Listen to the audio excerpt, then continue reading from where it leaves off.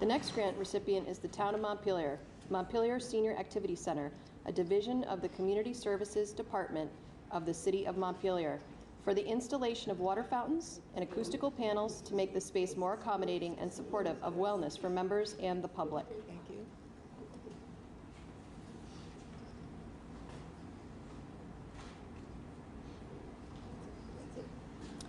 The next grant recipient is the Town of Brattleboro, United Way of Windham County, to purchase and install LED operatory lights at the Windham County Dental Center.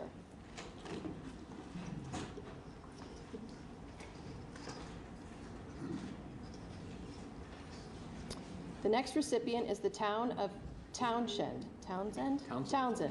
Carlos G. Otis Healthcare Center, Grace Cottage Hospital HVAC Replacement Project.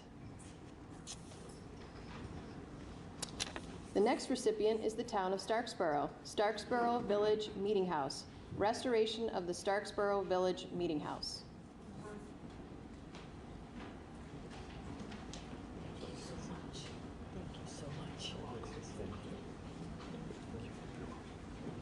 Thank you.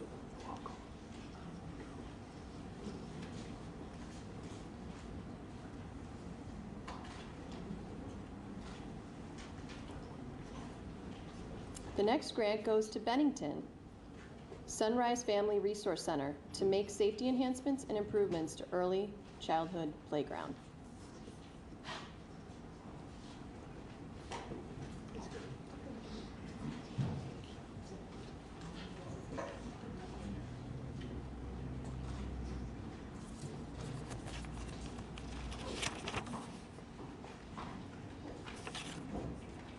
The next grant recipient is the Town of South Hero, Lake Champlain Islands Economic Development Corp. Turn to Joy Early Care and Learning to renovate existing building for a newly created child care facility. Next grant recipient is South Burlington. Oh. They're different South Hero grant. Okay. Lund Family Center, safety improvements to their kitchen.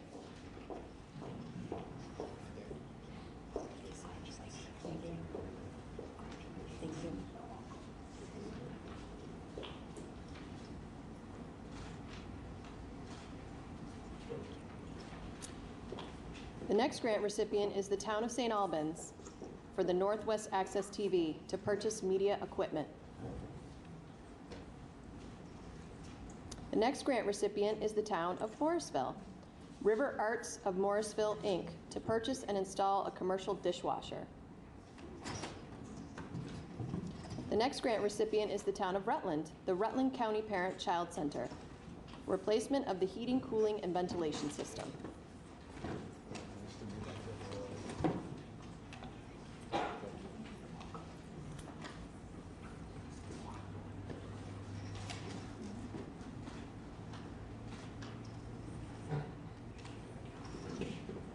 The next grant recipient is the Town of Barry for Resource to upgrade windows, doors, and a new exterior vinyl siding.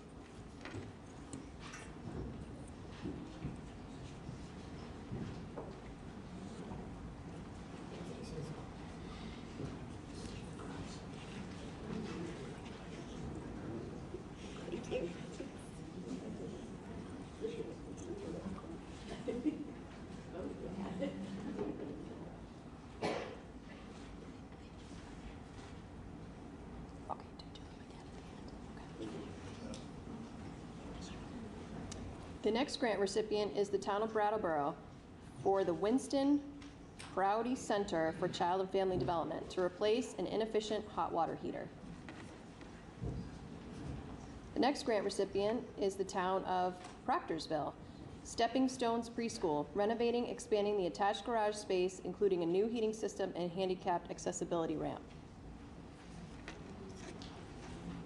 The next grant recipient is the Town of Woodstock, Woodstock Community Play School, the school's relocation project.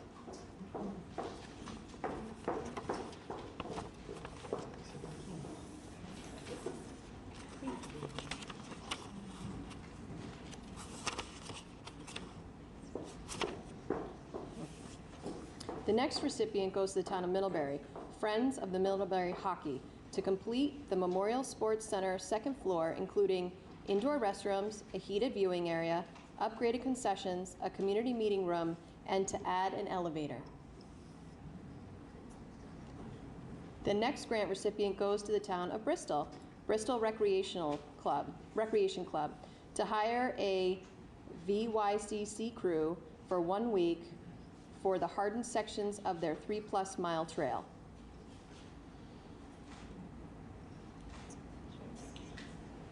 The next grant recipient goes to the town of Ripton, Vermont Elks Charities, Silver Towers Camp for People with Disabilities, replacement of the camp kitchen floor, bottom cabinets, and countertops. Henry, grab the check. Grab the check. Thank you so much. Thank you.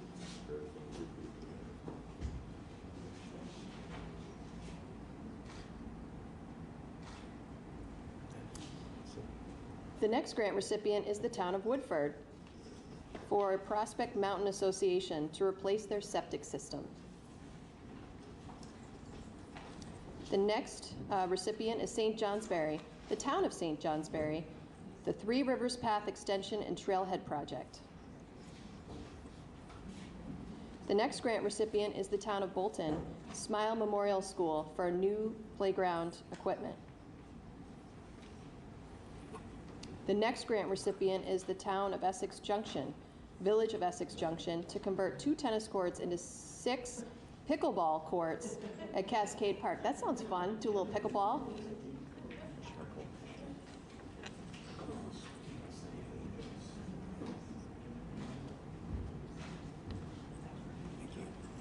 The next recipient is the town of St. Albans, Collins Purley Campus, Maple Run United School District for a new playground.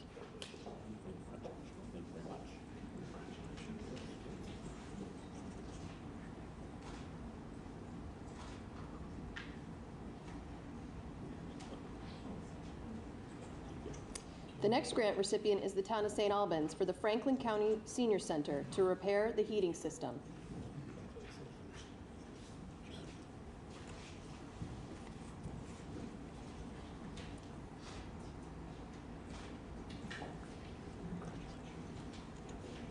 The next grant recipient goes to the town of Montgomery, Montgomery Recreational Department, to construct additional mileage of the multi-use path.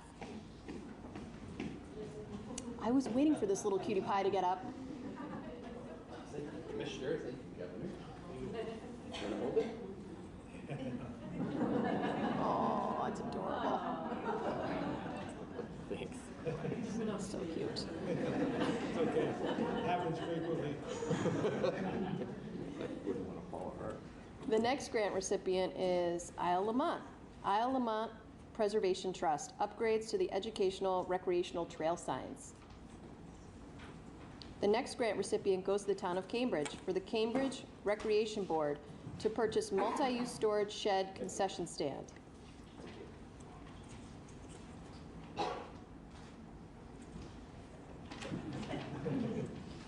The next grant recipient goes to the town of Morristown, to add a swing set and mulch to Oxbow Riverfront Park. The next grant recipient is the town of Greensboro, Greensboro Community Child Care Center, 4 Seasons of Early Learning, to purchase new playground equipment and resurface the back playground area. The next grant recipient goes to the town of Wells, to build a pavilion at Lakeside Park.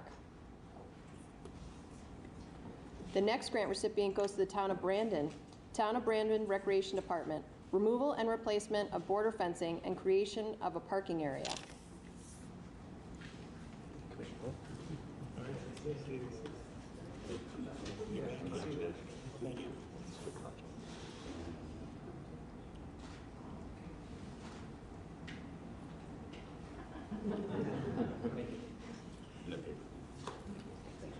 The next grant recipient goes to the town of East Montpelier, East Montpelier Recreational Board, Town of East Montpelier Select Board, to purchase additional aluminum bleachers, replacement of soccer nets, and replacement of fencing.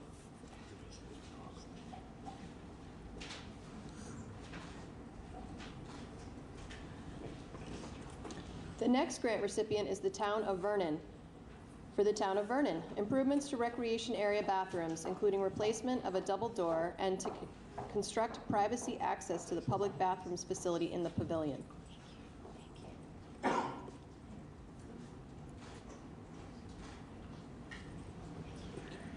The next grant recipient is the Town of Brattleboro, the Brattleboro Outing Club. Purchase, move, and finish a 15-foot by 36-foot building to serve as a ski hut.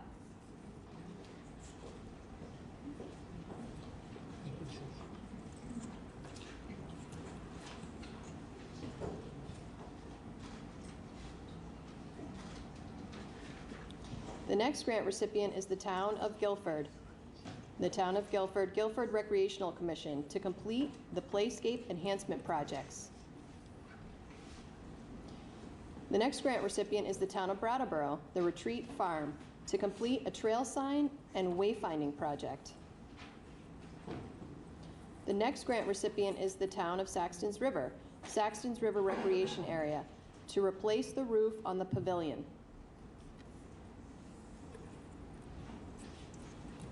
The next grant recipient is the Town of Chester for the creation of Phase 1 of a walking hiking trail. And then there's one more. And we're going to go backwards for a minute. Yep, Lake Champlain Islands Economic Development Corporation on behalf of the Champlain Islands Candyland. This is an Economic Development Corporation grant.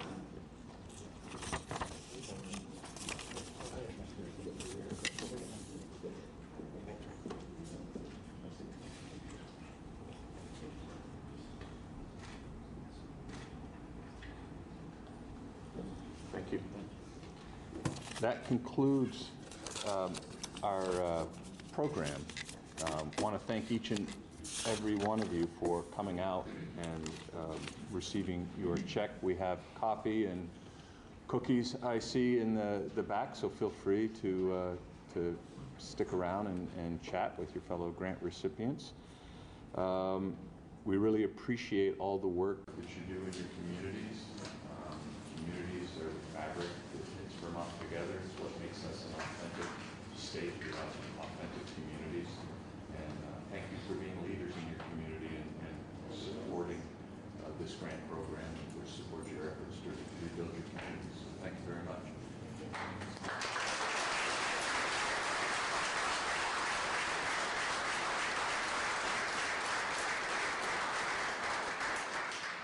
And in vain of my thank yous, I would be remiss if I did not thank the exceptional Judy Bruno, who was the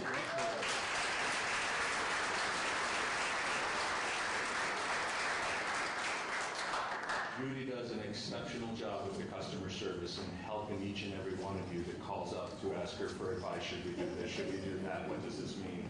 And she really enjoys that work and connecting with each and every one of you. And she's an extremely valuable member of our team, and I want to thank Jennifer as well for taking the duty of reading the names. We have to get you on more often. And that concludes today's ceremony. Thank you.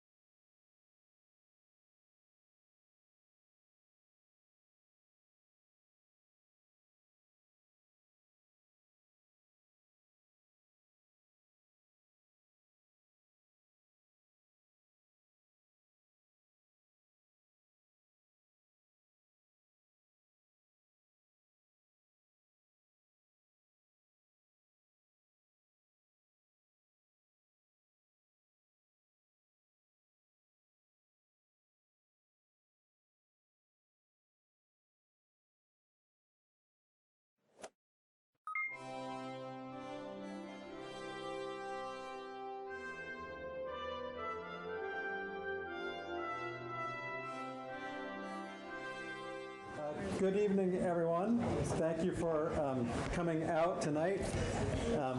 I know you're all hardy Vermonters, I assume, so no worries about coming out on a relatively cold November night in the dark. I'm being told that you can't hear me. Would you like? How about that? Oh. All right. So my name is Chip Conquest. I'm the co-chair, along with Laura Sibilia, of the Rural Economic Development Working Group. We're the ones hosting this hearing tonight. I'm glad to see all of you here. I was just going to say there, if we have more people than chairs, just please help yourself to the chairs there in the back there. You can sit at any of the tables or just pull the chairs down. We're going to get started here pretty quickly. I just wanted to make a couple of thank yous. One to Mitzi Johnson, who wasn't able to come tonight, the Speaker of the House, but she has been a very supportive for our group in allowing us to do these hearings and really just being generally supportive of rural economic issues in general and helping us move forward with some of the legislation that we've proposed over the past year. So a thanks to her, and a thanks to you all for coming out. I know it's, we've tried to figure out what a good time of year to do this would be, and I know there's always challenges for everybody with busy schedules, but I really appreciate the fact that you all made time to come and talk to us. So if you haven't been to one of these hearings before, you're going to come, we'll call your name, and I'll also say who's next in line. Come up and sit at the table. We have a microphone up here for you to use. And we have a 4-minute time limit for now. Peter's going to give you a sign when it's time, when your 4 minutes is up. And if you're unable to get all of what you wanted to say done in that 4 minutes, we would encourage you to email us your testimony. Actually, we'd encourage you to email us your testimony if you have it in that form anyway. The place to email it is to Charlie Kimball, and so like everyone else's ledge email, it's ckimball@ledge.state.vt.us. You can find that on the legislative webpage if you don't remember it. So again, please email us anything you want us to be looking at, and we'll share it among the entire group. And as we said in our announcement, this is really what this hearing is one of the things that's going to really guide our work in the legislature around these economic development issues for this upcoming session. So please send us all of your thoughts. In a minute, I'm going to ask folks around the table to introduce themselves. We actually have a really significant number of people in the Rural Economic Development Working Group, as we call ourselves. There's close to 30 of us. Not everybody was able to make it tonight, but I'll have the people that are up here introduce themselves. And is there anything else I needed to say? All right.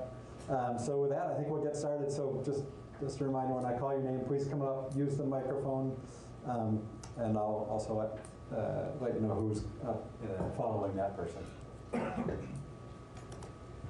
So, you want to introduce yourself, and we'll work our way around the table. Okay, I'm Scott Campbell. I'm a representative from St. Johnsbury. Anything else you say? What committee you're on? Oh, and I'm on Energy and Technology Committee. Peter Conlon from Cornwall, and I'm on the House Education Committee. Hi, I'm Sarah Coffey. I'm from Guilford, and I sit on House Corrections and Institutions. As I said, Chip Conquest. I'm actually from Wells River, Vermont, and represent Newbury, Groton, and Topsom, and I'm on the Appropriations Committee. Laura Sibilia from Dover, and I'm on the Energy and Technology Committee. Kelly Payala from Londonderry. I represent Londonderry, Weston, Jamaica, Stratton, and Winhall, and I sit on the Human Services Committee. Randall Zott. I represent Barnard, Pomfret, Queechee, and West Hartford. I'm on the House General. I'm Lucy Rogers from Waterville. I also represent Cambridge, and I'm on House Healthcare. We have another member out here. And hi, I'm Emily Kornheiser. I represent Russborough, and I'm on the Commerce and Economic Development Committee. Yeah. And I think Sandy Haas is somewhere in, oh, right there in front of me. Sandy Haas from Rochester, also representing Bethel, Stockbridge, and Pittsfield, and I serve on Human Services. I think that's the only member in the audience. And would the Lieutenant Governor like to introduce himself? I'm David Zuckerman, Lieutenant Governor. I have a farm and am passionate about our rural economy, so I was curious to hear your thoughts. And thank you for holding hearing. And I think Representative from Sanders' office is also here. And Lady's office. And Lady's office? Yeah, Sorry. yes, I think. Holly's All right, so yeah, so we have Alan Robertson up first and Kathleen Warner after them. Oh, sorry. Dangerous, first person. My name is Al Robertson. I'm a woodland owner in Sheffield, Vermont. I'm Secretary of Vermont Woodlands Association and also somewhat responsible for helping with policy in VWA, our organization.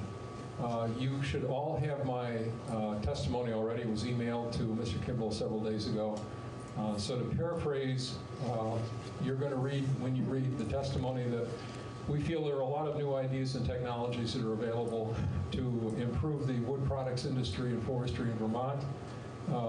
We have reservations about whether any of that would ever happen because of Act 250.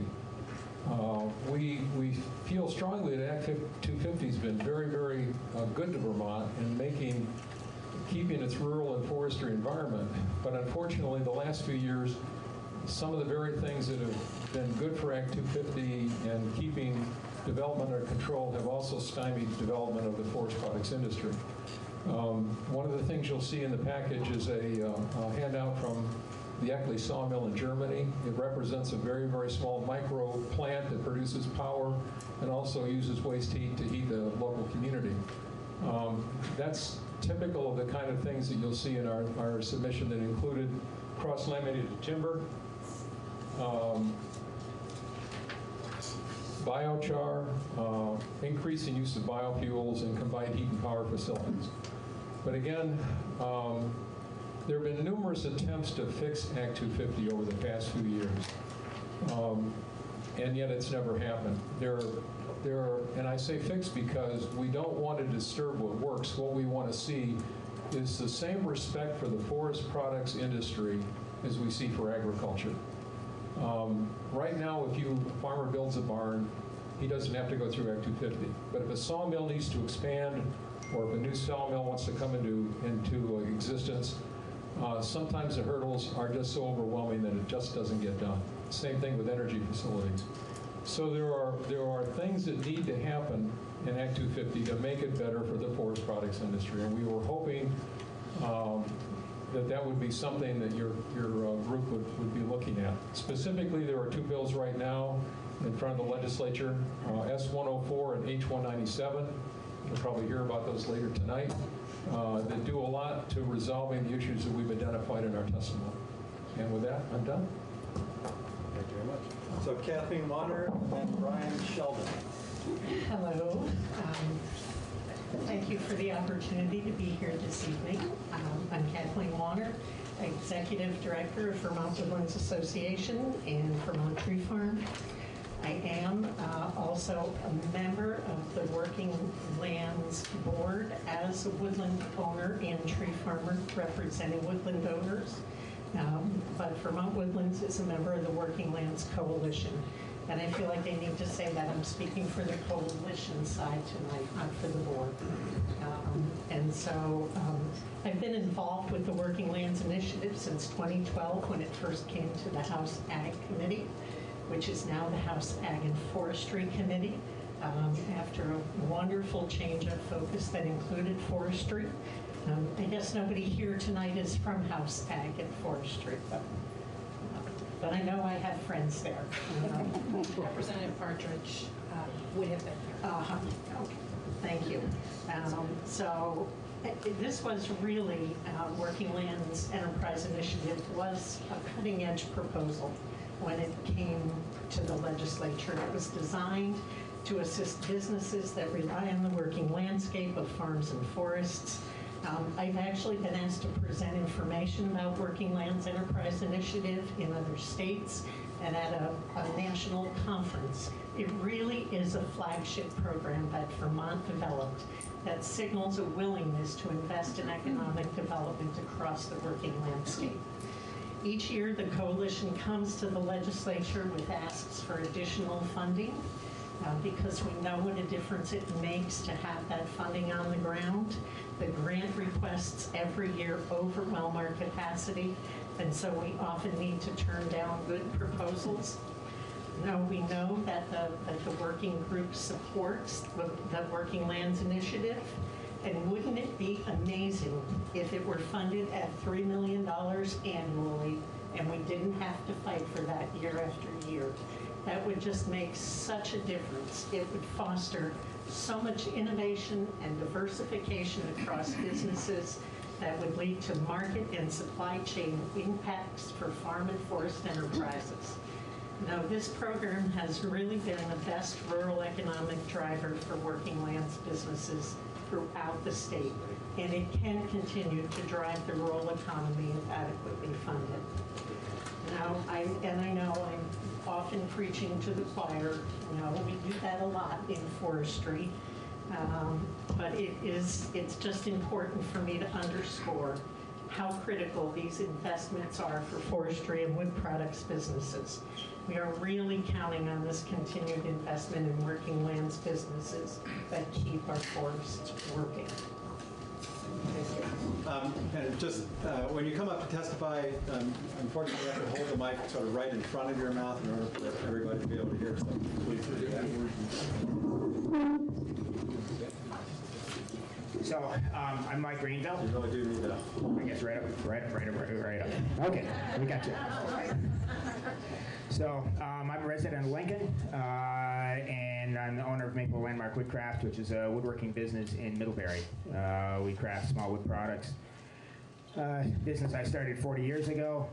We currently have, we employ 39 people. And I appreciate the attention that is put to the Working Lands economy. I sat on the Working Lands Enterprise Board in its first 2 years of existence. Got to be one of the people who kind of helped break in that process, which is arduous. I wish I had some brilliant ideas for you. I have just a few points I'd like to make. The first is about the Working Lands Fund. I've always been bothered when I was on the board and since that it seems that there's a lot of overhead that goes into running that, and which it doesn't bother me about the overhead. It bothers me that there's a lot of capacity. If there was more money to give, it wouldn't cost any more to give it out.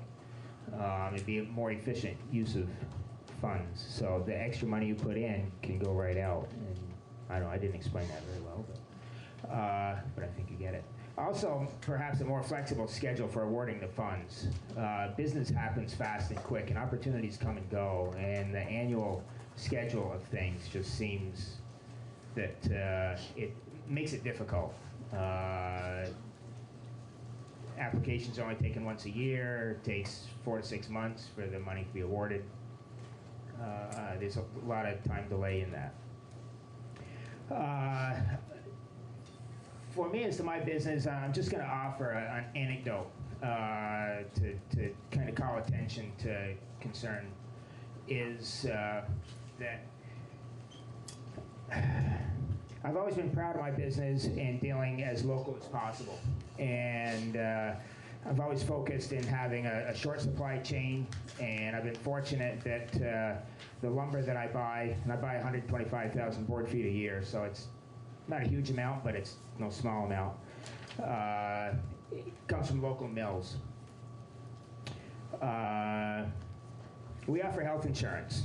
We offer Vermont Health Connect plans, and our premium increase for 2020 is $27,000, primarily because of cost shifts. I already spend more money on health insurance than I do on lumber.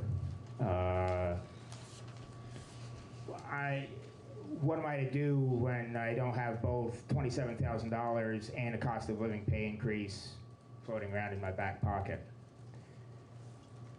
Last week I took delivery of a trailer load of lumber from Maine. That load of lumber saved me $6,000. So instead of $18,000 worth of money to Vermont Mills, I sent $12,000 to Maine. That bothers me a great deal, but I have to maintain my business. So, I don't have a brilliant thing there, but this cost shift in the health insurance is just crazy. It's unsustainable. It's unsustainable years ago, and it's just worse now. So that's primarily what I have to say. I would like to be sure that you spend time on good legislation, not soundbite legislation. Be sure that it's funded so there's proper guidance, compliance, and enforcement. I'm involved in several bits of legislation that don't have that, and it makes it real difficult to do business. Good evening, folks. So my name is Jordan Giacconi. I'm the new public policy manager for Vermont Businesses for Social Responsibility. This is my 7th day on the job, but it's a real pleasure to be here and certainly appreciate the opportunity to testify. So as many of you know, VBSR is a business association with close to 750 members who advocate for policy. Oops, sorry. Thank you, appreciate it. VBSR is a business association with close to 750 members who advocate for policies that support workers, communities, and the environment. So really advocating around a triple bottom line of people, planet, and prosperity. We have members of every business size and every Vermont industry and sector represented, and also represent industries from every county in the state of Vermont. As of 2019, more than half of our members represent small businesses employing fewer than 50 full-time employees, and about a third of our members represent businesses retaining less than 20 full-time employees as well. Many of our rural businesses that VBSR represents are interested in climate action, not just as a moral imperative, but also as an economic development opportunity. Investments in weatherization, efficiency in electric vehicle infrastructure, and divestment from imported fossil fuels would yield significant benefits for rural and low-income Vermonters as well as ratepayers writ large. From winter recreation and local food production to our drink-driven and tourism economies, climate change represents a very significant threat to the Vermont brand, way of life, and rural economies. So with that, I want to thank you all for the opportunity to testify and for all the important work you're doing to support our rural economies. And we'll encourage you moving forward to continue to engage in advancing key legislation such as the Global Warming Solutions Act, but also turning your attention as well to the forthcoming Transportation and Climate Initiative to ensure that these rural communities are represented fairly and that we don't leave folks in the lurch as we move forward toward a greener, more climate-friendly future for the state of Vermont. So again, thank you all. I look forward to working with you and wish everyone a good night. So I just want to say, first of all, good evening, everyone. Hi, folks. It's great that we're all here. My name is Nick Richardson. I'm the president and CEO at the Vermont Land Trust. I've been in that role for about 2 years. It's a real pleasure to be here with the Rural Caucus this evening. You are our people, and we are deeply connected to rural lands and working lands all across this state. We have relationships with 2,000 parcels and about 1,800 landowners who are farmers, foresters, working these lands, storing them on behalf of all of us. And so it's a real pleasure to be here with you this evening. I do have a couple of points I want to emphasize in the legislative session to come, but because we hardly ever look back and say thank you for the work that's come before, I just want to commend the caucus on the work you did last year. Particularly the expansion of funding for the Working Lands Enterprise Board. Kathleen Wanner spoke, I think, really eloquently to that. It's an important pillar of how we support the working landscape and our rural communities in this state. And it is a very innovative program. And along with a very strong support for conservation, low-income housing, and other key programs that really invest in rural communities, it's a part of what makes Vermont work. And I think it's a really important program. The regulatory relief was also, I think, really critical, and has been described around supporting common sense changes that will allow businesses to stay in business. Our working landscape really needs that right now. And I'll say that for the Vermont Land Trust, which has conserved 11% of the land in Vermont, 2,000 parcels, almost 700,000 acres over the last 42 years, we're recognizing, right, that as important as that is, we need to be doing more in order to make this working landscape work and our communities work. And so we're asking the question, what does Vermont need from us today? And the answer to that is different than it was 30 years ago. And it's about getting the next generation of farmers onto land in Vermont. We've done 100 farmland access projects over the last 10 years, working with, in fact, with many folks in the room who are great farmers who are connecting with their communities, investing in our rural economies. We want to expand that work going forward over the next 10 years to get 200 to 300 new and beginning farmers onto land in Vermont. We're working with landowners to participate in forest carbon offset projects, and there's been a great working group that's been working throughout the course of this last summer and fall to deliver some recommendations around that for policy changes, and also just what are the things we can do as a state to promote access to forest carbon and forest carbon offsets for more landowners. That's something that we would really support and appreciate going forward. This state needs more from us from all of us than it's ever needed. And these working landscapes that we participate in, that are such an important part of how we feel about this state, the connections that we have here, the community that we have here, they're really under threat. And I think it's important for all of us to be thinking outside of the box about what it is that we can be doing to support our rural landscapes. The Vermont Land Trust is here. We're all in. And we're going to be looking very creatively at new ways to participate. And we really appreciate the Rural Caucus, the work that you're doing, and I want to be a partner with you. Thank you so much. Hi, I'm Amanda Carlson. I'm the town administrator for the town of Coventry. So on behalf of the small municipal towns, I know there's a lot of effective tools that you've created for local government to support the businesses. But that information doesn't always reach the small towns. These towns are dealing with one person and the select board member that's been there for 30 years. And they don't always share that information around. So to make sure that they understand what's available, I'd love to see state-supported or run regional workshops or meetings that would allow some of that one-on-one interaction for these towns to understand. To learn best practices for supporting local businesses and what they can do in their small communities. It's not always on a large scale. It's not always, the big projects. Sometimes it's those small ones that need the most help. So for manufacturing, are there case studies and what funding is available and the permit process and where to start so that the municipality can assist someone looking into that. And on outdoor recreation economy, understanding what's proven to work and what are the pitfalls or what policies. We don't always need to recreate the wheel. It'd be nice to know kind of what is available. And also, sometimes it's really hard to find out what funding's available because they're all available in different places. And you don't know, and you have to just keep searching and hope somebody tells you which website or what agency to look at. It'd be nice to know where you can go for what funding and what's available to the small towns out there. Thank you. Good evening. I'm Jenna Koloski. I'm the Community and Policy Manager with the Vermont Council on Rural Development. I'm also the President of the Vermont Community Development Association Board, and I live in Huntington. So thank you for providing this forum. VCRD is a facilitator of public process. We facilitate conversations at the community level, and then we kind of add up what we're hearing in communities across the state, and we also facilitate statewide discussions as well. On the community and economic development side, through our community visit program, we've worked with about 70 different towns around the state on facilitated discussions to invite the whole town together, line up what's most important, set priorities, and then help to connect to resources. And we also provide coaching and leadership training in support of that work. And I thought, and just where we've worked in recent years, we've been in Montgomery, the four-town region of Royalton, Sharon, Stratford, and Tunbridge, Greensboro, Pulteney, Westford, and now we're working in Rockingham and Wheelock.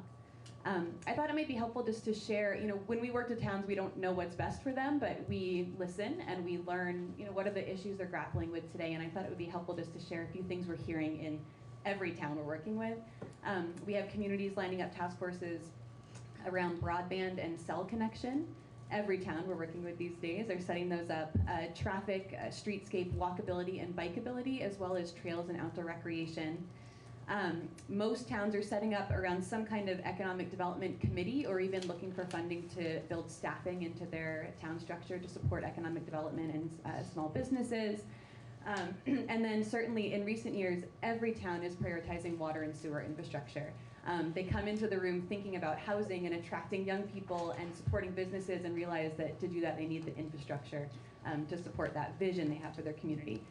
So community leaders are working hard on these things all around the state, but it's tough work, and we see success where they're able to connect to resources and technical assistance that they need. And so there certainly have been some programs over the last couple of years that have supported many of those things I just listed, and any support in those areas are critical. On the state policy side, we facilitate the Climate Economy Action Team, a group of large and small businesses and organizations unified around the belief that Vermont can be a leader in developing rural solutions to climate change. Their priorities this year will be around the Transportation Climate Initiative, around liberating efficiency utilities to kind of do their work where significant financial and greenhouse gas savings could be realized, so extending services from electric efficiency to thermal and transportation efficiencies. CEAT, the Climate Economy Action Team, recognizes that this could help to increase affordability and savings, especially in the most rural areas where residents shoulder a lot of a much higher energy burden.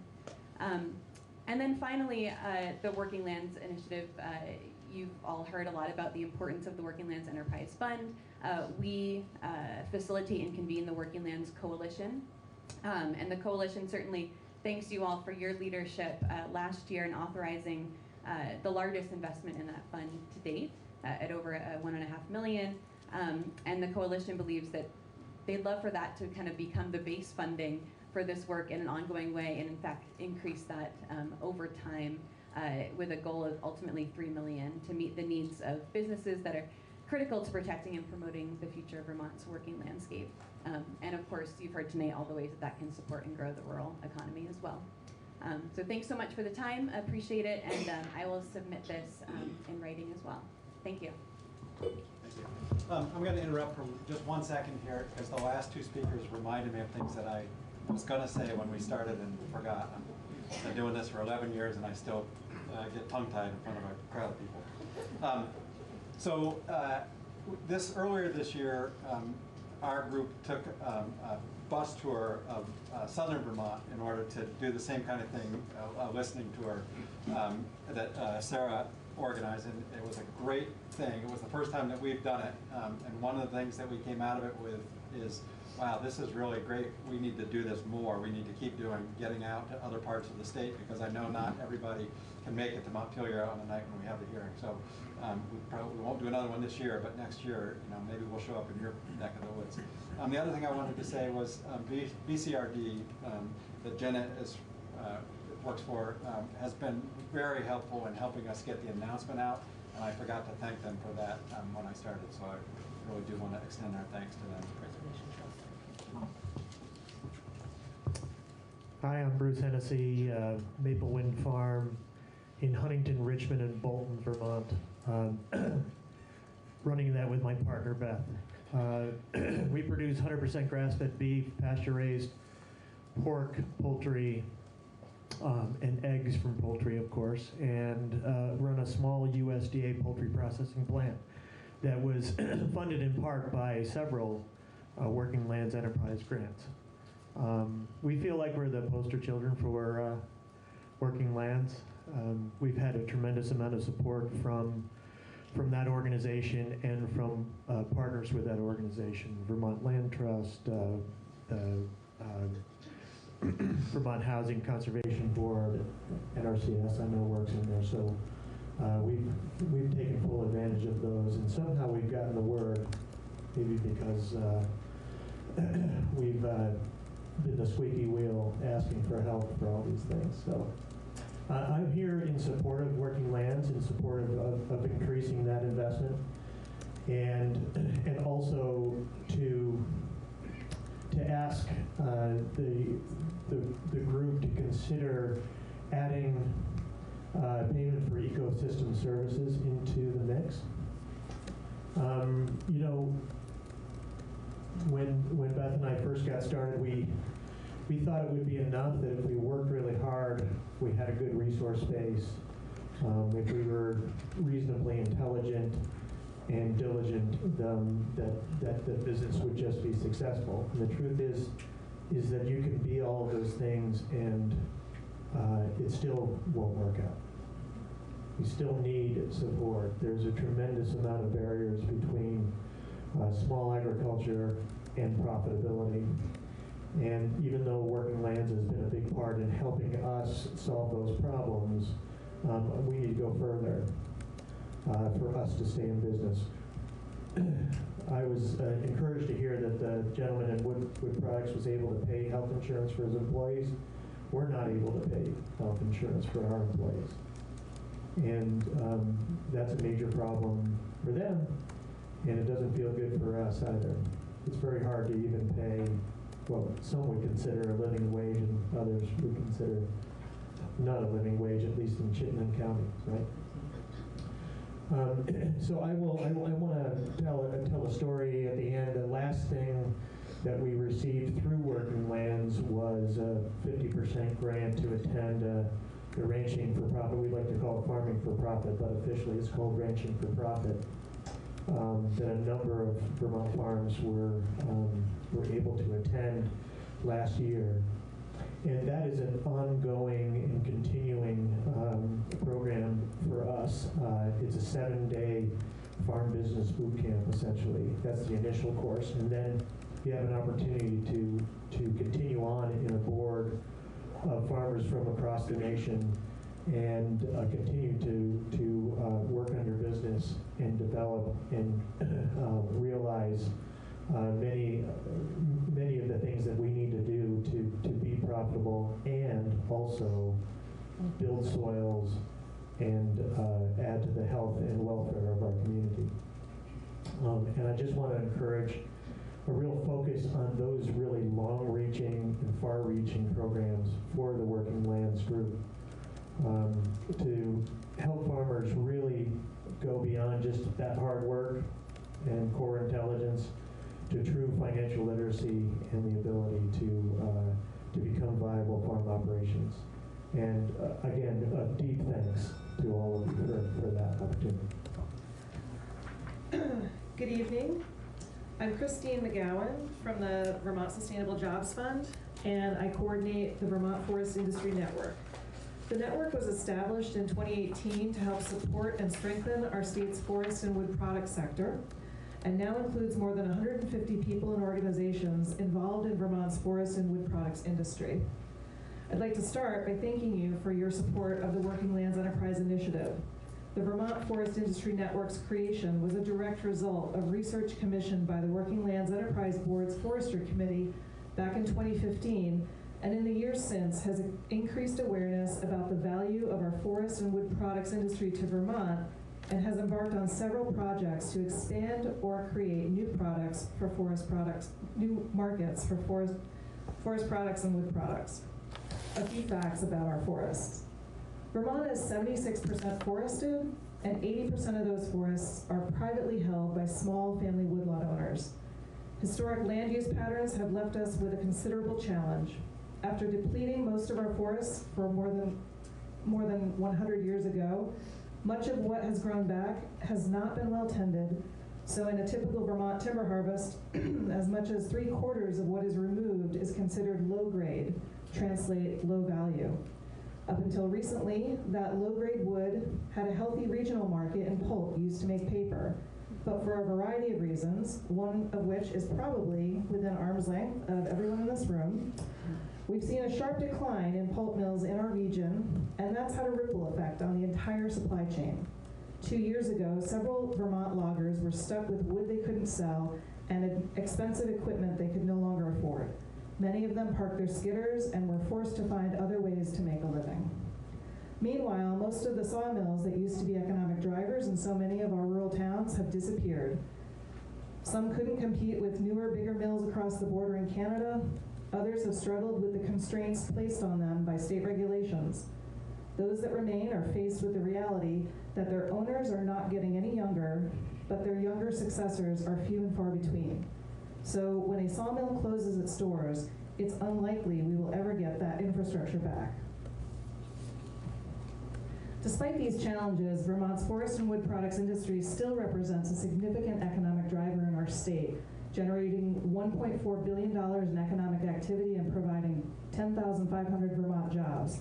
When you add forest-based recreation to the mix, you add another 10,000 jobs and $1.9 billion in economic activity. Take our wood heat sector. When Vermonters heat with wood, 78 cents of every dollar is retained in the local economy. Compare that to only 22 cents retained when we use fossil fuels like heating oil and propane. Some people worry that increasing the use of wood heat means we'll cut down too many trees, but the fact is we're harvesting less than half the net growth in our forests. The reality is Vermont is losing more than 2,000 acres of forest land per year to rural and suburban development, not forest products. Some worry that wood heat is bad for our climate. Yet a recent life cycle analysis of pellets made and used in the northern forest region shows that from day one, using wood pellets for heat reduces greenhouse gas emissions by 54% compared to oil and 59%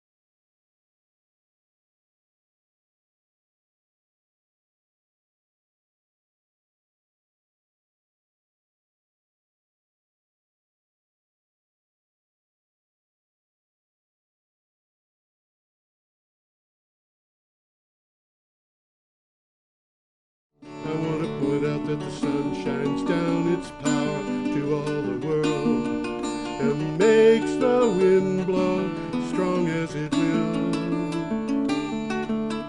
I wonder hope gentle rains can fall upon the land, so lovely earth can stay lovely still.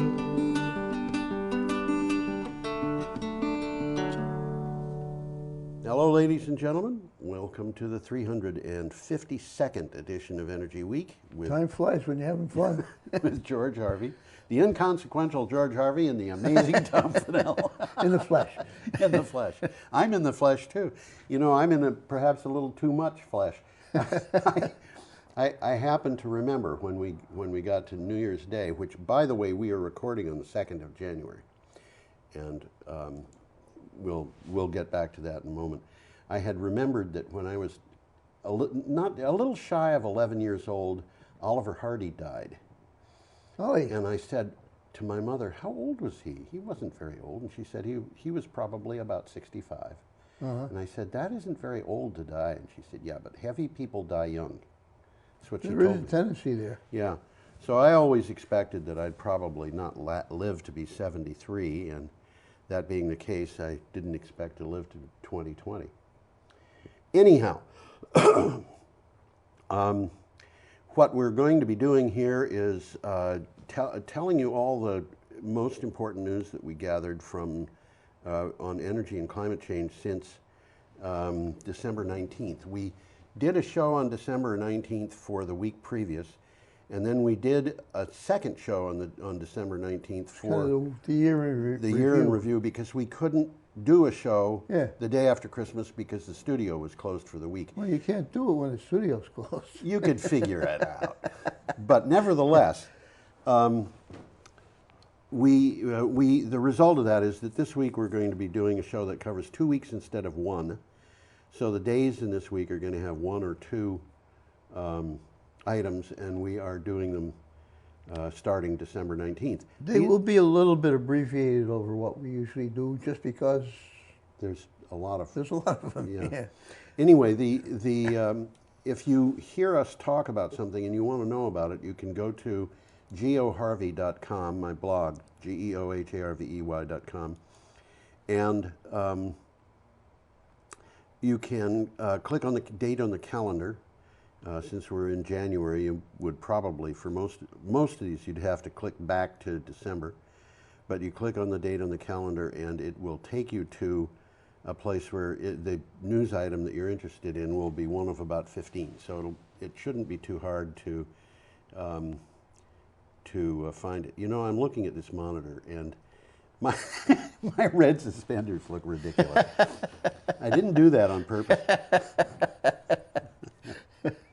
Anyway. Well, I usually about this time pipe up saying that I read these things, and some of them are very well worth following up on. Some of the stuff that we're going to be talking about. I'll try to caution you. Yeah. You know, that it's worth looking at. I want to get straight into this. Some of them take a long time, too. Yeah, I want to get straight into this because, you know, here I've got an issue with a, there we go. I had an issue there with the monitor behind me. Well, we got a picture coming up. We do have a picture, and this is something which is pretty local. It's from That's Utility liquid air Dive. storage, and it is a kind of a local. It's almost local. We're at the southern end of Vermont. This is in the northern end of Vermont, but it's in Vermont, and it is from Utility Dive. First U.S. long-duration liquid air storage project planned in Vermont.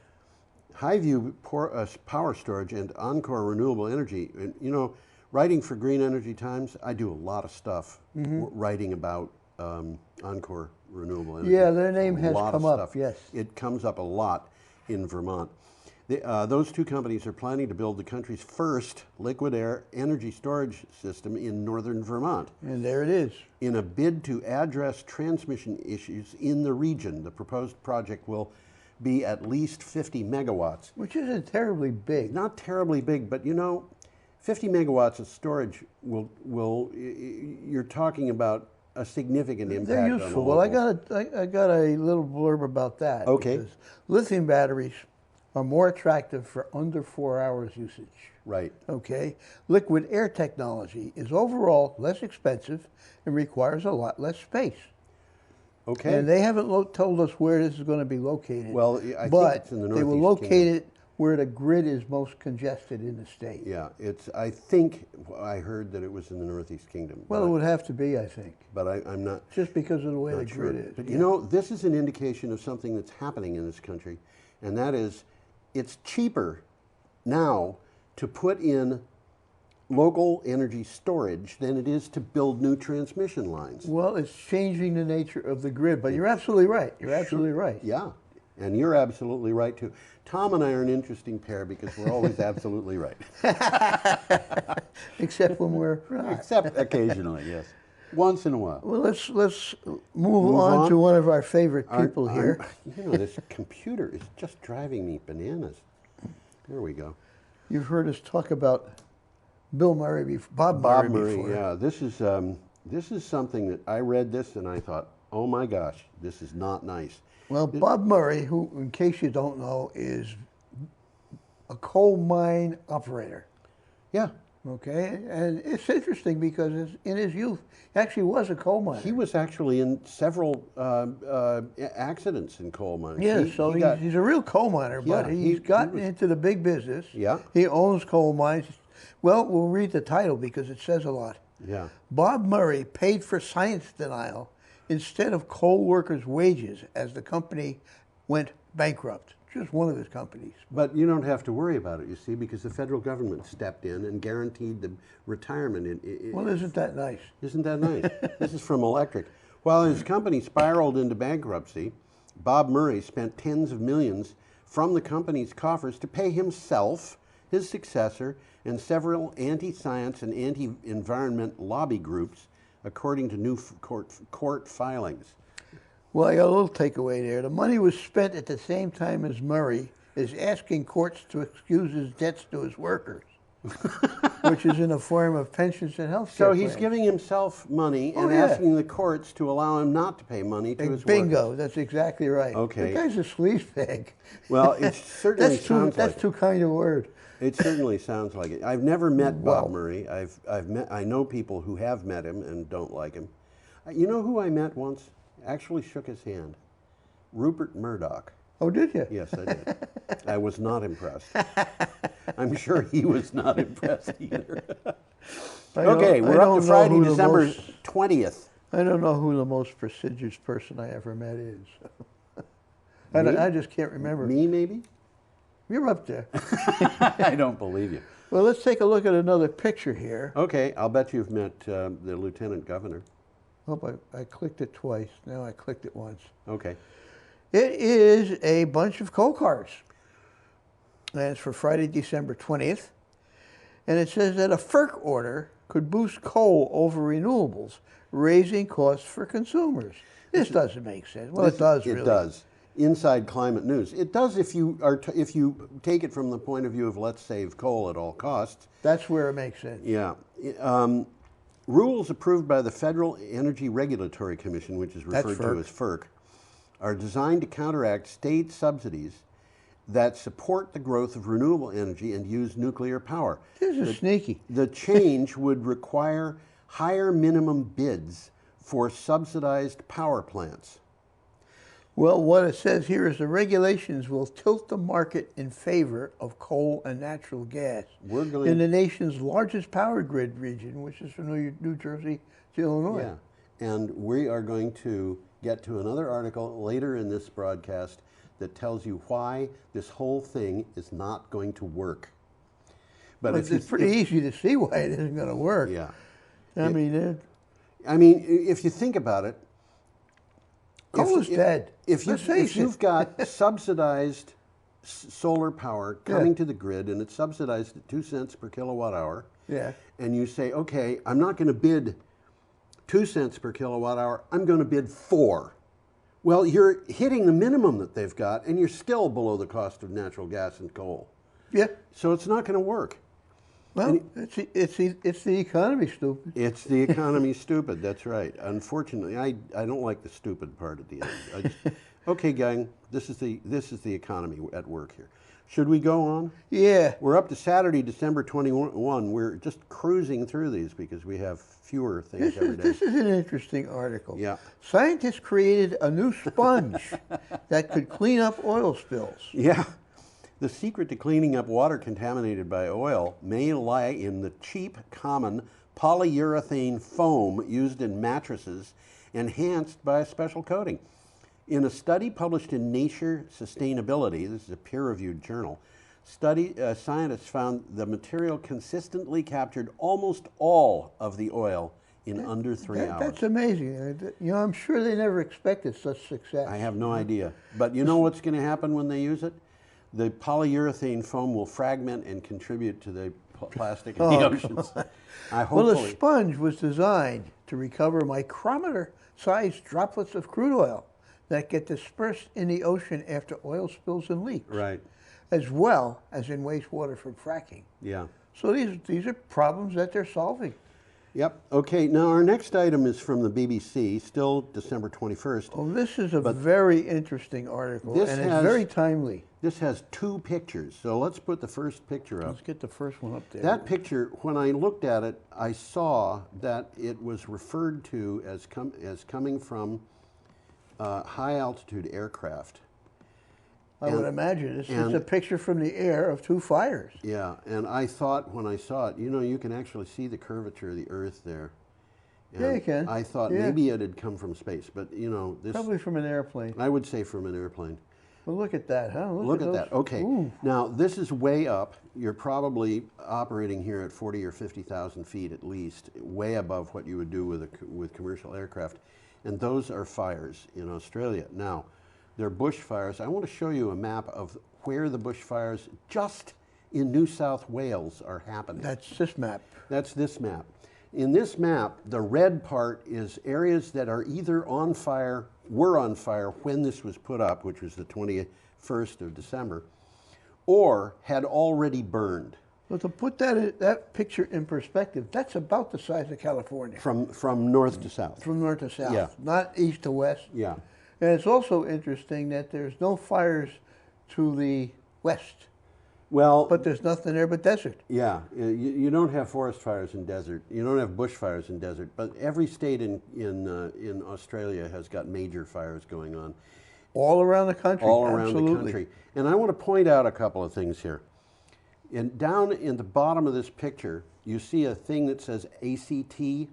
Yeah, that's like the Washington, D.C. of Australia. That's the Australian Capital Territory, which is the equivalent of D.C., and Canberra, which is the equivalent of the city of Washington, is in it. Yes. And they've had fires both to the east and to the west. Up a little bit and on the coast, you see Sydney, which is surrounded by fires. Yep.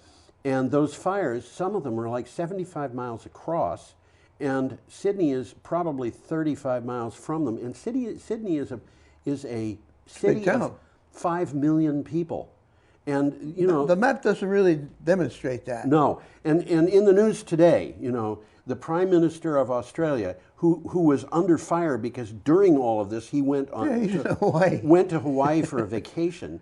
He came back, and for the first time he went to a town that had been overrun by a fire, and he met people who were there, and he grabbed a woman's hand and said, "How are you?" And she said, "I'd rather shake your hand if you were doing something about the fires."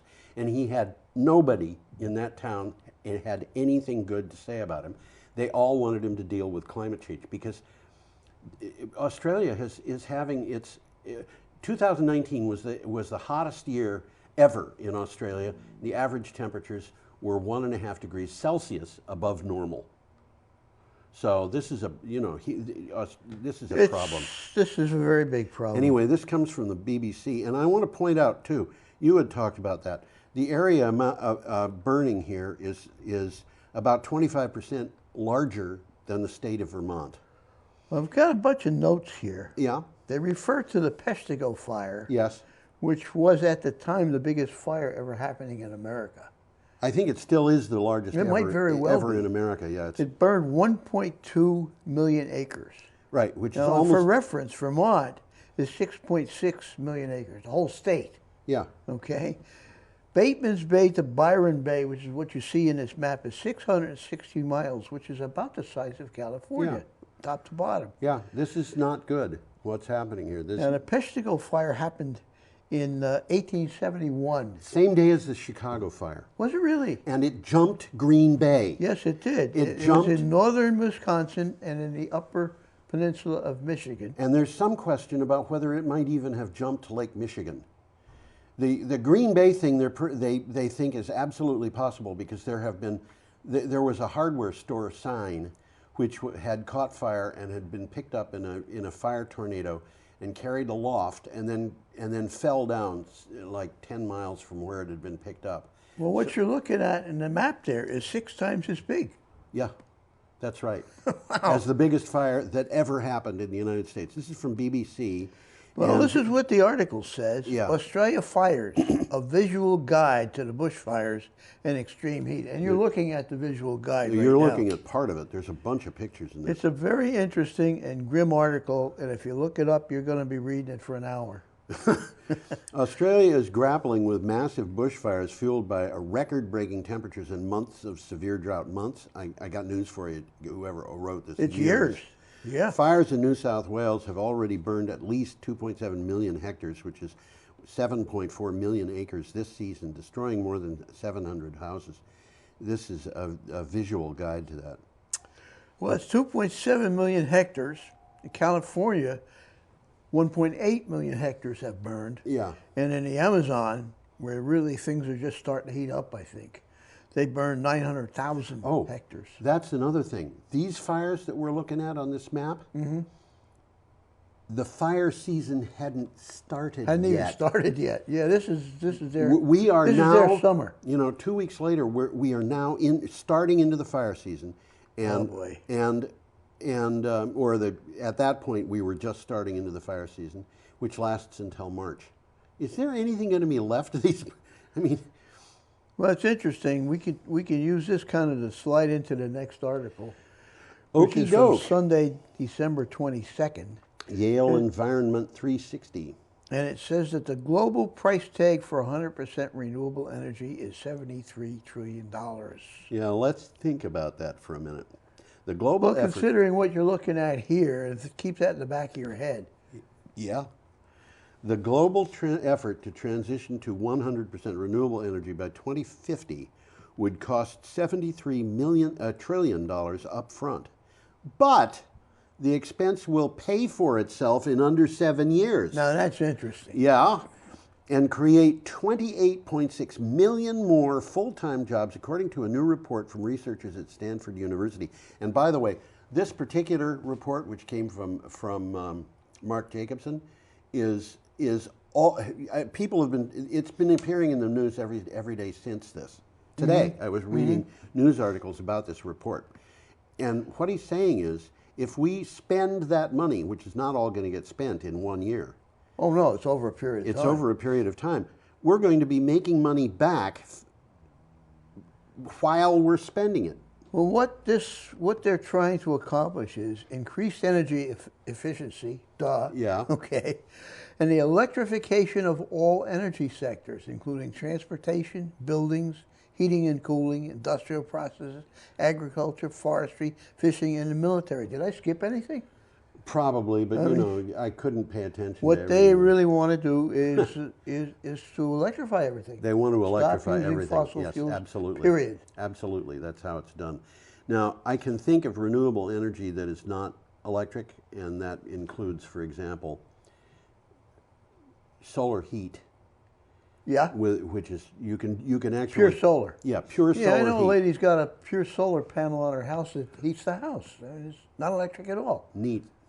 It's on the side of the house, and it just gets hot, and they pump the hot air into the Yeah, house. they don't even have to pump it. In some cases, you can do it with a siphon. Gravity does it. Gravity Yep, does gravity does it. Okay, we are up to Monday, December 23rd, and we have a Nice picture. image here. Let's get the This is, picture up. this is an image that I think is actually a little bit silly. Negalite and pozolite. I'm sorry, but Well, this is a flow battery. Yes. And It's supposedly Lockheed Martin's special flow battery, but it's a regular flow battery. They don't tell you what's special about it except some of the specifications. In those two tanks, the Negolite and Apozolite, there's no limit to how big they can be. Yeah, and they can be lakes. Yeah, and there's no limit to how big the cell stack could be either. So this could be a very, very large battery. Yeah, that's right. It could be a very large battery. All right, let me read this. Why don't you read the title? Yeah, Lockheed Martin tests innovative flow battery technology. This is from Clean Technica.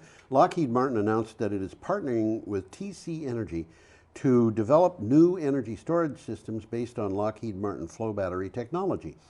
They say the ingredients are not toxic, that's important, good, that's good. or expensive, That's good good too. but have sufficient energy storage capability to be commercially viable. And you know that toxic and expensive parts are... That's important. The two things that are holding flow battery back. Yes, absolutely. So this is beneficial, quite beneficial. I mean, I'm trying to figure out what's unique about Lockheed Martin's, and that's it. You know? Yeah, that's what it is. They've come up with a Negolite and a Apozolite that they aren't naming, probably because they're so ridiculously inexpensive that you could do it in your own kitchen. So it could very well be. Okay, should we go on? Well, this flow battery technology that they're talking about is capable of storing large amounts of electricity for 6 to 12 hours and dispatching it as needed. Yeah. But we're talking large amounts of electricity. Yeah, and in fact, I did an interview a couple of years ago of a flow battery company in California, and I said, "How big are your batteries?" And they told me they had one size that they were selling, and I said, "Have you ever considered putting these into a residential size cabinet?" And the guy said, "Yeah, but we haven't got the money to develop two sizes at the same time." So okay, they could come to homes, but they haven't yet. Okay, we're up to Tuesday, December 24th, day before Christmas. Item from Texas Standard. Yes, renewables are a bright spot in Texas's tumultuous energy market. A survey from the Federal Reserve Bank of Dallas estimates that about 8,100 Texas oil and gas sector jobs might soon disappear in another oil downturn. That could happen. Could happen, but it's not all bad news, especially for the renewable energy market. Texas produces 20% of all U.S. wind power. Looking at it from a slightly different view, if Texas were a country, yep, it would actually rank as the 4th in the world in producing wind power, exceeded only by China, Germany, and India. There you go. I mean, you don't even think about it. No. China, Germany, and India, and you didn't even say Denmark. So they're bigger than Denmark. Yes. And you didn't say Scotland. So they're bigger than Scotland. Yeah. You know, I mean, we think about Denmark and Scotland. Well, they're very progressive, but they're small. They're small, and you know, only 2.5 million Well, people. considering its size, Denmark has a lot. Denmark also has one of the, I think it is still the biggest wind turbine manufacturer in the world. They do, yeah. It's actually even bigger than Lego. Bigger than what? Lego. Lego. Toy company. I didn't think of Lego as a wind turbine manufacturer. No, but it is Danish. And what this tells you is that big wind happens to be a little bit bigger than big toys. Well, let's move along here. Okay, touch base on Australia again. Still We got a on picture December here. 24th. And Yeah. oh my gosh, I hate this picture. Well, okay, Daniel Knox in a controlled burn. There That is is Daniel Knox. That is Daniel Knox. And Daniel Knox, I think, actually set that fire to... Controlled burn. As He a said it, controlled yeah. burn. This is... Get the fuel out of the way before Exactly. it becomes... You know that the big fire is coming, so burn up what you can before it gets there so it'll not have fuel when it does. And he was just finishing up a 15-hour That's what shift. it says. And by the way, the firefighters in Australia are all volunteer. I got a little note on that. Yeah. Well, Australia, it got a title. Australia fires. Thousands of volunteers fighting the flames. We're doing this because it's a passion, said Daniel Knox. It's a brotherhood. He was one of thousands of Australians who dropped their ordinary lives to battle the nation's raging fire crisis. He said, quote, "When that photo was taken of me, I had just done a 15-hour shift out there," end I'm going quote. to put him back up there. And you know, these people are facing months of work and it's not easy work.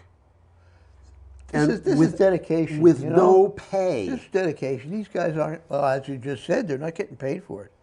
Well, Knox is part of the New South Wales Rural Fire Service, which calls itself the world's largest volunteer firefighting organization, and has 70,000 members. And they're extensively trained and mostly unpaid. Yep, and the federal government of Australia is actually considering compensating. They're giving these guys bonuses. Yeah. Yes. Okay. They're pretty good ones, $4,500, Yeah. $5,000. And they're doing a good job. They're doing a very necessary job. Well, you know, in mankind's favor, when the going gets rough, people get out there and the rough get going. Okay, we're up to Wednesday, December 25th. Christmas Day. Christmas Day, and we have an item from the Weather Channel. Yeah, I don't have a picture though. No picture. We'll come up. We'll get one soon. We'll have a picture soon. Scientists struggle to save vital seagrasses from coastal pollution. Seagrasses. This one blew my mind. I had no idea that seagrasses were this important. Seagrasses grow along coastlines nearly everywhere around the world, and they can store twice as much carbon in a given area as temperate and tropical forests. You don't think about that much. No, you don't. Well, the fact of the matter is, we don't have seagrass around here, but you can get the same kind of super potential, bigger, I think, with peat growing in ponds. Peat? Peat, How do you know that? The only thing is, peat will kill everything under it. Okay. Okay, because it produces stuff that's toxic to many life forms, which is why if you have a deep wound or a bad wound, you can put peat moss on it, live peat moss, to keep it from getting infected. Okay, over 70 species of seagrasses in coastal habitats are among the most poorly protected species. We kind of disparage these things, and they're really important. They are. Well, this is some of the reasons why they're important. They provide food and shelter for fish, shellfish, sea turtles. Lobsters. Lobsters. They blunt the impacts of ocean acidification, reduce coastal erosion, keep the water clean. Yeah. And coastal development, overfishing, farm runoff, and climate change are threatening them. Well, you know, they're kind of like garbage collectors. And every time I walk down the street and there's some guy driving a truck and he gets out every 50 feet and dumps the trash or garbage or whatever into his truck, I say thank you for doing that. Really. Yeah, really. Absolutely. Okay, well, we got an image coming up again. Now we have a picture, and this is an interesting picture. One of the most impressive pictures I've ever seen. And this is no-till with cover crops on the left and conventional farming on the right. It comes from Inside Climate News. Why don't you read the title instead of staring at the photo, Tom? After a rough year, yeah? Farmers and Congress are talking about climate solutions. Midwest farmers who have always voted Republican are now going to their congressman and saying, we have to find solutions. And here is something that is interesting. The Midwest floods of 2019 revealed another benefit of sustainable agriculture. Fields farmed with conservation practices. Picture up while you're talking. Yeah. Fields farmed with conservation practices recovered faster from flooding. Farmers saw the difference. How could you miss that difference? And now they're taking their new knowledge to Congress.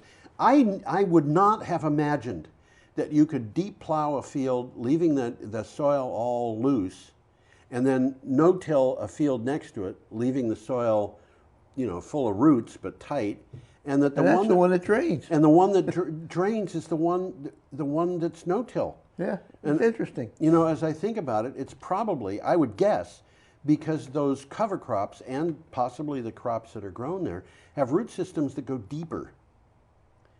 And so the water has ways to go deeper underground quickly, where the field on the right has been tilled down to 8 to 10 inches or something. Yeah, and it's hard as rock. And after that, it's just hard.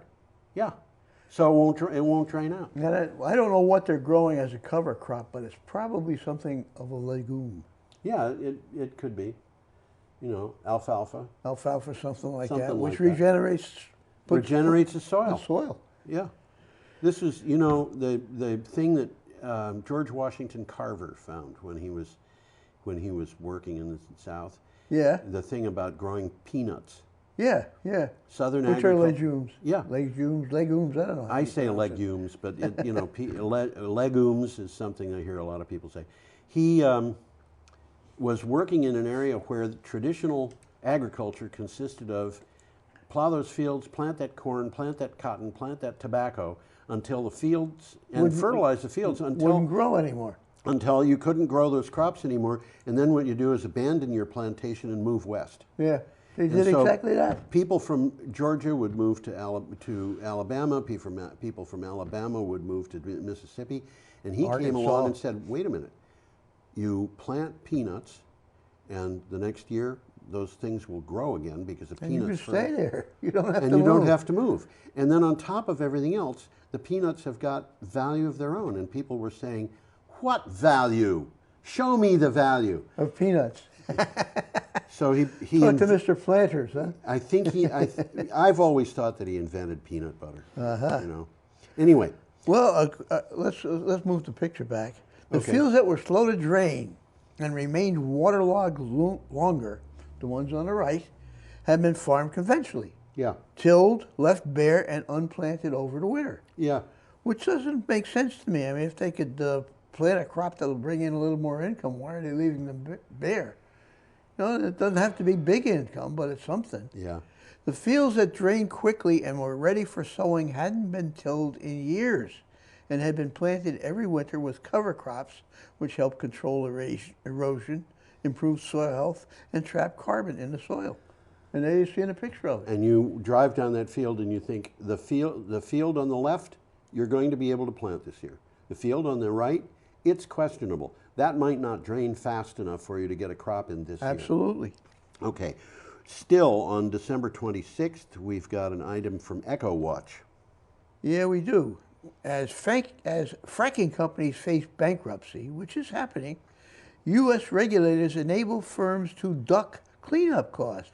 Well, isn't that nice? Isn't that handy? Yeah. Over their heads in debt, U.S. shale oil and gas firms are now moving from a boom in fracking to a boom in bankruptcies, despite anything that Donald Trump might do to help them.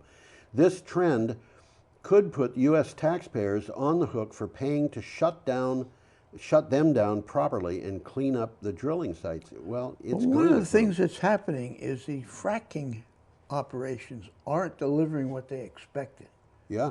They're running out of oil and gas. We've done much quicker than they ever thought they would. We've talked about this over yes, and over again. We had an item last year, not last year. Well, it was last year now.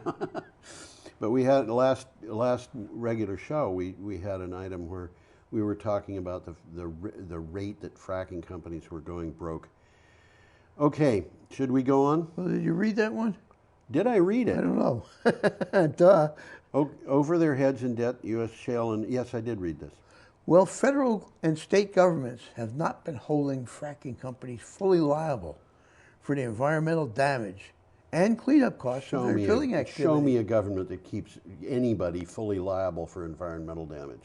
Well, EP Energy, which is what this article's about, plans to continue operating after restructuring and eliminating up to $3 billion in debt. Yeah. However, EP has not identified any funds that would be set aside, they would be setting aside for cleanup. So the courts are going to say, we know that you owe these people who loaned you money $3 billion, but we're going to let you off the hook. We'll let you off the hook. And by the way, you don't have to tell us how you're going to clean the mess up. Bingo. Well, we got a picture here that's occurring in Texas. That's right. I like this picture. Friday, December 27th, and this is from Renewables Now. Renewables account for 100% of the October 2019 capacity additions in the U.S. This is kind of interesting. You got to read those words and think about what they mean. Yeah. The U.S. put into service 722 megawatts of new power capacity in October 2019, and all of it was renewable. The first monthly report by the Federal Energy Regulatory Commission, FERC, shows this. For January through October, slightly less than 50% of the capacity has been natural gas. Yeah, that's interesting. And you know, when this came out, it was the Sunday campaign that was doing this. And who campaign? Sunday Campaign. Tell us about it. Well, the Sunday Campaign just keeps track of these things. Okay. And I wrote a note to the guy who runs the Sunday Campaign and said, you know, maybe you should review this. And the thing that I told him was the same reports that he was referencing in these things, which are the FERC reports, show that the amount of natural gas proposed for facilities proposed for construction in terms of the number of megawatts that is proposed for construction has been declining very, very rapidly. Yeah, absolutely. And if it continues at its current rate, there won't be any natural gas plants proposed in 2023. Well, from the article, in year-on-year terms, natural gas installations halved. Yeah. Okay. Wind grew by 26%, and solar fell by 23%, which is interesting. Because of the it's a tariff, isn't it? Tariffs. Yeah. Interesting. Those tariffs cost the solar industry more jobs than there are in the coal industry. Did they really? Yeah. Wow. Okay, we are up to an item from iNews, and this is which Saturday, I just lost. December 28th. Ah, there you go. Thank you very much for that. And it says, from global warming to plastic pollution, this was the decade when people learned the planet was facing a climate emergency. A Frenchman is credited with being the first to discover the photovoltaic effect that produces electricity from sunlight. The first solar panel was built in the United States, but when Abu Dhabi decided to build the world's... I got different stuff here. Okay, where are you? Oh, I'm sorry, I'm reading it wrong. Global warming... this is number 14. Number 14, global warming to plastic pollution. I'm sorry. We'll get to that one. We will. Hold on, we'll get there. This was the decade when science demonstrated climate change is happening beyond any reasonable doubt. Record high temperatures, droughts, floods, and storms are all plainly visible to anybody who looks. And there's no reasonable doubt. There really No, isn't. absolutely not. That's just what this article is saying. In November 2019, 11,000 scientists from around the world published a study warning clearly and unequivocally, it's their words, that planet Earth is facing a climate emergency. How did the Chinese trick all these people? Best fraud's ever been perpetrated on the world. Yeah, right. I can think of better frauds. Let's move to Antarctica. Okay, let's do that.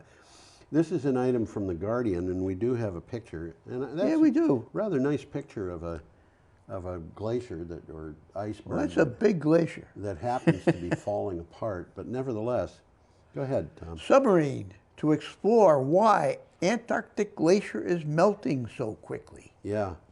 An international team of scientists at the Thwaites Glacier in Antarctica is preparing to drill through more than half a kilometer of ice. Half a kilometer is, about a third of a mile? Yeah, about that, yeah. Yep. Into the dark waters beneath. They plan to lower down a torpedo-shaped robotic submarine to explore with hopes of finding out why it's melting so fast. Yeah, this particular glacier, well, I'll mention where it is. It's on the coast of Marie Byrd Land. Right. Okay, which is named after Admiral Byrd's wife. And we all know where that is. It's a large pie-shaped state, if you call it a state, in southwestern Australia. How in the world is anything in southwestern Australia? Southwestern Antarctica. How do you call something southwest when it's on Antarctica? Well, I was thinking that same thing too. The Okay. Florida-sized glacier is melting rapidly. Yeah. Since the 1980s, it has lost an estimated 540 billion tons of ice. 540 billion tons. And it's melting rapidly. They're trying to figure out why. Scary. Yeah, it's actually just more of the same thing that's going on in Greenland and other places. Stuff like that. Okay, we're up to December 29th with an item from the European Sting. And this is the first time I had read anything from this particular site. Aha. And you know, whenever I come across a site that I have not visited or haven't visited recently even, I have to check to make sure that a person on a different computer can open the link that I put in. Yes, yes. So very rarely, but once in a while, I've been unable to. The reason it's rare is because I checked them. But you know, one of the things... Well, they change sometimes. They change them. I had one go up, and I just happened to click on it before I saved my blog. Yeah. Couldn't find it. It was gone already. It was already gone. And that was like BBC that had done that. Okay. Got a title? The future of energy is being shaped in Asia. Ah, here's where I say the Frenchman is credited with being et cetera, et cetera, et cetera. Yeah, that was Becquerel, by the way, in 1839. Yeah. Long time ago. He had a unit of measure named after him. Yes. I don't know what it is, but you're right. I think it has to do with radioactive power. I don't know. I'm not sure. I don't remember. You are right, though. When Abu Dhabi, having preceded this with, you know, the Frenchmen invented photovoltaic, the Americans produced the first panel. When Abu Dhabi decided to build the world's largest individual solar power plant, they looked east for help to China and Japan. Why did they look to China and Japan for help? Well, I got an answer to that. An explanation. Asia, more than any other region on the planet, and China, more than any other nation, currently represents the future of solar energy. Okay? And are at the heart of ensuing industry-wide transformation from fossil fuels to renewable and nuclear energy. Yeah. They're on the ball. They know what's going on, and they're working on it. And we're not. We've got a trade war going on against China, and they're eating our lunch. You know, this you know, they do something that we should be doing and aren't doing, and that's called planning. Planning? Yeah, this is a free market. We're supposed to have a free market where anybody can do anything he wants. You know, we don't have to plan. We don't have to plan. Of course, in a free market, you don't have anybody keeping track of the environment either. No. You can make money on the environment, but who pays for it? Okay, our next item has a very cute picture. I'll put the Isn't picture that a up. cute picture? That is a spoon-billed sandpiper, which is, by the way, a very rare bird. There's about 100 of these birds left in the world. You can just see the spoon bill there. Yeah. I thought it looked like a duckling until I looked at it closely. Yeah, and you look and the front of the bill is wide, but the back of the bill is not. And that Well, bill will get longer. The bill is actually pretty long. I think it's just the angle that it was photographed from. Very cute bird, but there's only about 100 of them. They live Not too in many. central Siberia. And the article asks a good question. With 1 million species at risk, what do we save? A decade-long project to save one of the world's most endangered birds has finally found success as 2 chicks hatched. But an estimated 1 million species at risk worldwide and nothing like money and resources to save them all. How do conservationists choose the few they can save? Well, you could say, okay, let's choose the cute species. So that's exactly what's happening. By the way, it's a neat article. I would recommend people look it up. But we do have the problem of triage Well, here. I'm just about to say that. Conservationists are competing for limited resources. Yeah. Okay? A lovable icon, something people can get behind, can mean conservation projects are able to raise money and plow resources into protecting a habitat. So that's part of the story of why rhinos, elephants, and orangutans have very deliberately been made the poster species for conservation. Right. We love elephants, you know? We love orangutans. I'm not sure I want to get near an orangutan. And I petted I'm talking like an in elephant pictures. at a petting zoo when I was a little kid. Did you? Yeah. They have very stiff hair. Do they really? Yeah, it's very sparse over them, but you know, it's very stiff hair. So it boils down to money, doesn't it? It does. And what we're looking at with this little cute guy Pull him back up. is a creature who that species, I would guess, probably won't survive climate change. I hope I'm wrong. But there's very few of them left now. Yeah, but then they've had a hard time getting eggs to hatch. Yeah, and people who look at that can say, okay, that species I can get behind. I'll give these people that's exactly what the article says. $100 to help, and that $100 could go to saving a species that A snail. or an earthworm. Yeah. And we've invasive earthworms, and they're destructive as all get out. Oh? Yeah. They are, what is it?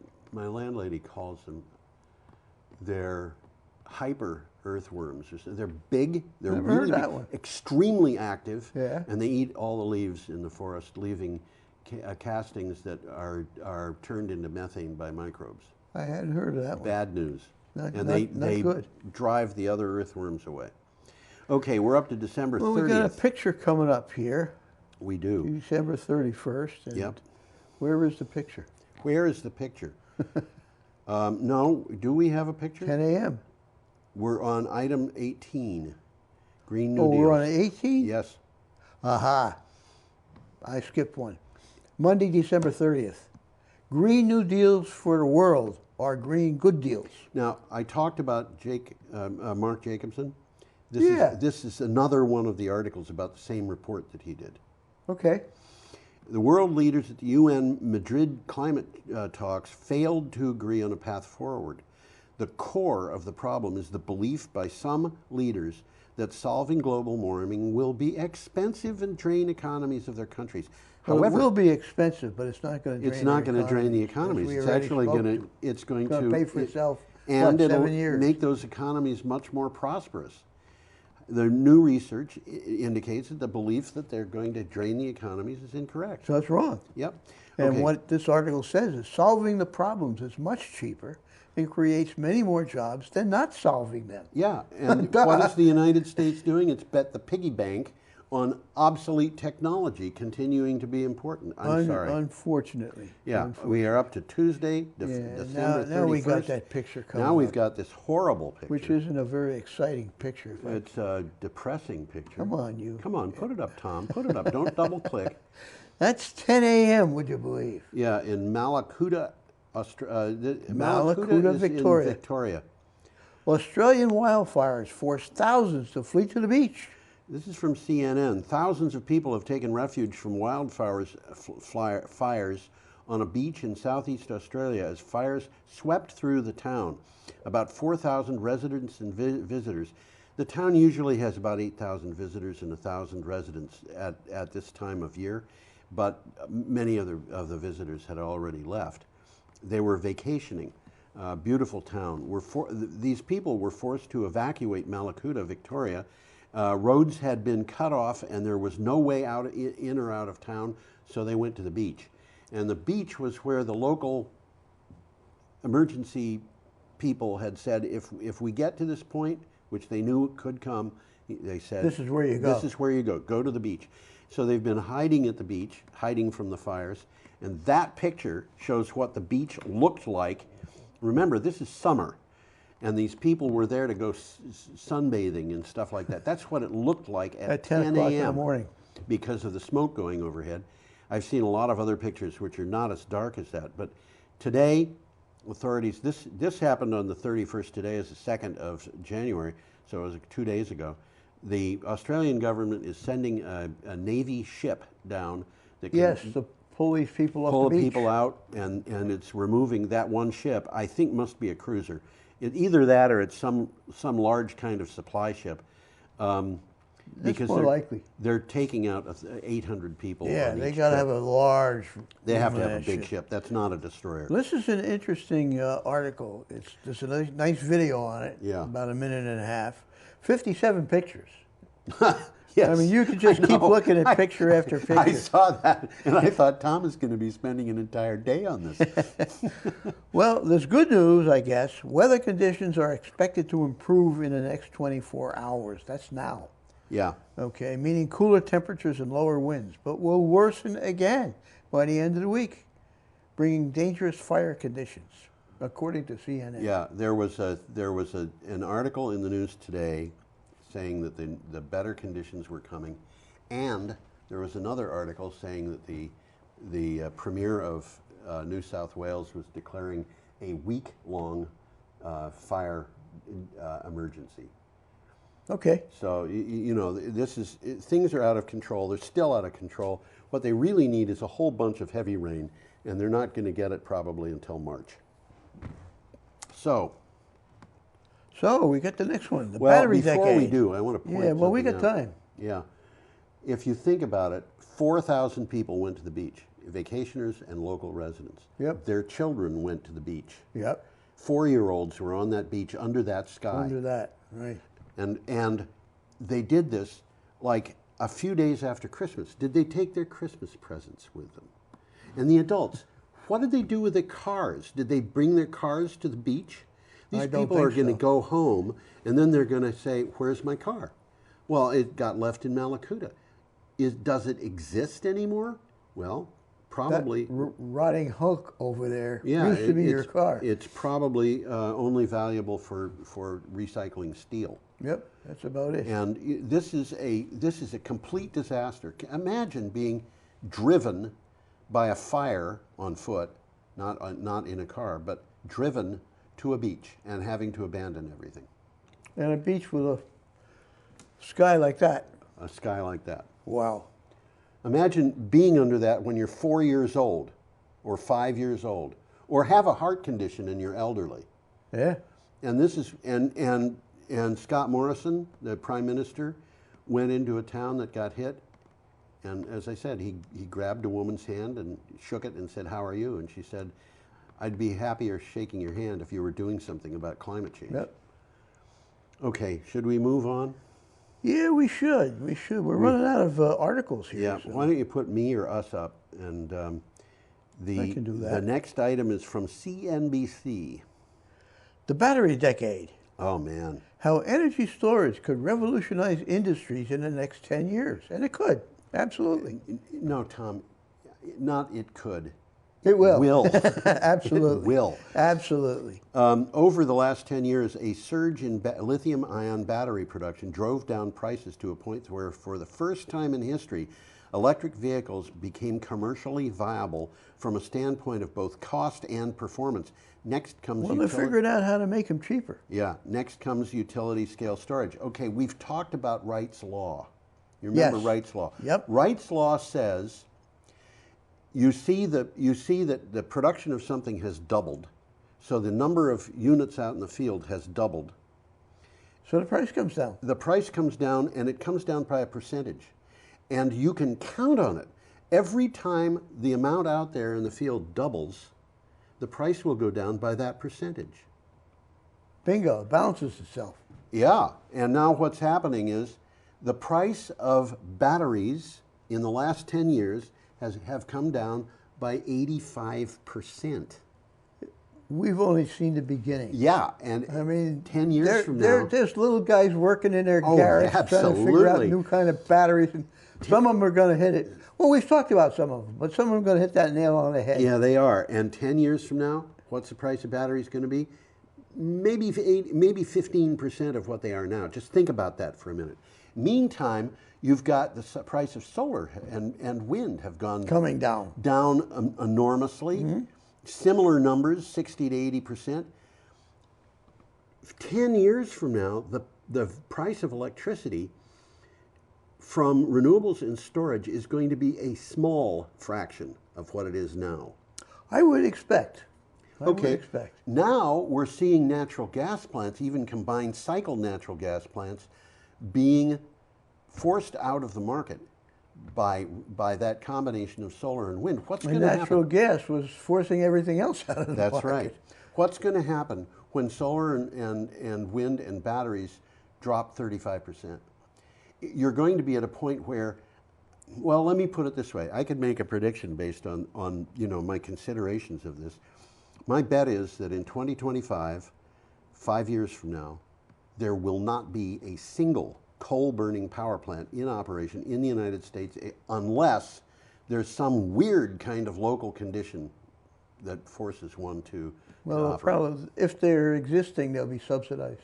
Well, the only way I could see, I could see if you had a coal mine in Alaska, and the source of energy for a village where that coal mine was a small coal burning power plant, I could see maybe that coal mine could be in existence 5 years from now. But unless you're talking about weird things like that, natural gas plants, I cannot imagine 5 years from now that there will be any natural gas plants being built. Being built. Yeah. They'll still be using the old ones, but they won't be building 10 new years from now, Yeah. I don't think any will They'll be even used. be using the old ones. Yeah. Which means I'm thinking that from the point of view of power production, 10 years from now, we're not going to have any fossil fuels in use in the United States. I don't think so. To speak of. I And then- think we're going to see very much distributed generation. Oh, if yeah. you can't generate electricity on your property, your neighbor probably can. Yes, that's true. And you're going to be buying your power from him. And he will be buying power from you, because what you do is you say, okay, I'll make a deal with you. You have the solar panels, I'll buy the battery, and we'll put our two houses Something like that, on yeah. a grid. Absolutely. On a It makes microgrid. sense. It makes sense. And that is going to cut the cost of transmission. I think we're just seeing it. And, you know, what will happen to transportation? Basically the same kind of thing. Well, I got a takeaway from the article, and we got the time, so I'll read it. Batteries hold the key to transitioning away from fossil fuel dependence and are set to play a greater role in the coming decade. Oh boy, that's what the article's about. Are they ever? Solar and wind are playing a greater role already in power generation, but without effective energy storage techniques. Natural gas and coal are needed for times when the sun isn't shining and the wind isn't howling. Yep. So large-scale storage is instrumental if society is to shift away from a world dependent on fossil fuel. Now, I'm going to add one more thing to this. The fossil fuels industry has been the one reliable source of income for the so-called, because I called myself conservative Republican for many years, but they have been the one reliable source of income for among businesses for the so-called conservatives in Washington, D.C. Mm-hmm. Under the circumstances, contributions. I don't think they are going to be able to make political contributions 4 years from now. Not if they're not making money, they can't. So I'm figuring this is going to cause a radical shift, not only in electric generation, but also in politics. Okay, we've got one item. We got a about final 2.5 picture minutes. coming up here. Final picture coming up. There it is. And there it is. And that is a house built to code. That's just what it says. Oh my gosh. It's kind of a nice house, but it's way up in the air. You get some exercising going through the front door. In Mississippi, the costs of coastal flooding are adding up. Not just in Mississippi, by the way. Not just in Mississippi. Clean Technica was the source of this. The First Street Foundation research found that between 2005 and 2017, flooding erased nearly $16 billion of real estate appreciation in coastal areas from Maine to Texas. Researchers did not even calculate the losses in Louisiana because of the complexities of the issues in that We've state. talked about that. Yeah. And what's happening, there's a bunch of pictures. This is an interesting article because of the pictures. And there's a bunch of pictures showing what are obviously upscale waterfront neighborhoods in which every single building is elevated 25 feet. It's the only way they can survive. They have to. And people who have bought those buildings are saying, if I knew how much time I was going to be, you know, stuck in a flood, I would not have bought this property, because they're getting sunny day flooding now. Yes, they are. And the result of that is you could have a beautiful house with a beautiful view, but if you're going to want to drive when the new moon is full and the tide is high, You ain't going to be able to do it. You're going to have to, at best, drive through salt water. Do you want to replace your Mercedes every year because it's rusting out? 45 years old, haven't done that yet. Okay. Well, one of the problems here is flood insurance costs represent a great share of the annual housing budget. We've talked about that. Flood insurance is getting very expensive if there's a likelihood of it flooding. Yeah. Okay, we should probably put ourselves up on this so we can say goodbye. Oh, why not? Why not? I think I can do that. The sign says, have a perfectly lovely week. I've been experimenting with ways of saying have a good day, and I've come up with a new one every day. I haven't noticed it. Well, if you actually go to the blog at the bottom, I think today, you know, you, like have an impressively sunny day or whatever, you know. Anyway, from the inconsiderable George Harvey and the amazing Tom Fennell, have a good week. See you next time. Or See you next you'll time. see us, I guess. We don't see you. You'll see us. Yep.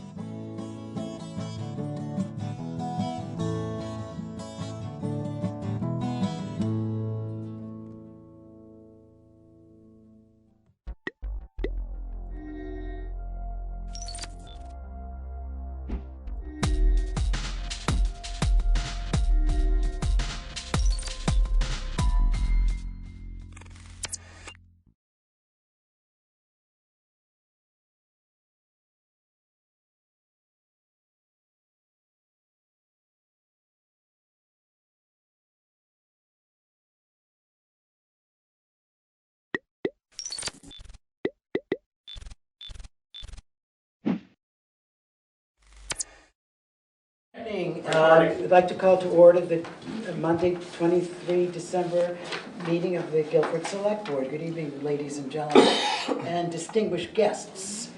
I'd like to recognize our distinguished guests, the public. Would you like to introduce yourselves and please sign in? I'm Wendy Stone from the Guilford Recreation Commission. Eric Jones from the Guilford Rec Commission. Wanda Tomina, trustee, fire department. Hi. Okay, and the rules of procedures which govern how the public and the select board interact with each other are on the table here. So we don't need to go through them at this point. Are there any additions to the agenda? I do not have any. I do. Okay. If we can get to it, I'd like to add a very quick discussion about points that the select board members might want to have in the select board report that goes into the town meeting warrant that I'll be writing. In the town report? The town report, yeah. So if we have a chance to get it, otherwise I will poll you in some other way, but we may have time to do that tonight. Just if you have any remarks that you might think are relevant to put in that report. And I want to read my poem for Guilford elders at the end. Okay. Are there any changes to the agenda order as it's written? I have none. Thank you. Can I have a motion, if there is one, to approve the minutes of the December 9th Select Board meeting? I so move. Do I have a second? Sure. Is there any discussion? There was a minute correction when Peter corrected it. Oh, excellent. All those in favor of the... Aye. Any opposed? The minutes are approved then. Thank you very much. The highway update.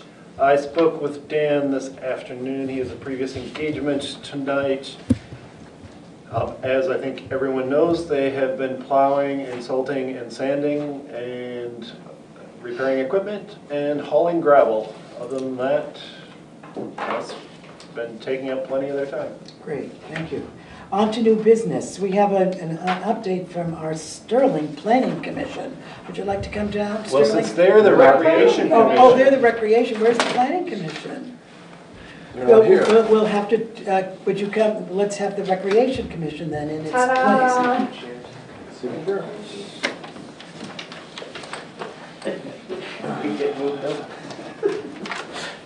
Hello. Good evening. Good evening. Form of your class All right. Thanks very much.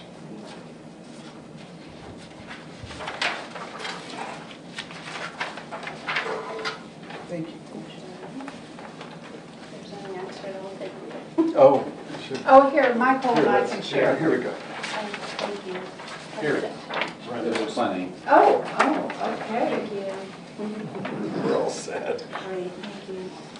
Okay, so as you all have in front of you, I've written out a report for tonight, which is also the report that we've submitted for the town report.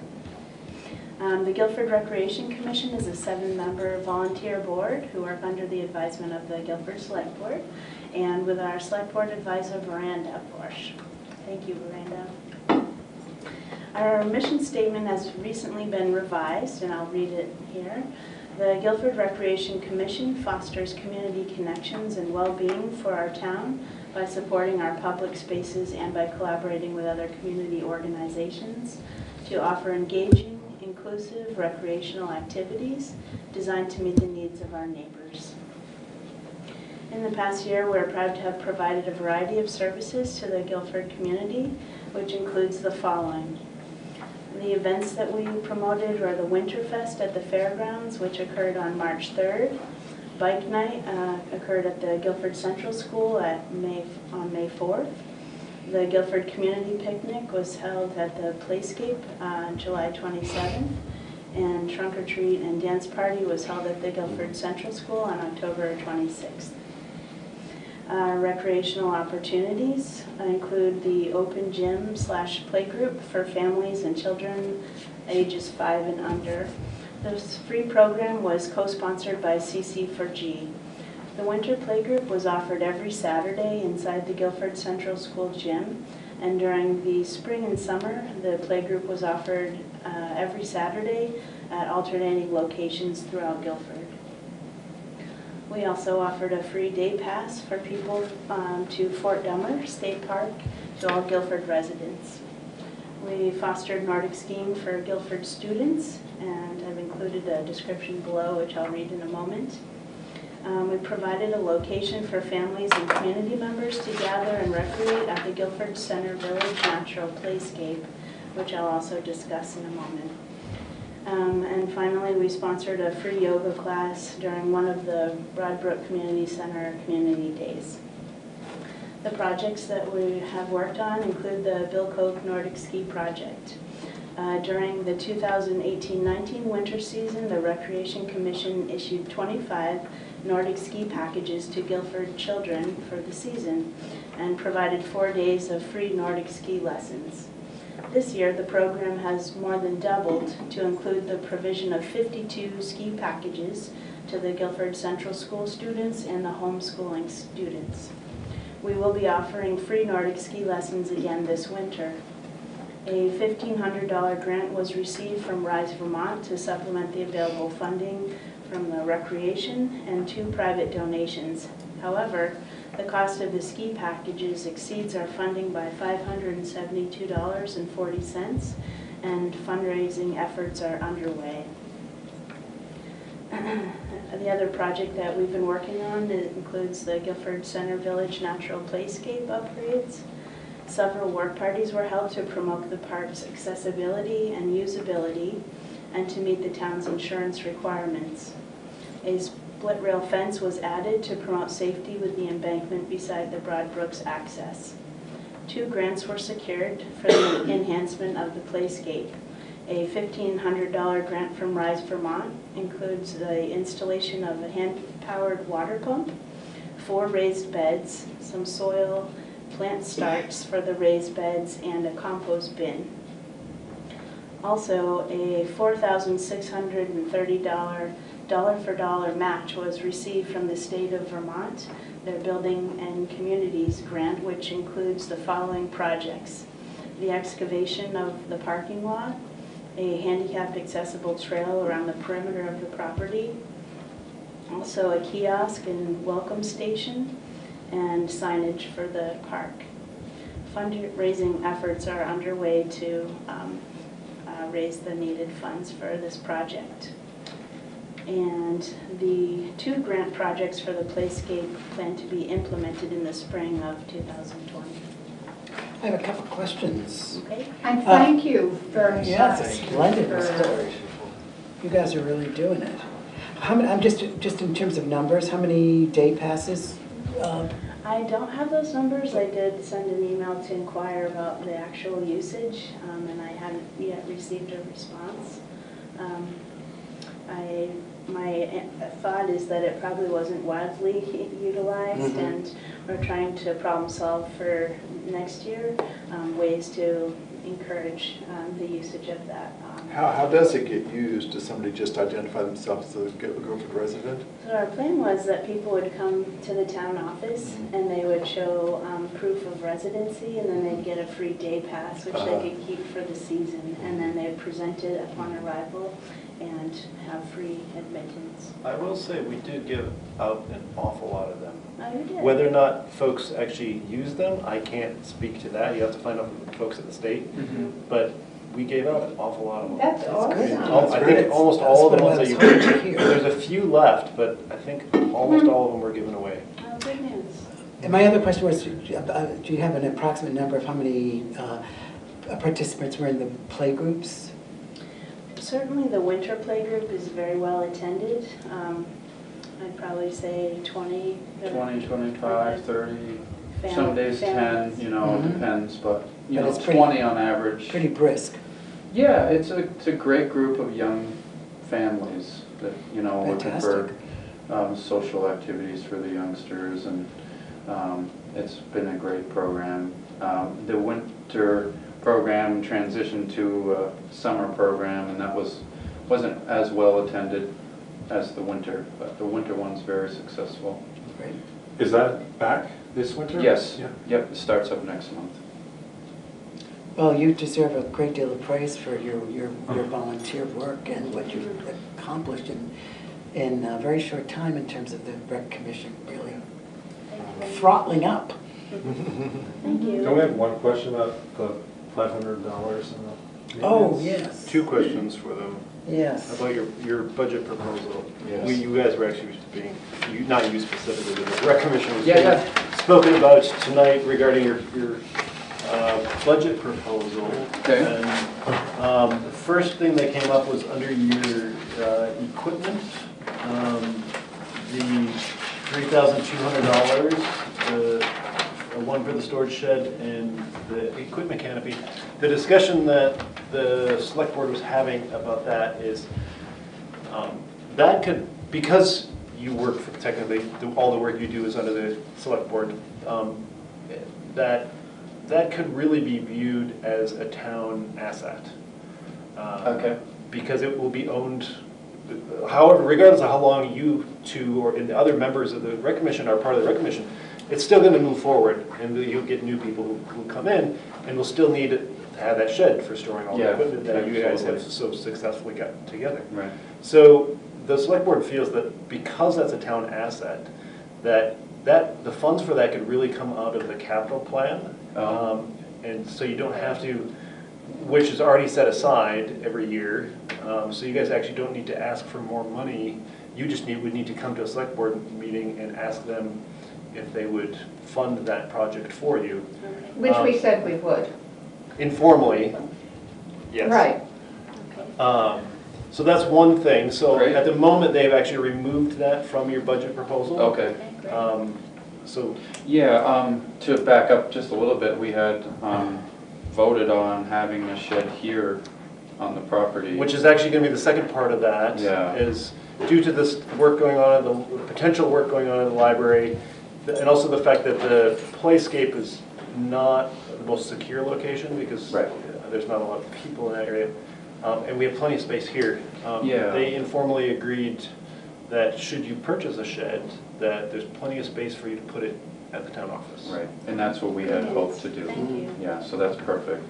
We appreciate I don't know if we have to vote on that at No, some not, point. I mean, you will in the future, or No, when not they come with tonight, the no, request. but- Oh, I mean, only the funding request, you don't have Yeah. to vote on putting the shed here, that just, if they approve your request, we'll put the shed up here.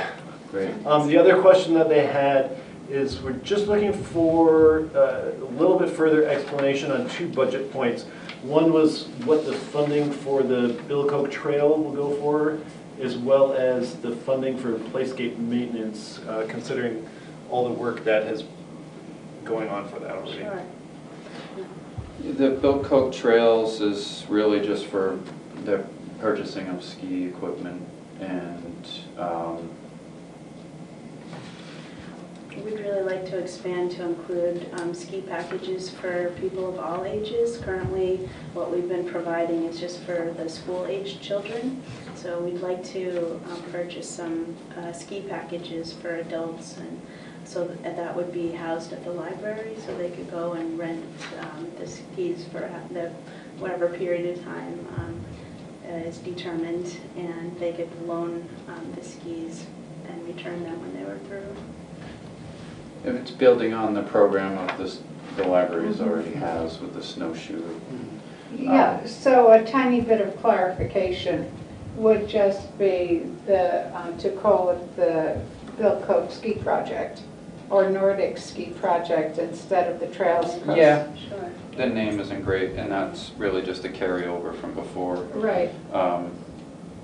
But we purchased, 27 sets of skis for, I think it was around $3,700, and which is a very good deal, and so.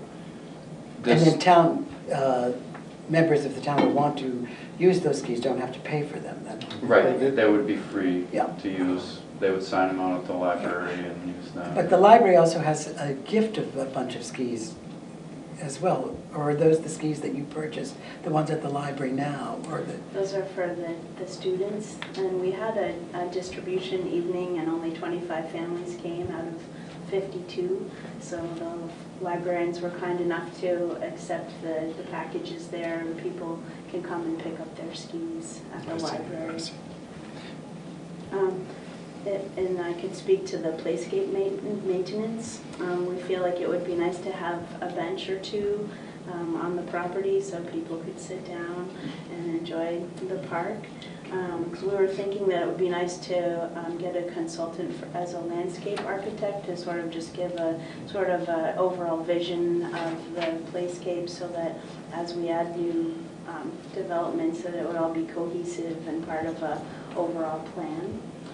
We'd like to get a wheelbarrow for the playscape so that people, when they're gardening, they'll have the ability to move soil and compost. Also a shovel or two and some rakes and a watering can. Where would those be kept? Well, that could be built into the Yeah, I had this design of a compost bin with an area to hang the shovels and the rakes off of that, essentially. I'm sorry, would that be lockable? I mean, No, I mean, we didn't envision locking it. So if that's something to consider. Well, I'm just thinking about, I mean, it would be wonderful to have those tools there, but it might not be a secure place without something that could lock.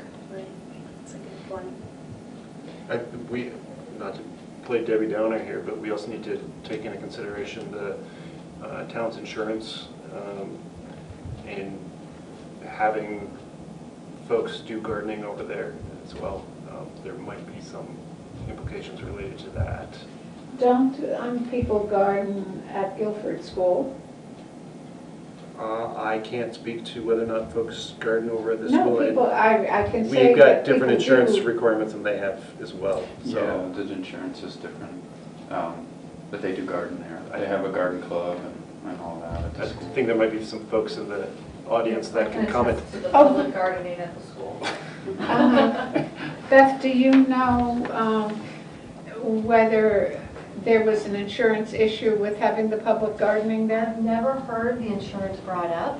It's a great question that I'm not sure has been considered, but there is kind of open gardening parties, if you will, at the school where everybody's invited. Yeah, it has good turnout. I mean, gardening has been part of the playscape all along. It has raspberry bushes and filbert trees and things that do need some mulch put around them and weeding. And the parents, when they're there with their kids, they take care of those things to pass the time, and the children are able to participate in that. So the point is to get families gardening together if they can. Sure, I appreciate the idea behind it, but the town's insurance company may not necessarily be as friendly towards that, which you guys have experienced based on previous things. So we should just clarify that. We should. I'm not saying that they won't be accepting of it, right. But I just think based off our previous experience over the past year and a half in trying to move the work that you folks are trying to do to move forward in the playscape, I think we should just at least inquire about it just to be on the safe side. Yeah. A question about this, the landscape architect. Do you have any? Is there any details about that? That sounds like a kind of a broad, adventurous project to do that might have more to do with the town than just the Recreation Commission. What are your thoughts about this architect? The idea was raised by Laura Lawson Tucker, has a friend that she knows who's a landscape architect, and she suggested that we might consider calling them and getting an estimate or an idea. I think it's when we go to sort of try to, it's a community project, so when we're trying to bring all the ideas in from different people, we want to sort of respect those, but also sort of have a plan so that we're doing it in an appropriate way for public space. So you know, I think we were just trying to look for general guidance as far as, you know, how the park should be organized. With the gardening, so for example, where you wouldn't want to stick that in a place where it's going to get a lot of shade, for example, or, you know, how to utilize the space best, you know, seemed like a worthwhile investment, but that it's just an idea at this point, so. That's an idea that equates to a budget, a line item in the budget. Right. Yeah. Yeah. So also, I mean, just in terms of benches, that might be able to be covered by the same capital I was thinking of that too, budget. yeah. You know, so we can look in a more category-wise, you know, just to see what could come out of the sort of equipment budget and in terms of a landscape architect, it would be great to know, or landscape designer, whatever the person is, it would be good to know what that person might charge for an overview.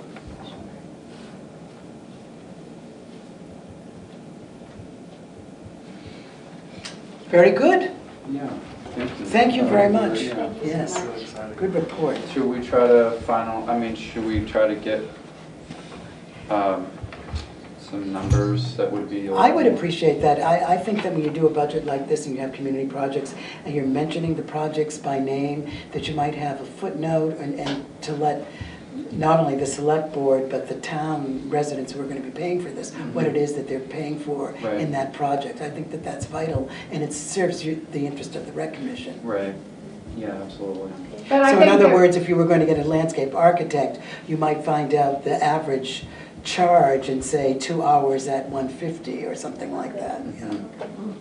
But the rec commission is really well regarded. I mean, people trust you and they'll be happy to hear from you. Oh, we're not challenging you. No, I wasn't. I was just trying to. Oh, it sounded like a footnote that. No, Richard, I was just saying that we appreciate what they've done. We do. One quick question for you. Yeah. When is your January meeting? I don't remember, I'm sorry. The second Wednesday of every month at 6:30. So it'll be on the 8th. Okay. So the only reason I'm inquiring is just because the select board is going to approve the final budget on the 13th at their select board meeting. Okay. And so we'll have to vote on the 8th. Yeah, otherwise they'll just make changes to it if you guys don't come back to them. Okay. Yeah. Just wanted to let you guys know that. Thankfully, January this year falls in such a way that your meeting will occur before theirs this time. Great. Thanks very much. Yeah, you're welcome. Okay, and Thanks at the since we don't have the planning commission here, we might as well move right on to the fire department budget proposal, which each of us has a copy of.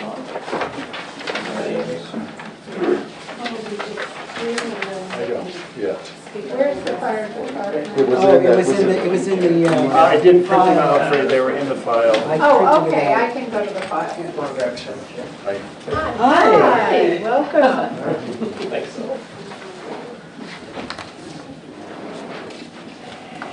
Hey, Peter. Hey, guys. Welcome. Thank you.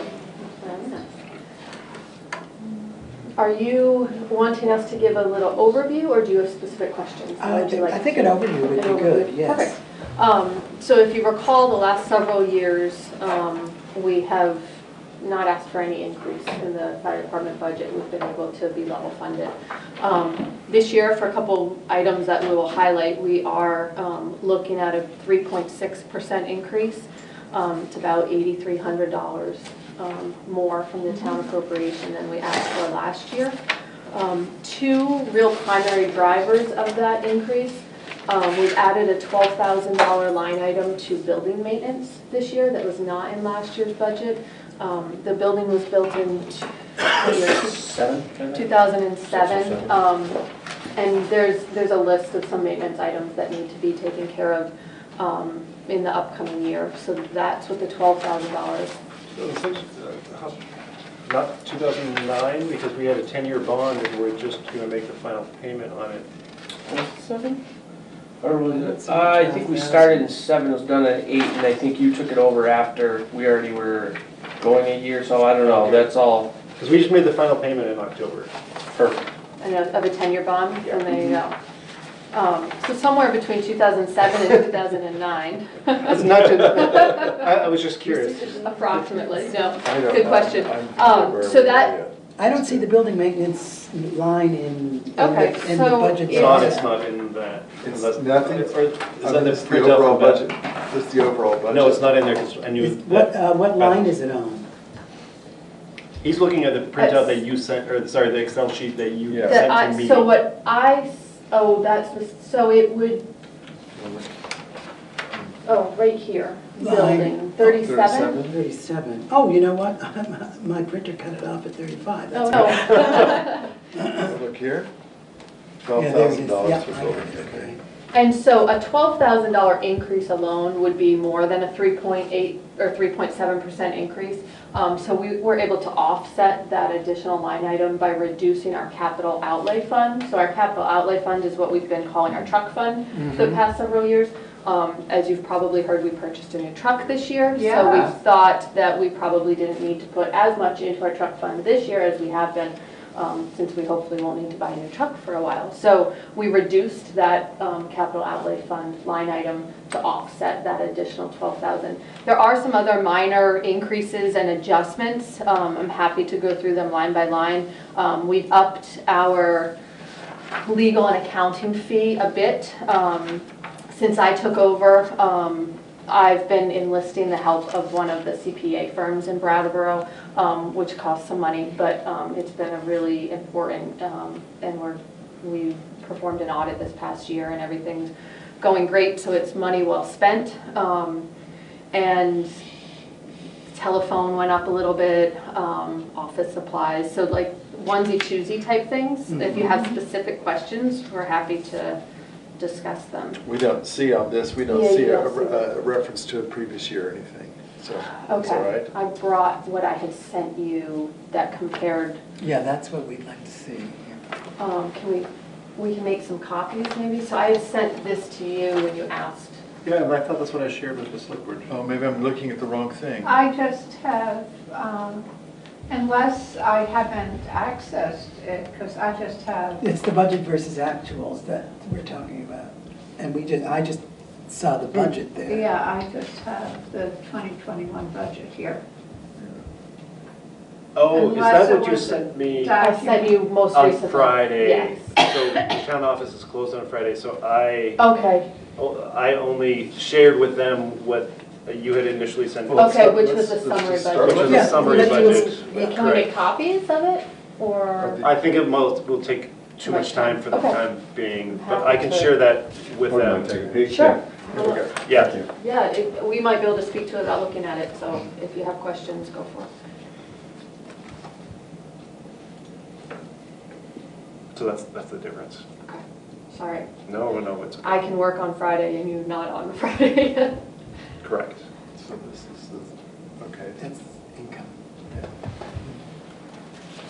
And you'll see our income projection actually went down from last year, which is, we had a line item in there for invoiced calls, which we haven't seen a high return for our invoiced calls and didn't think it appropriate to build that into the budget when, if we get it, that's great, but didn't feel like we could necessarily count on it. What are It's actually like invoice an calls? increase. Invoice calls are if there's, and you might be able to explain it better, but if there's an out-of-town person that is found negligent, if they get a DUI and the fire department has to come and they get a ticket, the fire department will charge them for their services. Oh, Because well, that's perfect. they're not town residents, and there was a ticket issued that typically is the criteria for And invoicing. so, are those hard to collect? Yes.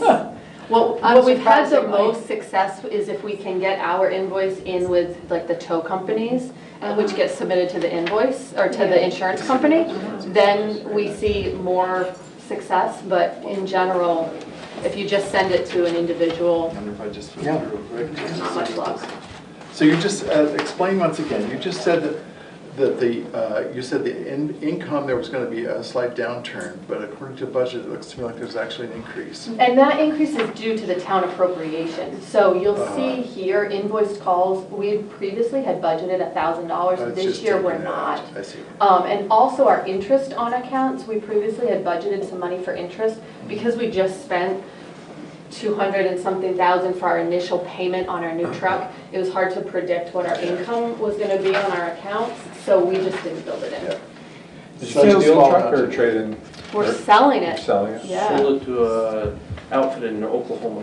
Wow. Whoa. So can you just quickly characterize the $8,387 increase in the town appropriation?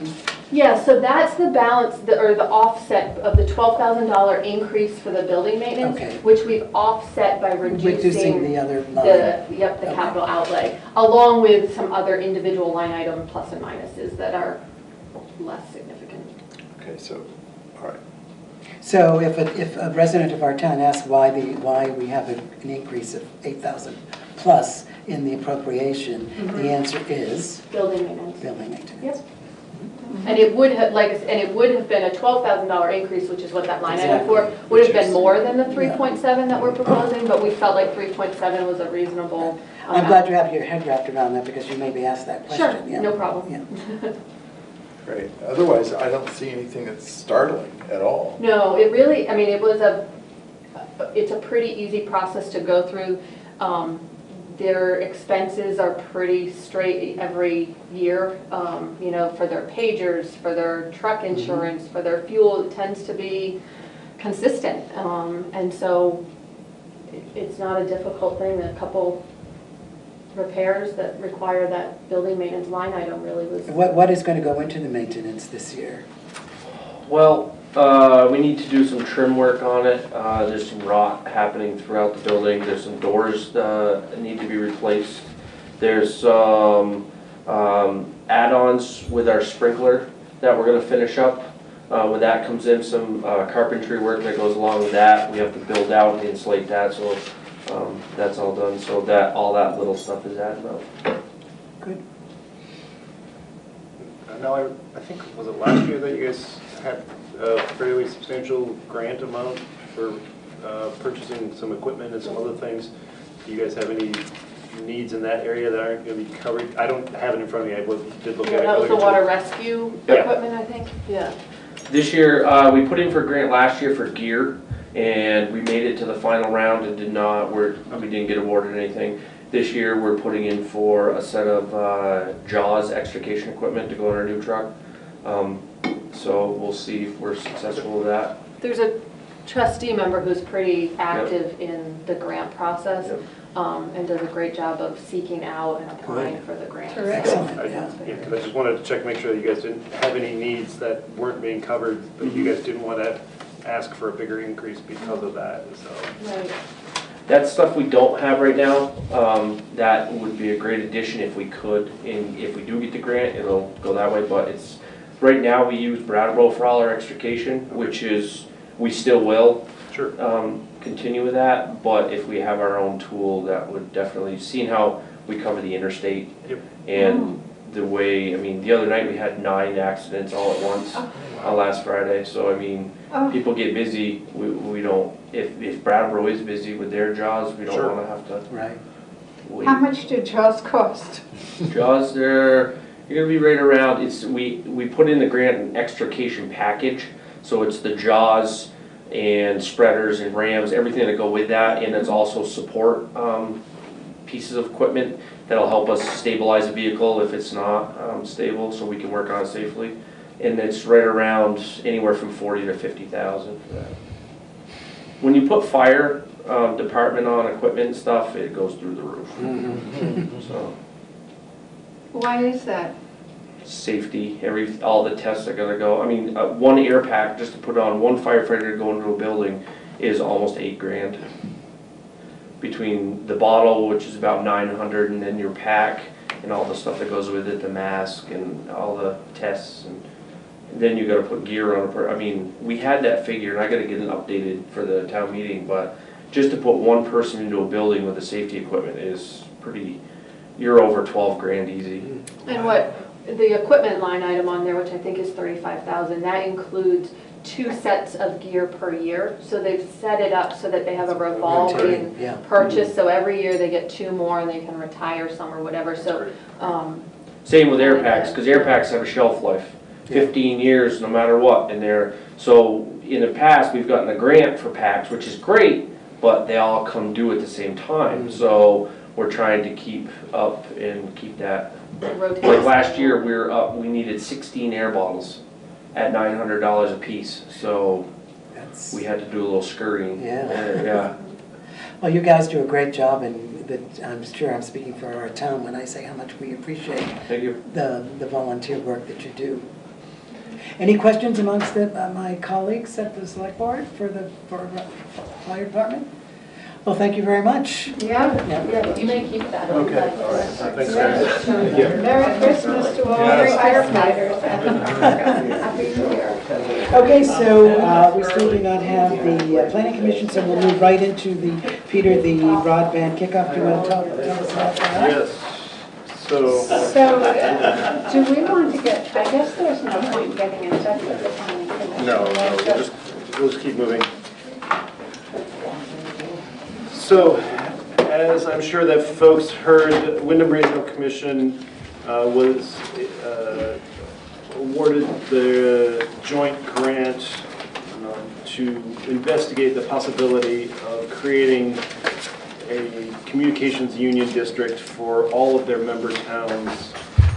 And they have scheduled a kickoff meeting in mid-January on this, and so they sent out some information about that. And one of the things that they were asking of the towns, one is to participate in the effort. The first part is to pass a simple resolution stating their intent to participate in the Wyndham Region broadband project. And then the second is to identify an individual who will be the official town lead or point of contact for this effort. And then the second step they are asking is to think of the best way to get the aforementioned survey. So part of this process is to send out a survey to everyone in town about various aspects of high-speed internet, the frequency of use, their need for it, a number of questions. And they are asking towns to participate by sending that to their residents. And so they want some ideas, and due to need, they are looking, those surveys need to be sent out for sure in paper format, but also in electronic for those who don't want to send a paper copy back in the mail. And they will be holding a workshop in the beginning of February to discuss the survey, how it's going to be administered, and the various steps for that. And then they are wondering if towns are ready or not to join a CUD, and if so, they're asking for select boards to put an article on the town meeting warning to support the joining of a CUD. So. But we don't have to do that. We don't have to do it at this town meeting. Guilford is, according to Chris Campany, we're in very good shape in terms of the timeline, and it's not necessary. We can do it, but it's not necessary that we have it on the town morning. No, my understanding is it would be preferred if we had it on the warning, but it's not a current requirement. I'd advise Guilford to wait and go through this process. So he's suggesting that we wait. Regarding the putting it in the town meeting. As an article? Yeah. Is that from the? As we instructed in the announcement, the best thing towns can do right now is think through how they can best get a survey to and from as many people in town as possible. That is critical to the success of the feasibility study. They can also take this time to identify who the point person with the town will be if the town wants to participate in the process. As for timing, we don't yet have a contract in place, which means we can't start work under the grant in meetings next week and the following week are impractical and blah, blah, blah. So that was from the personal email with Sarah Coffey. So that was slightly different information than he's clarifying. Yeah. So he actually advises not to do it now. Sure. And so he's asking us to identify A point person. a Guilford resident. Yeah. And who- also so a Guilford resident or a select board member or the town administrator. Whoever you feel is the best point person Yeah. for the project. And also then to start thinking about questions for the survey, which will be fed into the feasibility study. And I actually have a draft survey Of a survey. from the broadband get-together that was in Dover this past Oh, spring. right. That you folks sent me to. And so that working group came up with a draft survey for towns. And this was prior to knowing whether or not both the legislature and the governor would pass the law or the act that did get passed that has enabled Wyndham Regional to apply for and receive this grant. So there was a lot of guesswork this spring at the conference. And so those who were part of the working group put this together through feedback from some other communities in Vermont that have already gone through this process, as well as different needs of individual communities that have already been expressed. So if you'd like to see that, I can dig that up and share that with you. And So, yeah, I would like to see for sure. And then, but it's the point person is really important, and do we think as a select board that it should be a select board member? I mean, really, this point person is really going to be crucial in helping to get the CUD established. And it's a lot of information to handle and a lot of meetings to go to, I dare say. So do we think that it should be a select board member? Do we think that do we want to find a volunteer in town, or do we think that the town administrator is the best person to do that? I'd like to know what the town administrator thinks about that, and whether the town administrator, for example, has the time to put into the job. I was just curious, before we ask the town administrator, is there somewhere written a job description for point person? Well, they haven't, they would be doing that starting to the January 16th meeting. I see, because before we ask our town administrator to say if he thinks he could do it, it would be useful to know how much time it would take. Yeah, that's true. I think that is one But of a the big preliminary unanswered. response would be okay. I mean, at this moment, they have 2 meetings scheduled. One is the January 16th, and the other one is tentatively for February 8th. Yeah. And I think that, getting back to Richard's question, I think are technically 2 different separate questions. One is who should do it. I have been attending these meetings at the request of the select board for the past 2 years as they've been occurring. If you want me to continue to do so, I'm happy to do so, since I have some of that longevity, since one of the select board members who did have that experience is no longer a select board member, and the other one will be ending his term in March. I also don't see any reason why I and a select board member couldn't. There's nothing in the information from Chris or from Wyndham Regional as a whole that says it only has to be one person. Right, and you two have have both been involved in it, participated. and I would hope that you would continue to want to be involved. And I think, Zon, you told me that you were and Michael, you said that too, didn't you? That you would continue to be interested. To assist, Yeah. So there we have it. I mean, maybe we have our point person with the point person and the point person's 2 auxiliary helpers. Does that make sense? I mean, I think it's also potentially good to get different perspectives. And because from other things we've done where I and at least one select board member have gone, in discussing it as a select board as a whole, we've been able to remember different aspects from different meetings and get clearer information presented to the select board and to the town as a whole. I think with 2, I don't personally foresee this is going to be a fast-moving project. especially when you're dealing with the 27 member towns of Wyndham Regional, that's going to take a lot of work. And if I remember correctly, I think the grant is an 18-month grant. So at the moment, I don't foresee that it's going to be a huge amount of work. It looks like the meetings are going to be in the evening to get the largest amount of participation. So that's not going to have an impact on my daily work. It's just whether or not you want me to go for a couple I extra think it's hours. reasonable, I mean, that with you and Michael and Zon to continue your involvement. And that way you two, if one of you can't make it to one meeting and somebody else can, or if neither of you can, at least somebody from the town will be there. Are we all in sort of tentative agreement with Sure. that? And you don't have to make any formal decisions. no, You can just I say, think that's good. In reviewing the email thread, it seems as if Ann Manwaring in the Deerfield Valley is sort of spearheading a charge. And I'm not sure whether that's part of the same planning Yes, it is. process. Yes.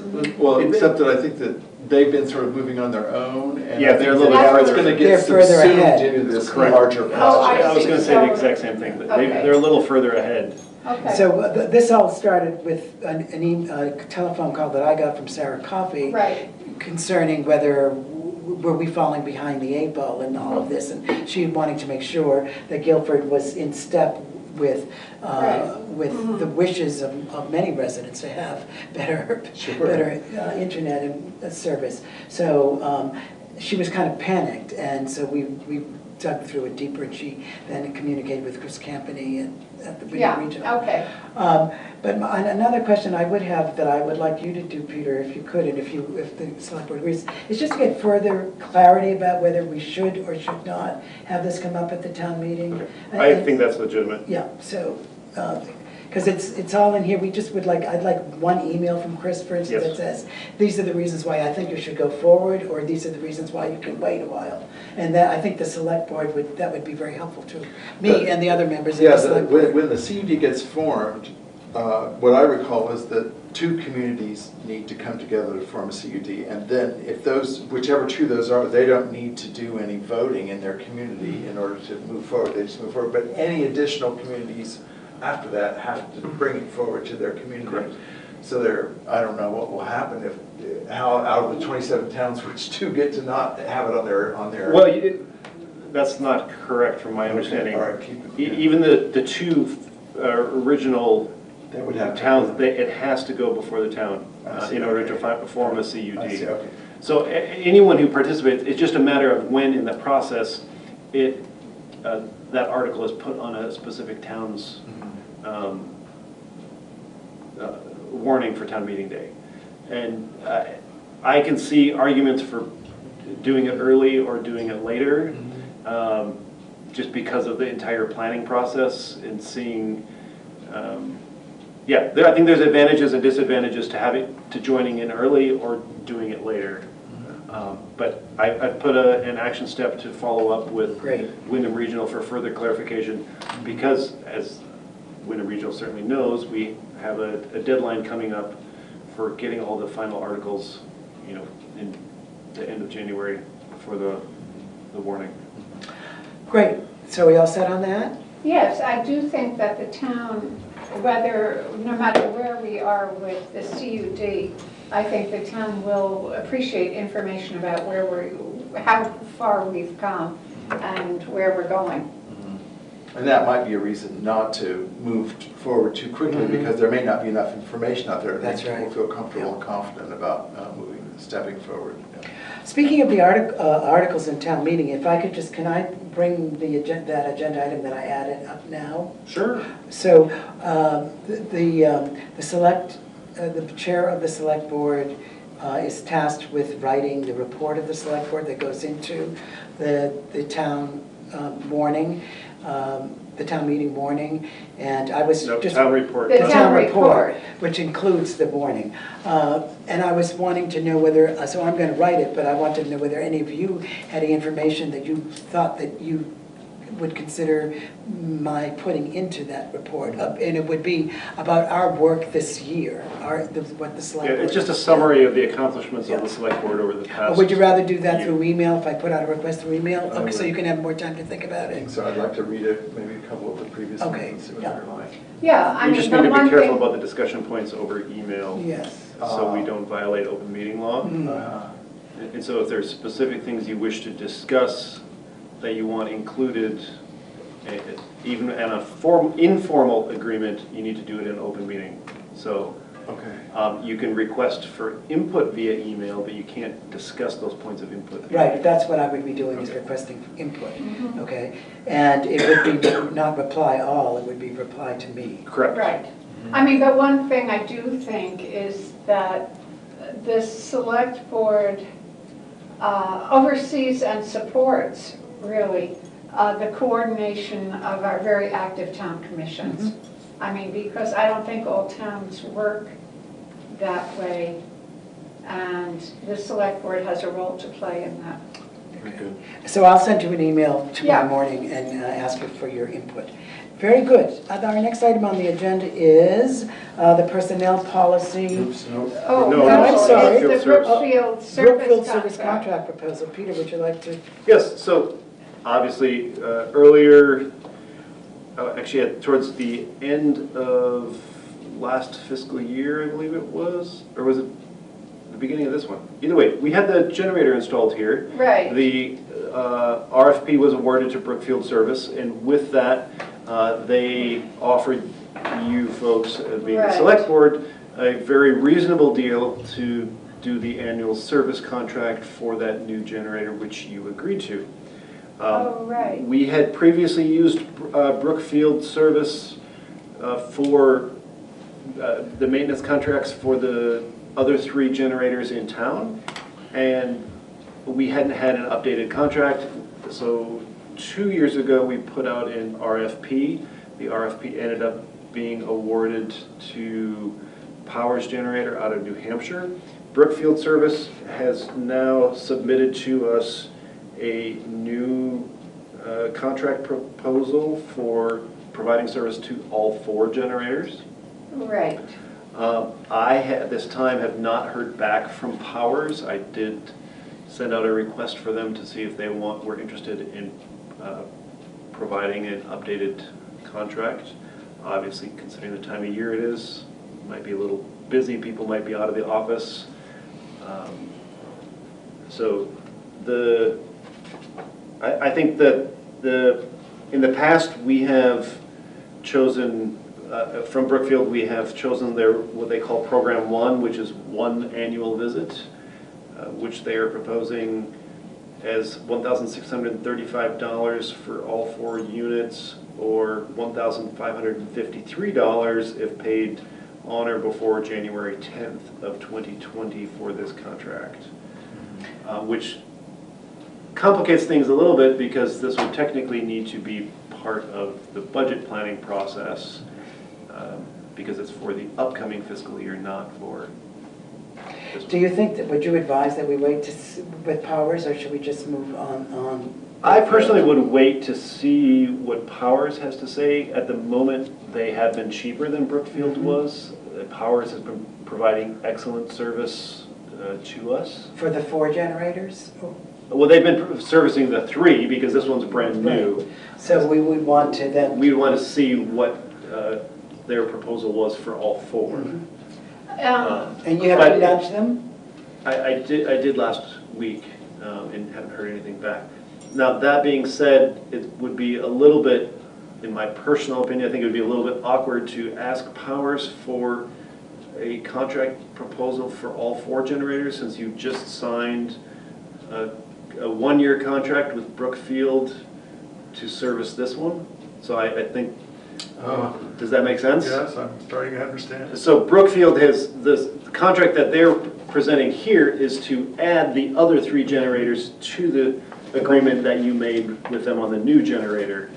Well, wouldn't it make sense to go with them for this year, since they're already going to do one of our generators, and wait for next year to hear from Powers? It's up to you folks to make that I think that makes call. sense for Well, I have Um, another question as well. If I can Yes, interject you a moment. may. Thank you. Is that your contract with Powers is now expired, or not expired, they have fulfilled the contract. Right. Of 2019. For 2019, and so we do not currently have one with them. No, I understand that. My other question is that I noticed Vermont State Inspection highlighted, if required, was on Program 2 of the Brookfield service contract, and I didn't know if we were required to have state inspection or whether that was desirable. See what I mean? That is not something I have been aware of. It's not something that they have provided for us in my tenure with the town as of yet. I don't know if that's something new that is required, or if it is just an additional. Could you find out for us? Sure. Yeah, because when they were breaking down the expense of Program 1 and Program 2, I see that they have it highlighted. they had it highlighted, and I didn't know whether this was something we needed to pay attention to. Because the 1553 for Program 1 does not include state inspection, so the $100 would be added to that, whereas the $100 would be folded into the $24.92 if paid before January 10th for both of those. So I was just... So we need to find out if the state requires inspection, or is it desirable? Well, the other thing that I was going to add to that is, in the previous service contracts that we've had, part of the process may be doing an annual inspection, and it has just not been explicitly stated that in the service contract. Or charged for that matter. And it may be something like getting inspection on your car, where the expense for them has gone up, so in turn, the expense to us goes up. So let's find out. Now, So it may not be something new. It may be something that's always been there. So, but I'm looking at, when is our next select board meeting? January the 13th. Right, so do we need to empower Peter to make a choice by entertaining a motion? Because, look at it, it says that... It says January 13th, right? January 10th. 10th, that's what I said. But you're not saving that much money. I mean, I don't It think... is saving. You're saving $80. $80. Well, off of us $1,600. $80 seems like a lot of money to me. But there are other factors involved in the competitor, to see what they come up with. No, wait. So that's just for reference, that $80-some is a 5% savings, discount, however you want to put it on the proposed. For early payment, yeah. Correct. Or for rent, yeah. I thought, excuse me, Richard, I thought that we were positive toward my suggestion of going with Brookfield, going ahead with hiring Brookfield either with Program 1 or Program 2 for this year, since we've already hired them to inspect and do maintenance. But that contract is over. That contract was for 2019. So I thought that was a good idea until Peter said that was last year. I thought that was Powers was last year. It was. No, maybe I'm just misunderstanding. Oh, I see, Powers was we had the contract with Powers last year? Yeah, we've had a contract, we had a 2-year contract with Powers. So they just completed that contract. When they did a series of inspections on the 3 existing units in July of this year. That was the conclusion of that contract. So should you wish to continue with them, they would need to submit a new contract proposal to you. But haven't we? This was an unsolicited. Oh, okay. Well, so here's the thought, unsolicited, because it's unsolicited, they might be willing to extend the date by which it needs to be signed and returned. And Absolutely. Get I some can information, and maybe you could ask for not the 10th, but a week later or 2 weeks later, so we could have time to I'm talk guessing about it. from previous conversations with the president of Brookfield, I'm guessing that they'd be able to give you another week or two so Oh, you okay. could discuss it at your next select board meeting. Okay, so then I was going to We are entertain in your accord. suggestion for a motion, but it seems as if we don't need that. We don't to need it. empower Let the me town withdraw it even before I make But it. let's, except, unless they, for some reason, give you a no answer that they Right. want, then do we need a contingency to move forward if they say no? That's up to you folks. So, Yes. Obviously, there's no guarantee that he will say yes, but the fact that he's trying to get your new business, I would be surprised that he wouldn't give you an extension of 3 days, Yeah. you know? And you could So- just report back to us so that we're set to make a decision. yes. Yeah, absolutely. Okay. Everybody in agreement about that? Yes. Oh, harmony, I love it. Okay. Now it's on to. So just before you move on, Mr. Chair. Yes, sir. I just, for clarification, so there's actually two action points for me to take under this proposal. One is to get clarifications regarding the state inspections, and the Yep. second is to request an extension on the prepayment deadline. Yeah. Okay, thank you. Thank you. Okay, on to old business, and that would be the personnel policy, the vacation Yes. business. And you all looked at that in the, Yes. I have that somewhere. And Tom, So- your question was answered, right? It wasn't really. I didn't think it was, I mean, that wasn't something that I could specifically Oh. answer. That was, Who should answer it? Is it, well, it's a discussion the select board needs to have. so well, that's what we're doing right now. Well, the question, Is shall it I about speak, this? Peter? Ask your chair. Shall I speak? Yes, please speak. We've been desperate to hear you. Well, so the way that I think we've agreed that we should move forward, let's say that I started work for the town on April the 1st, let's say, that my vacation dates until July 1st would be prorated. And then on July 1st would start how vacations are counted. So then on the second year of, which July 1st becomes my second year? You know, and that's really tricky if, let's say, you got hired. It could be really tricky if you got hired, for instance, in August 15th. So you would have worked nearly a year before your first July would have happened. And so it just, am I making sense? You know what I'm saying? Yeah, and that's partly where the question from the employee came from. Yeah. And that's why it's prorated for the first year. So there would be an expected, probably it needs, to me, it seems like something needs to be clarified in the language, just so that we're clear that until the first year, the first July that you meet, that would be called your first July, your first year. Your first year happens after that. Yes.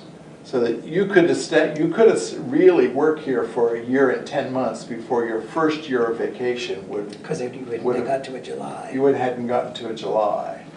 Wow, So, and I that's think, a problem. well, I don't know if it's a problem, I No, just it think just it needs to be needs to clear. write a sentence It just that needs to be expresses clear if that. that's what it is. I mean, I'm just trying to use myself as, in my own Yeah. head, I'm sitting here trying to use myself as an example of how that worked. Because I was hired in the beginning of November, you know, and so then my vacation days were prorated, but I think because of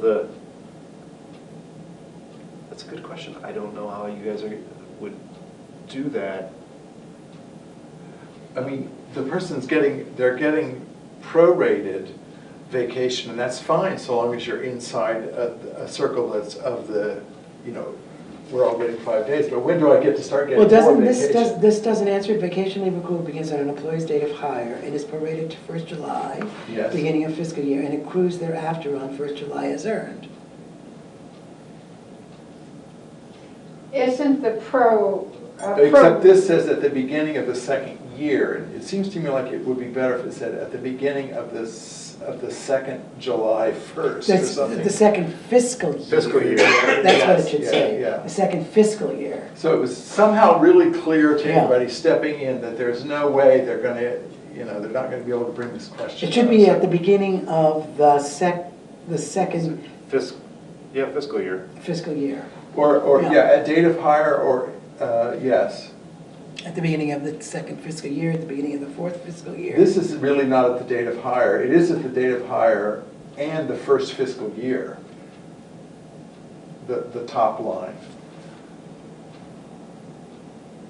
Yes.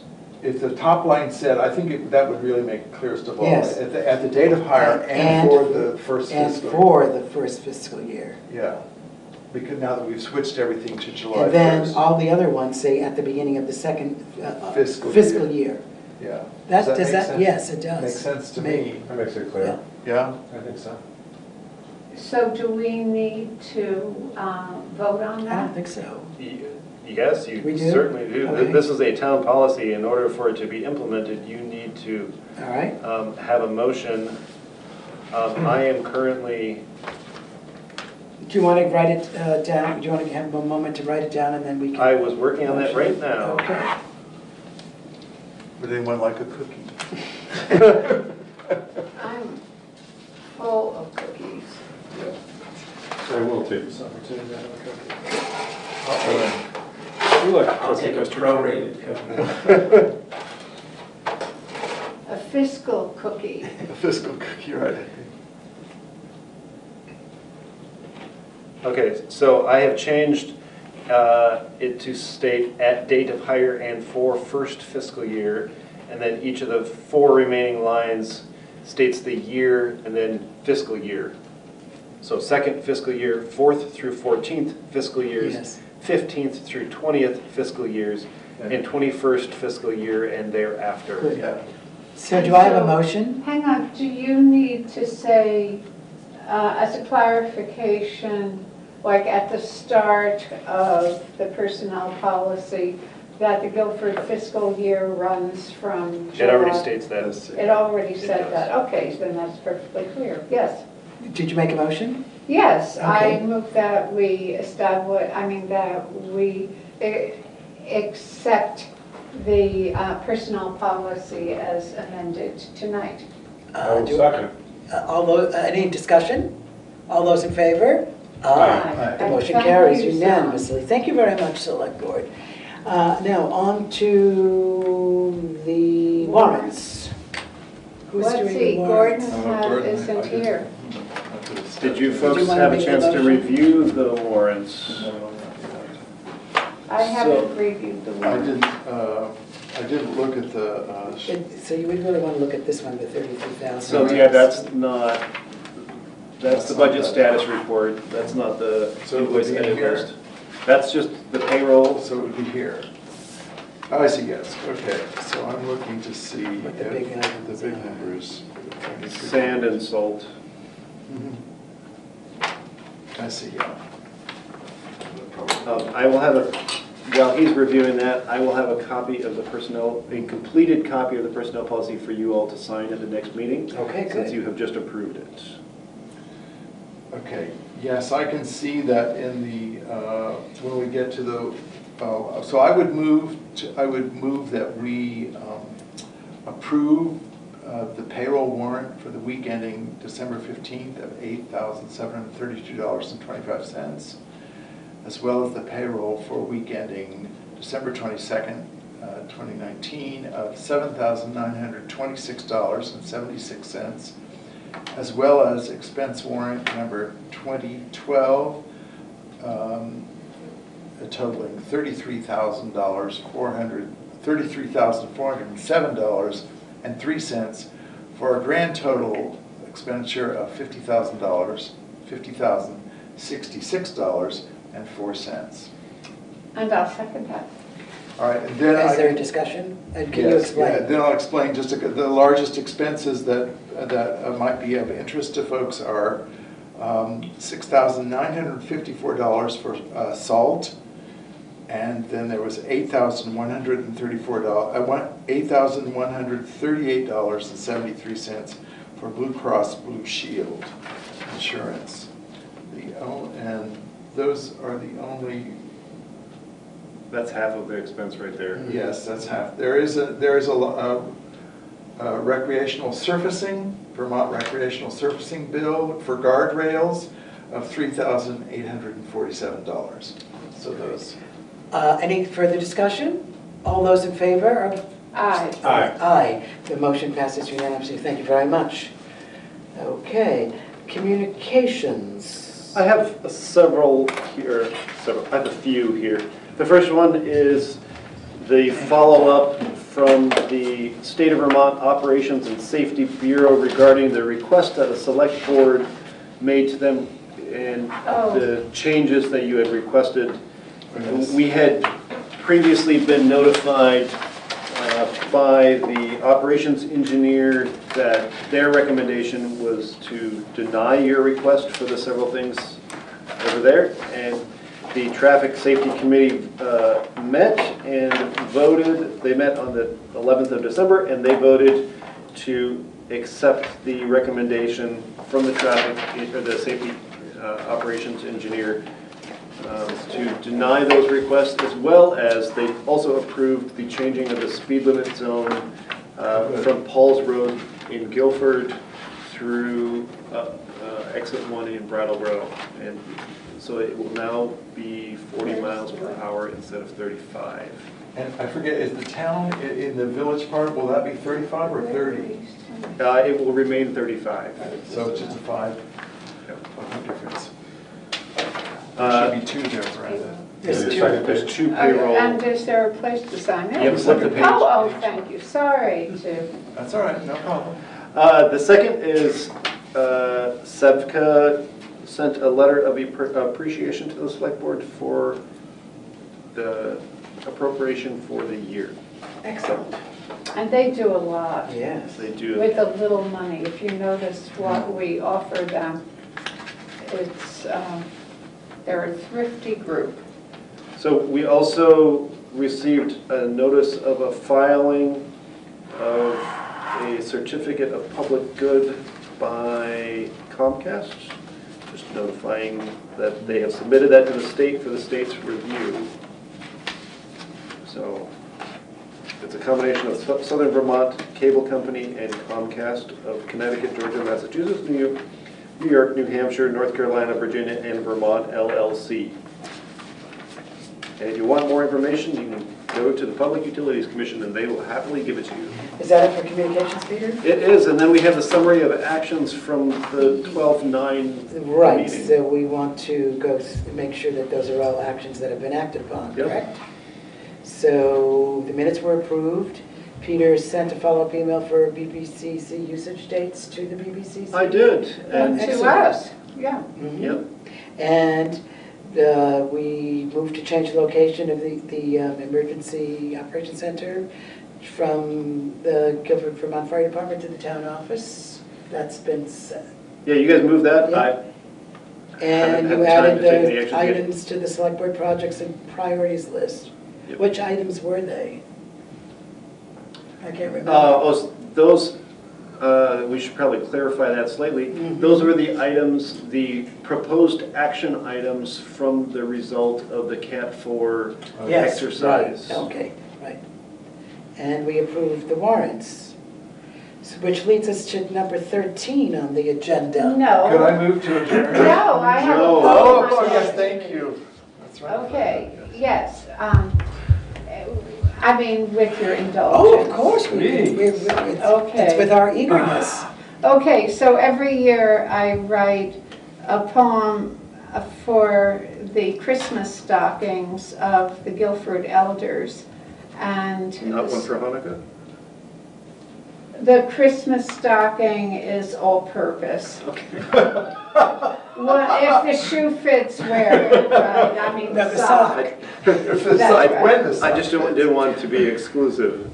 No, no, no. Well, this has nothing to do with Christmas anyway. And so this is really honoring the restoration of Sweet Pond. And it's dedicated to Al Franklin. And it's called Stopping by Sweet Pond on a Snowy Evening, after Robert Frost. Dark times, take heart, abandon woe. As streams join forces under snow, Our ancient pond will reappear above the meadow. Trust the flow. My little poem must linger here to praise the pool of volunteers who flooded the state to give and take one message, sweet to every ear. What neighbors love, we won't forsake. Oh, sweet pond, may your peepers wake and new kids dare that happy leap of faith from the rope swing, diving deep. Such are the promises to keep as waters ripple clear and deep. Wonderful. Thank you, Miranda. I used to swing on that rope myself. That's right. Now, item number 13 on the agenda. Do I have any talk about I will that? firmly move to adjourn. Do I have a second? Yes. Is there any discussion? Let's go. All those in favor? And Merry Christmas, Happy Hanukkah, and Happy New Year. All of that. Oh, for heaven's sake. Thank you. Yes. Thank you, Ian. Peace on earth.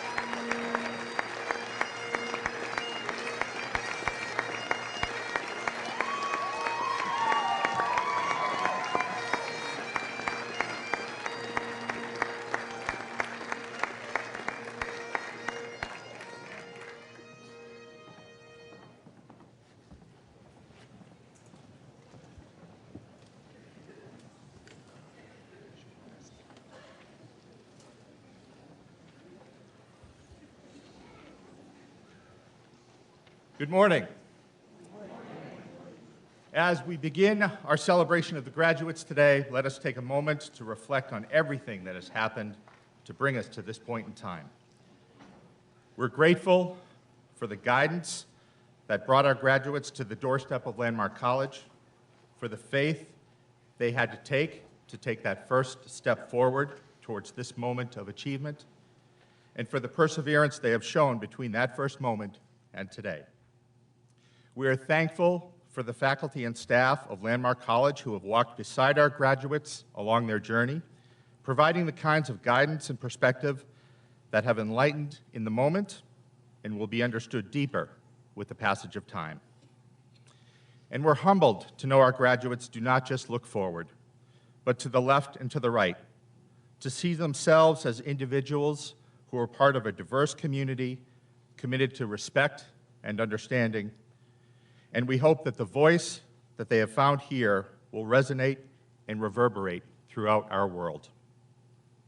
Let us remember that every day, every challenge, every hard choice, every experience gives us the chance to all grow and move forward together. May all of this remain as our truth. May we always find knowledge and peace on our path. And may everything that binds us together today always be with us. It is now my honor to introduce to you Dr. Peter Eden, President of Landmark College. Thanks, Michael. Nice job. Thank you, Michael. Can you hear me? All right. Welcome to the December graduation. Faculty and staff, family, friends, it's wonderful to have you here. We know you were part of this process with these wonderful graduates. You know that we all worked together to help them. I hope, graduates, you're grateful for all that your family and friends have done for you in this journey. I remember, it's funny the things you remember.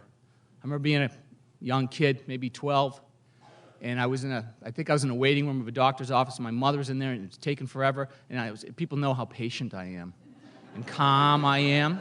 I was writhing around, and I was visibly annoyed at how long it took, and a woman was in the, I remember this vividly, she was in the waiting room as well, and she might have asked me what my problem was, or, somehow we talked with one another, and I said, my mother's taking forever, and I've been waiting a long time. And I remember she said, I'll bet you she's waited for you many times. And I thought, I had no response, She was absolutely right. And for some reason, that stuck with me. That's right. My mom waited for me many, many times. And, I was a little more grateful of all the sacrifices she made. So I hope you're grateful for everything that your friends, you better be. Now, we always ask at these events for parents to raise your hand if this is your first child graduating from college. Yeah? Okay. How about if it's your last child? Oh, you know what that means, right? However, how many have a graduate today who's staying at Landmark College for a baccalaureate degree? There you go. Wonderful. We have about 12 or so of our associate degree graduates staying for a baccalaureate. And it's wonderful to see as we grow all of our programs here that they recognize that this is the ideal environment for academic success and also success in many other realms. So I'm lucky because I get to come up here and say a few words. And in the past, one time I asked some students, what should I say? And I got some great advice. And this time at President's Council. The President's Council is a fancy name for a group of vice presidents, myself, directors charged with running the college. We're often wrong, but we're never in doubt. That should be our motto. We talked about things that I might say, and we had a really great conversation. And most of it focused around the fact that graduates, you've shown that challenges are not unbridgeable. You've shown that you can succeed here at college. You've shown that, and you have all these core competencies now, many of them, listening, hard work, everything. But at President's Council, we talked about the skills and strategies you're learning as related to handling the differences, the disagreements, diversity in our world. And we talked a little bit about, you're not perfect. You're not perfect, so don't expect perfection out of others, okay? We live in this culture, and again, this was straight from PC, the cancel culture, the call-out culture. And it made me think of an academic course that is offered at another institution. The name of it is From Bigots to Snowflakes, Living in a World Where Everyone is Wrong. And I thought, what a great course. We should offer it. We should offer that course. And the conversation we had was that we know you've gained skills and strategies to succeed today, okay? And you're not perfect, but you're learning ways to bridge these differences and these disagreements. When you're in an echo chamber and you only listen to people who agree with you politically or whatever, you're not really learning. You're not really changing the world. And if you feel virtuous because you called someone out who doesn't align with you, that's a hollow victory. So we need you. We need you to continue to get better, to understand that people are not perfect. Everything's a process. And these differences in the world, they have to be bridged. And you're the generation that has to do it. I don't know how well my generation is faring in that regard. We're counting on you. Now, we also talked a bit at President's Council about success. What does success mean for you all? It doesn't mean that if you make a lot of money, necessarily. Success, first of all, is however you define it, okay? But it doesn't mean if you make a lot of money, that's success. We feel that success is being comfortable with who you are, with your neurodiversity, your LD, and sharing that with others, helping others who need some assistance. That's success, okay? Helping enlighten others when it comes to differences writ large. You know the journey you've taken, and look at the success today, just sitting on stage. But the challenges will never stop. The changes will never stop. We did not educate you with specific levers to pull for specific crises. We hopefully educated you to have a foundation and a baseline of competencies and understanding that diversity and differences are pretty much baked into who we are as human beings. But you have to be intentional about bridging them, and we want to see that from you. That is the greatest evidence of success, perhaps. Now, we all work together. Mark Thurman, director of the Centers for Diversity and Inclusion, he's resolute in his vision that we must work together. We must work together. And I was thinking this morning when I was trying not to slip on the ice that, and this is a little corny, but bear with me. It's a little corny. Maybe I shouldn't say it, but I'm going to say it. It's videotaped. Is that wouldn't the world be a better place, honestly, if it operated more like Landmark College, right? We've all worked together. We cooperate. We're not perfect at all. We're not perfect, but we work together better than any other institution. We work together, and we try to understand differences. So wouldn't this world be better if it could operate a little bit like Landmark College? We were happy to help you. A lot of credit goes to the family, friends, faculty, and staff, fantastic. But most of the credit goes to you all for working hard, living up to your potential, and now we want to see you succeed in other ways to help change the world. Okay? Congratulations.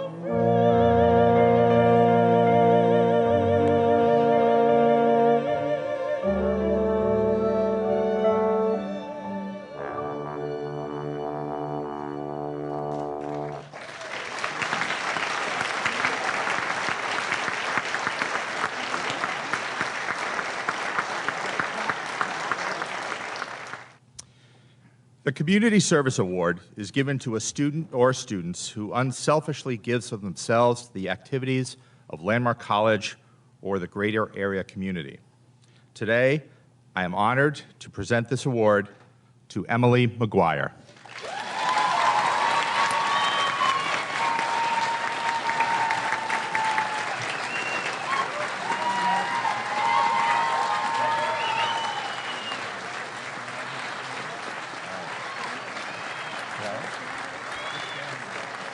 Take it all in.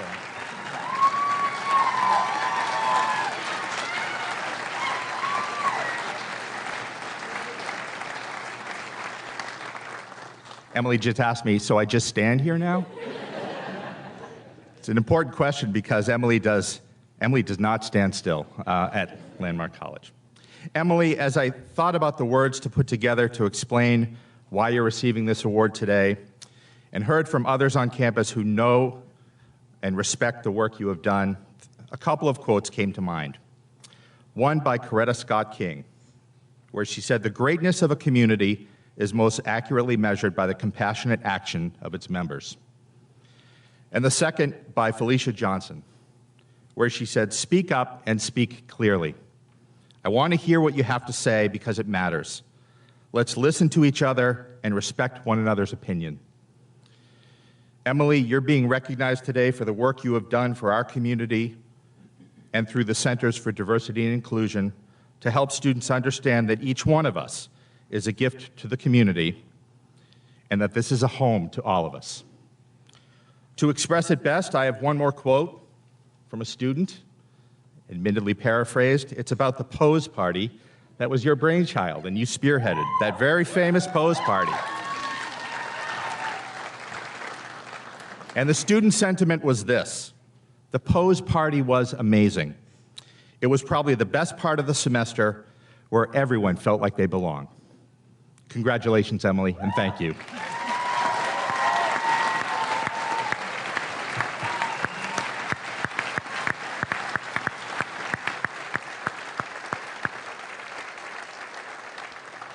It's now my pleasure to introduce Dr. Gail Gibson Sheffield, Vice President for Academic Affairs.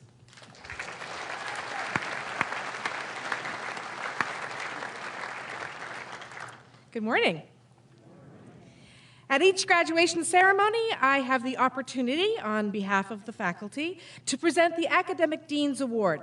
This award is given to students who have best demonstrated the qualities that define academic success at Landmark College.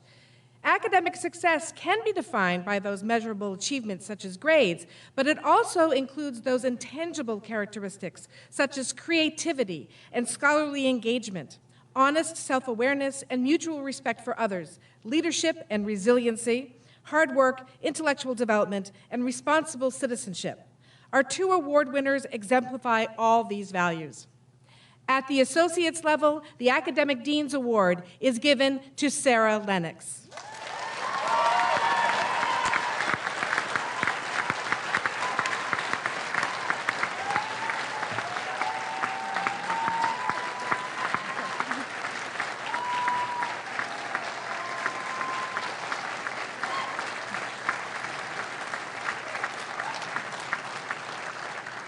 Sarah is graduating today with an Associate of Arts in Liberal Studies. She has been described by her art faculty as an outstanding and talented young artist. But in the true liberal arts tradition, what really makes Sarah stand out is the depth of her intellectual engagement in all that she does. As I read through the comments provided by her faculty, over and over again, Sarah is described as exceeding expectations with great enthusiasm and insight. Faculty are also impressed by her work ethic, her memory for details, and her great sense of humor. One faculty member wrote, "Sarah epitomizes what we hope for when we think about a student being able to think in an interdisciplinary way, and then exercise a high degree of discipline to realize her vision for her work. Sarah is also someone who serves as a steady source of support to those around her, in and out of the class. Like many of our students, Sarah has had to deal with exceptional challenges to get this far, but has done so with courage, humility, and care. A member of Phi Theta Kappa, Sarah is graduating summa cum laude today with a GPA of 4.0. Congratulations.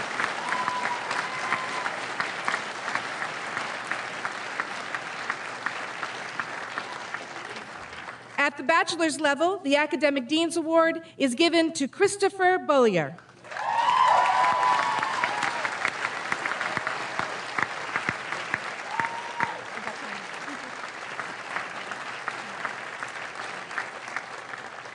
Christopher is graduating today with a BA in Liberal Studies. At Landmark College, this degree emphasizes interdisciplinary understanding and civic engagement. It is our hope to graduate individuals who will take what they learn here and go on to be ethically responsible global citizens. And Christopher exemplifies those ideals. He inspires his faculty with his commitment, curiosity, and willingness to dive into experiences that are integral to his education. His final capstone project, which I had the privilege to see, was titled Red, Blue, and Shades of Purple, Voter Behavior Among the Disabled and Neurodivergent Communities. I was not alone in considering the project to be thought-provoking. It demonstrated his affinity for public service. A faculty member commented that Christopher has a fierce intellect that could be used to dominate, but instead he uses it to care about people in the room, and to care about justice and voice for people who are different. Several of his fellow students have said that he could be president someday. Well,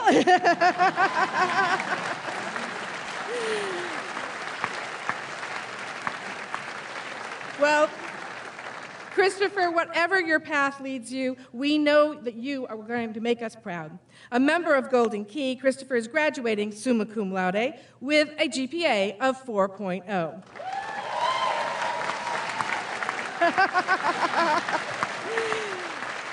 It's my honor to present the Bachelor Level Academic Dean's Award to Christopher Bollier. Congratulations.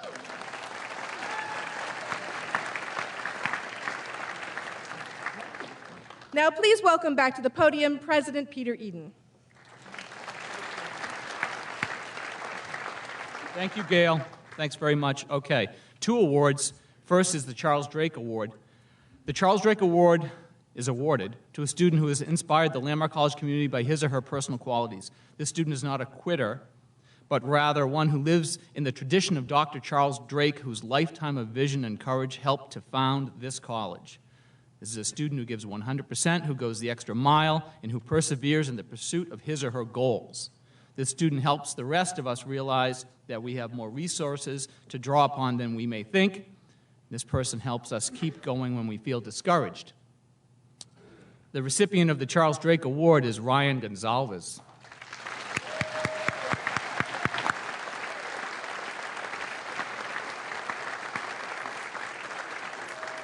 Okay, Ryan was unable to make it to the ceremony today, but he may be watching. I don't think he feels well. He may be watching. I think his family's watching as we tape this. So I wanted to say that Ryan, you're a tremendous young man, absolutely tremendous young man, and you may not think about it or believe it, but you do inspire others. We are inspired by your perseverance. You've earned this award, and we think you're terrific. Now, a couple years ago, Ryan and we decided to have a special handshake, and he tried it, and I was so bad on it, he eventually gave up. And he won't even do it with me now, because I'm so bad. So you don't get to see that, fortunately, but we're so proud of you, Ryan. Now, President's Award. The President's Award is given to the student who has best exemplified the principles we believe in here at Landmark College. This student is talented and energetic, meets difficulties head-on, works hard, is dedicated to his or her studies. On the other hand, this student also finds time to contribute to the well-being of other persons and to the life of the Landmark College community as a whole. President's Award winner is Rhiannon Gray-Wolf.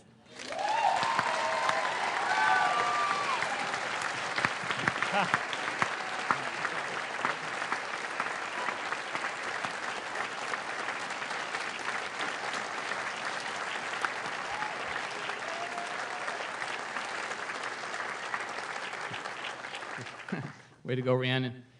I don't know if you recognize how good you are, honestly. I'm not sure you realize it, how good you are as a person, a scholar, a student. The other day we were talking, and you said how sad you are to leave Landmark College, right? And I said, go to graduate school, get a graduate degree, and come back and join the faculty. Gail, do not put that in your budget already, but I wasn't kidding, okay? I wasn't kidding. I won't tell the frog story that we shared. You want me to tell the frog story? I'll tell the frog story if you want. Okay. So about 4 years ago, I'm in my office having an important meeting, and there's a student standing right outside one of my windows. I get distracted. It's Rhiannon looking down, and I'm just like, what is that kid doing? And I open the window, say, what's going on? And she says, there's a frog fell in the well. I said, oh, no. So I went out. We looked down there, right? We saw this really beautiful frog, and it's like down deep. We had to remove the grate, and of course, I did the only thing I had to do, which is I pushed Rhiannon into the well to get the frog. I jumped into the well, right, didn't I? I jumped into the well, we got the frog, and then we didn't know what to do with it, right? There's no metaphor for this, it's just a story, okay? And we took the beautiful frog, and what did? We brought it behind the Click Center and near some water. We put it in the creek. I don't know, she's starting to embellish. I don't remember going, remember we talked about the frog is gonna be this big by the third time we tell the story? Anyways, we worked together, we saved the frog, and that's it. It was wonderful. That is how we met, but I'm going to remember you for more than just saving the frog, Rhiannon. You're absolutely fantastic. Congratulations.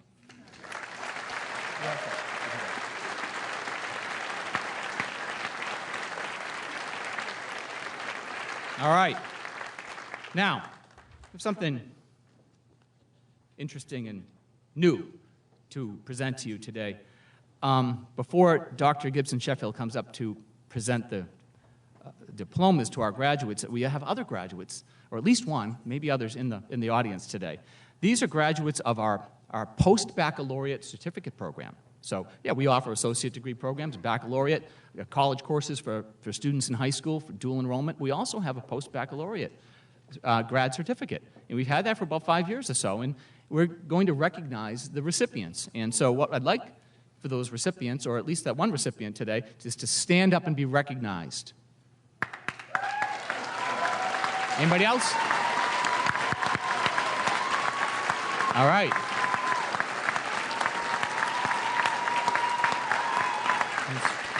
Excellent. Wonderful. Nice job. Now, Gail Gibson Sheffield will come up and start to confer the academic degrees.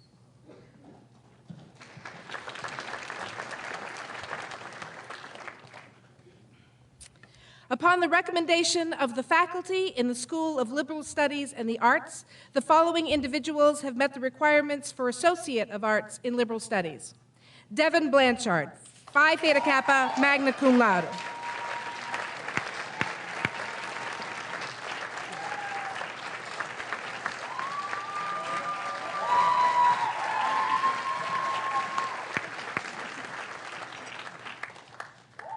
So I was recently at my cousin's graduation at UVM, and a speaker told me that I should thank people for this graduation. So I would like to thank my family for believing in me when I couldn't believe in myself.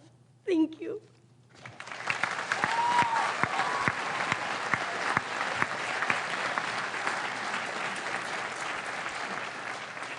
Inez Bourbon-Bors, Phi Theta Kappa, magna cum laude.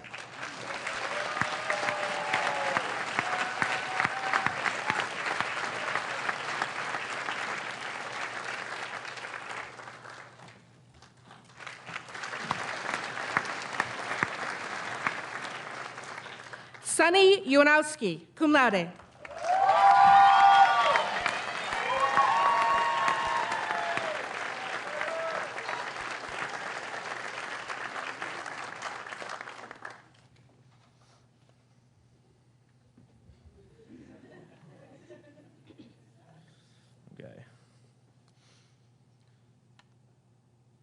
I believe that we keep our greatest memories with us forever, and we should start something new and build a new memory that we will never expect in the future.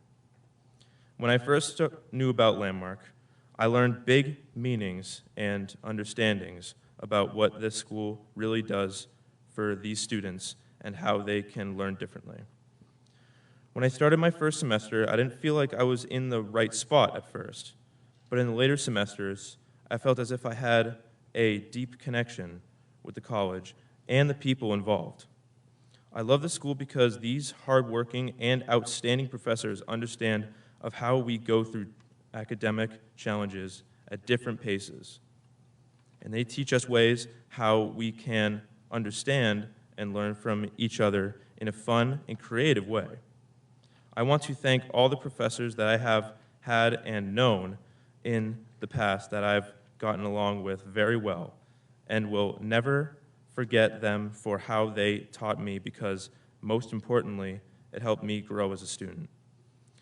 I guess this what I'm trying to say about starting something new, like Landmark, which will become a new memory for what I have accomplished and how I came to the stage with a diploma in my hands. I want to thank my mom and dad for being there for me and everybody that has been there for me and my side. Thank you so much, and have a great 2020.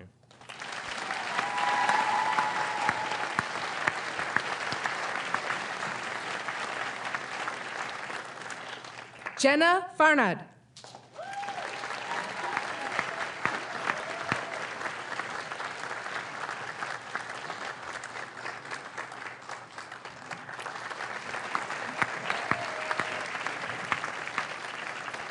Ethan Ilkert.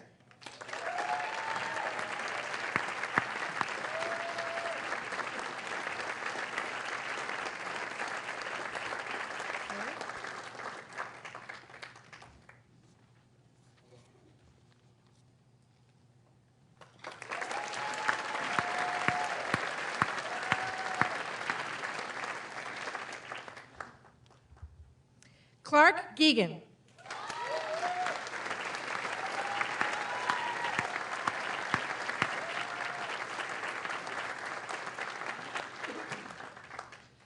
Over the past 2 years, more and more, I've been thinking about what my past self would think if they saw me today.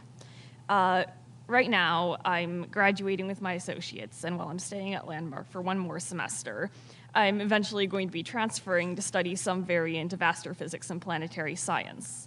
I'm looking out into an auditorium filled with incredibly supportive professors and faculty who have helped me figure out how to learn the best way I can, and strengths that I didn't even know I had. An incredibly supportive mom, and some amazing friends who I've had some wonderful adventures with. And in particular, one person, Gil, who I started talking The Last Airbender with last September, and who's since become my partner and best friend. In the past year, I have read my poetry out loud in front of an audience. I have climbed a mountain range, and I have followed an academic and career path that I never thought I would. I've even found the name Clark that means me. So being at Landmark helped me learn how to learn better, and that helped everything else fall into place. I learned that I am capable, and that it is worth trying, and that I never want to watch life go by from the sidelines again. So to everybody who helped me learn those things, and to everyone I've had the pleasure of spending time with along the way, thank you.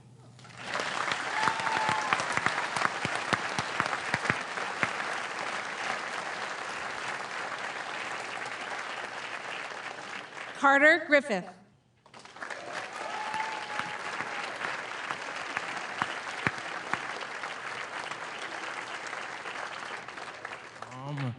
I would like to thank everyone who came to support me, especially my parents and my aunt who couldn't be there, but I know she's there with me in good spirit. I'd like to thank my professors who have been there for me for my journey at Landmark, then my other advisor at the previous college I was at who told me that Landmark would be a good fit for me, and I know she believed in me. That's why I'm here, so I'd just like to thank everyone who believed in me. Thank you.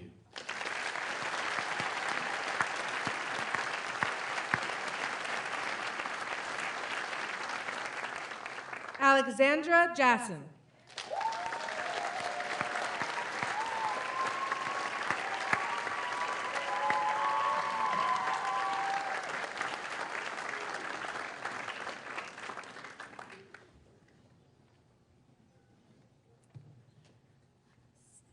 School has always been difficult for me. Late nights finishing homework in elementary school to the dark days in high school. My own high school didn't believe in me. Thank you to my parents who were always around and for me and believing in me when I was not able to believe in myself. My parents are my biggest supporters, and I am forever grateful for them. Finding Landmark was a godsend. I feel blessed for the constant love and support I received from my professors and the endless encouragement of my advisor, Eve. To my friends who are students here, you have been a source of inspiration, confidence, and you have showed me it was possible and worth it, and thank you. You have helped me grow in more ways than I could have imagined. Thank you.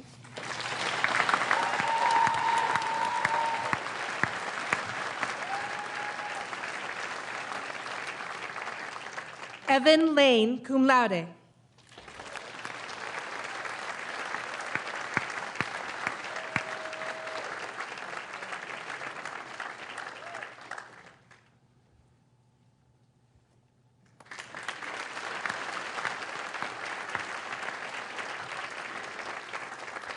Sarah Lennox, Phi Theta Kappa, summa cum laude.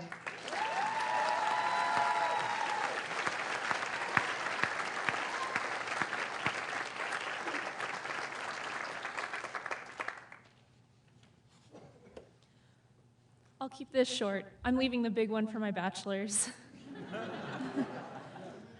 First, thank you, Mom and Dad, for forcing me and my sister to practice and perform Reader's Theater with you. It's really helping this public speaking thing. Jokes aside, I really want to thank my parents for all that they've done. A part of growing up is realizing that your parents are not infallible, but I'd say that mine are pretty amazing nonetheless. I'd also like to thank the Landmark faculty and staff. You guys are phenomenal. Christy Herbert, Jen Morris, Adrian Major, Ellen Wood, where do I stop? It's a sign of how incredible Landmark is that I cannot list everyone here that I wish to thank without lengthening my speech considerably. So thank you all again for everything that you do. And a final thank you to my fellow classmates, to my friends. You make me strive to improve myself every day.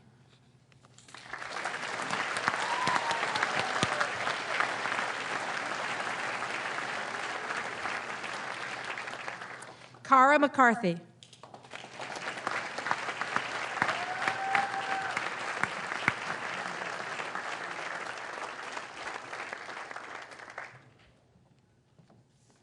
I would not only like to thank my mom, but my family for encouraging me to come out here, because I have now not only a family in Landmark College, but I also have more confidence, clearly because I am sitting up here talking to a whole crowd that I never thought I would.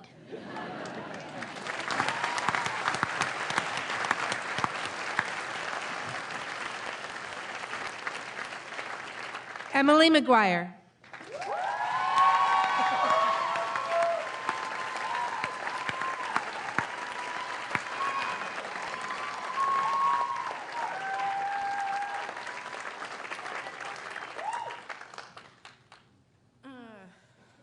Hello. Can you? Oh, there it goes. So yeah, I'm graduating. That's awesome. Thank you. To everybody, I want to thank my parents, my dad, Mike, my mom, Patty, and my stepdad, William, and my stepmom, Kim. You guys are really, really awesome. All four of you are amazing parents. I don't think I'd make it through this world without you. I really want to thank Landmark College because I'm a first-generation college student. I have two brothers and two sets of step-siblings. So that's 7 of us. And I'm the first one graduating college, first out of my parents. And it was really challenging, I was told in elementary school that college was never going to happen. And then I was told that in middle school, and then again in high school. And I believed everybody. I believed that I couldn't do anything better than being a hairdresser in a strip mall. Till I found Landmark College, and they said, you know what? You got dyslexia. We all have dyslexia. Welcome. So, yeah. I want to thank all my professors, Todd Miller, oh my God, Rebecca Maddie, Jim Bockham, Meg Baronian, oh, I love you, Matt Gander, John Rose, somebody please give him back his classroom in the EAB auditorium. I'm not kidding. Oh, sorry, the admin auditorium, but that's where he should teach. Please give it back to him. Thank you. Yeah, thank you all so much. Oh, I really want to thank Student Affairs Office, the Res Life, Sarah Jane, Michael Luciani, you're amazing. I see you working really hard every day. And I really, really want to thank Kelly O'Ryan, who's an amazing human being. She works so hard, and she's a full-time mom of 3. She's a badass. She is amazing. Thank you, Kelly O'Ryan. And I really, really, really want to thank Mark Thurman, a man who literally saw me at my absolute worst and still believed in me fully, believed that I can do something amazing. And he saw my leadership potentials, and he gave me this opportunity to win an award. Thank you, that's awesome, I have an award. But thank you. Thank you so much, Mark Thurman. You are the most amazing person on this planet, and you give somebody like me an opportunity to show that I can do something. So thank you very much.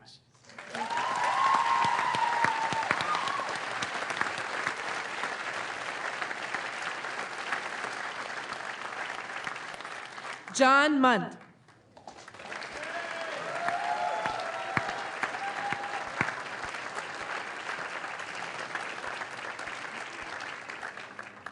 Neil Norby.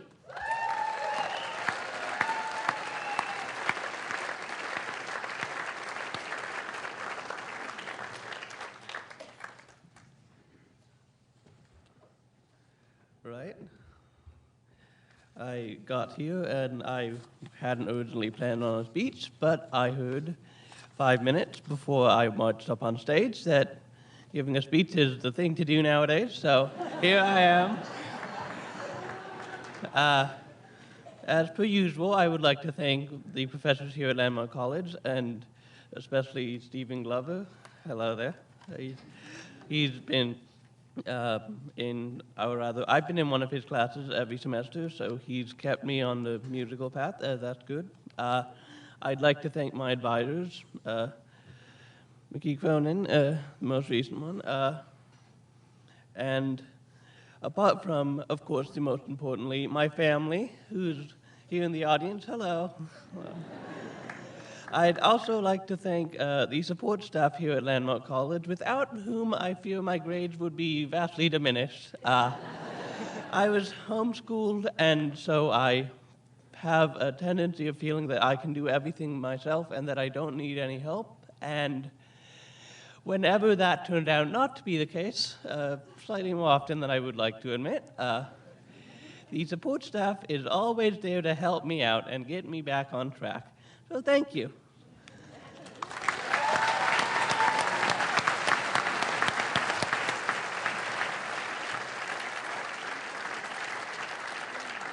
Madison Party.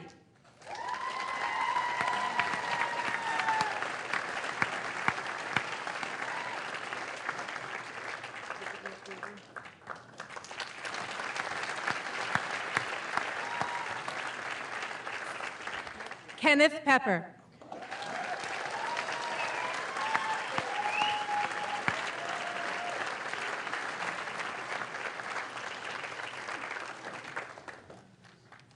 I just want to thank my family and especially my sister and brother-in-law from coming from Dallas. And I also wanted to thank all my faculty and advisors for helping me get here today. Thank you.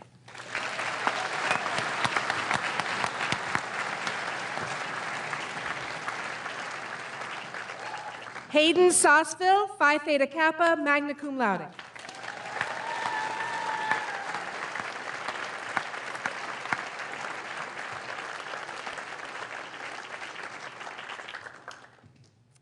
Benjamin Schiebel.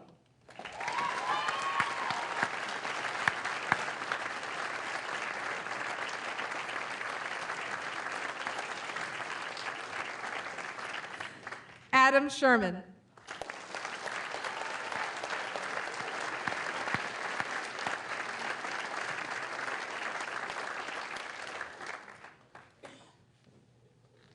So, there have been so many people who have expected this moment. And I think if I tried to list them, it would be a disservice to them. And there's only, of all the people I know, I think there was only one exception to that rule I mentioned. And he is speaking to you right now at this podium. I have never been more happy to be wrong.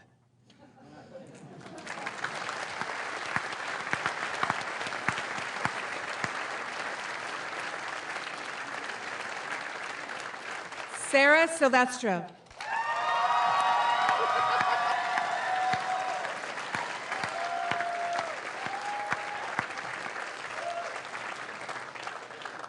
Hi. To all the people that told me this wasn't gonna happen, I just proved you wrong.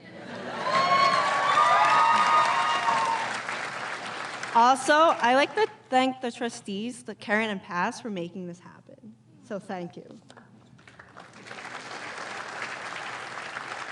Also, thank you to Annie Goldberg, Sarah Rabbit, Stephen Vitt, and all the Res Life for hearing me rant about things, overthinking it. Also, thank you to my sister and my brother for not making it easy growing up, because you guys don't have LDs, so you made me push so much harder because I wanted to be like you. So thank you so much.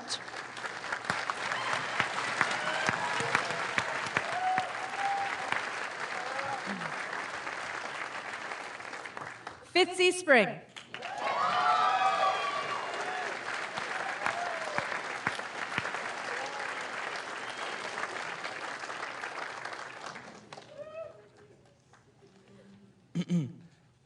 First, I would like to thank all my friends for putting up with my weirdness and crazy ways.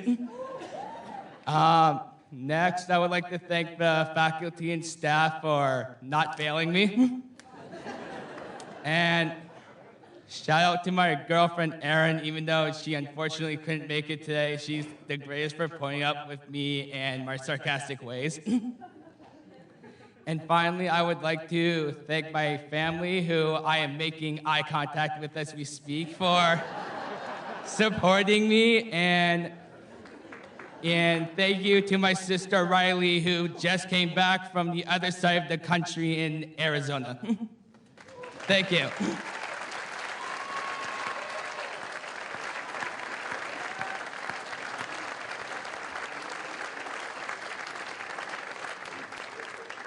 Alexa Thomas.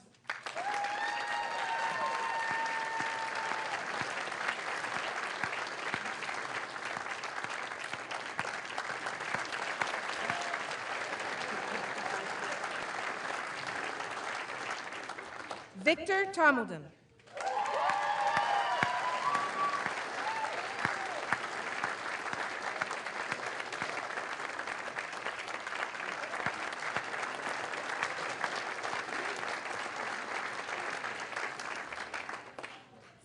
Upon the recommendation of the faculty in the School of Professional Studies and Science, the following individual has met the requirements for the Associate of Science in Life Sciences. Natalie Nussbaum, Phi Theta Kappa, summa cum laude.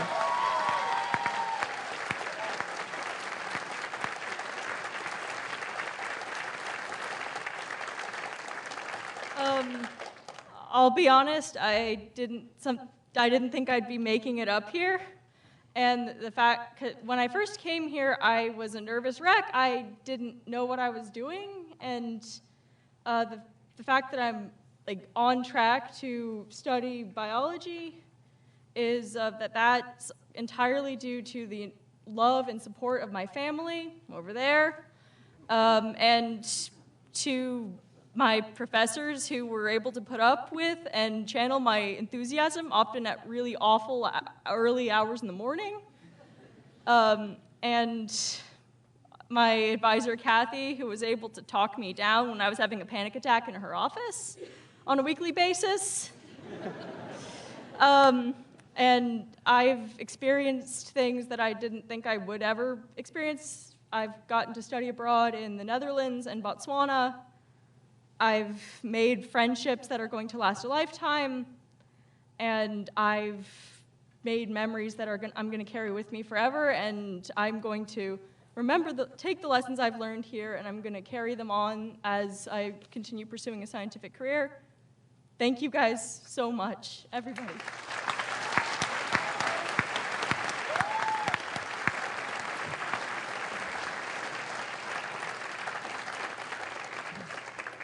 Upon the recommendation of the faculty in the School of Liberal Studies and the Arts, the following individuals have met the requirements for a Bachelor of Arts in Liberal Studies. Christopher Bollier, Golden Keys, summa cum laude.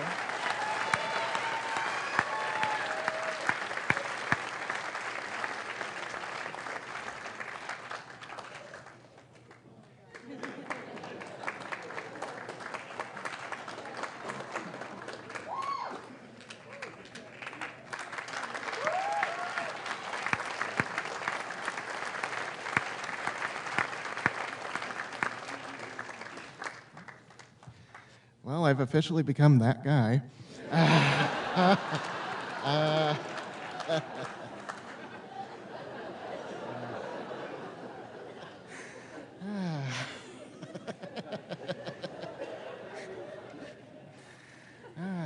Well, good morning, everyone. First of all, I'd like to congratulate the graduates of Landmark College here today, this beautiful December day.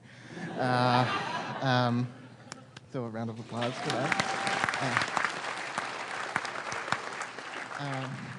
I'd also like to thank President Eden and the Board of Trustees for allowing all of us, the opportunity to speak here as graduates. And furthermore, I'd like to thank my family. I see them up there. My friends, family, friends, professors, support staff, advisor, everyone. Again, it's just everyone here has been incredibly supportive. It hasn't been easy. And I know it probably sounds like, oh, you're just saying that because you're graduating with a 4.0. No, it's more difficult than it looks. No, I mean it. It's been a long journey for, I'm sure, basically all of us on stage today. I mean, for me personally, this day has actually been over a decade in the making. I graduated valedictorian of my high school class 10 years ago back in June, and did what everyone's, kind of supposed to do, quote unquote, which is, go to college right after high school. At first, I adjusted surprisingly well, perhaps too surprisingly well, what with being several hours away from home,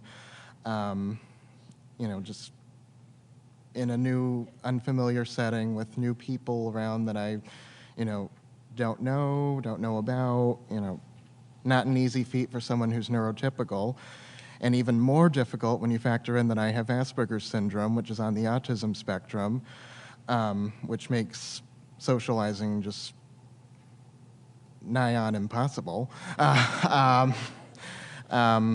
And also on top of that, depression and anxiety. Woo. So yeah, it was interesting. Nevertheless, I did persevere, at least for a while. I had been involved with the college newspaper, class council. I got good grades when I was there as well at my last college. Even managed to make a few friends along the way. However, as I was there, things kind of changed and the climate of the campus just kind of shifted away from what I was kind of led to believe and what I was comfortable with. And this, kind of snowballed, and I eventually suffered a nervous breakdown. And I actually looked at the calendar, and it was apparently 7 years ago yesterday. Not that I've been keeping track. Not intentionally, anyway. No, but I did just happen to see the day, and I was like, oh my God. But even though it wasn't a severe enough one to require hospitalization or anything like that, it did cause me to reassess, my life goals and what I wanted, out of schooling and out of life. And so it was 7 years ago today that I filed the paperwork to leave my last college, a little over a semester shy of getting my bachelor's degree then. So yeah. So over the next few years, I attended therapy, worked, saved some money, got in a bad car accident, not my fault. Attended more therapy as a result of that. And, just all the while kept, wondering if I'd ever get the chance to finally complete my bachelor's degree. Again, just as a little footnote, I'm actually save for one of my stepsisters and my brother-in-law, I'm otherwise the first person in my family to attend a four-year college, so let alone graduate from one. So this was kind of a big deal for us as well. But to make a long story short, I came here to Landmark 2.5 years ago, in the fall of 2017. And at the risk of sounding like some sort of, ad hoc college recruiter, this place has really, helped me to rediscover, who I am, what I am, how I am. I'm currently, well, I guess now formerly, since I'm getting the diploma, but I've been involved on campus. I've been in, student government. I've been, I've been, Phi Theta Kappa, Golden Key. Apparently I have a posse.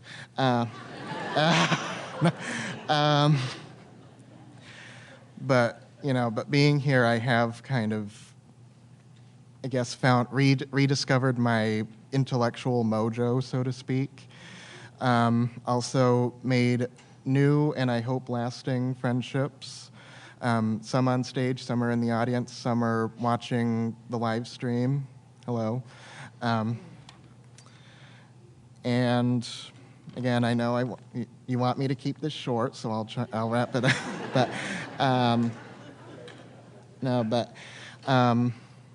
So a year and a half ago when I walked with my associate's degree here, I noted in my speech then about how Landmark's motto, "Take a different path," basically sums up how my path, to and through Landmark has been kind of a circuitous path, I guess you can say. Different in any case. That said, I just want to, impart this little piece of wisdom. Everyone's life path kind of goes in a different direction.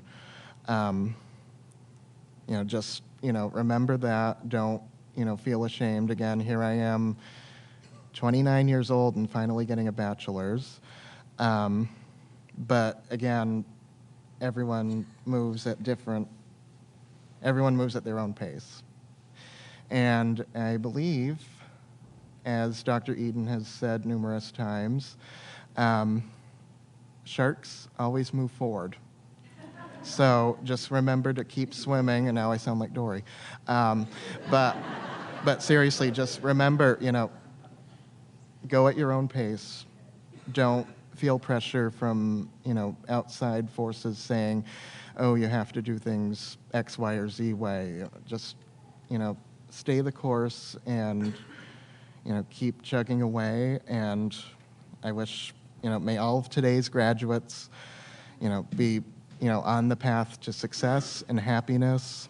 Thank you, and congratulations again to the graduates.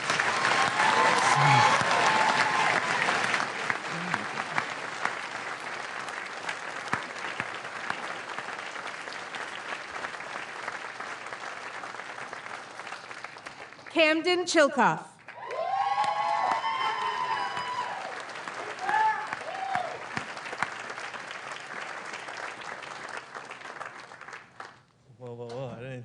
I see all you today.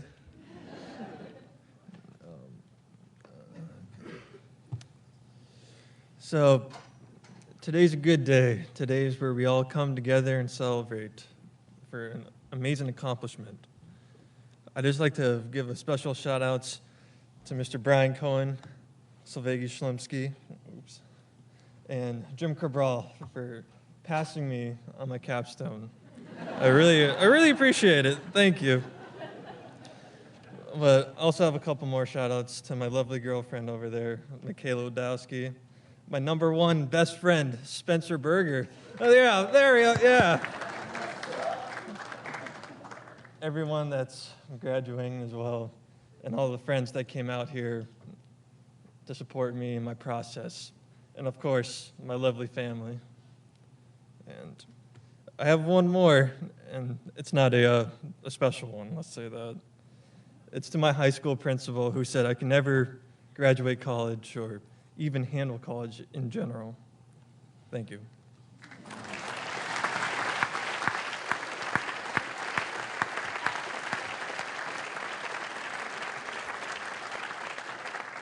Sarah Rabbit.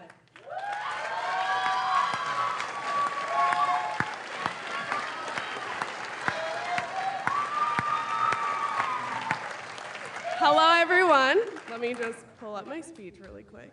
I wrote my speech at like midnight, so it might not be the best, but we're going to try.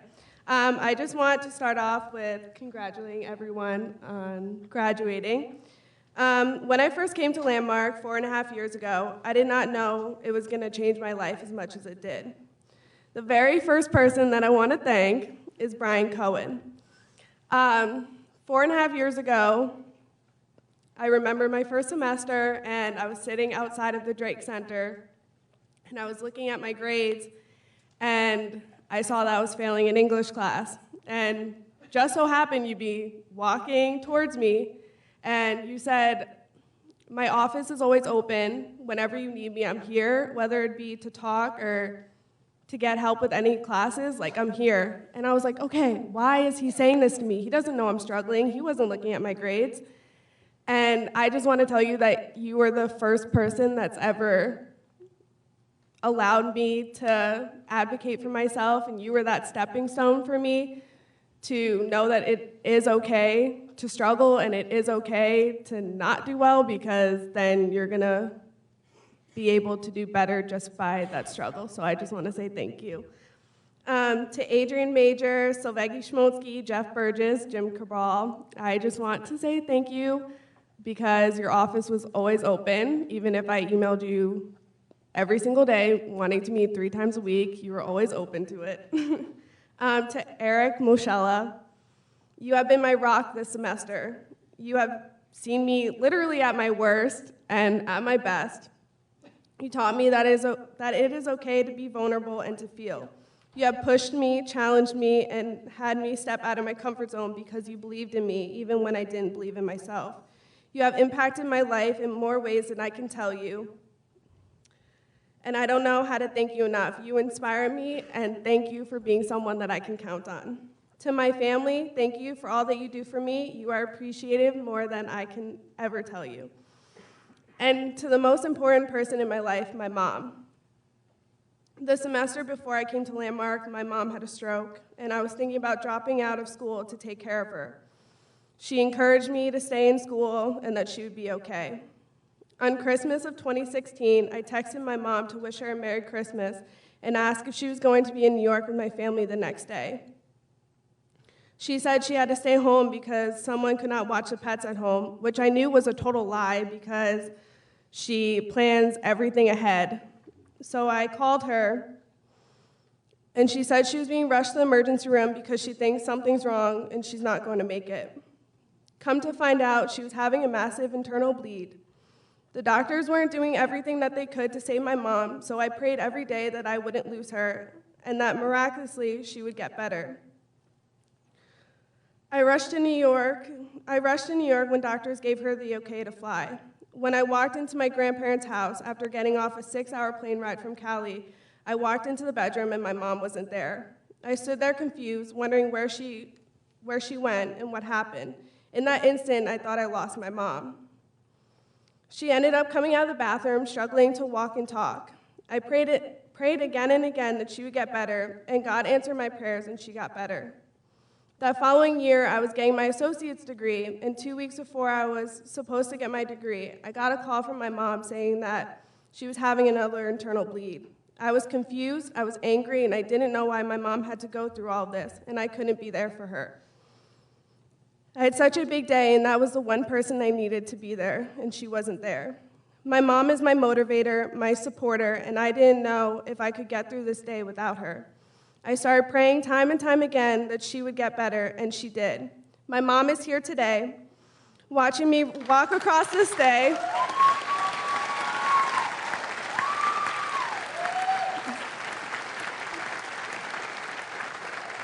Getting my bachelor's degree. Mom, I am so beyond grateful that you are here today. You are my best friend. You are everything to me. I never want to imagine a day without you because that is never going to happen. I know I don't say this enough, but I will say it 1,000,000 times today. Thank you for all that you do, and I love you so much. And congratulations to everyone graduating today.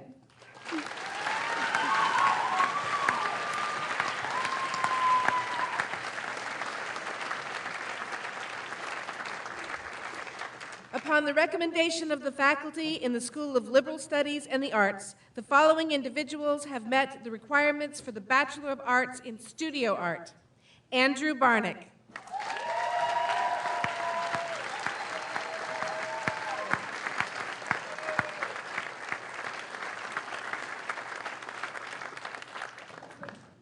I first started here at Landmark College 10 years ago in the fall of 2009.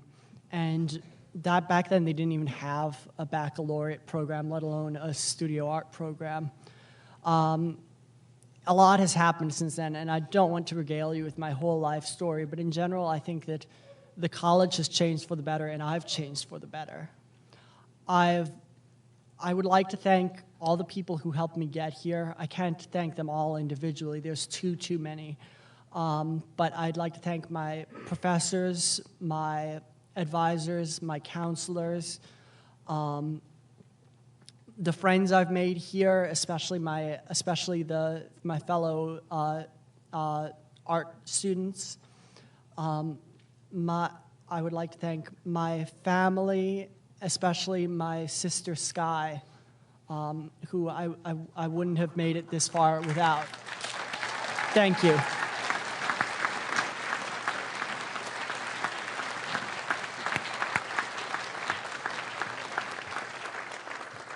Annie Goldberg.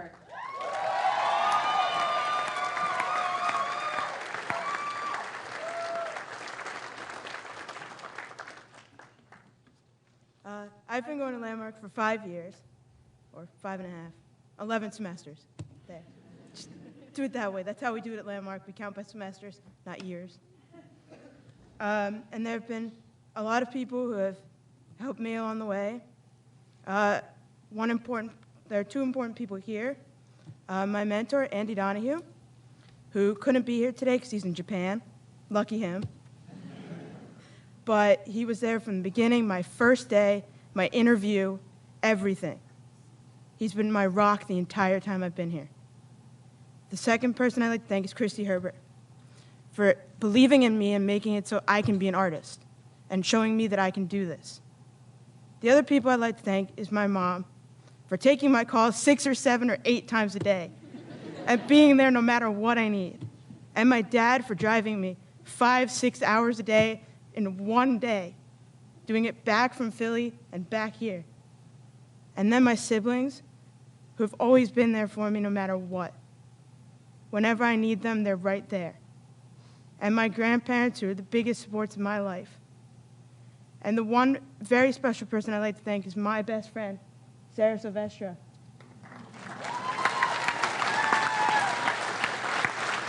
She's there for me no matter what. If I'm having a bad day, or if I just need somebody to watch Grey's Anatomy with, she'll be there for me.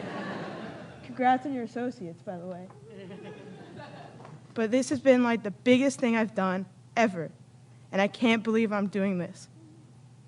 I'm really proud of myself, and I'm glad that I did this. Turtle down. Thank you so much.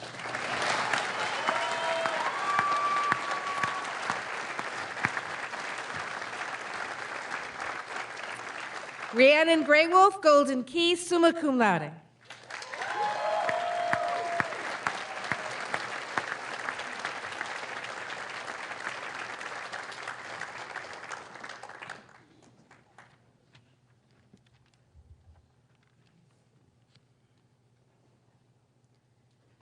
For once, I have not planned something in advance with 5 revisions, and that's because no matter what I write, it will never fully and truly represent how much Landmark has given me.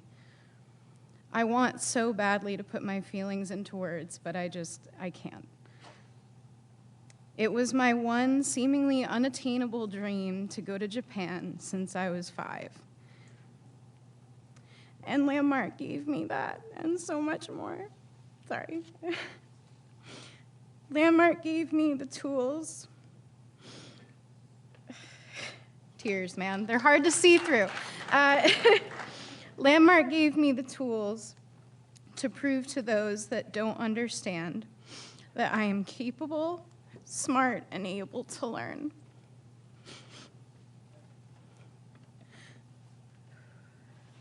Landmark gave me the opportunity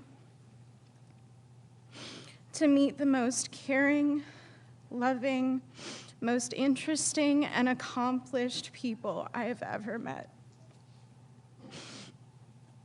And I have had the privilege of calling these people my professors. Landmark allowed me to prove that, yes, you can get a degree in environmental science. And yes, you can get a bachelor's in studio art as well. And yes, you can pursue both. And they both relate, and they both inform, and I can pursue these passions, not separate, but as one. Both with dyslexia, dyscalculia, and dysgraphia. Science and art mean the world to me, but Landmark means just as much, if not more.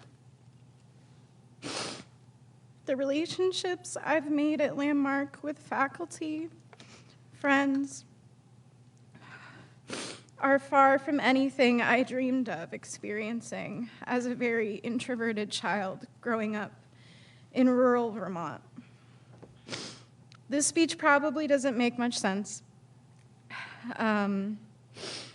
This is because I am just so sad that I'm leaving such an accepting place that I feel so rooted in, and I can never thank you enough. Thank you to the art department. Thank you to the science department. Thank you to my moms, and thank you to my loving and supportive boyfriend. Thank you to the friends I've made here. Just all of you, thank you so much.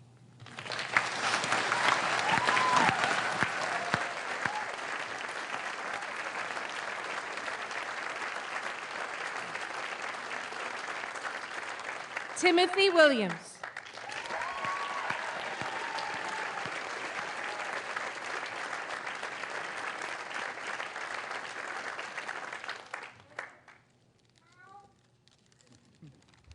Meow. For those who don't know, that's an inside joke between me and my friend Ellen.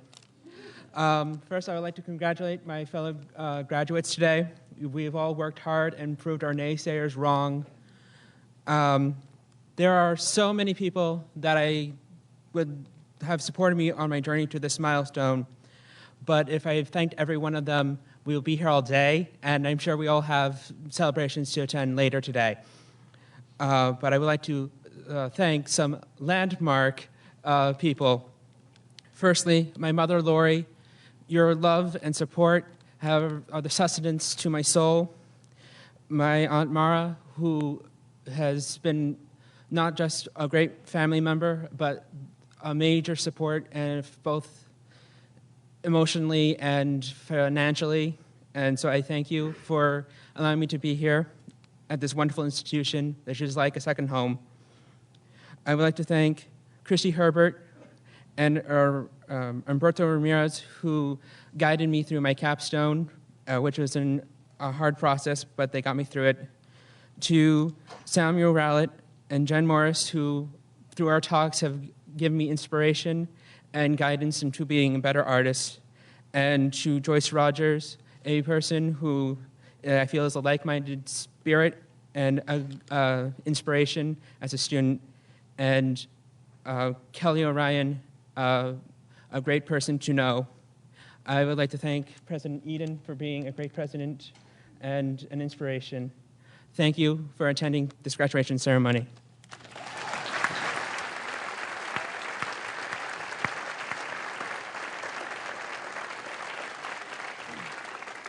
Upon the recommendation of the faculty in the School of Professional Studies and Science, the following individual meets the requirements for the Bachelor of Science in Computer Science: Brian Ramsar.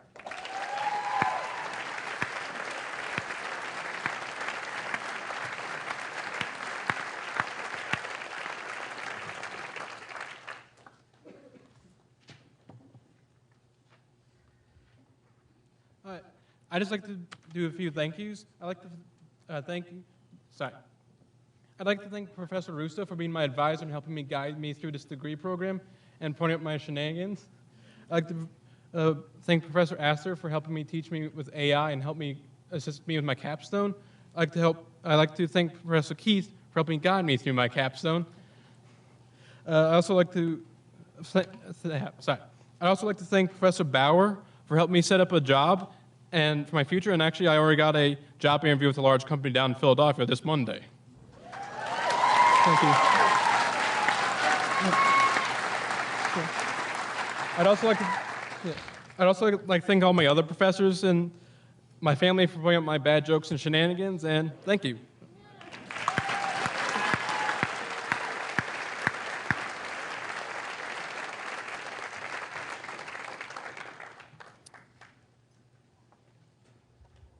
By the power vested in me by the Board of Trustees, I hereby confer upon you the Associate of Arts degrees in Liberal Studies, Associate of Science degrees in Life Sciences, Bachelor of Arts in Liberal Studies and in Studio Art, and Bachelor of Science in Computer Science on this day, December 14th, 2019. I hereby present the December 2019 class of graduates who are now also officially welcomed into the Landmark College Alumni Association. Grads, flip your tassels.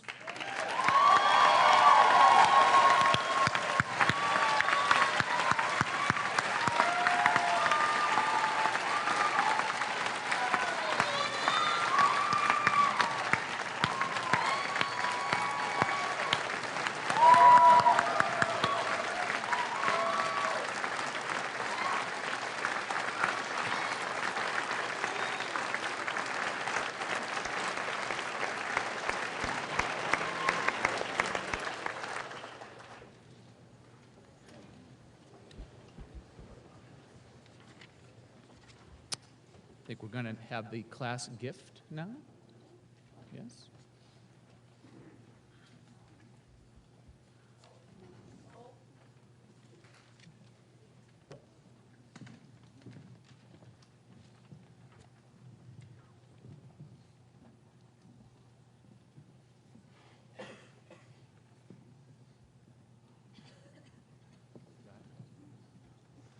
On behalf of the graduating class of 2019, it is our pleasure to present Landmark College with a check for $2,020.19.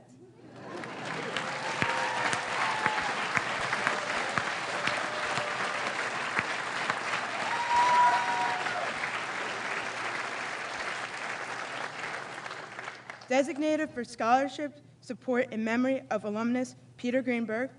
From the class of 2016, Peter was our classmate, for many of us our orientation leader. Other areas the graduating class is supporting is the growth of the STEM lab, library, and the art department. This total is a collective effort of donations and services and fundraising from the December 2019 class and the Young Alumni Committee. We are honored to provide this support and have an impact on Landmark's future. Please accept this gift to Landmark College with our sincere appreciations for all that you do, the faculty and staff do for us. Right there. This is yours, right? Nice job.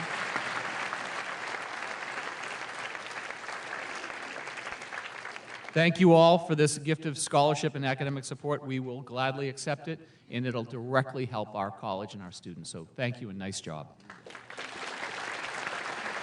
All right. It's my pleasure to introduce Tricia Stanley for the alumni welcome.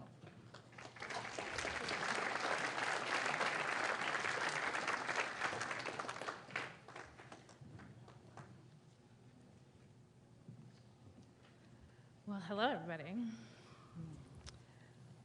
Alumni. Well, on behalf of Landmark College and the Office of Alumni Relations, we are proud to now officially welcome you as alumni. While being a Landmark student is only a few years' commitment, being a Landmark alum is for life. As you move through your future education, career, and life paths, we will be here to support you. Now, I have a little theory that I came up recently. My 3-year-old daughter recently became obsessed with The Wizard of Oz. We have read it every night, and in good ADHD fashion, I have hyper-focused on it. Landmark feels like The Wizard of Oz. That these 2, 4, and if you're anything like me, 5 years earning your undergraduate degree have felt like a dream. As well as being a wonderful adventure, The Wizard of Oz shows that each traveler already possessed the skills that they thought that they lacked.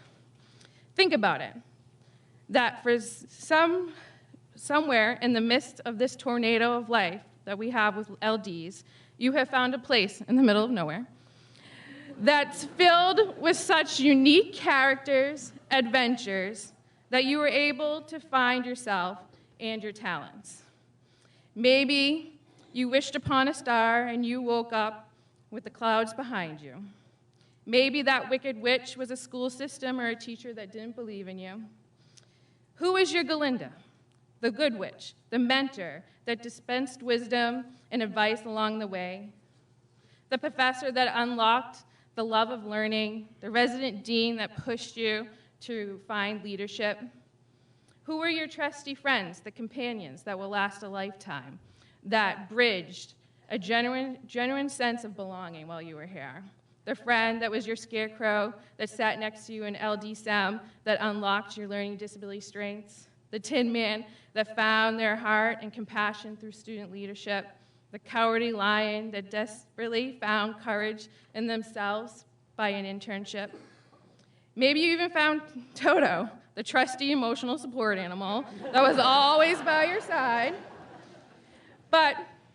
And we still don't know about the Lollipop Guild. Don't worry. Maybe you'll find them. But in the end, you have learned that this has been home all along, that there is no place like Landmark. And my job is to ensure that you always find Landmark to be your home, and that all you need to do is follow that yellow brick road back to Putney. So thank you.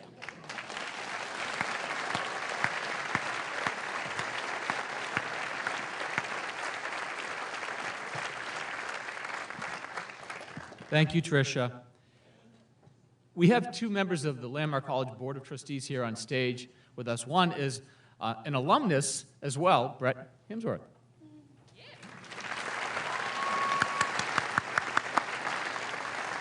And we also have on stage the chair of the Landmark College Board of Trustees, Bob Lewis, and he will deliver the closing remarks. Bob.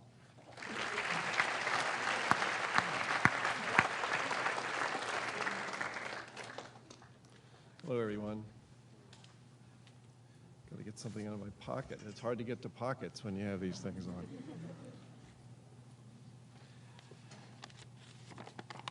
So, dear graduates, let me be among the first to congratulate you on achieving your degree at Landmark College. Your diploma represents the recognition of your achievements by your professors, the president, and the board of trustees. You have met or even exceeded the high standards set by the faculty of this institution and affirmed by our accrediting body, the New England Commission of Higher Education. This is a great moment, and you should be proud of it. As many of you have stated today, to all of us, your road to success has not always been easy. People charged with helping you along the way have not always been supportive, encouraging, or even competent. And you have not always given yourself the best shot at success all the time either. However, you all found Landmark College, where every day we live out our mission to transform the way students learn, teachers teach, and the public thinks about education. Here you found your unique path to becoming an effective lifelong learner. You found out how you learn, what you need to succeed, that nothing this great comes without hard work, slips and falls, and a desire to always get back up, and then a growing confidence in your interests and your capabilities. You have achieved success through mature, rigorous, and persistent effort. Congratulations to you.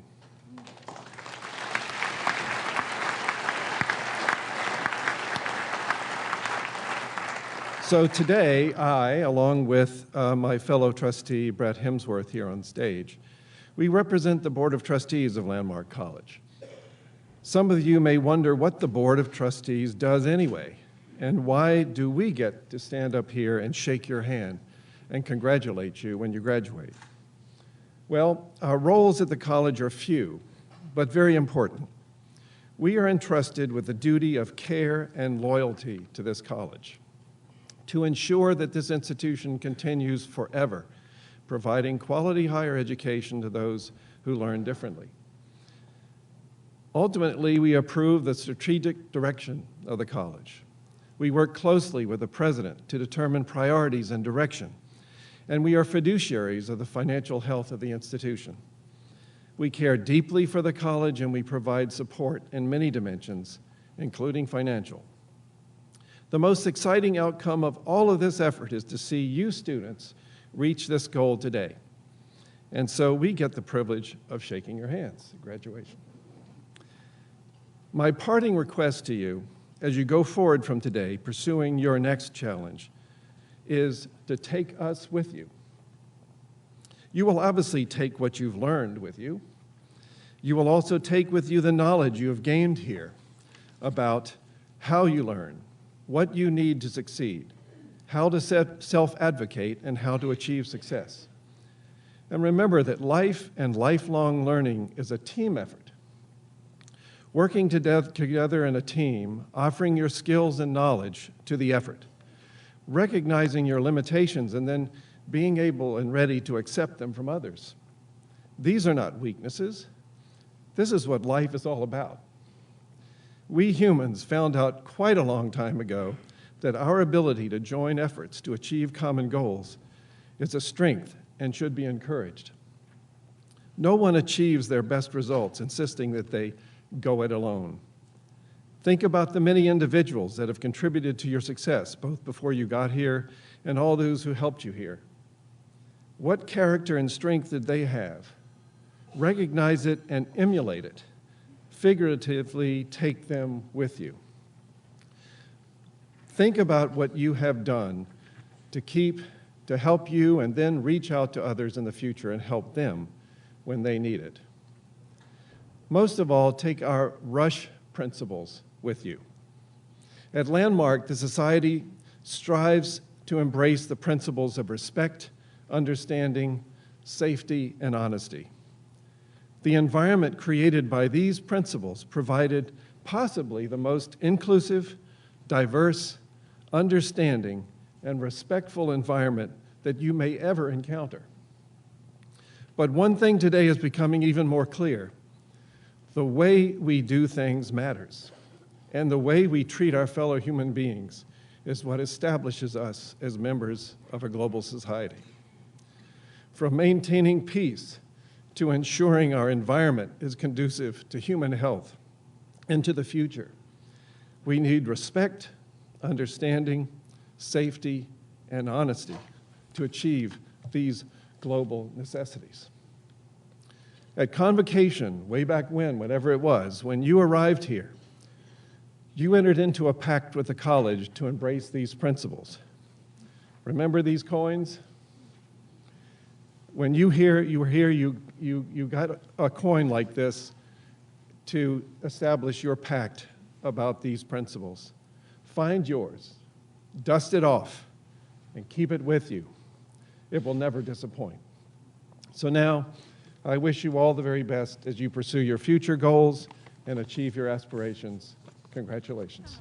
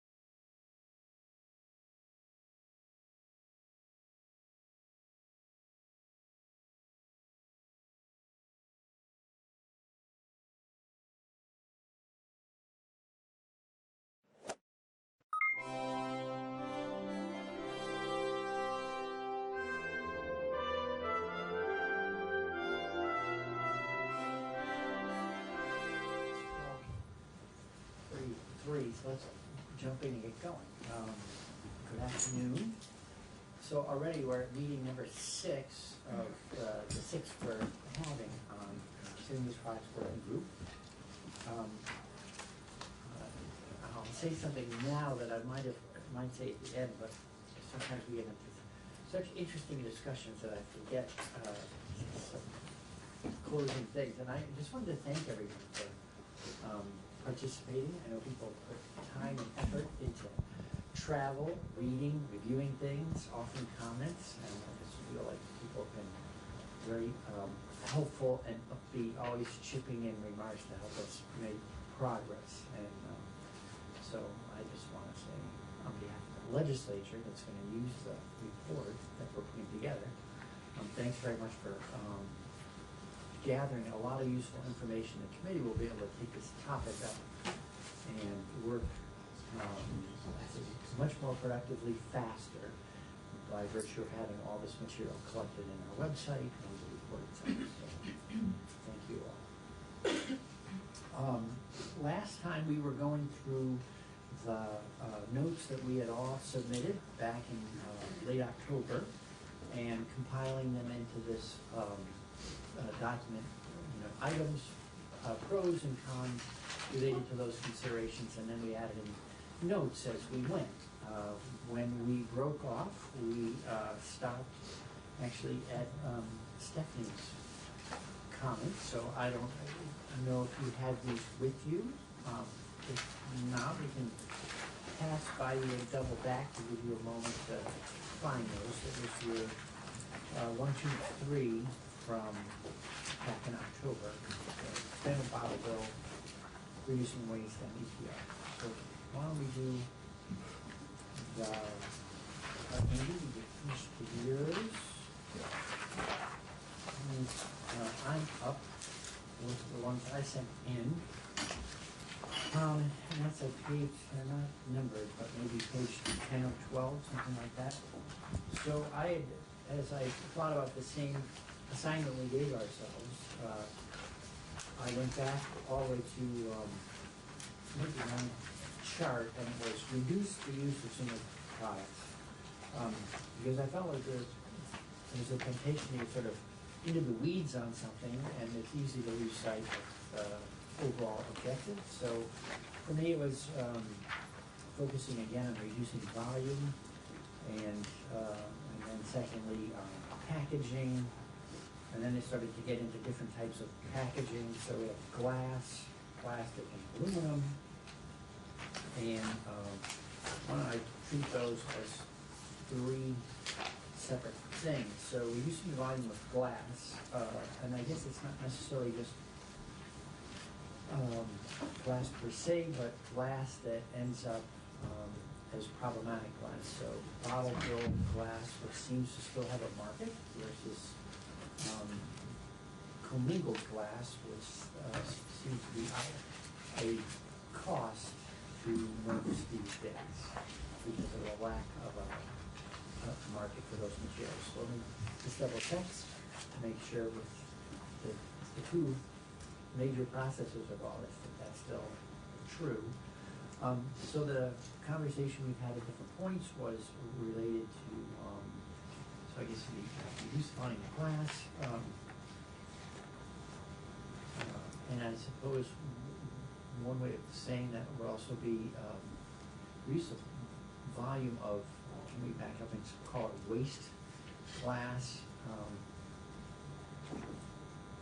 by diversion to waste markets.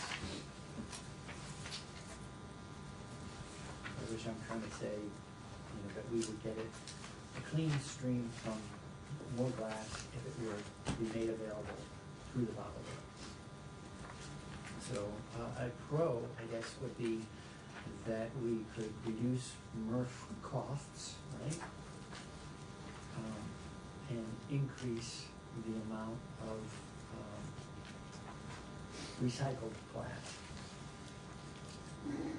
Sound true? Am I missing anything? I don't know if the contaminated glass ever gets used at a lower quality use, but it's still So Has I some don't want to speak value. for CFWD, but I can speak to what happens with Rutland's glass. So we put glass cleanup equipment in last spring of 2019, and it cleans it up quite a bit.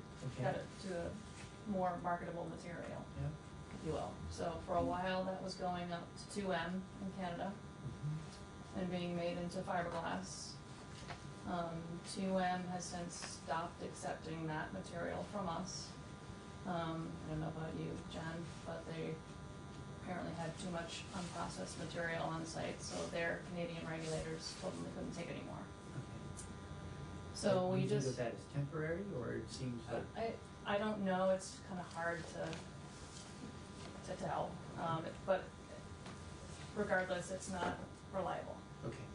So we are now beginning to rail it to North Carolina's to Strategic, who turns it into either bottle to bottle or another media. There's various medias that they make glass out of. Is it a cost center for you, or a profit center, or a break It's a even? cost. A cost. Right? Yeah. And just curious, so I understand it, is that because of the cost of transportation of this heavy, not so very valuable By material? rail, it's expensive, yeah, and it's, further distance. So the further you transport it, the more expensive it gets, and it's heavy. So if more glass ended up going through the bottled channel, is that something that Casella is neutral on, or supports, or I just want to, we're not, it's not exactly how we're making a decision, but it's good to know. Yeah, it's difficult for us because we don't want to, we get concerned about what other materials are gonna be taken with that kind of expansion. So is it just glass, is it other materials? Because that drives volume of material that is more valuable to the MRF away from the MRF, which is already struggling. So just to make sure I understand, we've talked some about if that expansion included PET and aluminum, those are profit centers to MRFs. Right. So they help underwrite the cost of handling a money loser. Like glass and paper, yep. Right. So decreasing the cost is fine, but taking away the profits less fine. Okay. Right. Right. Well, and that was the way I was thinking about it. Like, if there's a problematic material, can we divert more of it into a higher use that ends up being perhaps a profit or a center as opposed to a cost center, and just get, from an energetics point of view and all the rest, more use out of the glass rather than basically having it be a cost to everyone. Well, it's definitely driving up the tip fee. So you don't end up stockpiling any glass. I mean, you have to, as you process, you need to move it someplace. Right. Is that true for you guys as well? Well, we, some of our glass can't be processed into the PGA material in the wintertime. PGA being processed glass aggregate that we're selling or sending to Whitcomb. So that material either goes to 2M or we're holding on to it until we can continue to process it into PGA or find another outlet. But it certainly is at a cost. That's definitely true. And this was in one of my recommendations that I had passed on was expansion of the glass. But with that was a repeal of aluminum and PET going to the bottle bill because of the cost of the recycling system and that concern that if you put expansion of the bottle bill of any type on the table that it moves into other materials that would be pretty detrimental to the recycling system in its current state. So that is definitely a concern of ours. And why I moved it off the table was if we're moving towards talking about EPR, right, that really is a system that, on all material system approach, which is more likely preferable, and the producers would determine if it's in their best interest to separate glass out and manage it so that it potentially has better markets than in a single stream system. But if you're requiring them to capture a high percentage of the material, okay, single stream, and you move those materials out of single stream, you might lose some of that material because it's more difficult for consumers to bring it somewhere separately. Can I ask my question about the bottle bill? It's not based upon material, right? It's based upon the beverage type. Right. So you couldn't, how would we pull out, because there's sometimes SKUs of a particular product could be in aluminum or glass the next week, depending upon the season. How would we pull certain materials out of the bottle bill if it's statutorily based on the type of beverage, right? You'd have to change the law to do it. The entire bottle bill. Restructure the, well, not the entire law bill, but those materials that are falling under it. Subject to it. Yeah. Instead of making one option to consider would be, instead of making it beverage type, it would be container type. But that's not something that shows up on a SKU that a retailer can scan necessarily, unless it's an entirely different SKU line. It's the same 12-ounce Coca-Cola product, if it's what it is. It's not going to scan any different for Aaron at the retail. We would have to, I mean, that's set internationally by the GPC one source system. So, so the UPC code or whatever that is the same, whether it's an aluminum or plastic. It's the product inside that's being sold. So that's how the bottle bill cues off of the UPC scanning. Just throw that out there as a challenge. Yeah, that would be challenging. To know. So even if it's, are they by size? There's so many by size. permutations of how you can buy. Yeah, there's different permutations. So if it's a 12.5 ounce or a 16 ounce, it's going to be the same SKU, but some bottlers may also run in glass, some may run in aluminum. It'll change by season because glass doesn't go as well in the cooler. And as water moves into aluminum potentially in some cases now, it's still the same serving size. Whether or not it's a different SKU is based upon the product, the volume of sale, the ounces, that type of thing. At least that's how it is in all the other consumer goods. Whether or not you could create a separate SKU, it would have to be a different product in the entire global GS1 system. So you would have to, in essence, create two sets of SKUs almost for Vermont and non-bottle bill states. Two sets of SKUs and two sets of packaging as well. Yeah. So council had something to share with us. I think you're all right, and that's the issues come up with wine bottles. Yeah. And the proposal has been to manually sticker the wine bottles. That's what we do in Maine, Yeah. and it's a nightmare. But it's done in one state warehouse. And in Maine, we exempted carton-based wine from the bottle bill, and it's been an absolute, from what I understand, nightmare. And why, Andy? Can you just, one of the reasons The why? chair of the Environment Committee was preferable towards boxed wine. But why is it a 3 nightmare? years ago. Just because it's... The individual sticker. I mean, it all comes into the warehouse. It's sold by the same manufacturer, so they have to break it out, put it aside, not sticker that while they're stickering everything else, and then put all the SKUs back together to go out to retail. So it's really not the manufacturer doing that, like we heard, it's more the distributor? It's the distributor and the retailer. State-run business in Maine, and I'm not as familiar with the Vermont system, so I don't want to speak towards that, but state-run system, state-owned public-private partnership with the warehouse, and then it goes out to the retailers from there. They're all agency stores, but it's a state-run business. So if you've got different distributors and not a state-run uniform model, it's even going to be harder than it is in Maine. Well, maybe Jen's suggestion then to put it all in the EPR program and let the manufacturers figure it out.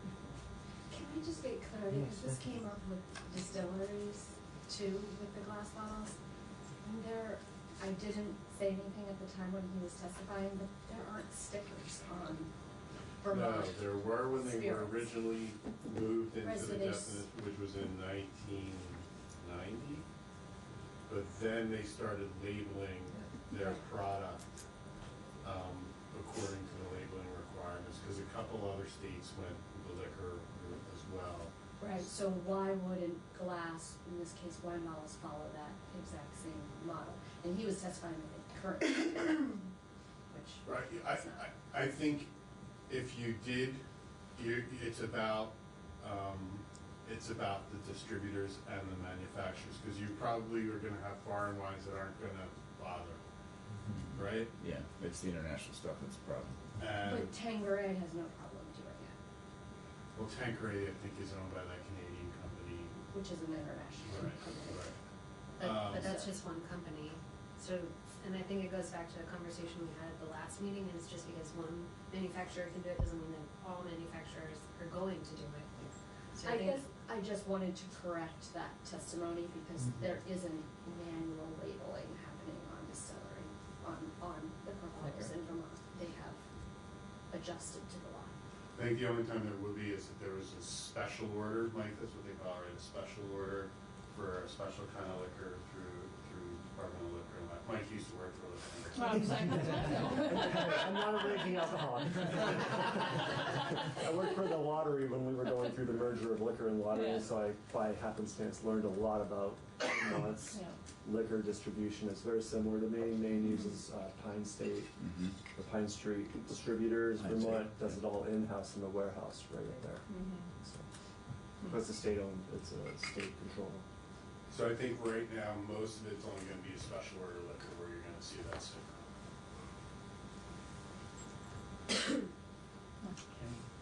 So for products then, let me just pause and think about products that aren't, to make sure, alcoholic products in glass sold in Vermont that aren't in the bottle bill, currently then are wine, and I don't know if there's hard ciders in glass? Cider is fine. Cider's treated as wine, right? Anything else? Outside the bottle. Kombucha has alcohol in it, but at a level so low that it's not. Not regulated. Non-alcoholic. No, there is alcoholic kombucha if it's over, 0.5, right? no, I think it was 2. 2? I can't remember, but it's also carbonated. So it gets in under carbonation. That is captured or excluded? I believe it's captured. Captured. Kombucha in stores now, like non-alcoholic kombucha? Non-alcoholic, The ferment- Non-alcoholic is not captured. It's not regulated by the liquor department, but if you're talking about 2.2. right, that would be regulated by the, I think it all depends on how carbonated it is. This is not It's a soft drink, right? Because that's one of the categories, it's a soft drink. Right. Well, I have a high pain threshold, so I'm not giving up yet. Let's see. If I go back to trying to increase the amount of glass, it doesn't just end up as an expense. So I'll throw it open to the group if we're starting to talk about expanding, for instance, the number of alcoholic beverages that are handled by the bottle bill. What's a suggestion that strikes this group as more workable than hand stickering, for instance, holding category? Well, we've always suggested what we submitted and then what Jen was talking about, like an EPR type of system. Right. And then you capture all glass under that system, not just the bottle bill glass, you capture it all. And then, I don't know where the unclaimed debt sheets are fitting into all of this, but I know that they're currently being redirected towards the Clean Water Fund, and that money should really be redirected towards helping Vermonters recycle glass. Yeah, that's a artifact of politics. The session was ending. I know, but I'm just putting it on record. And people saw that as environmentally friendly use of those proceeds. Well, what's happening now, though, is people are saying, oh, my nickel, if I don't take it down to the redemption center, it goes to clean water, so I'm just gonna put it in the blue bin, so we're gonna see more bottled material coming to the MRF as a result of that. So the way to deal with that is to increase the deposit to a dime. Without fail, any state that has done that has seen a fairly significant increase in the rate of return for redemption. And so that is a way of not only encouraging higher participation, whether you leave the bottle bill as is, or my preference, of course, would be to expand it. If you expanded it to include wine, water, and sports drinks, you would add around 200 million more containers per year. That would be about a 40% increase in the bottle bill. If you have a 40% increase in the number of items covered by the bottle bill and an increase in the deposit, even though you would have a higher rate of participation, and you might see an 85% redemption rate instead of a 75% redemption rate, you would still have more money in an unclaimed deposit fund as well. And I actually agree, our preference would also be to see it go to help improve recycling and solid waste needs. I think the nexus is undeniable, and so count me on, but neither one of us are making a decision. I agree with that too. I've said that in testimony, there's nothing new there. You get the industry and environmentalists agreeing on that. I have no objection, but one way of thinking about that is if you expanded it in the way that we're talking about, you would have 40% more, bottles in the system, and then you could use then a percentage of those unclaimed deposits, or if the money committees were so inclined, they could say, well, 60% is going to stay with clean water, which would be the universe of what they have now, and 40% would go to any of the other programs that we're talking about, including, I would argue, potentially examining what is the real cost to the solid waste districts, for instance, if you were to take out additional aluminum and PET. All we're talking about is money, because there is no question that the better way to achieve the charge of this committee, that is to reduce the volume of waste going to landfills, to, as secondarily perhaps, encourage recycling, and recycling at the highest possible level, all of that happens when these containers go through the bottle bill system, because it is a cleaner product. I don't think there's any disagreement around the table there. So you get more material being returned, more being recycled, less going to the landfill. And yes, there would be a financial cost to the districts, but let's figure out what that is, and perhaps give them some money from the unclaimed deposits to make up for that. That way, you're keeping them whole while also achieving the goals at a much higher rate of what this committee is supposed to be looking at. It's not just the districts, though, it's the private industry, So figure out if you want to do it. I'm not arguing that you wouldn't suffer some financial loss, but I think the financial loss that you or the districts would suffer would be far less than the volume of new revenue coming into the state from unclaimed deposits. So it's an opportunity to think about, first, how do you achieve the goals of this committee? Not like, oh my gosh, I might be harmed, or if I'm a district, and so therefore we can't do it. But it seems to me, let's think about how to achieve the goals, and then if there is a financial harm, how could that be addressed? Keep the two separate. Yeah, the one caution I would have about increasing the deposit from 5 to 10 cents is we're surrounded by states that either have a nickel or nothing on containers. And so part of that increase is, people are going to bring in more containers, but we're also going to invite more fraud. And, frankly, we can't keep up with DEC can't keep up with the system that we have today. If the fraud increases, I don't know how we could, keep up with that. And so, should we try to reach out to our neighboring states, New York, Massachusetts, skip over New Hampshire, Maine, to see where they're at with their deposits. Maine's at 5, except spirits are at 15 and wine is at 15. But I meant, I know where they're at currently, but are they considering increasing? Because I think, we are going to be a target if we are surrounded by states that have lower. We see that on spirits in Maine, where a lot of spirits from New Hampshire and wine from New Hampshire ends up in Maine for the fraud component. And part of it probably here too. We have 15 cents on liquor. Yeah. Okay, and the other thing to offer complicating factor to all this was that we talked some about the number of sorts currently in the Yes, bottle. yeah. And that if we start adding volume, we ought to make sure that we're addressing the current point of friction in the existing system before we ask that system to increase its volume. Well, there is a suggestion that's out there for that, which could easily be incorporated into this. It doesn't need to be before you do it, it could be simultaneous. Right, right. I just mean I don't want to lose Yeah, sight of it. I totally agree. Right. Thank you for remembering that. So maybe in the, I don't know if it's in the cons column, but at any rate, something In the along notes. the lines of current, current system, current system has too many sorts. We'll just call it that. For redemption. Commingling is voluntary, right? Just like that. Correct, the Sorts. incentive is that happen. Yeah. So, as I suppose there's a note then, right, commingling is voluntary. And so what's the order in terms of when you're sorting for container type in the commingling program, there's like roughly a dozen sorts, and if you're not in that, then there's up to over 100 sorts Yeah. for the. About 100 additional sorts, Right. yeah. So we want to lose sight of that. And that's a real burden to retailers and redemption centers, space and staffing. Right.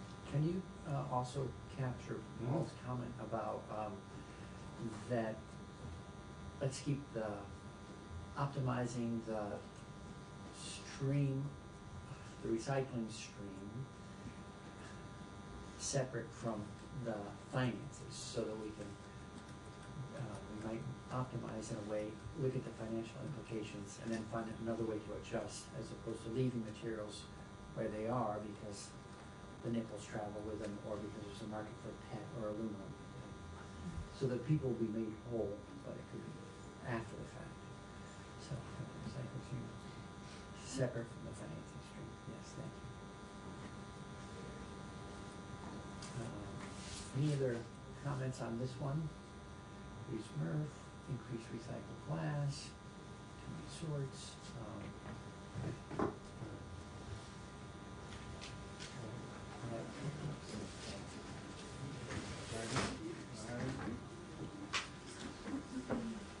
I suppose another note there too would be, as you were saying, this could be addressed through EPR. Hello, Representative.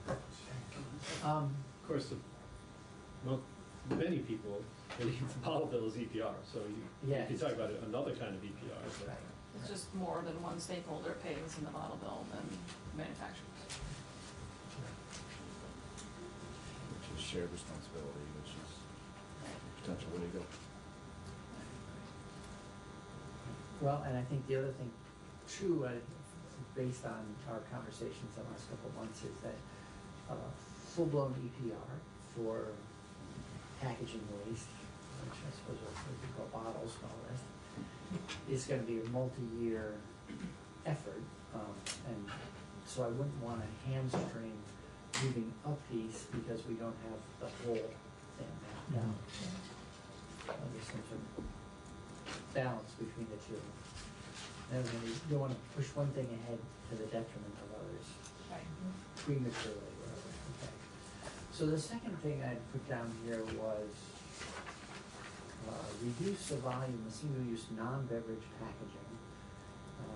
And then for strategy, I put down implement EPR for this category of goods. So I suppose I'll just say that again. So it was reduce volume of single-use non-beverage packaging.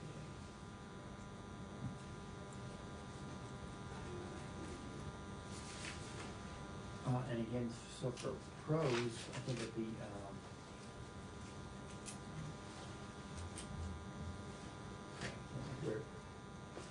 we're reducing reducing the amount of material to the landfills.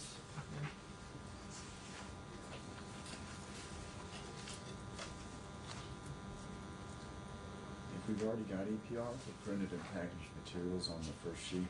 Yep. Do we combine the two, or do Yes, we do two yeah. separate? I was gonna ask, Thanks for reminding this us. included package, Yeah. printed materials. Yeah. So maybe back in that, can you point out where in the I list think of, that's on page 1. It's the discontinue/integrate bottle redemption and Oh, yeah. replace with EPR for printed and packaged materials. So This one? Yep. I think it sounds like the same to me. yeah, thank you. So Then, did you find that yet on page 1? Yep, I've heard Okay, that. thanks. And my own notes on that one, I had, see if any of this should go in. I'll just read it. Breadth, scope, and timing to be determined dependent on, in part, of what other,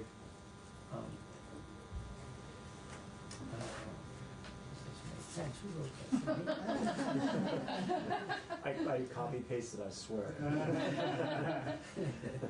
What other elements we put into the EPR program. So, and the other note I had was implement a post-consumer waste requirement to boost the marketplace for the solid waste system. Did you said about content? We have that somewhere else too, Which right? we've Yeah. also said elsewhere. Yeah.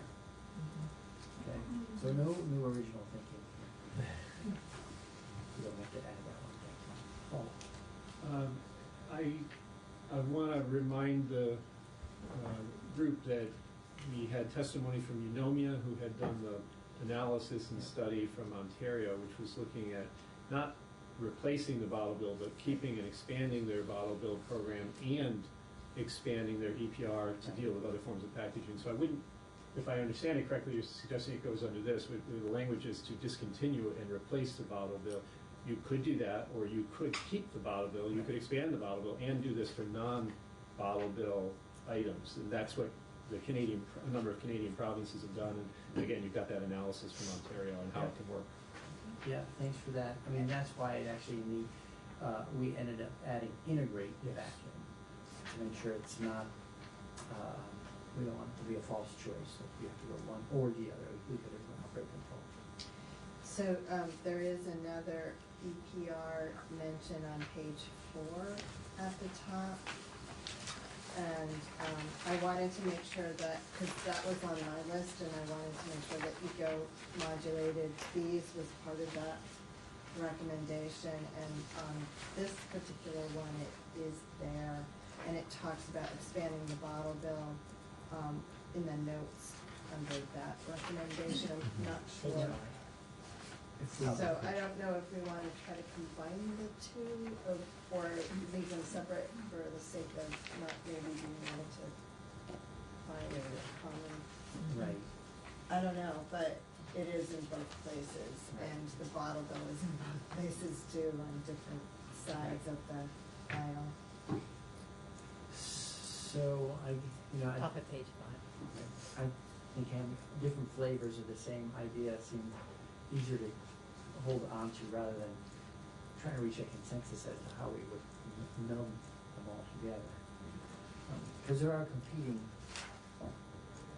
interests, that we'll all have to balance off.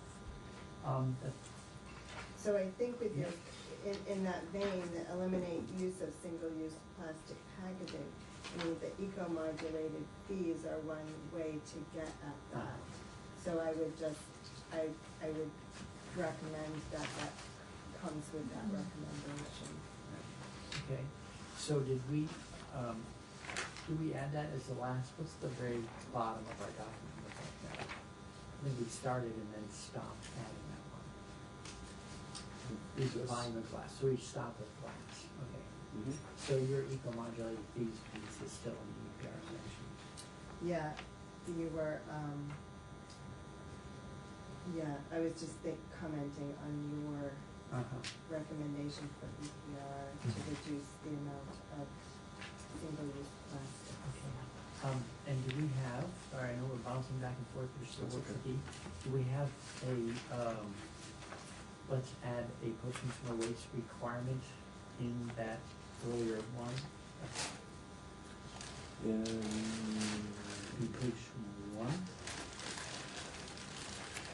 Or,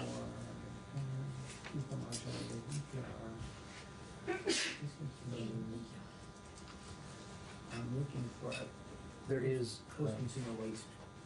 yeah, increased mandate for recycled content is on the page 5, right below All right. the EPR. Great. Thank you. No.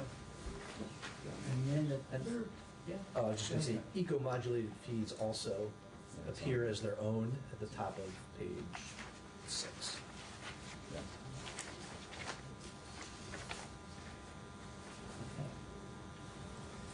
The third one I had in was, we already have, it's EPR for single plastic packaging, so that's already rolled into the one we have. So, having gone through those, let me double back to Stephanie's, which are roughly page 7 or 8 of our, do you have those now? Yeah, Okay. I think I would consolidate them with others, so back to the bottle bill. In the testimony that we didn't hear, that maybe I was supposed to represent, it's all of the restaurants. And so currently, the bottle bill doesn't really work for restaurants in that the 15-cent liquor bottle, in my experience, and then I actually did a small sampling from Brattleboro, St. Johnsbury, and even one here. The restaurant owners are redeeming the 15-cent liquor bottles, but not beer cans. And that's for two reasons. One, to pay an employee to redeem something that's worth 5 cents is not smart. You end up paying more than you're receiving back. And two, there's aren't space in these small restaurants to be basically sorting. And so the mechanism in which the distributor is supposed to collect the redeemables, they're asking us to sort.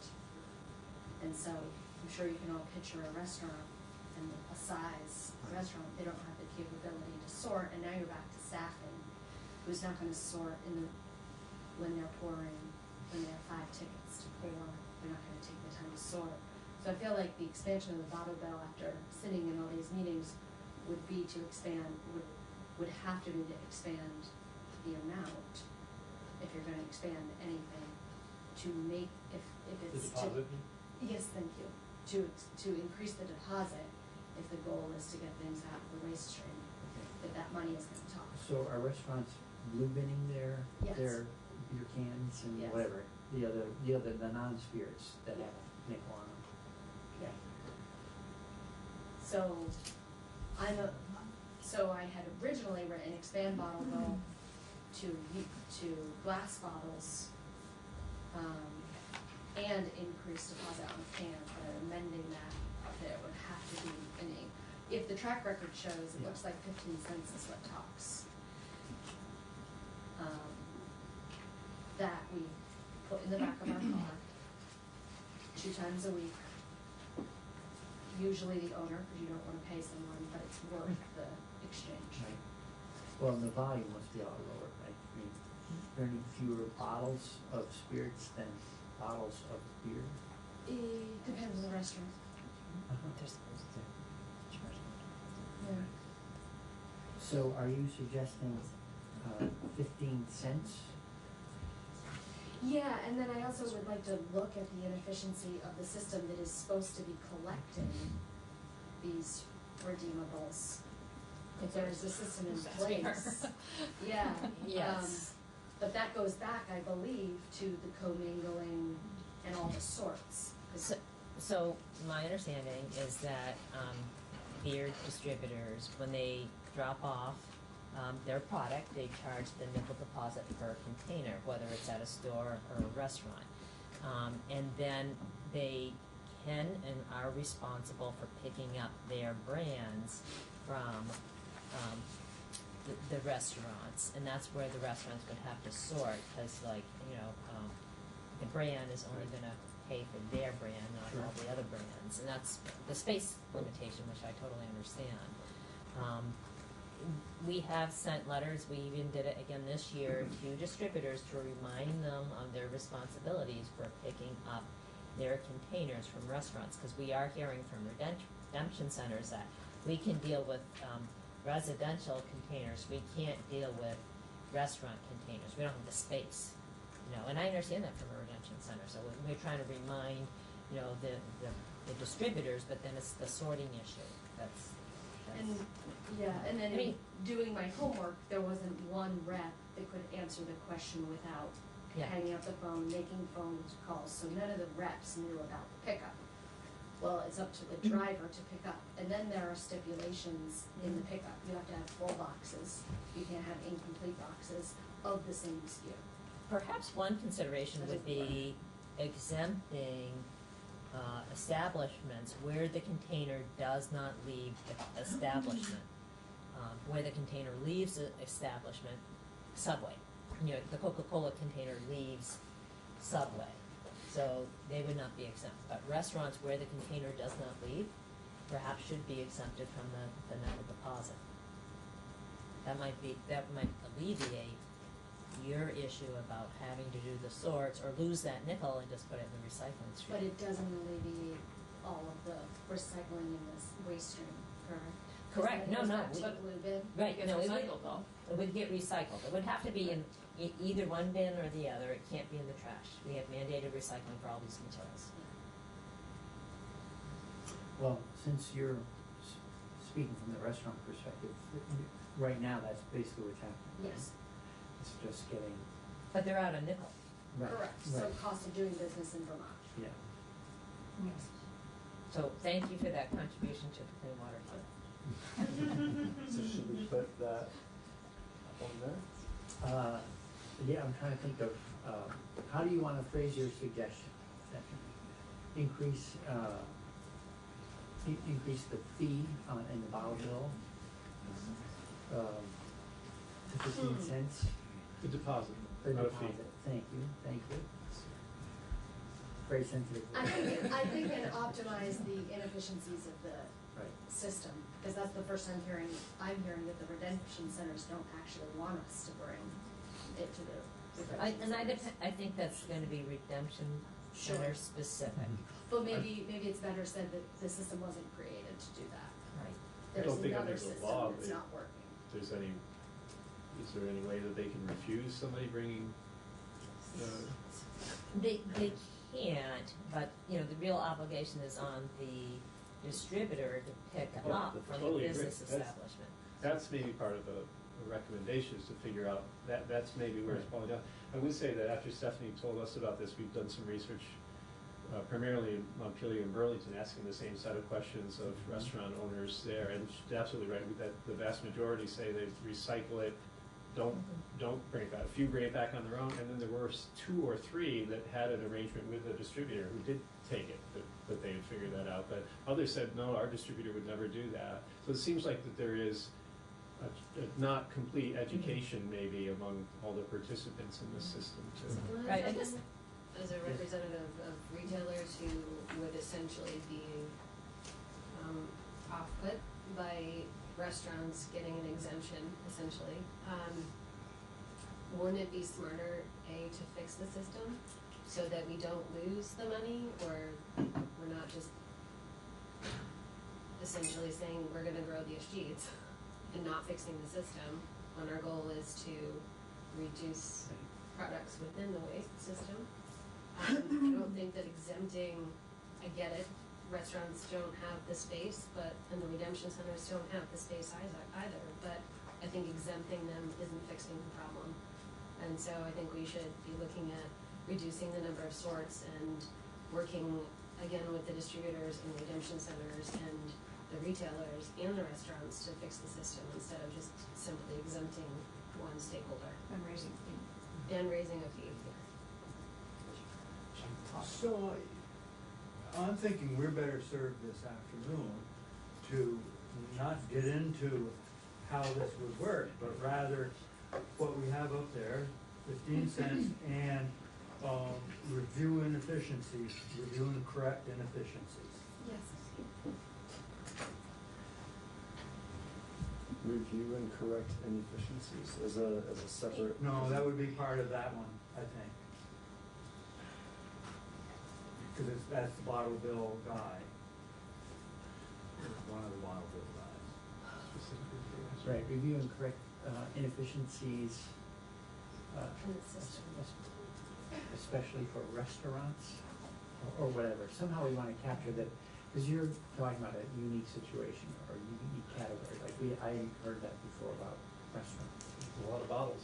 Yeah, and it sounds like a lot of the inefficiency stems from the number of sorts. Like the space required is a direct result of the number of sorts.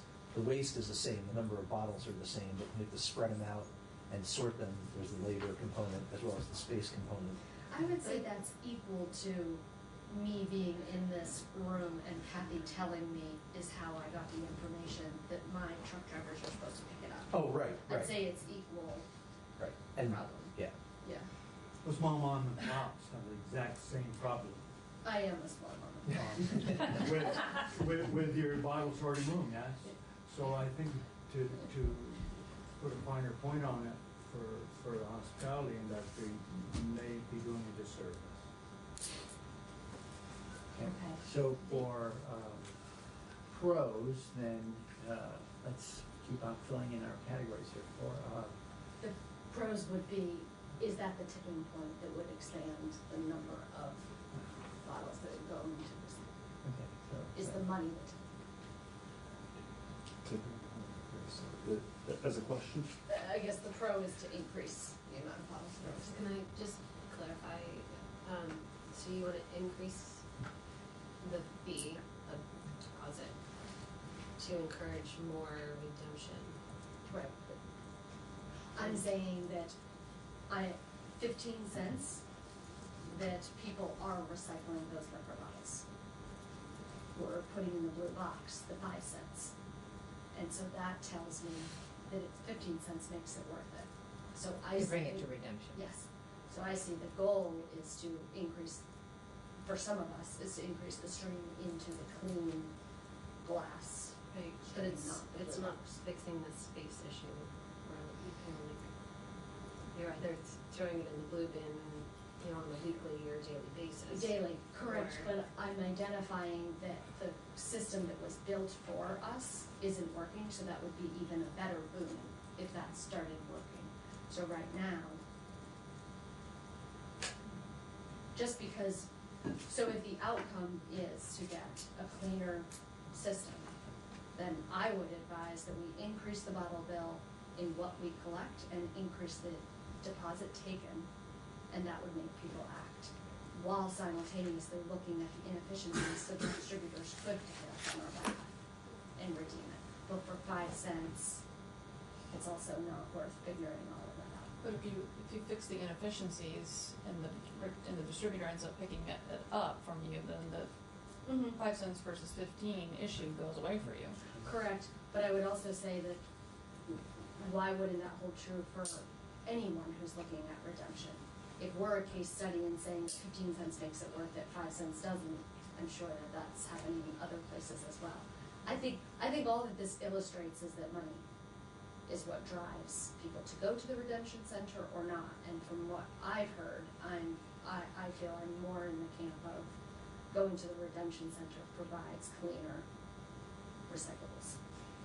Kathy, is there any requirement under law or rule or whatever, the guidance on how often these materials have to be picked up? Well, I can answer that, not in terms of law, but what they told me. Okay. It's just whenever they order. So sometimes you order once, you can only order once a week, basically. And So basically when they deliver it. yeah, but sometimes you'll go 2 weeks without needing the product. The law So is then you not hold those. specific about the restaurant component. And you can correct me if I'm wrong about this, but I don't believe it's, yeah. So, you know, we had to be careful in the language we chose when we wrote the letters to the distributors about the need to pick up from restaurants, because we couldn't not point to any specific paragraph.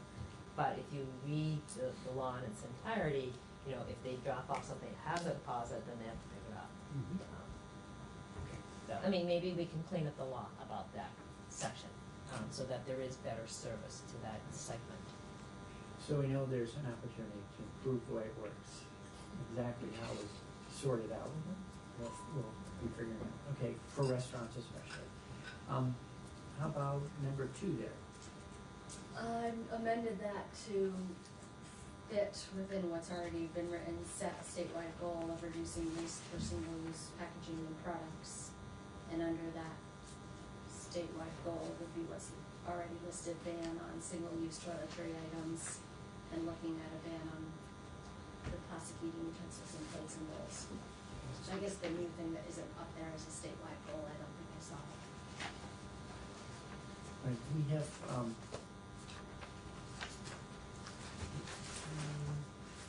I don't know if the state has any sense of how much single-use toiletry material moves through the state of Vermont.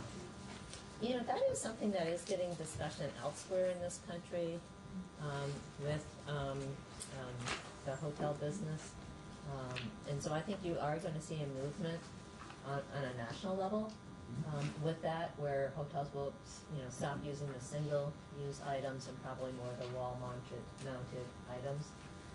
I think they, it's, California. I wanna say that Yeah. there's a California. national goal by 2025, 25, I think. that was sooner than that, but they were looking to ban retail bottles as an industry. Oh, here we go. It's the bottom of page 4, I think we've got it. The hotel shampoo bottles. Thank you. Okay. And I know, right, there's definitely a California bill, because I was just looking at it recently. All right, and then, I don't know if you have any more notes that things related to, well, I don't wanna go on to the next one. Do you have anything else you wanted to say about those toiletry ones No. okay, and then on EPR, I don't know if there are I changed, parts of your thinking that aren't on our EPR notes yet. I just slightly changed it to be reduce volume of single-use, non-beverage packaging through EPR, which it seems like that's what we're saying on, I don't know, maybe page 2, EPR hard to recycle plastics, but that's specific to plastics. The bottom of page 1. Yeah, I just thought that was odd to discontinue integrate bottle redemption and replace with EPR. I just didn't. Well, then we have EPR on the top of page 5. And that would be. Right, I think that one feels more like where I was headed. Top of page 5. Right, and this shorthand, I don't know if you were on the line when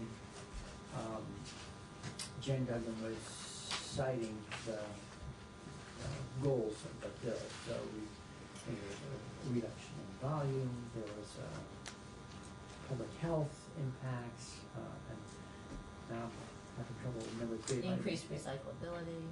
Increased recyclability. So that was what that shorthand of meets all statutory criteria of 69. Okay, yeah, great, that fits. I don't know if we spelled that out. We should, maybe on the first time we use meets all statutory criteria of Act 69, we should spell out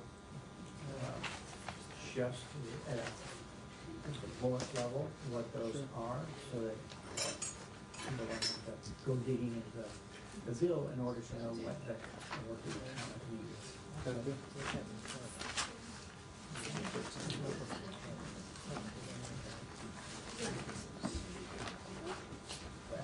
Right, page 4, the reduction of waste, it's up by date certain, that's sort of the one that I had said previously, set a statewide goal. So, I think everything's in.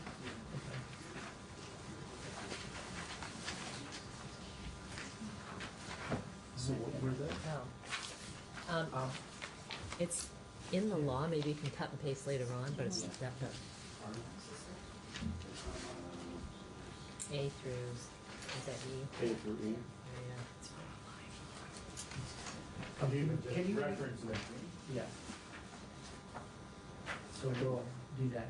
Actually, can you read them out loud right now for everyone in the group, just so we hear them again, make sure that we're all thinking the same thing when we do that? Please. Reduce the use of single-use products. B is reduce the environmental impact of single-use products. C, improve statewide management of single-use products. D is divert single-use products from disposal in landfills. And E, prevent contamination of natural resources by discarded single-use products.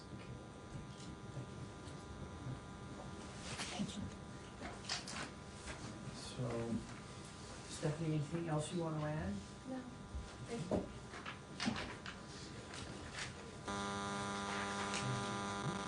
John? So, All right. So it gets harder as you go later. it does, especially to come up with something new. Anything else that you want to say? Yes.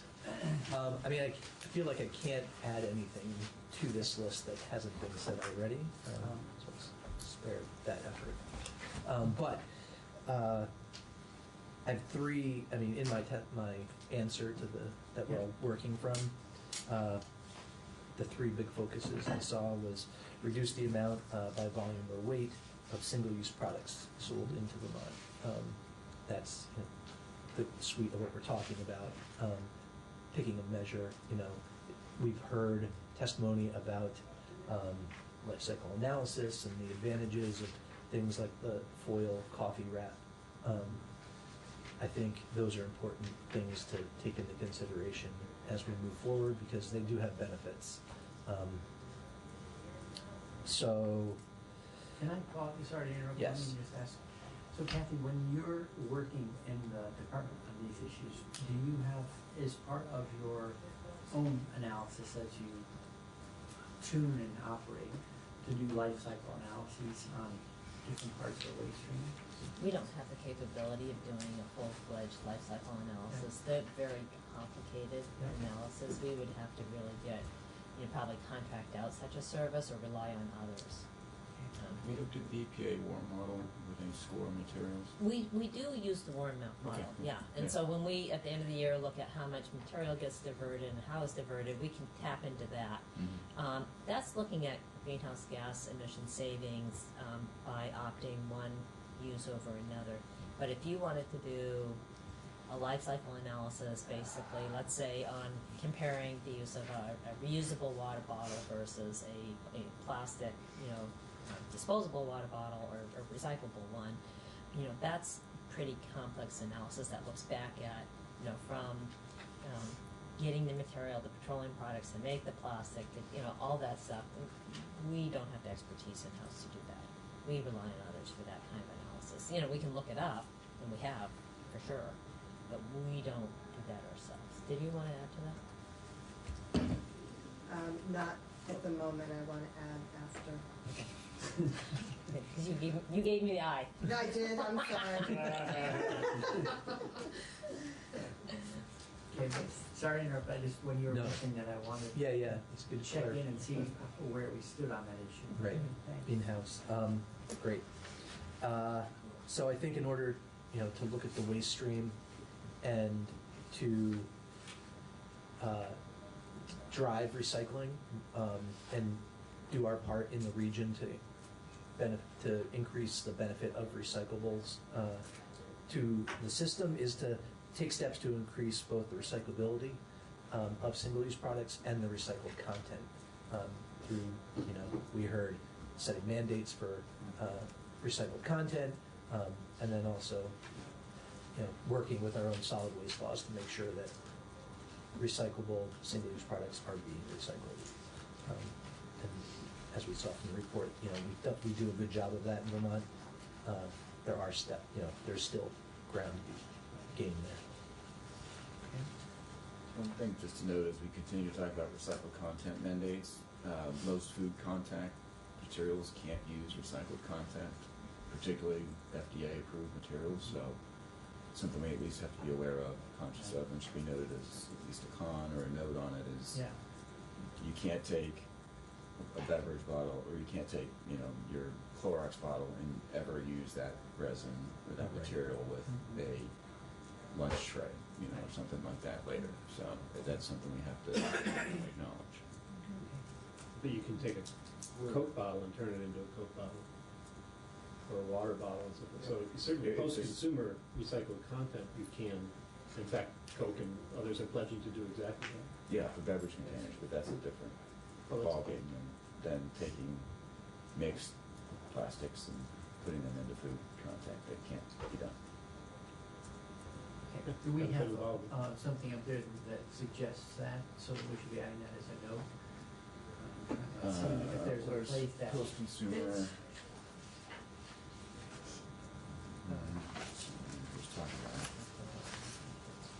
So can you just provide clarity in that regard, recycled plastic fork? You're saying you can't. So for like a bag of granola, you couldn't use plastic resin unless it's been certified by FDA as only coming in contact with food materials. You couldn't use that resin into. But that system is already in place for them to certify that this has. If it's had any contact, so unless you can trace the entire stream, you trace where the material came from that never came in contact with Clorox or any of the other materials. Unless you can trace that, you can't use it in a food contact. Right, I understand that, but they've gotten over that problem in systems. Just a bottle bill. But like a recycled plastic fork that has contact with food, so how do they make a recycled plastic fork? They're not. Not recyclable. Not recyclable, but. Not recycled content that I'm aware of. It's bio-based. Recycled plate. It's bio-based. I've not seen recycled content plates. It's bio-based, it's compostable, all the claims that you see on there, but it's not from recycled content. It doesn't say 50% PCR on it because it's a food contact material.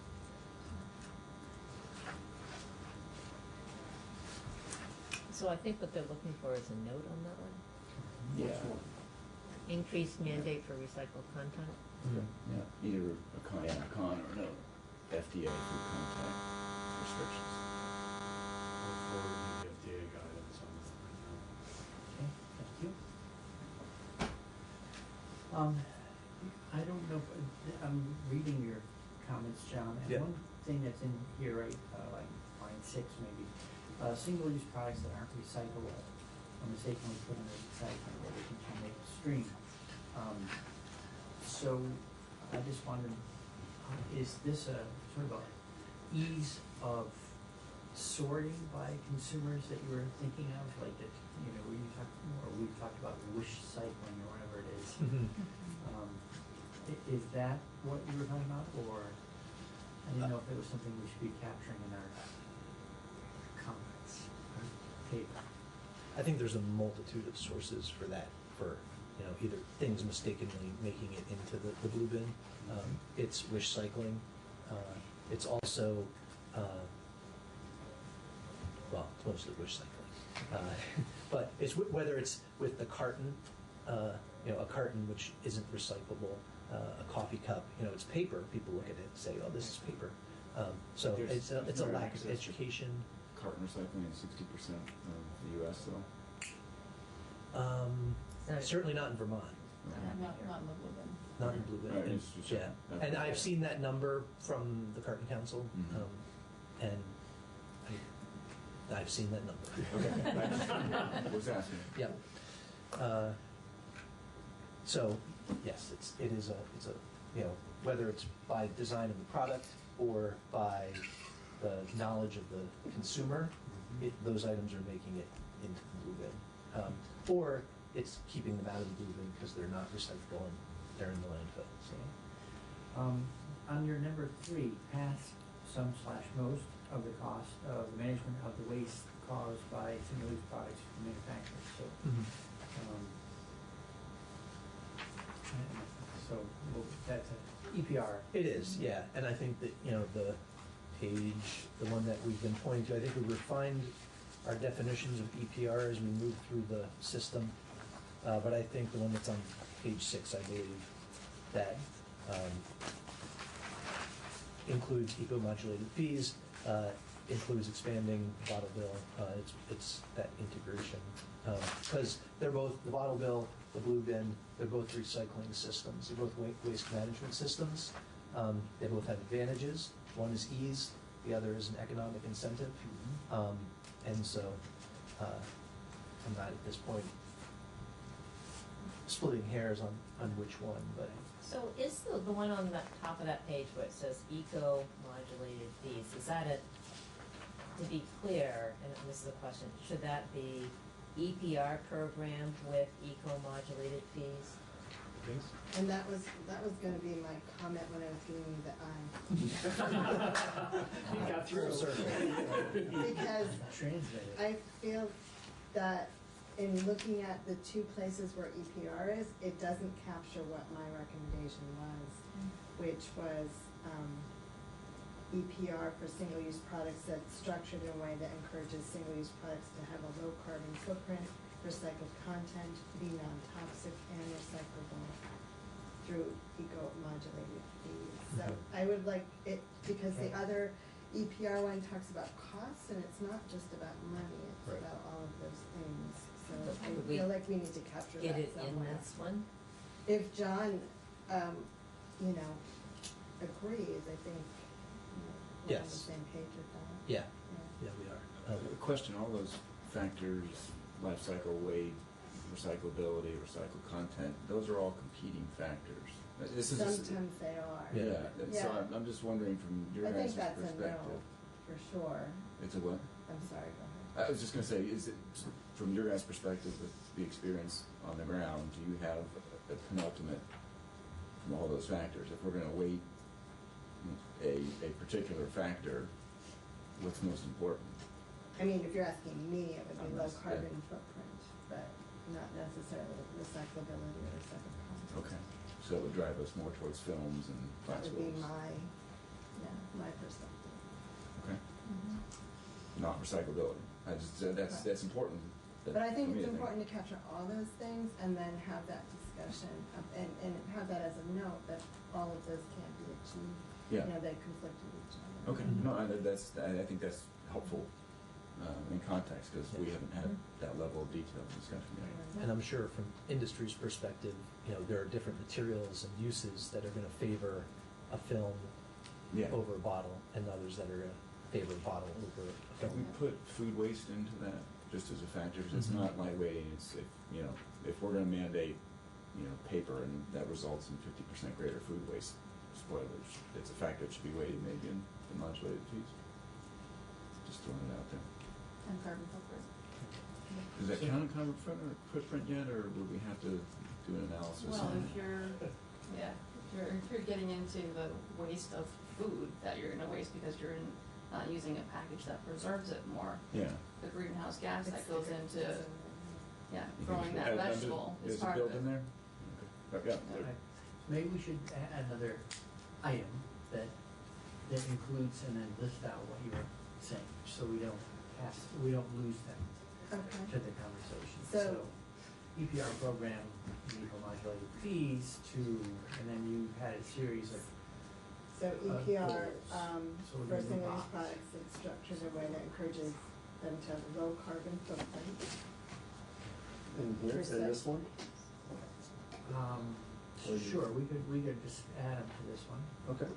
As long as we're not overriding what someone else mentioned. Yeah, no. Okay, and then. So modulated fees, That encourage low carbon footprint, recycled content,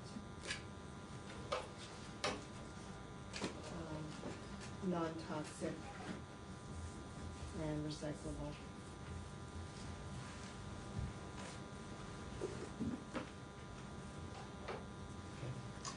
Do you want to add a note, Andy, to reflect what you were bringing up about that? If we all agree that food waste is captured in low carbon footprint, then I'm fine with it staying like this. If we ever got to a bill, language out of this piece. I would want to have food waste called out because I'm not sure it accounts for when somebody composts their food waste in their backyard and the emissions of methane. It's just the food waste on the production side. It's Right. not the That's exactly right. greenhouse gases. So maybe we put food waste in there just as a benchmark. Well, So after I mean, so it's food waste, it's electronic Food waste, waste. isn't it, a lot of those things? electronic waste. So if you mail somebody a computer in a bubble wrap envelope versus in packaging that will Okay, contain- okay. The Yeah. life cycle analysis of wrecking that computer over using more packaging. Yeah, but what I'm suggesting is, that's the front side, right? The Right. stuff that cannot be used by the consumer. I'm talking about the consumer waste side. opens it, eats part of it, then the waste goes into my compost bin and then emits methane and Oh, I carbon thought you were dioxide. talking that about way. not packaging something well enough so that the food is wasted. Well, there's both. There's Okay. packaging that will continue to preserve it. So the squeeze out sour cream has got both preservation and extending the shelf life when the consumer has it. So instead of the consumer then tossing half the container into their compost bin, they can continue to use it for another month and a half. I've pushed it out, a good 2 months. And you're still to here. tell about it. Didn't visit, I was good digestionally, so. So just to clarify a little bit more here, so that when we read this months later, we remember what we're talking about. Yes, please. The EPR program, can we say just for single-use products? Because there are some recommendations for batteries and other things. So just wanted to clear that. Single-use packaging products? PPP? Single-use products and printed materials. Thank you. Packaging and printed single-use products. and Printed materials. Thank you. So do we have the note that captures this food thing? I don't think we do. You didn't put what in? Well, Andy was talking about, is it assumed or not assumed, the food waste? Is food waste assumed or not assumed? Well, this is his comment Yeah. about whether or not it's In the carbon LCA. footprint. Food waste and composting assumed in LCA, not assumed. For the Yeah. SUP. Either way, So- we should Thank be you. explicit about it. Under pros, should we add meets Act 69? The shorthand? Yeah, what was that? Meets all statutory criteria of Act 69, like we did in the other ones. Is there any of these that don't? Yeah, well. To some fashion, they can at one point or another? There's a battery. Yeah, the battery one, I don't. That's like its own working group. Right, There's a right. problem there. We're going to debate whether or not everything meets every criteria or not, Yeah, and I'm not excuse me. comfortable signing off on recommendations that say meets all the criteria and maybe doesn't, because we could spend hours like, oh, this doesn't meet that one, or this meets that one. I think we can't Right. just assume it meets all the criteria unless we were to sit there and go through each criteria and go, does it or doesn't it? And just So are you saying that generally or for this particular? I'm saying that generally, because, I'd argue mine meet the criteria too. Right. But we didn't put that in mine, or some of the others. So it's either, It's all or nothing. it's all or nothing, like, and just from a group endorsement of, Right. we consider these recommendations and these don't meet all the criteria and these do. If we're gonna do that, that's fine. We got, I'm flexible, but, Another month? yeah. We can order dinner and we'll buy it. But I'm not sure I'm comfortable saying certain ones do meet all the criteria and others don't if we really haven't discussed. It does imply that they don't.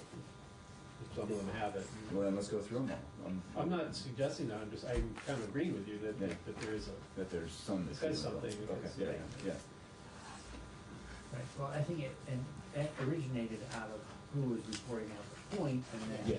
that's Yeah. instantly arrive. I'm not saying there's any dispersion of cast. Oh, I yeah. didn't think, I wasn't smart enough to think to put some criteria when I submitted these things in October.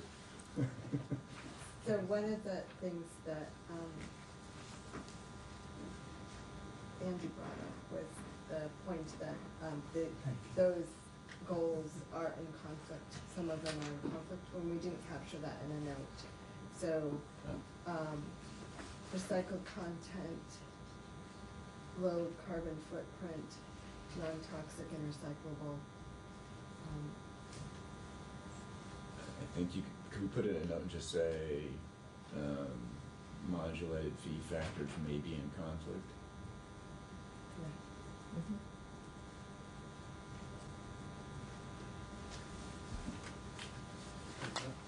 You might end up prioritizing them, and Right. it trumps the other. Okay. Right, I'm going to the list. John, do you have any more things you'd like to edit, add, whatever? No, my last paragraph is about extended producer responsibility, which we were just hashing out. I think that covers it. Right, and I think we've heard from everybody, yes? Okay. All right, so,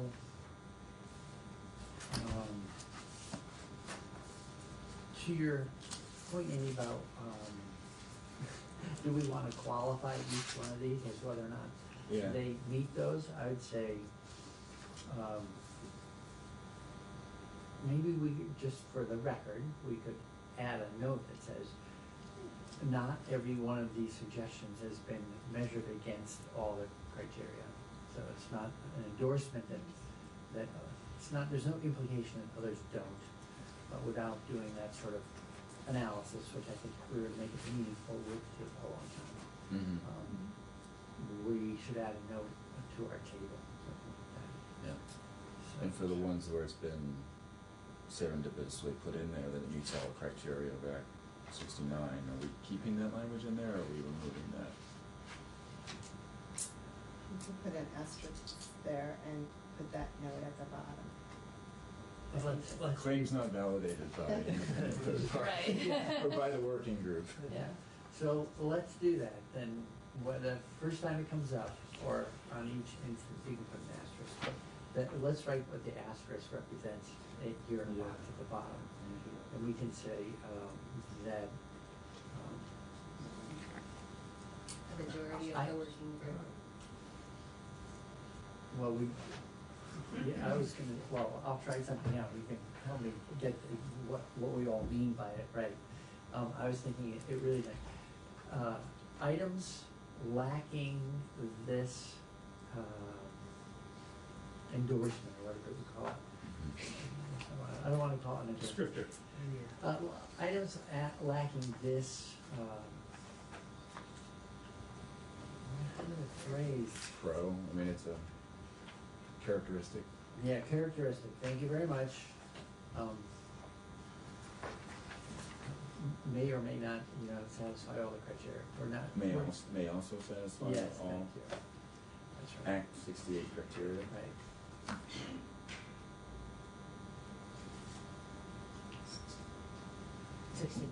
69, sorry. Just saying we haven't evaluated them yet. So, that way we can leave them and not imply that other things won't measure up under all those criteria. A to E. Great. Dyslexic Jim. Just to make sure the room understands, because I'm not quite sure I do, that seems almost backwards. The asterisk, when it's put on, satisfies. Yeah, you're right. We would have to put it on all the ones that don't contain Yeah, I think so. So it needs to be worded differently. the other way around. Okay. Mike, Well- can you bring it back up to Yeah. this? Bring it back up? Yeah, Please. Sure. To where? so the note that you, The note you were just working on. yeah. The- Oh, the one down below? Yeah. And a note that's That was the having a one. bumpy, This one? Production process. Okay. Yes, items with this characteristic may satisfy all access. So take out lacking and replace it with items with this characteristic may. No. Yeah, because it's going on the ones that already say they meet all Right, the so going characteristics. on the ones that say it meets all the requirements. So Items with, how about we just put without. the note says something, items, not. Items without It's this because they're not, identifier. all the other ones aren't flagged. We could just remove it. It's just, yeah. I mean, that's the purpose of the group, right? Is to Yeah. come up with recommendations and figure out if they meet the criteria. So, I have a suggestion. We've been going an hour and a half. Let's take our break, and when we've had 15 minutes of fresh air, Yeah. I'm sure the editorial solution will be Come to clearer to us. us. So let's start at 10 past, and take a break for 15 minutes. Mike Ferrant has kindly reprinted it with the changes we just made.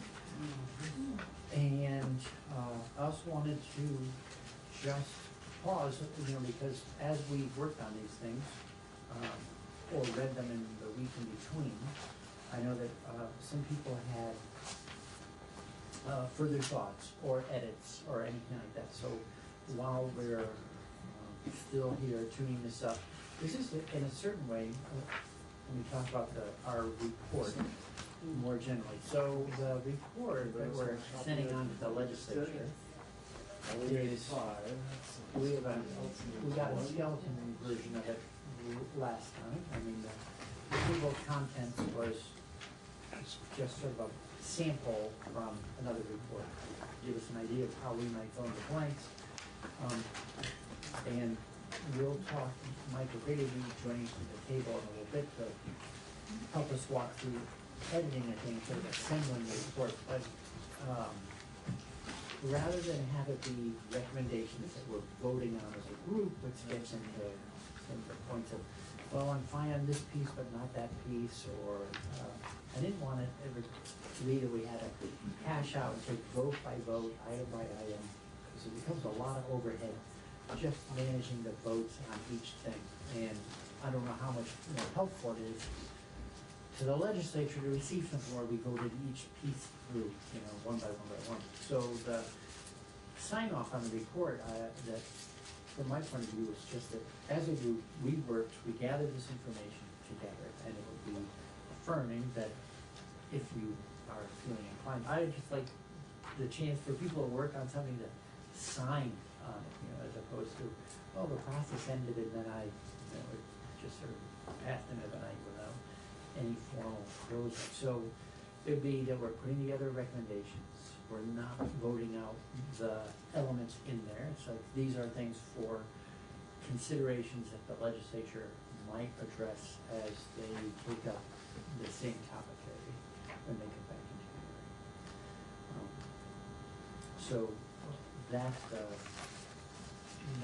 what if you sign, you're affirming that you were part of the discussion, not that you agree with everything that's collected into our report.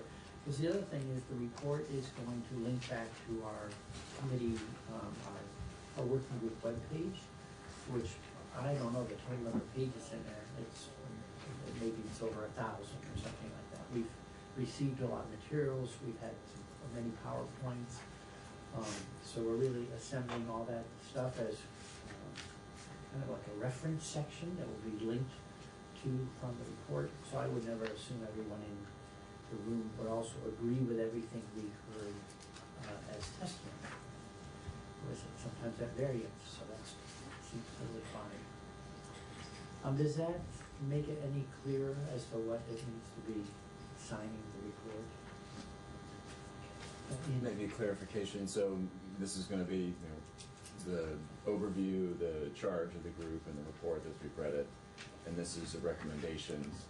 Would it be possible to put submitted recommendations because we didn't debate them all, or just to provide some of that context that these were collectively submitted by the group and discussed instead of just recommendations? Right. Well, and Michael has some language to suggest Okay. as counsel about how to phrase it more artfully than I have so far. So that we're not endorsing each thing.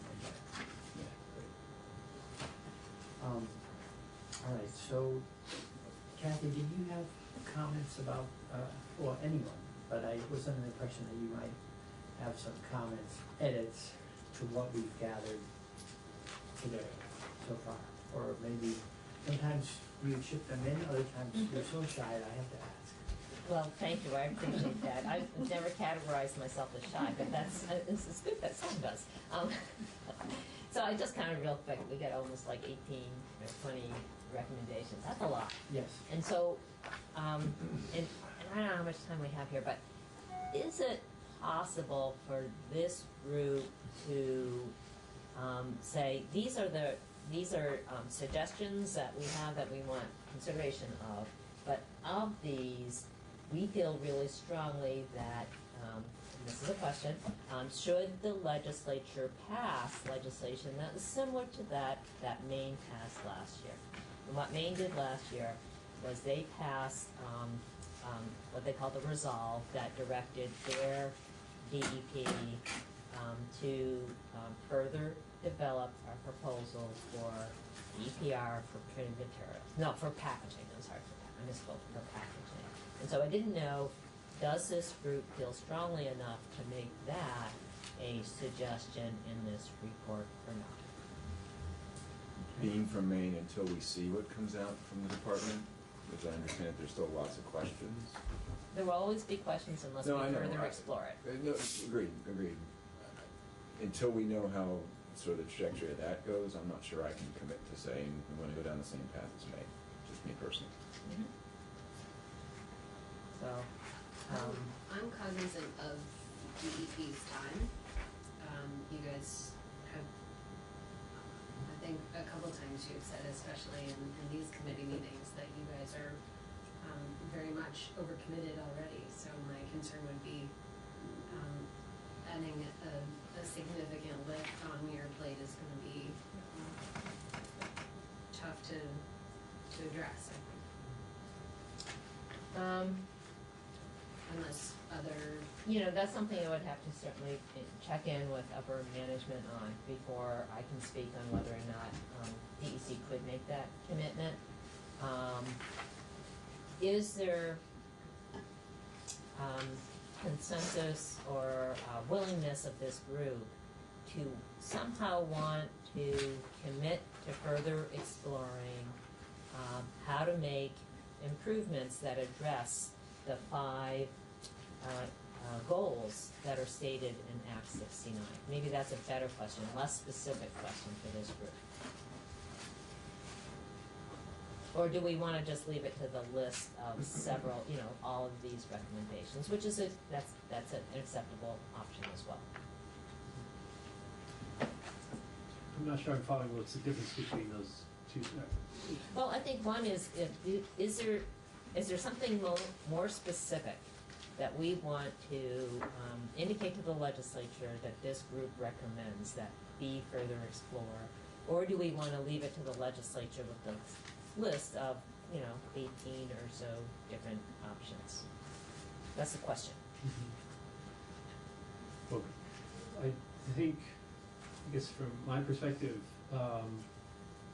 we've kind of gone this far with the idea that we would present a list of options, alternatives, whatever the term is, and if you get into prioritizing even among those, then you're kind of getting into, well, it's a recommendation process and which one has the support and so forth. So there is a challenge there where I probably could do that, but I don't. Then you're going to have to go to each one. I don't think you can pick out one and say, can we all agree on this? Because then it becomes the one that everyone is agreed on, and by the nature of it is prioritized above others. So that would be I think my challenge, and perhaps a challenge to the group. I do think it's, because of the way this was put together, it is possible to, a number of them have to do with EPR, for instance. It is possible to come up with fewer than 18 if one wanted to kind of go through this list and say, here are elements of EPR that, and And because not all of them are the same, sometimes people take a different crack at aspects of an EPR program, but it might be just clearer in the end to say EPR that could have the following characteristics as one kind of way to go here. But instead of 18 as though they're all distinct, there's really is quite a lot of overlap between a number of them. So what I think I'm hearing, Kathy, is right now we've gotten lots of material, maybe 1,000 pages. We've got 18 suggestions, recommendations, but we're lacking an action step. And rather than, for me, rather than the action step being we pursue what Maine did, or we pursue what California did, or we try to prioritize which ones we like best and want legislature to look at those first, an action step could clearly, could simply say it's the recommendation of the group that legislature investigate the various options that we've presented and others as they present themselves for the furtherance of, and then you had a pretty good, for the furtherance of reduction of single-use products in the state of Vermont. How does that seems, gee, I always want to have an action step. And I think we need one. And that particular one builds on what Kathy said, I think, but doesn't get specific. And we individually aren't endorsing any one of the particular ones in that particular statement. Only that the whole reason we did this was to present legislature with information in order to move this ball farther down the field, if you will. So, well, I think, some of the challenge comes out, when I first made a quick table, I used the word recommendations for inclusion in the report. And I think that word recommendation is hanging us up a little bit. If we called this collection of ideas, items recommended for further consideration by the General Assembly, in furtherance of the goals of Act 69, something like that. That's the action statement right there, for the headline of the table even. Okay. Yeah, I love that. But I wonder if we can consolidate some of these, because some of them compete a little bit, so it seems confusing to get a statement that. I don't know how other people, I'll just be honest. When I think about consolidating them, then I think we might end up sort of hashing them out back and forth in a way that I don't know that we'll, because we're not signing sort of off on saying this is the one to pursue. I don't know how much we'll improve the This consolidation usability represents what I of the said. document. Yeah. I think the only way for consolidation is if something in particular is somebody's item here that they see would fit into another one and say I would be fine with that. If someone wants to They want to move their let go of piece theirs and move right. it. into it, right. I would say that will come naturally in the committee process, the legislative committee process that will take all 18 of those and do something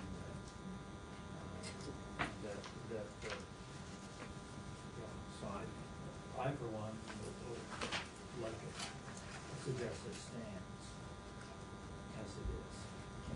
So maybe I should repeat what I said there. It says I just wrote out, items recommended for further consideration by the General Assembly in furtherance of the goals of Act 69.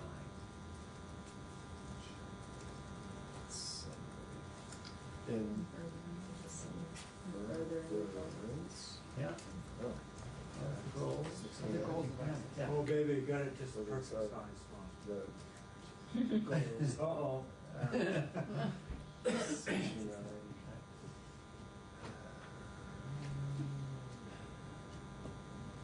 And there's more than one way to make it fit.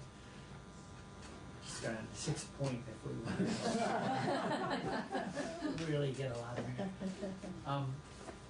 In talking with Council Michael Grady over break, did you have something you wanted to say about how we would frame this section and stuff? I think you could add a paragraph right below the title of the table that says all of the proposals were proposed in furtherance or to address one of the goals of Act 69. There is committee discussion about whether certain proposals meet all or some, but they were all intended to address the goals. So you no longer have the asterisk issue, you can pull the asterisk out. You don't necessarily need to have that some of them meet all of the goals. They're all intended to meet one or some of the goals. So you don't have to argue about where the asterisk goes. Yeah. I like that idea. Anyone else? All those in favor, we can take one vote until accomplished.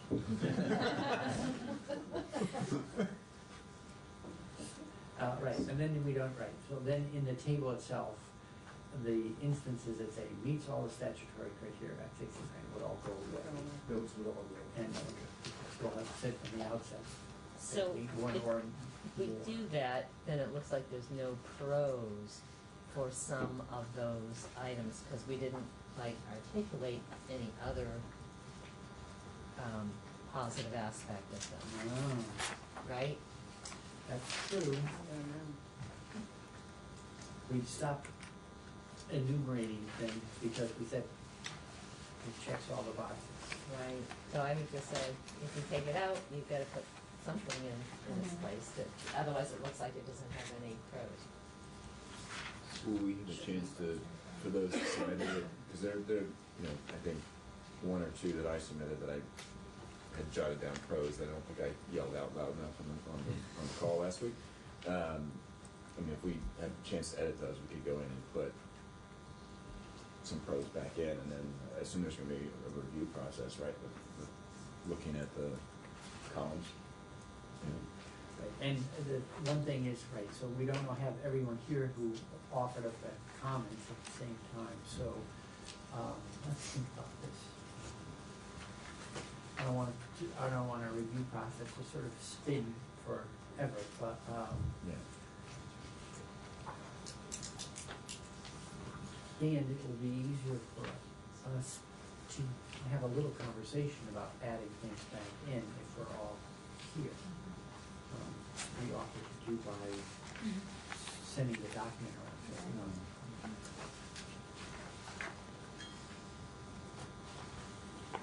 Well, if we wanted to minimize review process, could we keep in where it already states, meets all the statutory criteria of Act 69, but at the beginning, add the paragraph that Mike was suggesting at the top, so that the reader knows that every suggestion meets at least one of the statutory criteria.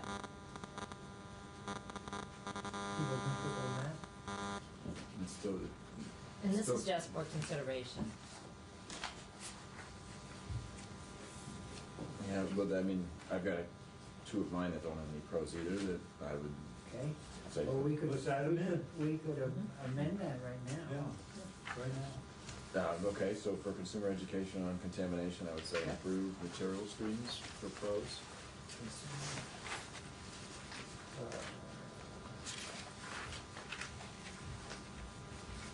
What was that? That's at the top of, Bottom of page 6. oh yeah. Oh, backwards, okay. Oh, where's it? We were just there. I did hear you on the no on consolidation, but isn't that line the same as increased consumer education motivation to recycle? Sorry. This category and this category, couldn't those be combined? top one's not mine, so. Increase consumer education motivation to recycle on page 3. Yeah, that wasn't my suggestion. Right. Yeah. Is can that be the same as consumer education on contamination? Well, it's not just on contamination, So it's two separate topics, two separate ones. But it's all under the heading of consumer education. well, if we're gonna get that technical, then we can go back through,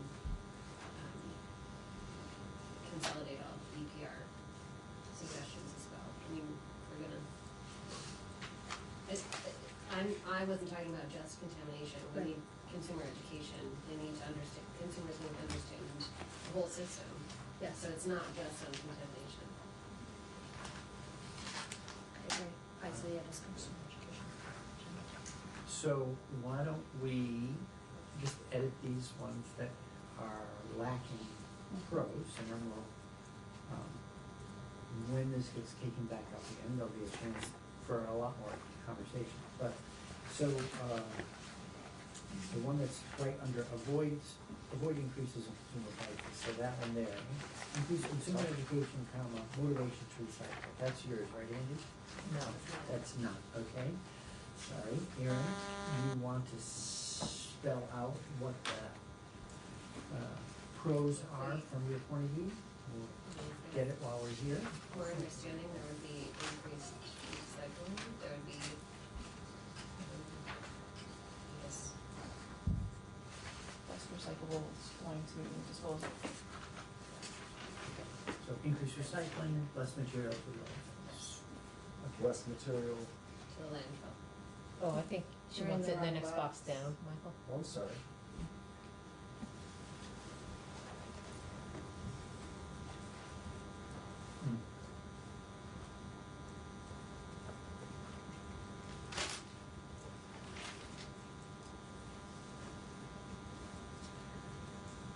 Can we have these questions over here?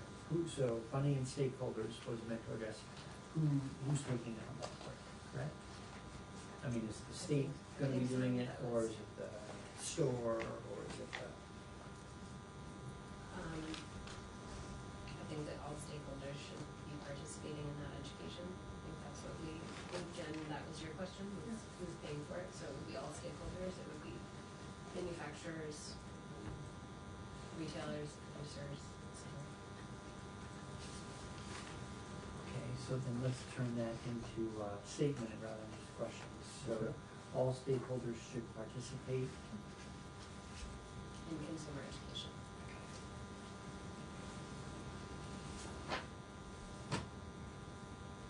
And you were actually a little more explicit, so there were Manufacturers, so after, manufacturers, retailers,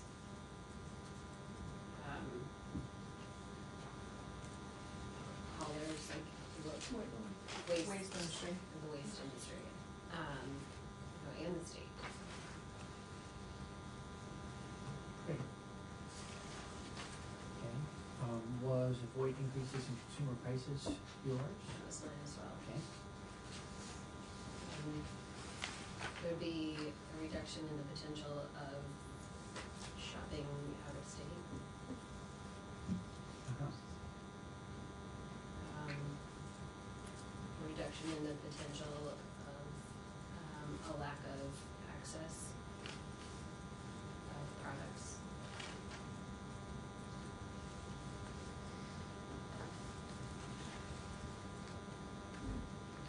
For levity, get more landfill items for less money. That was levity. I picked that up. All right, so those are your two, they didn't have any. Andy, where is, the one you had put in? So that was, let's see, consumer education and contamination. Then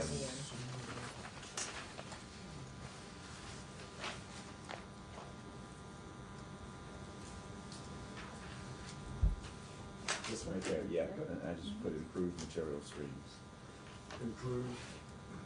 or improved recycled material streams.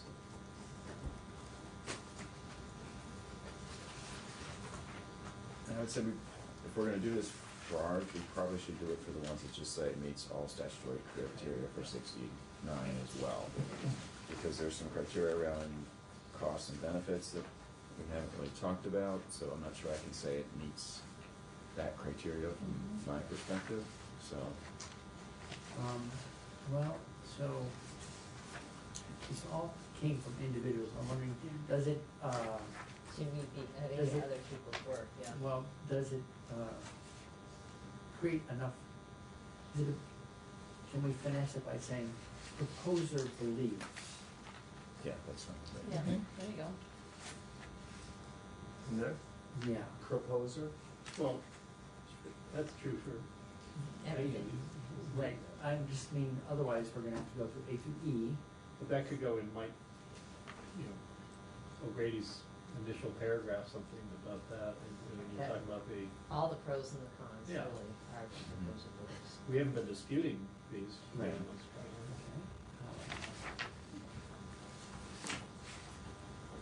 How about, let me see, another way of, Can we have the folks that suggested those fill them in and make it complete? I mean, because we're not disputing any of these, right? So it feels a little bit like if you didn't do your homework and write out a pro, because I didn't either, like I Yeah. didn't. So that's why we filled mine in, but then we need to have somebody write it in. And if we can't all collectively write it, then whoever wrote it the first time should write it. I feel like meets all statutory criteria of access to natural knowledge. Explicit in saying you should support this, where we all believe in our recommendations, Right. so. Right. Kind of dismisses the ones that we put That in that don't don't say say it. yes, Yes. okay. Yeah. I'm fine with that, because again, like Andy and Paul said, nobody is disputing any of our pros, so if the people that have, said it meets all statutory criteria, if they can send it along, Mike can just include, Mike can include it in the. And to be clear, because I want to make sure I understand what we're talking about, my understanding is those 5 criteria, that's in the beginning of the charge for this working group. So it's to reduce the use of single-use products, reduce the environmental impacts of single-use products, improve the statewide management of these materials, divert them from the landfill, and protect and prevent contamination of natural resources.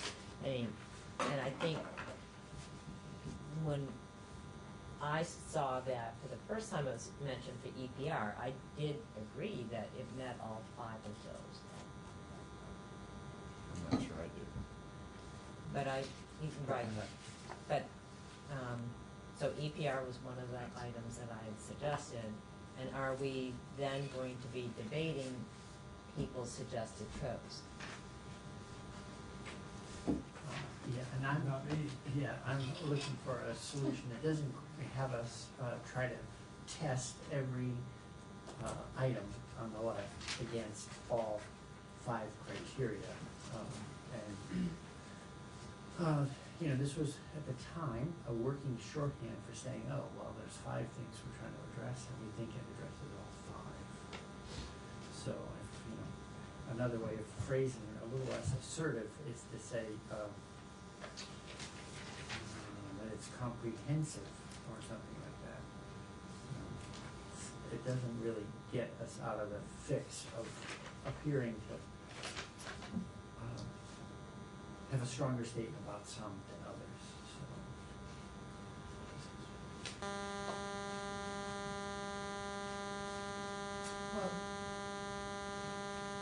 It would appear to me that Michael's, I'm just gonna call it a disclaimer for each and every one of us individually,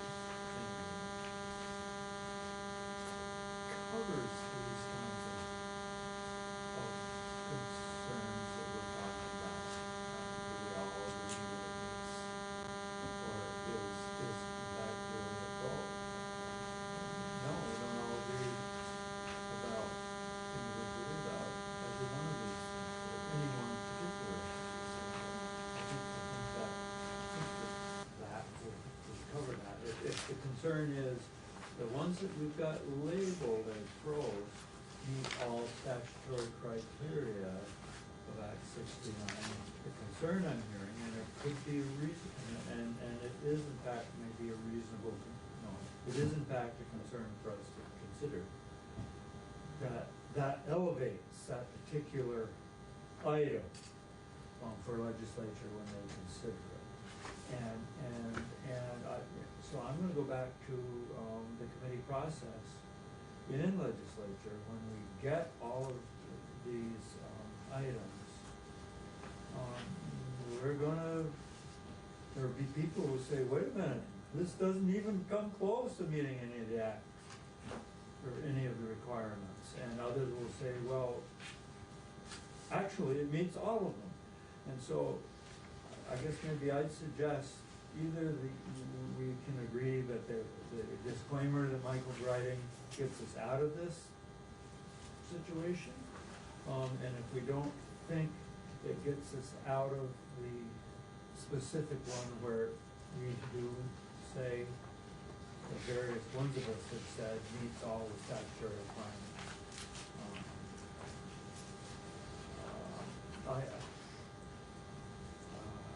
I'm not sure what my action step here is then, but my action step, I guess, would be, we agree that the disclaimer will take care of this issue. Question, we only have two, that the only pro is meets all statutory criteria. I think there were 10 beginnings Yeah, no, I know, but could we allow Jen to just? 5. There are 5? That's the only, that is the only thing? 4. I mean, it's also used in the other, but there are other pros on the other ones, right? But there's only one where there's nothing but that. Okay, so but when people suggested using that, they were thinking about reduction of the material itself, improving, decreasing the amount of disposal, improving the management. So if we remove that, what do we replace it with? I think leaving it blank is not fair to the.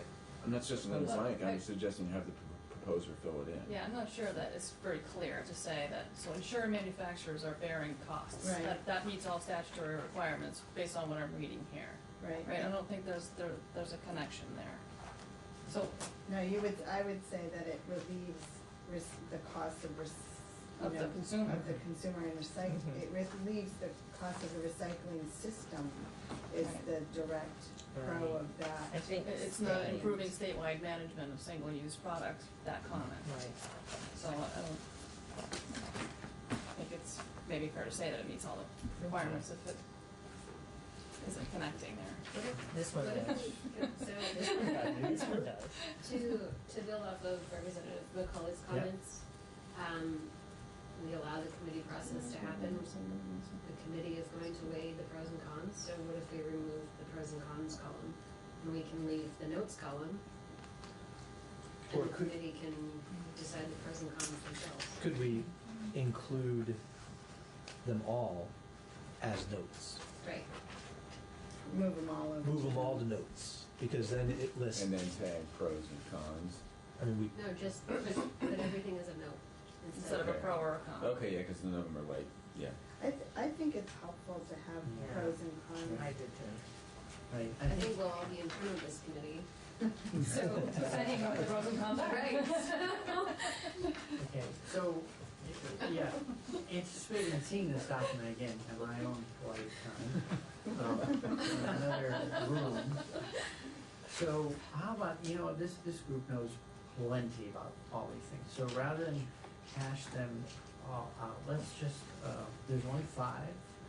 Why don't we are not aiming for a comprehensive, let's pick the most, the most compelling reasons we can think of for the pro columns and just put them in, a few. We don't have to come up with A to E.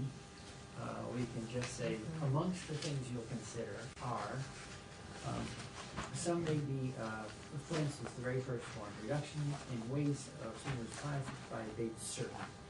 I think I actually said increases clarity of timeline. Yes. Timeline. Yeah, maybe I take timeline for action. definitely do A, reduce the use of single-use products, right? Right, so let's add that one in. Reduces volume. Mm-hmm. What reduces volume? Volume of single-use products. Okay, Is that right? yeah. Am I on the right one? Yep. Yes. Reduces volume, single-use products. Yep, and does it reduce the environmental impacts? Listen, Yes. Okay, I'm just, been accused of being presumptuous. I like this process. It Yeah, reduces try. environmental impacts, yes. Improves management of systems. Yes. Divert it from disposal? I would say yes if we're not allowing it anymore. How does it improve management of systems? Less volume. Yeah. If you're not allowing the use of certain single-use products by a certain date, then they're not there to have to be managed. So you wouldn't get it in your recycle Is stream. elimination is improvement. Yeah, yes. Reduction's always the best. Top of the pyramid.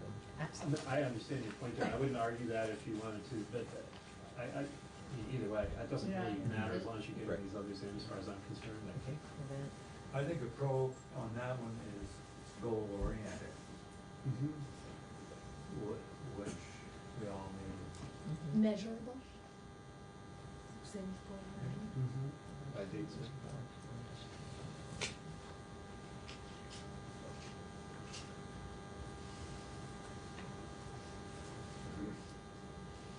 And does it do anything to prevent contamination of natural resources? You can certainly make that argument. So E. Say that again. Prevents contamination of natural resources. Or I would say reduces. Reduces contamination, yeah. Yeah. Thank you. Reduces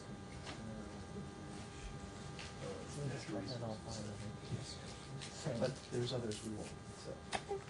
I'm presuming, we'll see. So one possibility is that you select all those, copy them, paste them in the next block, and then we I'm can serious, eliminate and them. then we can edit them. We might Yeah. say, oh, we'll Yeah. take something That's out. it. So, Mhm. it will give us a way to And you can eliminate move our some. way along. Copy all of these and then replace the next one? Yeah. And- Put it in the next one that says. Let's go to another block. Yeah. Right below it.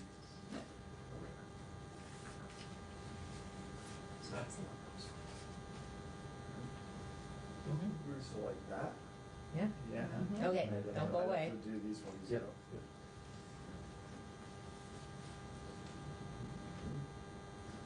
All right, so, anything we want to eject from the So, list so which here? one is this? Bans, packaging.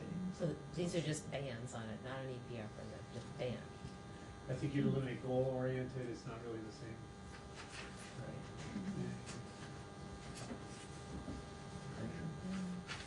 Let's see, environmental impact, yeah. Manage, I don't know, well, I suppose if you're eliminating a problematic the same. material, for the same reason, Yeah. the system works better with less problems to deal with. Diversion, measurable,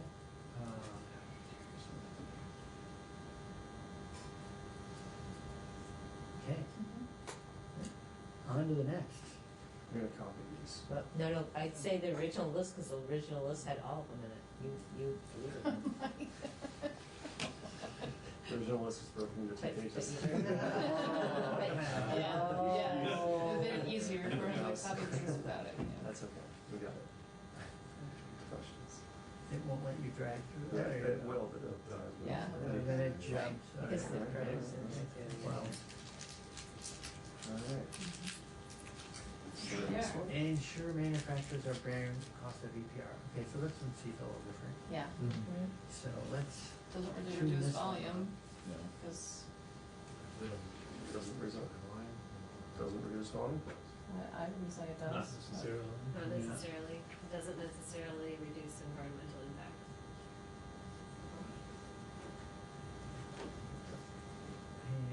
first one, that was really a Yeah. planning one, so let's take that one off. It's not goal oriented. I would say that it does reduce environmental impacts because it has the eco-modulated Mhm. schedule over in notes. It improves management of the systems as well. Because it'll, over time, it'll become more efficient. But we don't Your know what eco-modulator is manufacturers actually on are another one, using though, as is an that right? alternative. I know, but I would not agree that it doesn't reduce environmental impacts. But we don't It's know a- what manufacturers are using as an alternative. Well, it says eco-modulated schedule, and the purpose of the eco-modulated schedule is to, give preference to producers for, producing materials that are are more environmentally. So then can that one be combined with the other one that The you're? only reason why I wouldn't want it combined is because this one has a note on expanding the bottle bill. That's not mine, and I don't wanna take that out of there because that is somebody else's suggestion under the notes. Well, it's a fair point, and there isn't actually one, it just talks about expanding the bottle bill. Senator Bratt, you had, on the last page, I don't want to divert attention from this right now, but you kind of talk about expanding the bottle bill with glass, but that doesn't even capture all of what Warren's initial suggestion had been, so it might make sense to just separate out one. There is a line just to increase the bottom.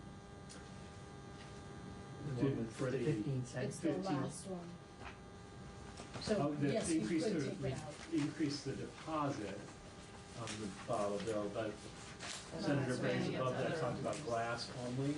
Oh, so Lauren's just change it to, oh, suggestion was an expansion of the scope of the bottle bill beyond glass and an increase in the deposit. So I think it's a fair point, you take that note out of here and make then it you can its own combine them. thing, and that's, if you're good with that. Sure, as a proposer, and you're a fellow proposer, you're willing to edit that way, that seems like a useful thing. Yeah. Be a little more compact. So what we would do is keep the other EPR one, cause we worked on that earlier Yeah. today, Mm-hmm. and move the pros into the other one. So move these pros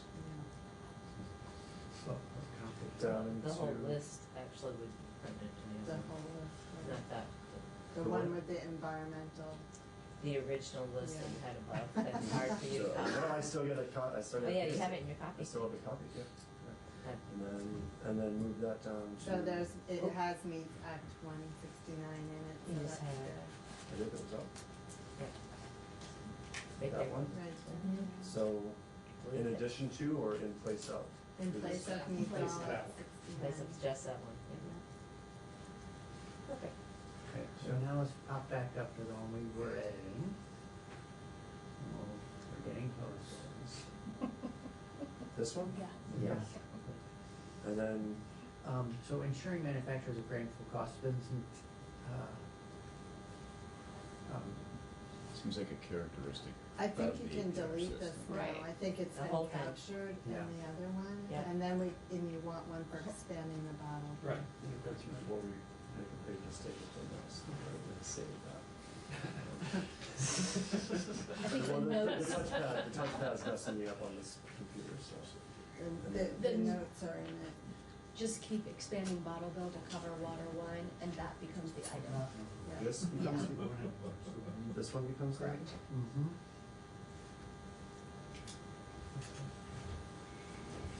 Like that?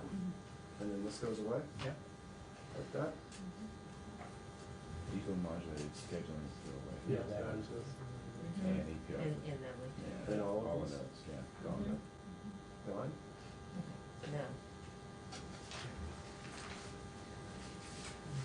So, That makes sense. now, we need a. Can I just suggest though that among the pros, it's not, those may all apply, but it's also a higher quality of recycled material,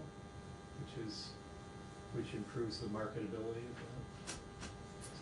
Higher quality recycled material. No, I'm sorry. yeah. It's that thing. Higher quality recycled material. Yeah, you can probably just leave it at that. So the, No, that no. improves management of systems. Yeah. is- Yeah, I'm not sure I agree with that one. That's Yeah. fine. And then, Is it goal oriented? the measurable is difficult because of the non-transparency of the bottle bill. I don't mind eliminating both of those. It's Right, goal and measure Yeah. don't really seem to fit. But don't you want to increase the stream that's going into the redemption centers, and that would be? We need to fix the whole system now, and just And that's increasing enough. the redemption fee isn't going to fix the system itself. Should we have a note Yeah. that the sorts at redemption Right. centers and retailers needs to be addressed? Yes. Well, there is, towards the end, increased deposit, redemption of bottle bill, 15 cents, review and correct inefficiencies in system. Yeah, but that's increasing the deposit, this is. This is Oh, okay. expanding. Well, So- this is an But it's increased also deposit increasing too. deposit. Maybe we can, A different maybe amount. this one goes away. Yeah, I'm willing to combine mine, I still stand by what I Right, say, right. which is the test study that's happening right now, that people do it for 15 cents, they don't do it for 5, so I go to 10, but I'm fine with consolidating. So change mine to be 10 cents. Or just eliminate yours. Or would yours Right. fit in this one? Right, so Make sure it's all put tracked. correct in, combine them. Yeah. Correct inefficiencies in system. Okay. Okay, so, That last one. yep. Okay, so, Make the, Go ahead. yeah. I want to serve the group and not hinder your discussion by any means. So this one, here, so we would, Review and correct Just reviewing inefficiencies in it. systems, copies in case up to the other one. As a note, right? Or as No, as a. as an item? Mhm. on the 10 cent, Right. as an addition to the item? Yeah. For that matter, you could say address, encourage more commingling. I mean, you could either put it as a note or part of The only it. just thing about- somewhere it Yeah. needs to be Yeah. noted. Needs to be because noted. Increase But that's commingling? Yeah. Either increase commingling or decrease sorts. Don't care how you do it. Right. Safe One place. is- Two sides of the same coin. Yeah. Right, good to read it as a note. I mean, I think if we, that's one strategy that would help, but someone might bring up something else. Yeah. So then under notes, restaurant redemption. Right, that's the other piece missing. Yeah. Oh, yeah, Yeah. right. Improve. And it somehow it's gonna address fraud. Mhm. That's How a great you one, too. bank, Great yeah. note. Yes, Mhm. okay. And then cons, potentially increase, recycling, the cost for recycling system. The curbside, Yeah. curbside. Like that? Or should curbside do it first? Well, it's not all curbside, Yeah, drop off, curbside. but Yeah, blue bin, municipal. blue bin recycling. Blue bin? You get the idea. Yeah.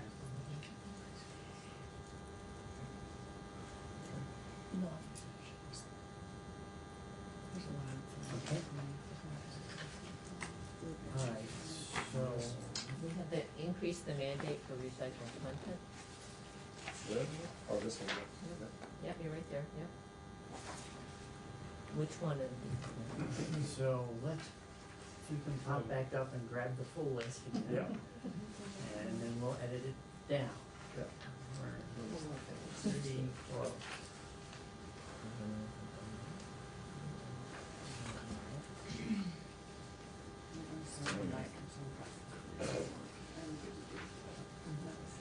And that's, you know, the IT guy asked me if I want to run the fast.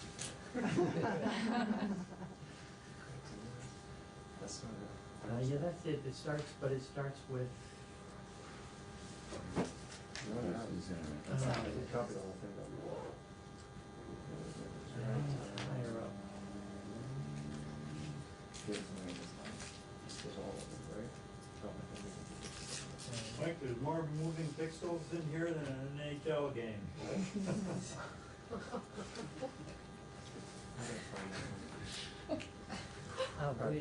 Yes, the one that It's the straddles the. reduction in waste.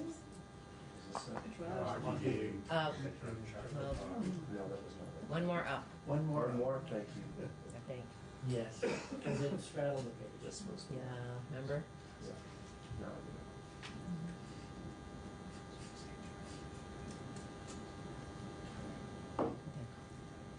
Yep. No, Now, if we go back down, That to was the down. next time you see meets all the criteria of activity. That's kind of in place. There you go. Okay. Right there. Got it. That's the last one. And then, if you can take off increases clarity of timeline, that was Doesn't- not part of that one. Won't General reduce volume. B. All right. Yeah, recycled content, man, it won't reduce the volume of some of these products, you just. Yeah. Switching one container for the other. just- Agreed. But there's, you're promoting the use of recycled content or reducing the use of virgin material. So, It's a It doesn't one-to-one eliminate trade. the bottle, it just changes the bottle into.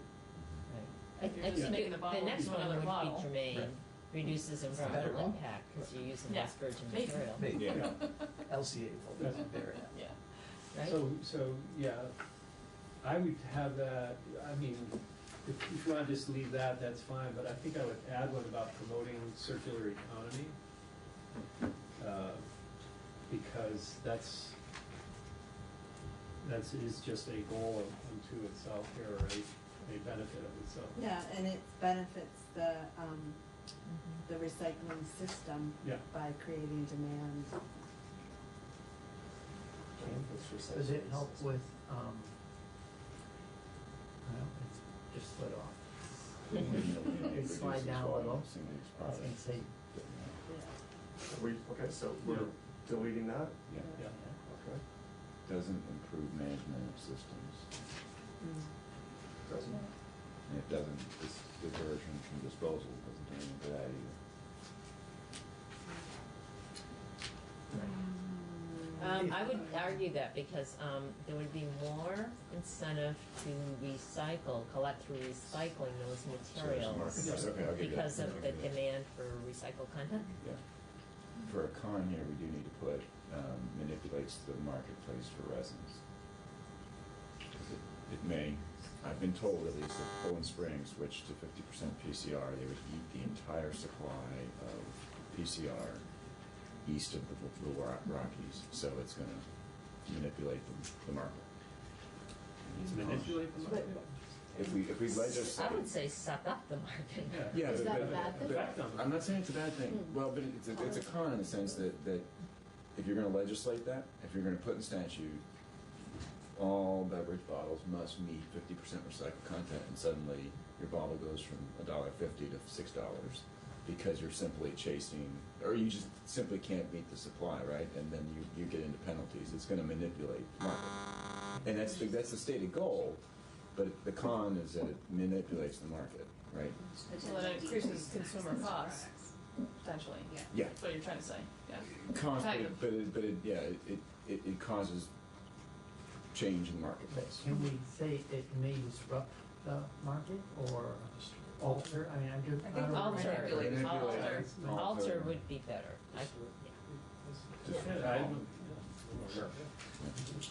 That way we don't have to prejudge Okay. how it's gonna. It's just such a negative connotation. Manipulate? Okay, sure. Alter, distort.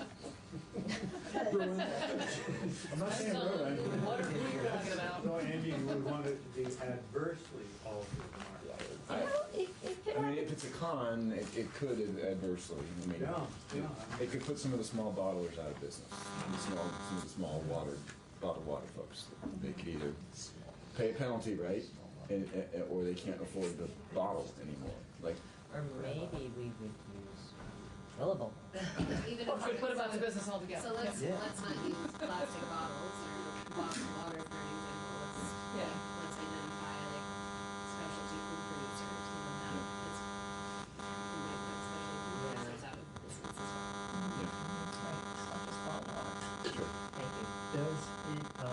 the diversion from disposal. Yes, because you could have containers that are disposed now, but because they'll be valued, there'll be more incentive to put them in the recycling stream. Would it be better to just put incentive against disposal versus diversion? Yeah. Incentive against? Incentive to reduce disposal. Does that work? To reduce disposal. Mm-hmm. Derived from. And then in terms of goal-oriented and measurable, those, well, they're, I mean, everything up here is goal-oriented, right? I would definitely say it's measurable. Right, but measurable, because we would, there would be a specification. Yeah. There would. Okay. So is goal-oriented gone? Fine. Yeah.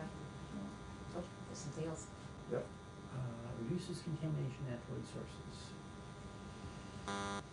Well, by reducing the use of virgin materials, I think there's a direct connection Yes. there.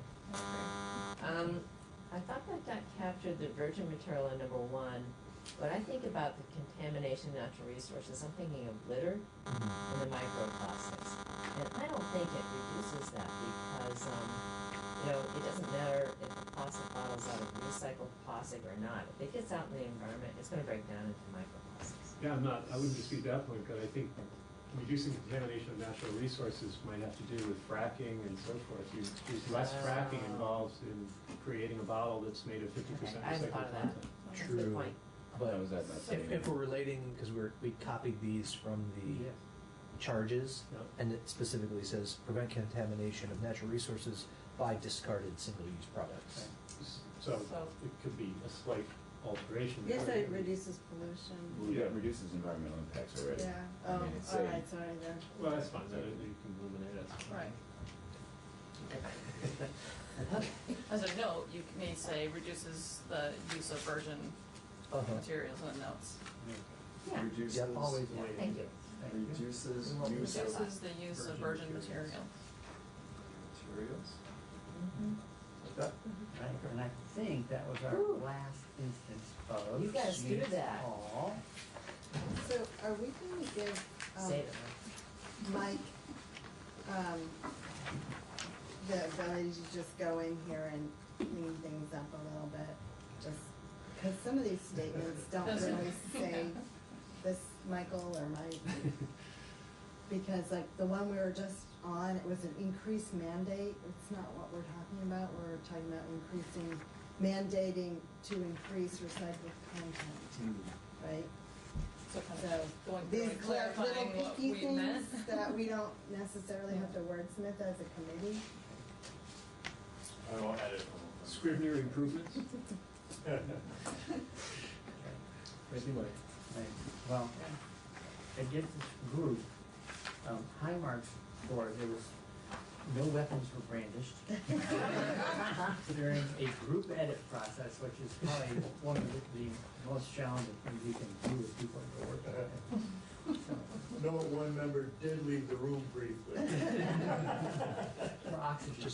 Right. So, any other notes on the, I think we spelled out what was missing, or I have a couple of clarifications that I would like to just bring up. Okay. If we start at the top of the document, it says no standard ASTM, and this was when Andy was on the phone and we were talking about compostable versus recyclable, I think. And it's not clear here, but there is an ASTM standard for compostable. This is biodegradable in the environment, was the comment, I think. All the way to top. But where are we? Top of the page, very top of the page. Thank you. Oh, this one, gotcha. Okay. So, This is, yeah, we were debating, I think, if it doesn't biodegrade in the environment, right, that was Kathy, your point. Mhm. You wanted it to, if it's littered, to Right. disappear. Naturally Degrade. If not, it's gonna be banned under, I think, the recommendation. And so Oh, So what I was saying is that there is a compostability standard, ASTM, and. I agree, yeah, there's I compostability. think he's trying to remind me, I was trying to say, there's no standard for natural decomposition. That's it, yeah. Okay. Not composting, but under natural ambient temperature. All right, so if we want to keep it out, either way, I just want it to be made clear that there's no standard for natural decomposition, but there is an ASTM standard for compostability. We don't even need ASTM in that comment you're on right now. Yeah, just leave it like that. Yeah. Thank you. And then down on the next recommendation, discontinue integrated bottle redemption and replace with EPR for printed materials and writing. I'm not sure why we got into the percentages at a MRF, but they don't match the percentages that I have for our MRF. So if we want to keep that comment. The 40, 20, 20, 20. Yeah. I'm not sure how that helps the reader in this particular recommendation, but if we do want to keep it, I would say that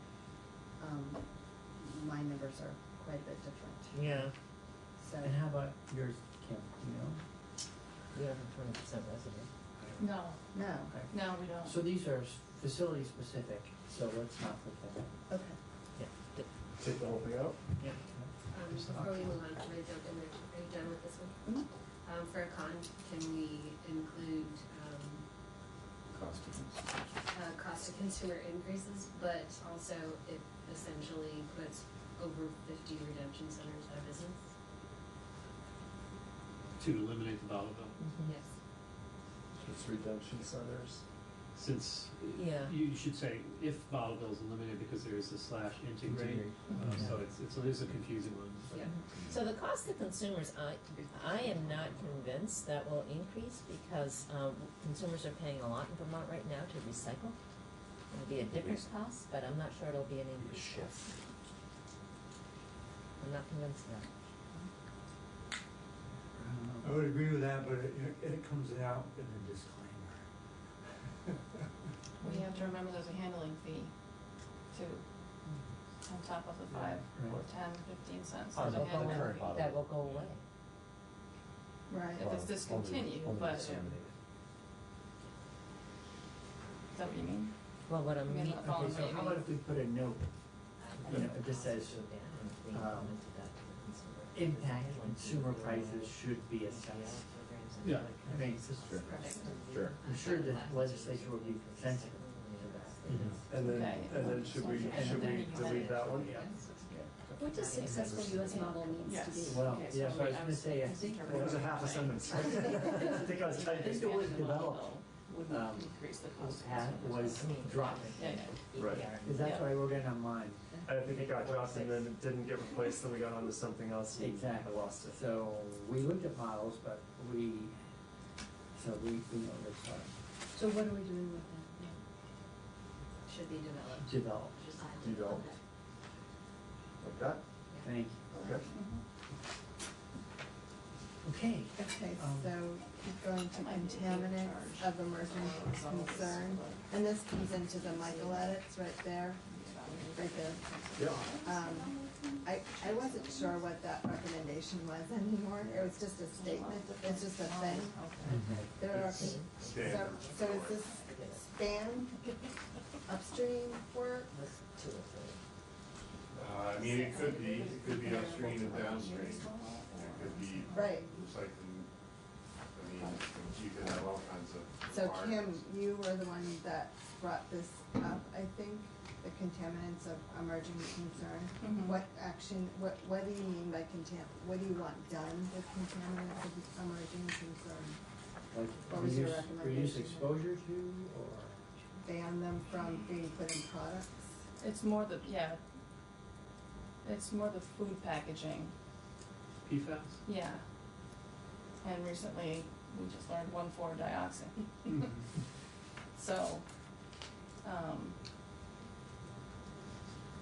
Sounds like a ban, right?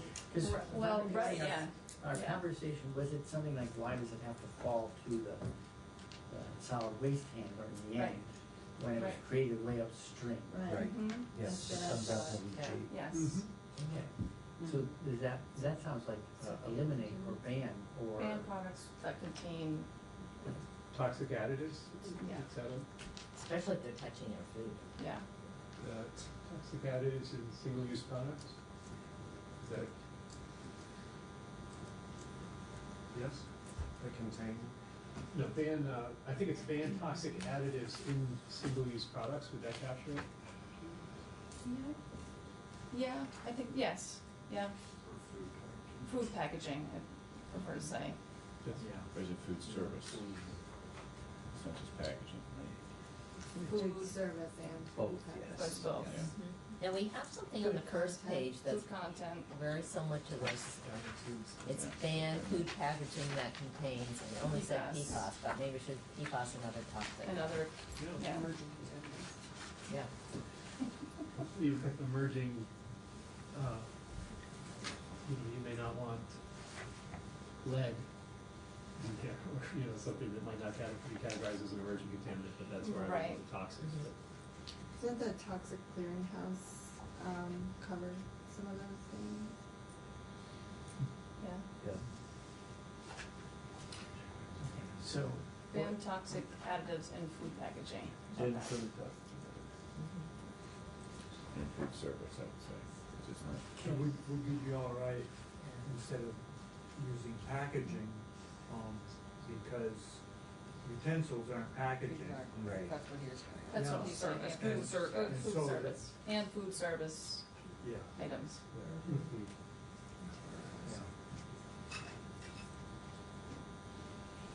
Good. How is Because that we- different than one? Okay, so perhaps with the very first item, keep this the way it is, because it's very complete. Go up to the very first item. And maybe we can just delete the last part of item 1. It says, and food packaging that contains PFAS. Right, 'cause it's the Right. same. Right, There you go. concept. okay. Mm-hmm. But Great. keep the rest of that one the same. Yeah. Yep. Okay. Excellent. Okay, so, So are we combining those? Sorry. No. Okay.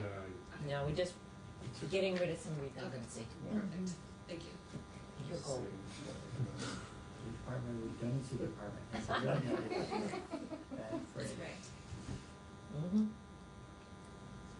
Okay. so I think this is my last comment, down to the hotel shampoo one.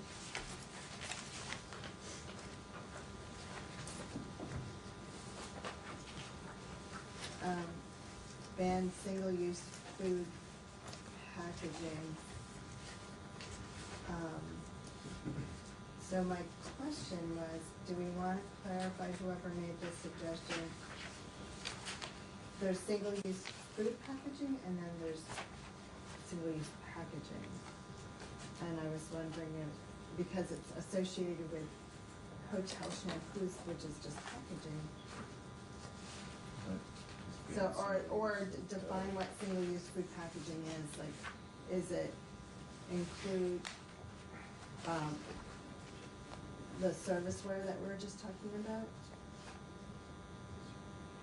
This is just hotel. So it just, single-use food packaging, so if I buy a can of soup, that can is a single-use food packaging. Is this a ban on cans containing soup? That's what needs to be clarified We here. only debated, I think, the hotel part. That's a great question. Or it's not just, yeah. I mean, buy the chicken. I gotta bring my own can now? Bulk soup at the co-op.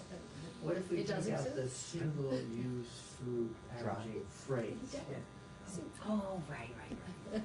I don't know who And suggested it's in- this one and what, they obviously had something in mind with it. I think, Maybe it was Jen food Duggan service brought It ware? was Lauren. It was Lauren's Yeah. proposal initially, and I think she probably was looking at Berkeley.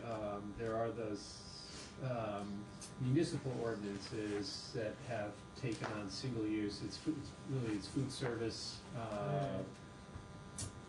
products. Seattle maybe as well. Yeah.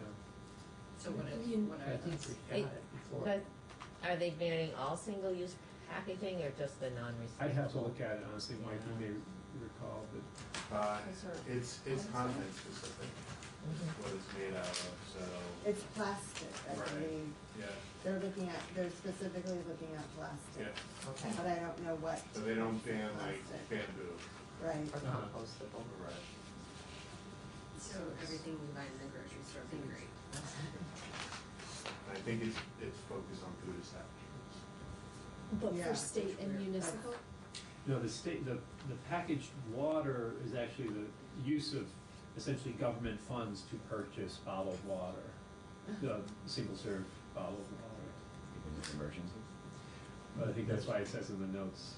It does, it seems like that's 3 different pots. It is. Yeah. Packaged water for state and municipal, So hotels three- and hotels and. Or Or just the a comment, period after it's bottles. right here, it's single-use food packaging, contact with plastics and chemicals added to plastics and consumer products is a pathway for exposure to toxic chemicals, so it's kind of related to what I said. Yeah. So, Right. so should plastic be put in between ban single-use food I think that packaging? would at least make it a little clearer.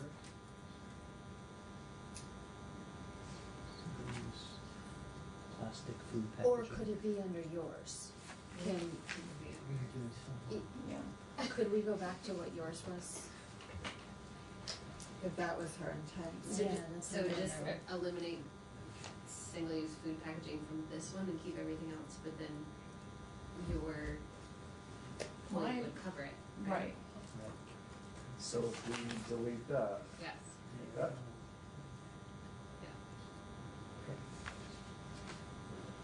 But go That's up. pretty minor. But go ahead. Does that It's- work it's- for you, it's- Paul, or was that, you Well, think I- that was the I- intent of her? I think so. I might say, I think we all understand what we mean by banned hotel shampoo bottles, but Yeah. really it's single-use Toiletries. toiletries. Toiletries, yes. um, Yes. Yeah. Like Lotion. California calls it personal care products. personal care, single-use personal care Yeah. products in Yeah. hotels and. And they're only banned in the room Yeah. or in the bathroom. You can go to the front lobby and get it if you want it. Oh, in case you didn't bring it. Right. Yeah, and you might have us a note that you could exempt smaller, you know, They do, California has tiering, by yes. Just write how large a California bill. hotel. Well, California, California exempts hotels with fewer than 500 rooms or something, and I think that wouldn't work as well for us. 5? I don't know, I'm not exaggerating. The Perhaps. phase is based on the size of the hotel. Yeah. The smaller ones have another year. And yeah, and it's so, like 2024, that's a long way off. I Actually, think sounds like the, there's a bill in the works there. the second half of this, packaged water for state and municipal, what that means is a banned use of public dollars for single-serve water bottles. I think that's the point there. Well, not necessarily single serve, the 5-gallon jugs Yeah. as well. You could, although you can fill up, I mean, Those I think are the where you point can- was you wanna get rid of the 16 ounce or whatever. Would we certainly do, but, I was also considering in this that, for instance, we made the switch here in the State House. We aren't getting these 5-gallon jugs anymore. We did an alternative. And, Tap water. it'd be filtered tap water. That's, I mean, I don't think she would object. Okay. so is that what you were saying? Just kind of clarify the personal care products, because you don't want to include feminine products in that category. Oh, In the whole, So Right. shampoo, soap, Conditioner. and any other product you can put on your skin Body wash. is how they define just it. wanna, Okay, so go in there. Soap yeah. and any product you can put on your skin. Could be Say, moisturizer. We all know I don't something. offend anybody. Okay. Pick this up in testimony. Yeah. Mike, can I just see the next one down? I just want to get a reminder where we ended up on that. So, Yeah. see? Wait a minute. Get rid of your hair. Foliage. Okay, I lost my way. All right, that was our last box, I think. Is that true? I don't wanna discourage your comments, I'm just. I think that will help Mike edit it a little bit. Yeah. Great. Good point. I just want to. Kathy's moving her hand. No, I'm just a little confused with where. Catch her. I didn't keep good notes, I guess. Okay, so that's the one I want to see. Oh, go back, go back. Modulated fees. Okay.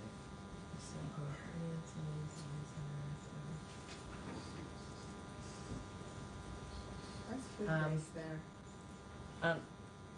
I did think of one more thing for this one, and that's help with the finances of our recycling system as a pro. Yeah. Say that again. Assist with the finances of our recycling system.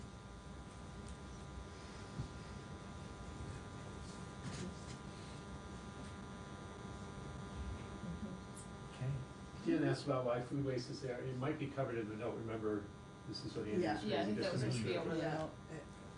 It's a little, it's a little confusing there. For the cons. Oh, yeah, yeah. Oh, Yeah, we don't want any EPR on food waste. Yeah, that's really good. We laughed out of the building here. Yeah. Just that. Yeah. Just part of food waste. I'll take it, I'll give it back. Vermont really thinks that, but. For the cons, can we include increased cost to consumers?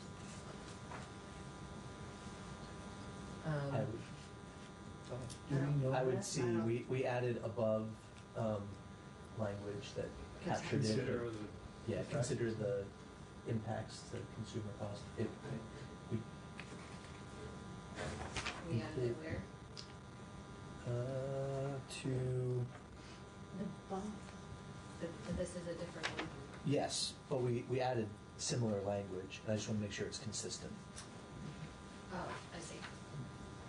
But I think so let me check, when someone asked me will increase costs, it might increase the cost of a product, but decrease the cost of running a waste system. Correct. So that it's a kind of one wallet, in the end, you might have an exchange, could save you money. I think that's anticipated. It'll also encourage more shopping in New Hampshire or. Could. It could. It could, yeah. That's Yeah, my quarter So I argument. think the language, yeah, the language is in the issues. second, potentially. I think the second item. We got that.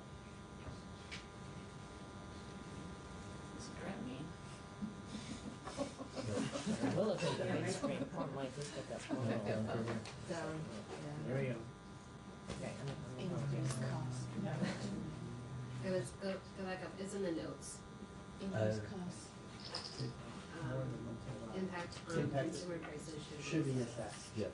Great. We add that to the note down below. I'm gonna add this to the note then. Yep. I'm gonna add that to the note down below. Please. And which one was that? It's the Second EPR line, one. third that line. was,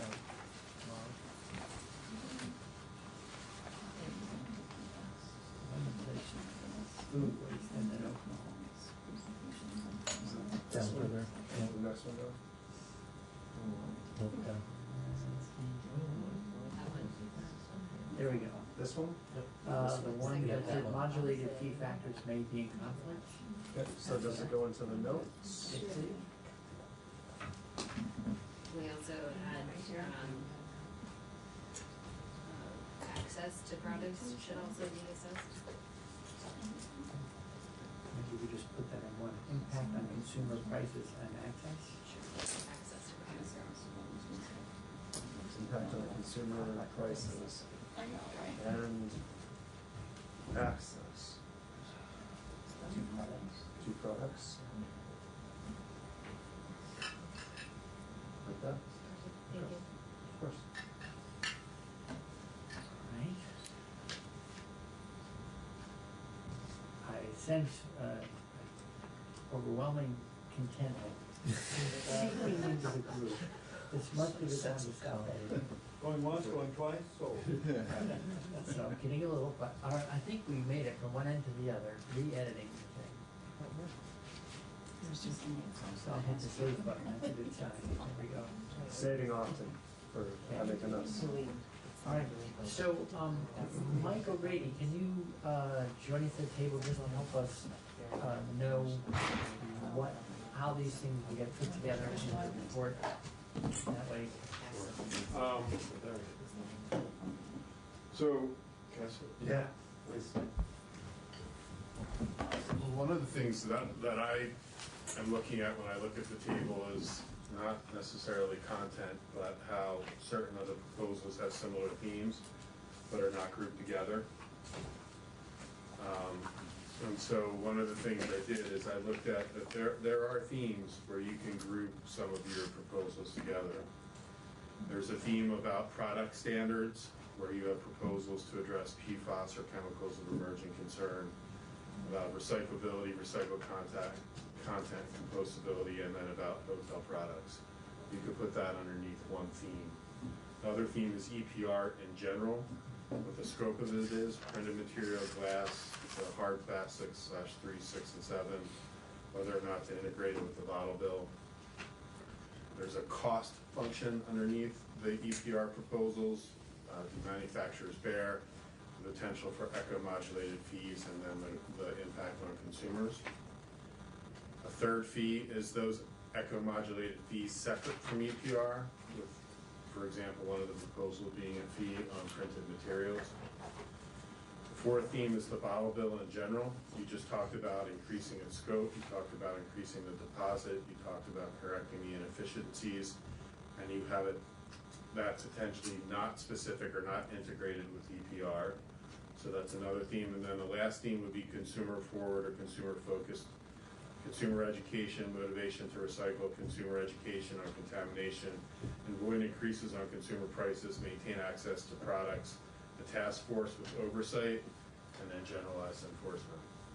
So you could consolidate all of these into those themes. I'm not changing any of the content of what you just did, just putting kind of subject matter over each of them. And that will allow for me to summarize your discussions in the content of the report. Everyone comfortable with that? Yep. Yes, thank you. That sounds like a great idea. Be more user-friendly. Right. All over it. So we already talked about how add a paragraph with the disclaimer. I tried to start writing one, but you guys are all a little bit of a moving target. So I'll have to give you some language, and I fully expect some edits on that. And then I want to just kind of walk through the skeleton framework of the report. I'm sorry, I just threw off there.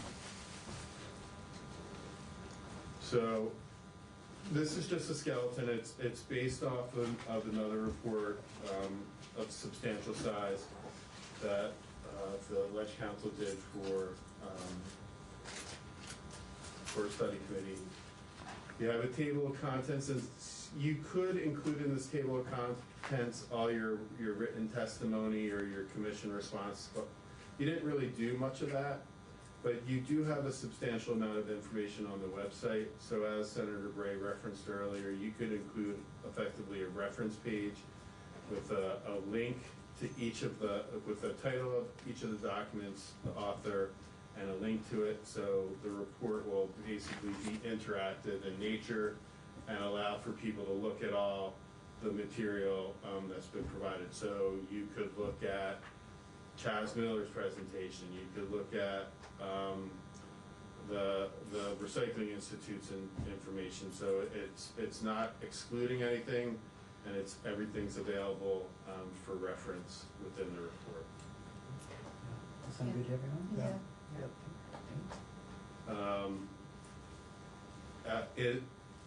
One of the attachments that's already attached is the report that A&R supplied at the beginning of the study committee. It addresses the first 2 to 3 charges of the committee. I recommend that it be included in full as an attachment to the report, which it is right now. So that would be another attachment. Your table would be another attachment in full. So it could be referenced, and so everyone can go and look at exactly what your recommendations or alternatives are. So that would go in as you approve it. Are you suggesting, as you did at the beginning about grouping things together, changing how the table then is put together? Yes, Yeah. just I see that. reorganizing the table. Yeah. There will be subheadings for each one of the different themes. I'll call them that. I'm not going to call them proposals. It's just themes. Then you get the statutory charge. It's exactly what was in the act. Then one of the things that you can do as a background, some committee reports do this, tell you how it got here. It would summarize the discussion at the Act 69 level. Frankly, I would probably pull from my Act summary for Act 69 to give the background on this. And then some reports do a summary of the meetings that they've had. That's really up to you if you want to include it or not. It's usually basic. You met on this day. You heard from these people. Yeah. Do you want that? Okay. All right. And then you get to the recommendations. I don't think, at least I heard you said you didn't want to call them recommendations. You can, again, call them themes or alternatives for discussion. Items for further consideration is what. Items for further consideration. And then, if it's okay with you, I would group those items generally as the themes that you have on your table, and I would just summarize effectively what those are and refer for detail to the table. And that's basically what the report would be.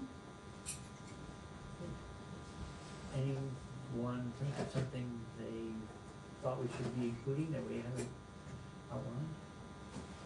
So, Michael, when we look at the draft report on page 11, in the background section,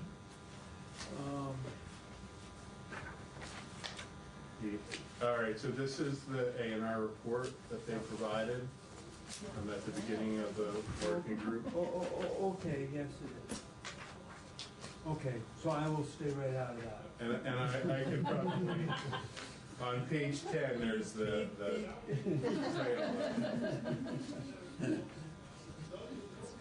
all right, so I think I can get you a draft. This week's going to be hard because of the Senate drafting deadline and other working groups, but I will have time early next week to start writing this vigorously. Michael, excuse me. Well, then I thought we should just circulate, send everyone a copy directly. And, I had talked about we could list everyone who's on the committee. That would be another traditional thing to do. I don't know if people are feeling ceremonial enough they want to actually sign off on the report, or that's your John Hancock. Sometimes they circulate a piece of paper, people sign it with their name, and then that goes in. This is 21st century. I don't think we need that anymore. You're just listing who was Just on. the I would say listing and affiliation. Yeah, right. There is that list from representing such and such, representing such and such. That would be a useful thing, so people know who was here for what reason. Thank you. Thank you. All right, so we'll stay modern, just small concept. Anything else? No. So again, thank you everyone, and thanks for hanging in there on figuring out a way to edit. You know, I mean, one of the things that's unusual around this group is that sometimes when we have meetings in the legislature, you pretty much have a pretty clear idea of what you're gonna ask people to do and how it's gonna come out, sort of. And here, over and over again, I said, well, let's think about this together in real time, and we gave ourselves 5 minutes to reread something, and then we relaunched our conversation. So I really appreciate people just digging in and doing the work with others. So thank you very much. And that, there's no other business. Yes. Yeah. Thank you. Well managed.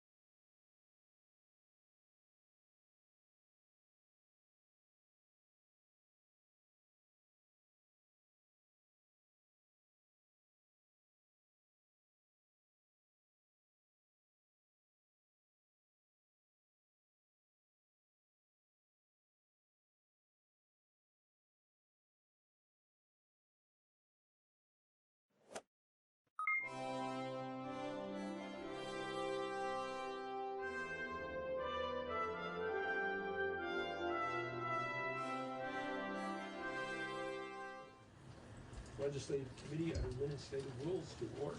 And the first item on the agenda is the review minutes of our last meeting. And I will move approval. Representative Myers moves that the minutes of the last meeting be approved.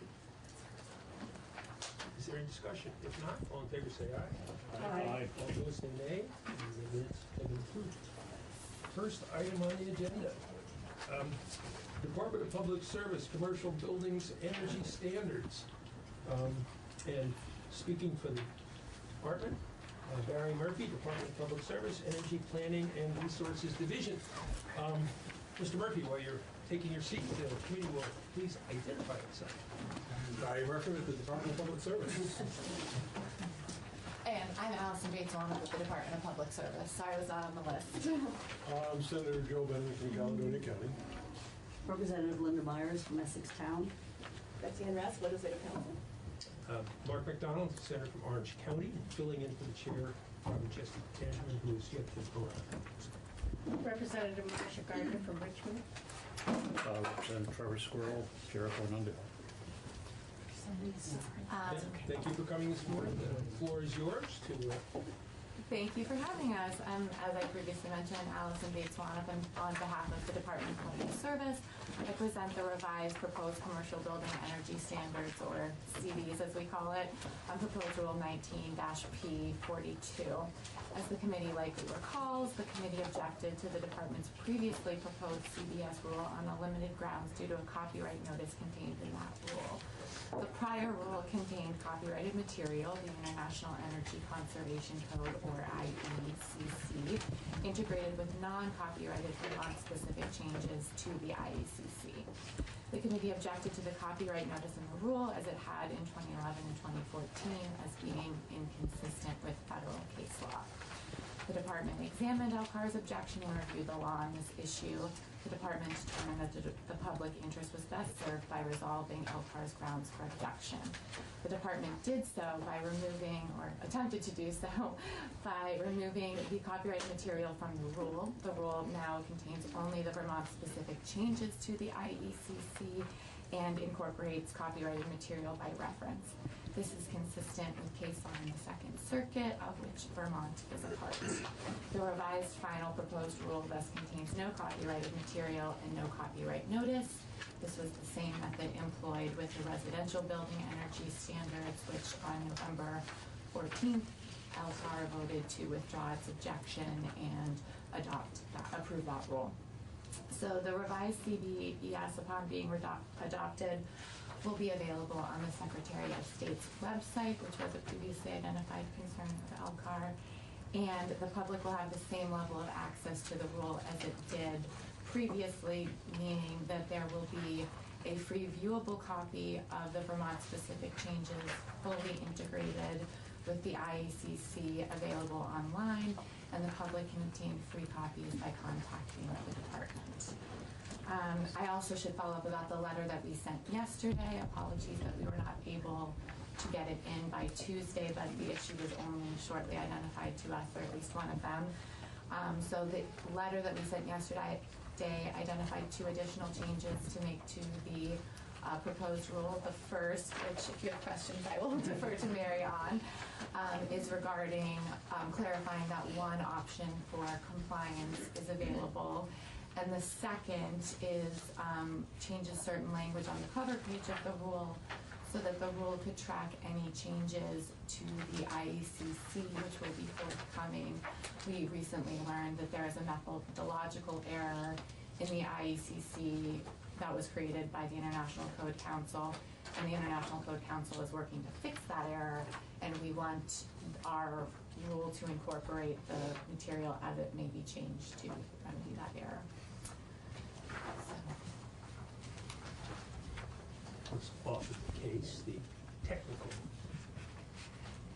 do's and don'ts of rules often take more time and explanation than the substance. Are there any questions for the witness?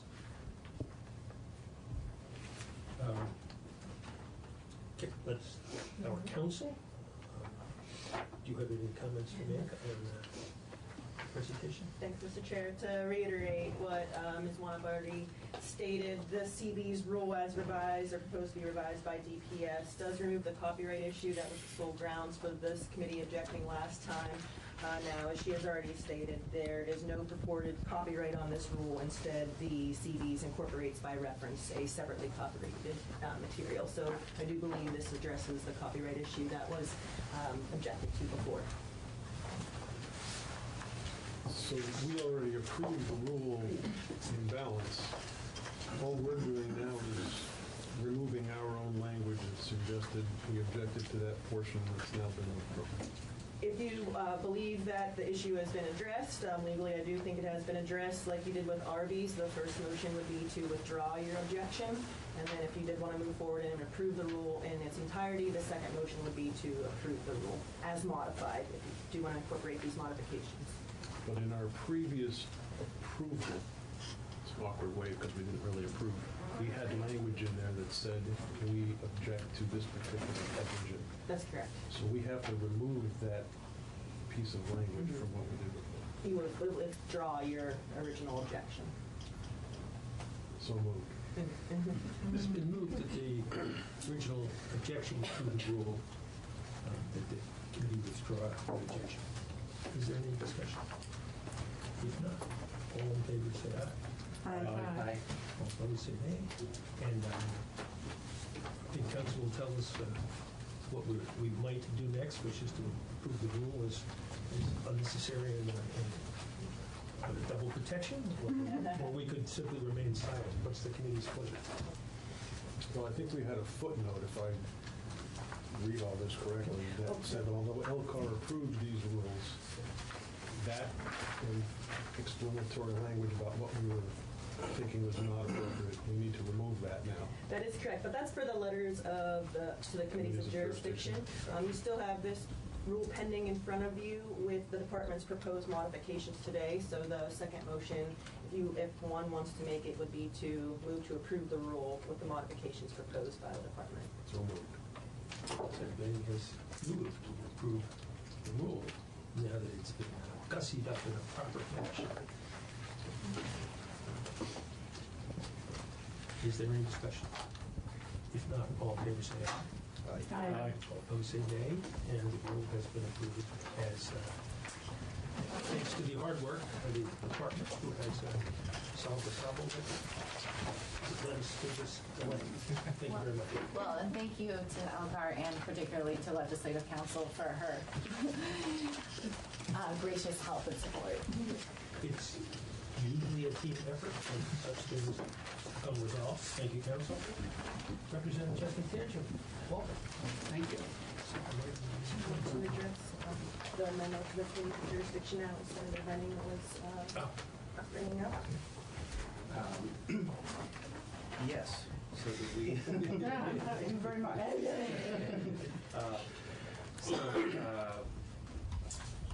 Council's prepared a letter. Would you like me to address this? Yes. So you have in your packet the draft letter to the committees of jurisdiction that sets forth the issues that were raised during testimony on the RBs and CBs. And as Senator Benning had already brought up, this current draft memo was the one that you had already seen, which at the time, at the state of those rules, you had objected to those copyright portions. So as I indicated in my email to you, and thank you to Charlene for providing that, now you have withdrawn both objections and you've approved both of the rules. So as I noted in my email, now that you've done that, you could amend this memo to say, although LCAR approved these rules, LCAR's review rules has a limited scope, so that highlighted text in the first paragraph of that memo could be revised to read, although LCAR approved these rules, instead of although LCAR approved the majority of these rules. And also, you would delete the footnote that referred to your objection. So moved. Is there any? Go ahead, Robin. I think council has stated it eloquently. Any discussion? Not, then entertain a motion to revise our letter to committees of jurisdiction as indicated. And to send to them? And to send to them. So, Motion to approve modification of the letter to committees of jurisdiction of sending. All those in favor say aye. Aye. All those opposed, say nay. Thank you. Thank you.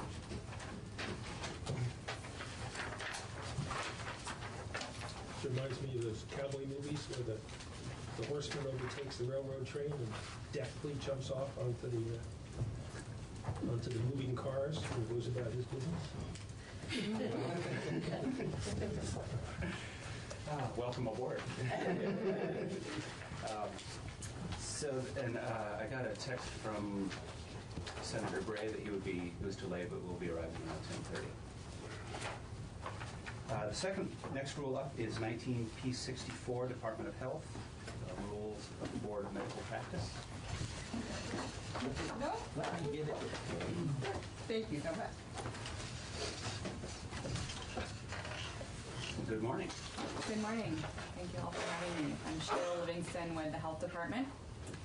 The rule in front of you, you actually saw the emergency rule that we brought to you that looked similar. However, you gave us some great feedback on that rule, and so this does look slightly different. Just to refresh everybody's memory, the purpose of this rule is to update the way in which we approve the credentials of individuals seeking a medical license in Vermont if they were foreign trained. And what happened was we were basing that on a list compiled by the Board of Medical Practice in California, and they stopped updating that. And so now we needed a new methodology to ensure that individuals seeking licensure in Vermont who were properly trained could get a license and practice here. I'll explain the modification that was made since you last saw this. There was also a list of unapproved schools that was maintained by California, and we had as Senator Benning pointed out, confusing way of having that included in the emergency rule. And upon review and discussion with other states and with practitioners, we removed that. So now it's very straightforward. It's just that it has to have been on the California list or on the new list. And so we changed the grammatical structure of the paragraph so that it was more straightforward. Imagine. I know. I just it was fun. For the moment, was I right? Is that what you're saying? Do I have to say that? No. I got the You made an excellent point. Can we put that in the minutes? I think that's the substance of the minutes. I have a question. In your letter, the section of the rules would be 2.6.3. And it's the last sentence. Someone who meets all eligibility requirements for such certification and is only lacking current licensure. Yes. And I guess I'm assuming that implicit in that is that they will then get the licensure Correct. that's missing. You got it. Okay, it probably doesn't need spelling out. But that's exactly what that means.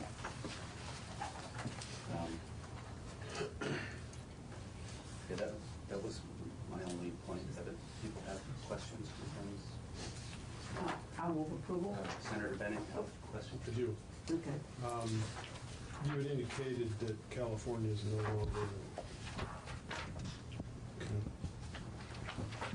no longer holds a list or produces a list. Did I understand that correctly? Right. Because the annotated text version on page 1 has definitions of a board-approved medical school means a medical school that, and then 2.6.1 says appears on the official California recognized medical schools list. Is there still a list that's kept? So let me clarify that. There is still a list that exists it is not being updated. Right. And some of the newer lists didn't exist when somebody might have gone to school. You got it. Following that particular rabbit hole, if a medical school drops out of accreditation, are they removed? If the list is not maintained, are they removed from that list? So the California list would not change. So if I went to school in 1985 and that school was accredited and on the California list that time, then I would be fine. If that school then subsequently dropped off and my grandson went to school, that same school, and it was no longer accredited and it wasn't on the new list at the time of accreditation, then it would not count. But if the It's list temporal. is not maintained, will it be removed from the list? So it's temporal. So the lists give you the timing, right? So you know when the person graduated or got their diploma or whatever. I think that's what you get from medical school. Your diploma. When you graduate, that is the time at which it's important that that school was accredited. So we don't want to take off the California list. No, I because understand the that. other lists don't have that But temporality. if your grandson graduates from a school 5 years from now, from a school that is on the list now, but in 5 years no longer meets those guidelines, that's my understanding is that because the list is not maintained, that school would not be removed from the list. And therefore, all they have to do is graduate from a school that's on the list. Right, but it's not no longer an accurate. But we wouldn't use the California list for somebody graduating today. Okay. Right, so somebody graduating today would use the maintained lists, the lists that are current. But those current lists didn't exist in '85. The California list, or I don't think it was the California list, but the California list existed at that point. And so it is a temporal issue, right? But the only way for you to determine whether they are valid or not is to ask the question, what school did you go to? And you refer to the California list. It is not currently being maintained. And if that school subsequently does not meet the criteria, how would you know that the individual graduating from said school is actually eligible under our criteria now if what you're doing is enabling them to come in under this particular rule as it's written? Hold on, I'm not explaining it well. Let me think about a different way to explain it. So,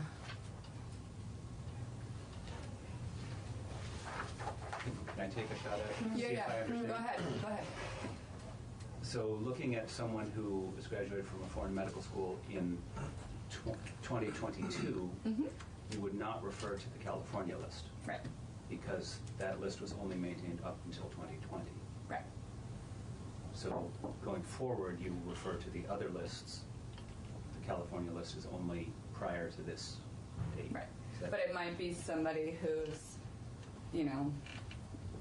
who's applying for a Vermont license today who graduated in '85, and then we would use the California list to verify. Yeah. So we need it there still, even though that's annoying because it'd be great if we could just take it off altogether.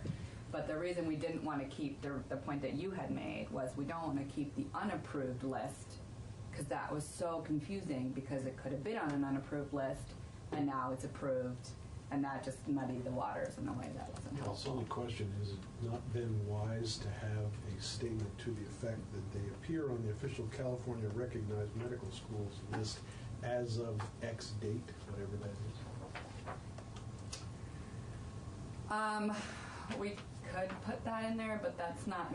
So the trouble in when either- we talk to other states, that's not how they have done it, and then that's not when we talk to the provider groups and the medical practice board. The concern was another issue that you find is that somebody went to a school and it wasn't accredited while they were there. Then it got accredited right before they graduated. And so you want to be able to leave these rooms so that there is flexibility for the board to recognize somebody who is truly qualified and trained. The cut date for exactly when California did or didn't stop doing their, their updating is less critical than knowing that the school was actually accredited at that time. And that's something that, while I understand this committee has been grappling with the best way to word, in practice is very straightforward. It's not a complicated, like, I graduated at this date, and you look at the list, you say, great, that school was approved at that period. Representative Gardner. So let me see if I understand this. Yep. So, you not only ask the person, what school did you graduate from? You also ask what year. Correct. And that's what you look at. Was that school accredited and at that time? At that time. Thank you. Got it. Can I ask how you learn that? It's in the application. No, I mean, once you have decided what school they went to and what year, does the board actually go into the history of the school to determine at that year that they were actually Yes. accredited? Okay. The staff do, but yes, but yes, they do. Yeah. So, and we don't have, the other thing for the committee, no, we don't have hundreds of these up. It's not like this is some huge workload. It's not, it's not. So Legislative Council just pointed out that that is addressed in 15.2.5. Then that was another comment from Senator Ben last time around. I know it was a while ago, but.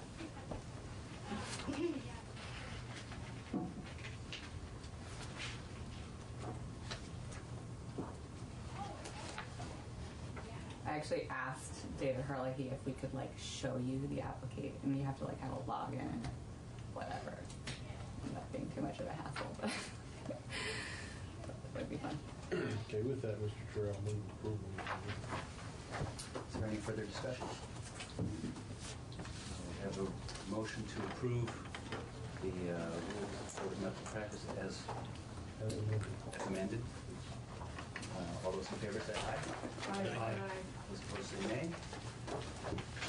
Thank you very much. Thank you. Okay, this we're right on schedule. Next rule is 19P67, Department of Health, the Vital Records Rule.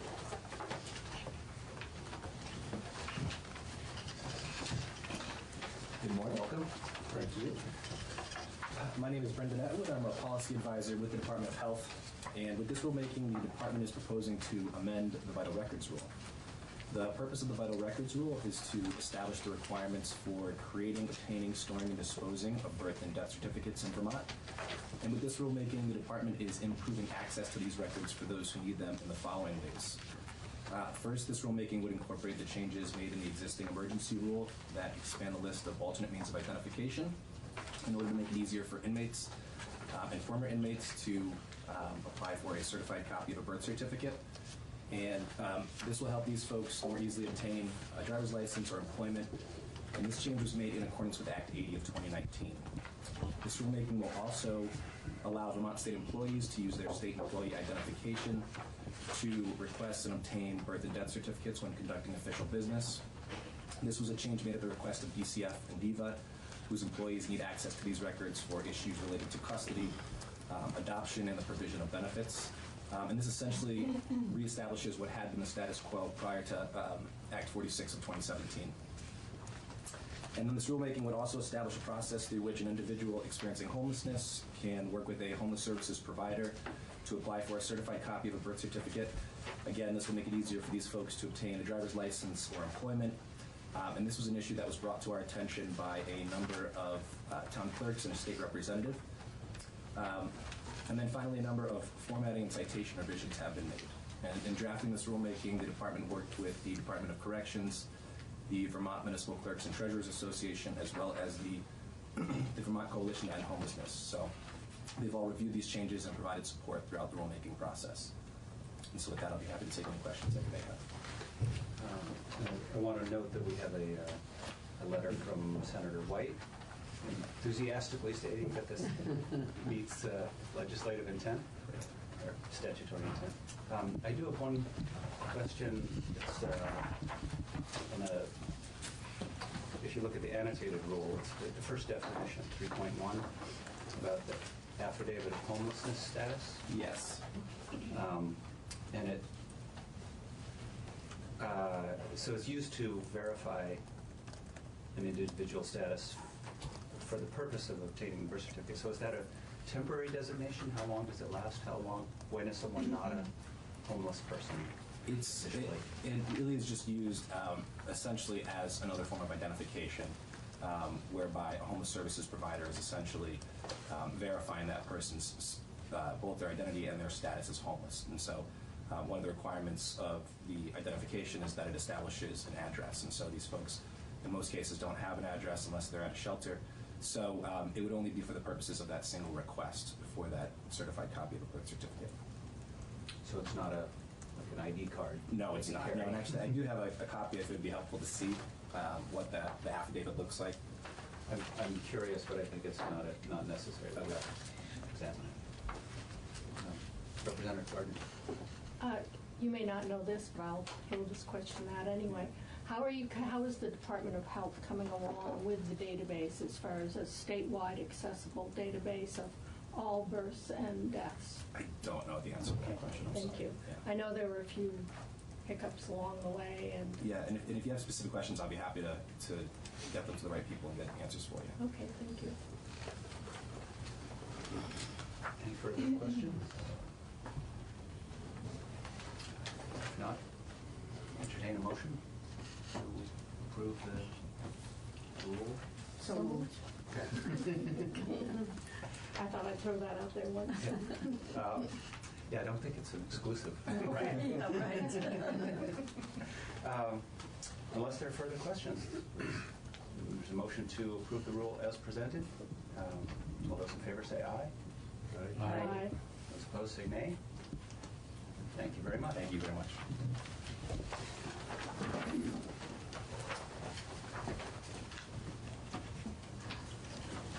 Next up is 19P71, Department of Financial Regulation, ensures regulatory sandbox, innovation waiver regulation. A little early there. Yeah. Sandbox for terrible art. That was my only question. Who came up with that? That's one of my questions.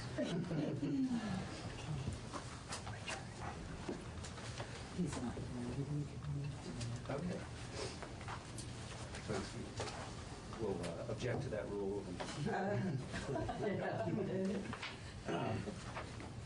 In the meantime, folks from the Department of Health, Substance Use Disorder, again.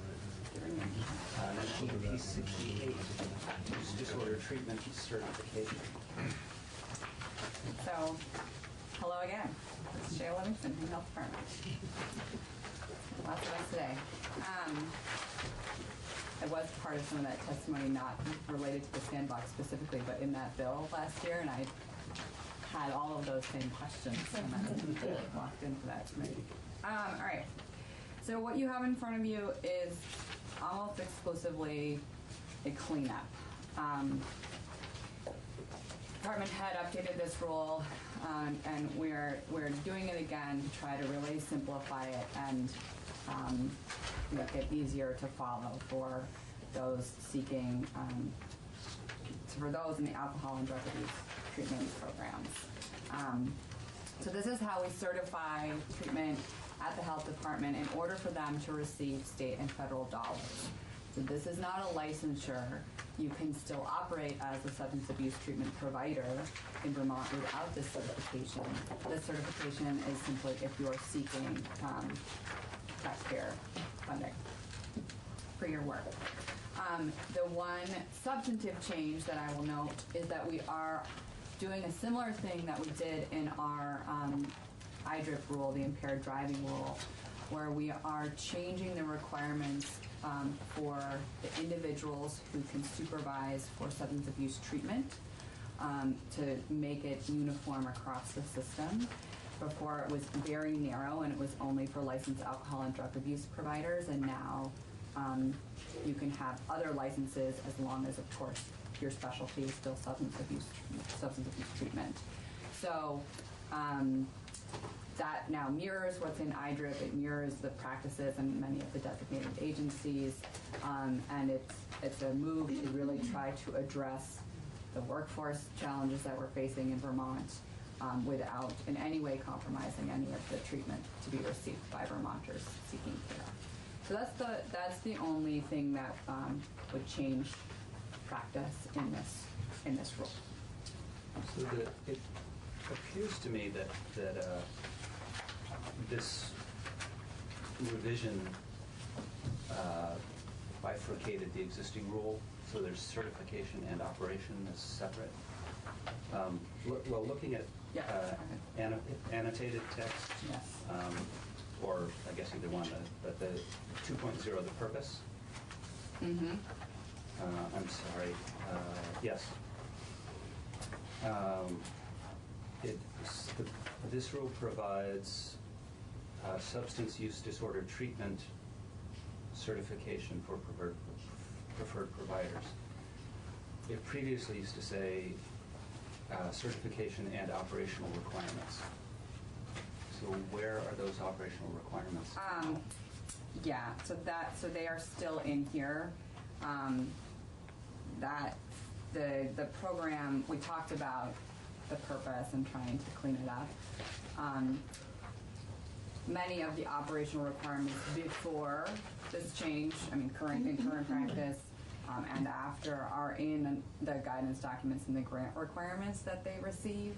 And so it seemed a little misleading to say that they were in this rule specifically, because they are not. They're in the guidance documents and the grants and contracts that those providers get. Some of those operations specific things.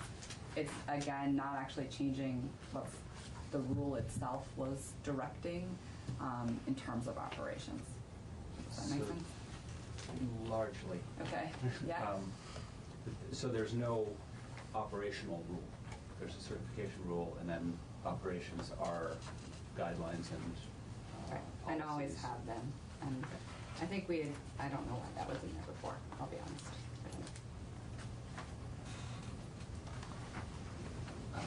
Other questions, concerns? Representative Gardner. Was there a public hearing? Oh, yes. I know it says in here that there was going to be. Were there any comments from that? No. Okay, thank you. Yeah, we didn't receive comments. Again, we also sent it proactively out to the providers. And we didn't receive any public comment during the public comment process.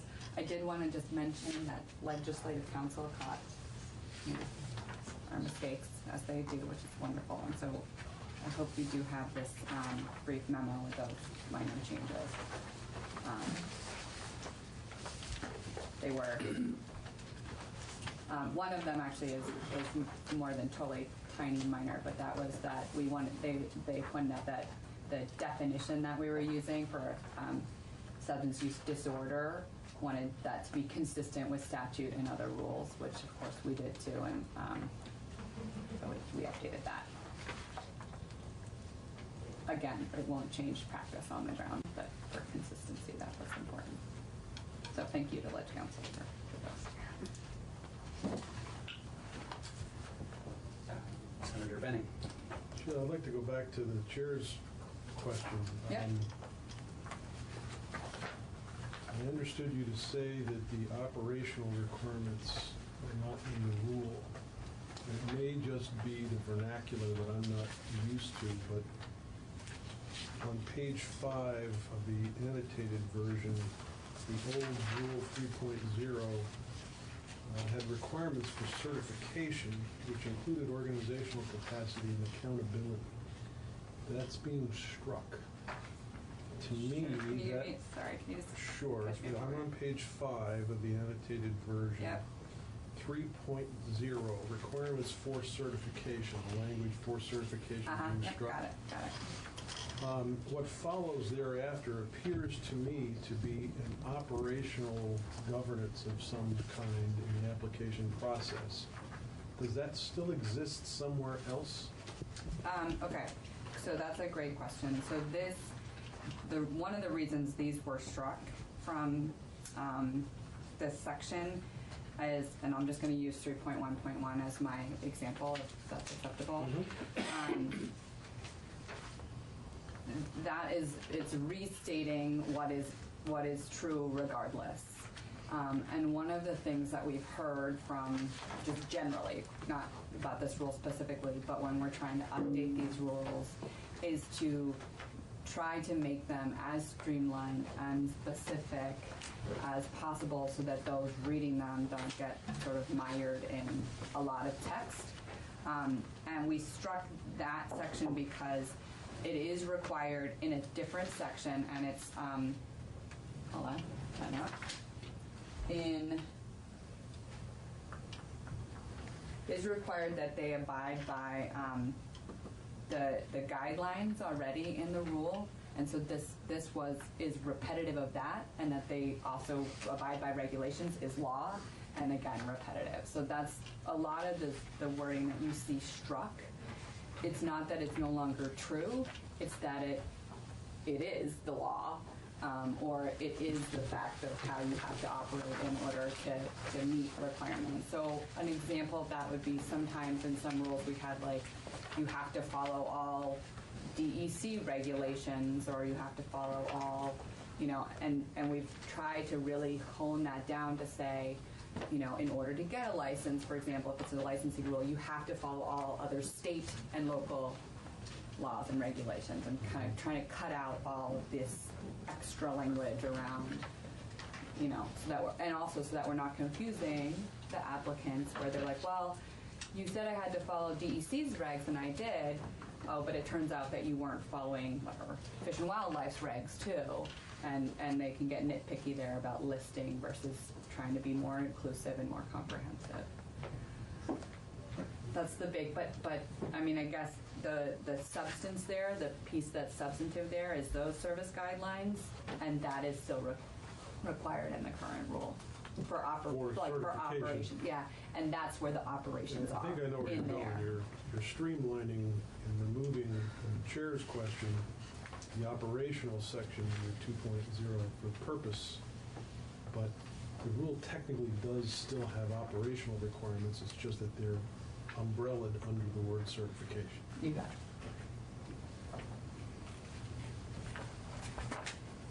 Thank you for that clarification. Should have had more coffee before I came here this morning. Are there any other questions, clarifications, concerns? If not, The purpose was to provide more people in the workforce. Yeah. So the main, right.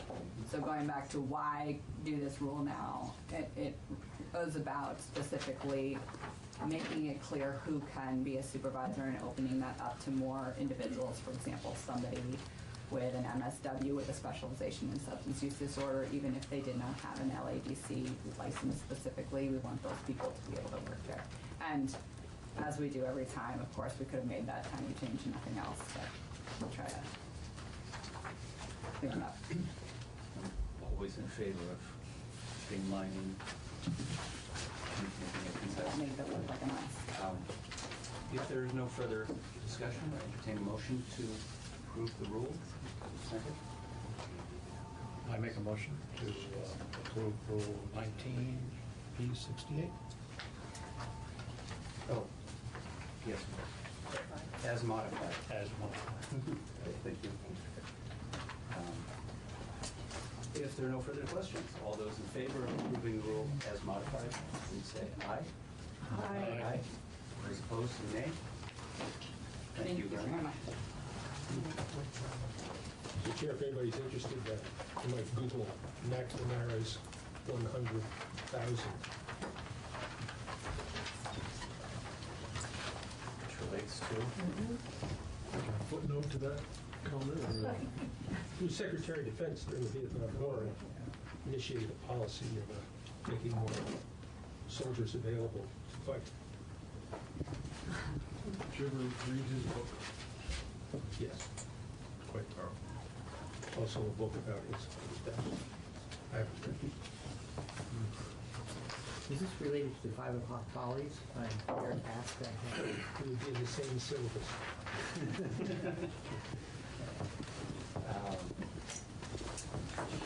Do we have folks from Department of Financial Regulations here? I know we're running ahead of schedule. Yeah, I emailed Sebastian. Okay. And told him that. And so there's one rule. The other thing is the discussion on the racetracks. And for that, I don't see the deputy secretary here. So again, we're way ahead of schedule.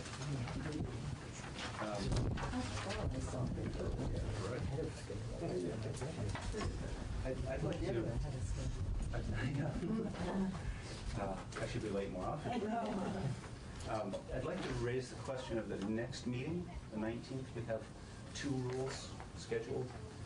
I don't know what we're looking, how busy it's looking for the 9th, January 9th. I don't have that.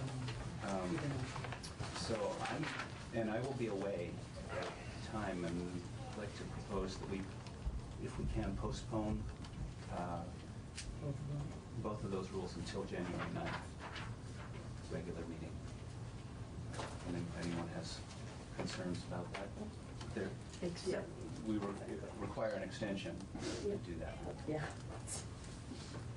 You'd have to request an extension from the administration? Yeah. For both or one? No, just for one, right. The first one, P66 ends on 1/4. Right. Or we did have to make the... What do you want to The administration would have to voluntarily We can extend. request an extension, see if they are willing to do that. Senator Bratt. Just to make sure I'm understanding, are you proposing canceling the meeting and moving, or just that postponing the date because you won't be able to be here for the discussion? I'm proposing, because those are the only 2 rules on the agenda, I'm postponing, proposing to cancel that meeting. And ask for an extension. And ask for an extension, yes. Got it. Just want to make sure. So Yes, Senator. perhaps we'd ask council, but would that mean that we would move to send a letter requesting the extension and then and ask for them to make a decision by a certain time so we would know whether or not that we were still obliged to do it on the 19th, or we have been freed from that obligation? Yes, we would, Charlene. I will call them today. Yeah. Charlene's normal practice, she even has a memo that would be ready to go if they'd be willing to extend your review period and say, I'm going to say to the 11th like the other one. If our meeting's on the next meeting's on January 9th. The next meeting's on January 9th. So I would move that we schedule the next meeting for January 9th with the provision that depends upon the administration sending us a letter to Well, their 8-month adoption period request an ends up extension, in May. and that if, in the event that they don't, we would find ourselves pledged to come back on the 19th. Just a question, what's our schedule look like otherwise for the meeting? Charlene said she's received no rules for the night. No rules. The deadline isn't until, I don't have the deadline. The deadline for the rules for the January 9th is December 31st, so I still have plenty of time for rules to come in. Well, the only reason I'm nervous for my benefit is my first committee starts at 8:30. And in general, during session, we're switching to 1-hour meetings instead of 2-hour meetings.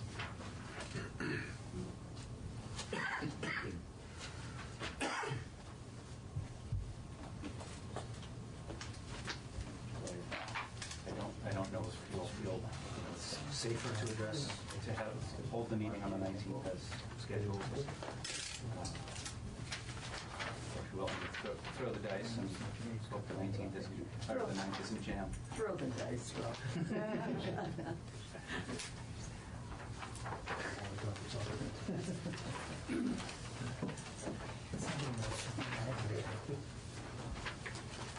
Do we need a motion to do that? So Senator McDonald. Oh, he did, okay. Made a motion to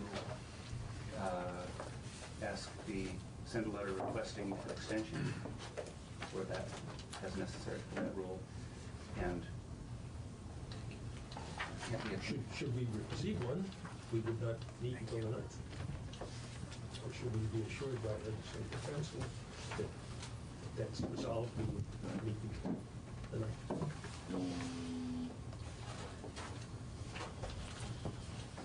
I thought that was you, Bill. Sorry about that. Okay, we have a motion on the table to most likely cancel the meeting on the 19th.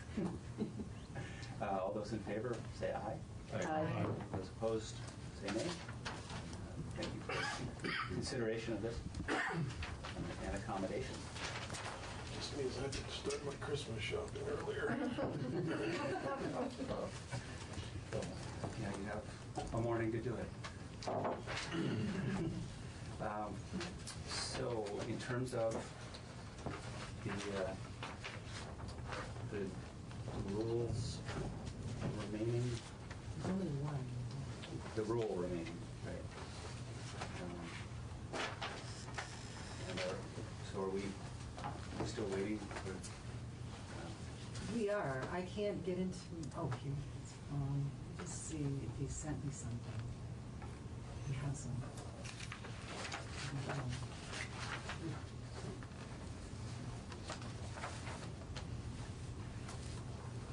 Let me go downstairs and call him. Okay.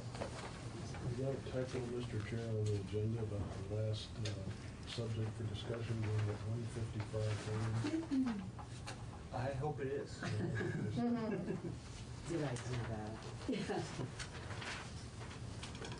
Yep, I did. The single one, huh? I left. So we missed that. We were thinking it might be very long.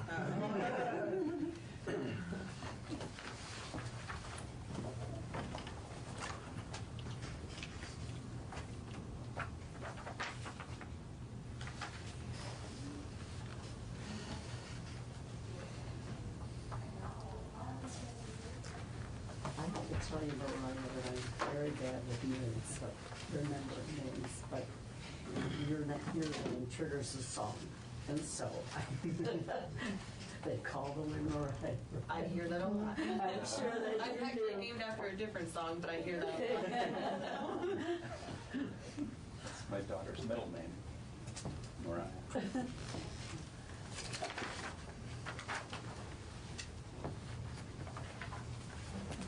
What's your song? The song is from the movie Eddie and the Cruisers 2. It's Mariah by Joan Caffrey and the Beaver Brown Band. Don't know that. Oh, yeah, right. I don't either. They tell how old I am when I know the other one.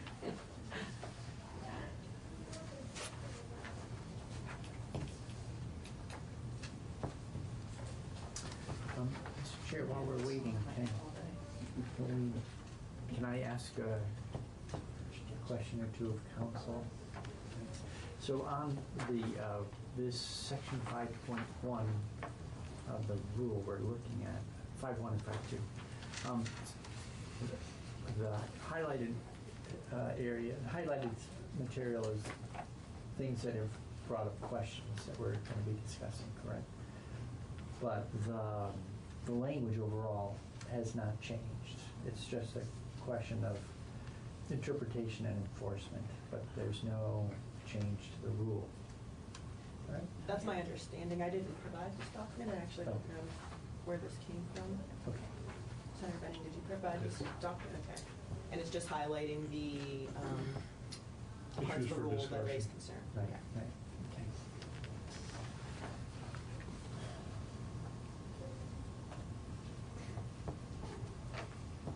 Looking at 5. know the definition of civil twilight? Interesting.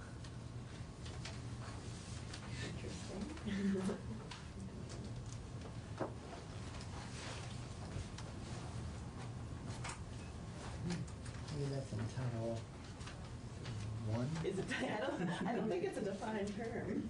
It's the common use term. Well, so far, that particular language hasn't been an issue for anybody thus far. Those We can three. expand on this if Just for we that. like. Well, if it's a demolition derby, would that be uncivil twilight? Interesting question. Thank you. Yep.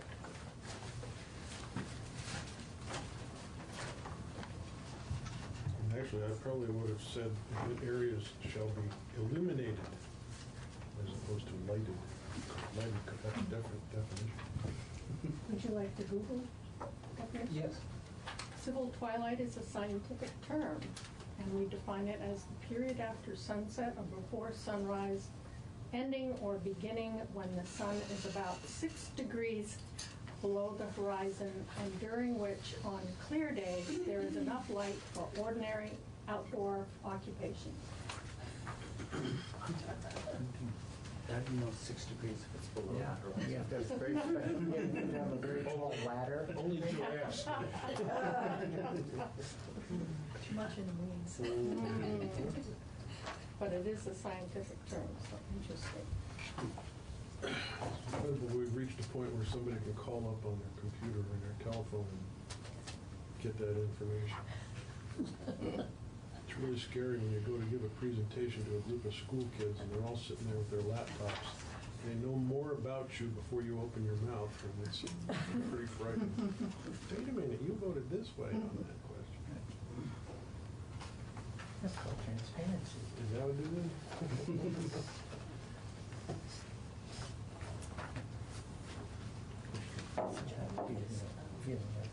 Actually, while we're waiting, she's not here, we could discuss the schedule, which is also on our actual schedule for this year. Probably wait till Charlotte. Bethany, what were you planning? Oh, I was just wondering if the committee just wants a refresher on what your authority is in regard to reviewing existing rules. I was going to ask Okay. that question. What are our options? So LCAR has the authority to review existing rules. It's set forth in the APA under 3 VSA 817 subsection D. And it's saying, in addition to your powers under 842 of the APA, which is your authority to object to proposed rules, the statute provides the committee may, in similar manner, conduct public hearings, object, and file objections concerning existing rules. And so your authority is the same. You don't have the authority to amend a rule, for example, like you don't have the authority to do so for proposed rules unless the agency consents. But you could object to an existing rule under your same objection standards that you have for proposed rules. And that doesn't mean that the rule goes away. That just means that if the rule is subsequently challenged, then the burden shifts to the agency to prove that the rule does not meet any of the grounds for objection, that it's not arbitrary or contrary to legislative intent, for example. This statute goes on to say that a rule reviewed under this subsection remains in effect until amended or repealed, in accordance with that same principle that the rule, you can't stop a rule from applying unless the agency takes another step to propose an amendment to it or repeal it. I think this is an important discussion to have, but I'm a little uncomfortable not having Chris Winter here during the explanation. And I see that while I was speaking, Sebastian is here now for the sandbox rule. Do you know what the guiding authorizing legislation is for this? So I would like the Secretary of State's office to confirm, but I am looking at the racing statute. And I'm seeing this is in Title 26, where many of our professional regulation statutes are. And in 26 VSA, Section 4811, under the racing statute, this statute, 4811, is safety standards. And in subdivision 1, it provides that the outside portion of all tracks shall be a reasonable distance from spectators. So I think that is the applicable language from which these rules are derived, but I would like the Secretary of State's office to confirm that there's no more specific language for demolition derbies. I haven't been able to find more specific language yet, but I'm continuing to search through this enabling statutory language. Thank you.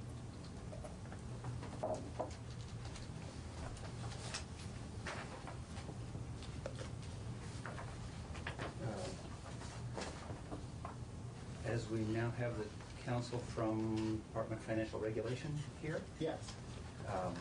Would you join us at the table and we can take up Rule 19T71?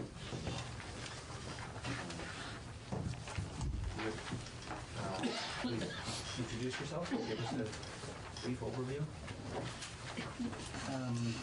My name is Sebastian Arguenga, and I represent the Department of Financial Regulation. And I'm here this morning to present to you our proposed Rule I-1903, the Insurance Regulatory Sandbox Innovation Waiver Regulation.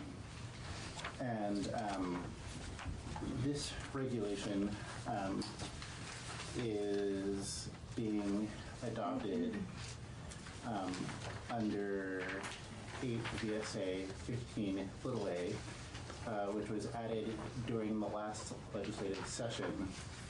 And it allows the Commissioner of Financial Regulation to grant waivers to entities with respect to certain areas of Vermont's insurance laws for entities who can demonstrate that the application of the law would inhibit the entity's ability to bring innovative products or services to market,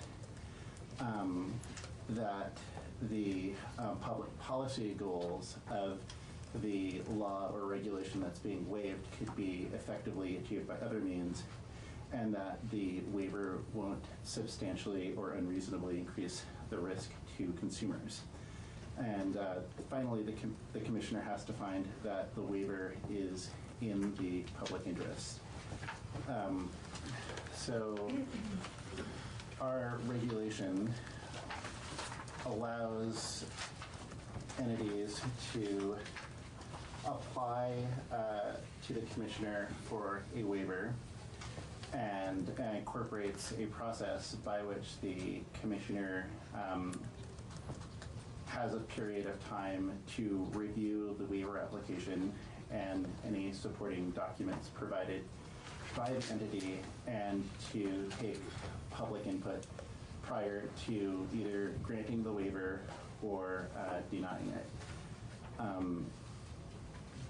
This regulation is very much a temporary measure, as was envisioned by statute. In 2023, our ability to grant waivers sunsets, and any new entities that want to receive waivers will not be able to after that time, and any entities that want to renew a waiver won't be able to. And my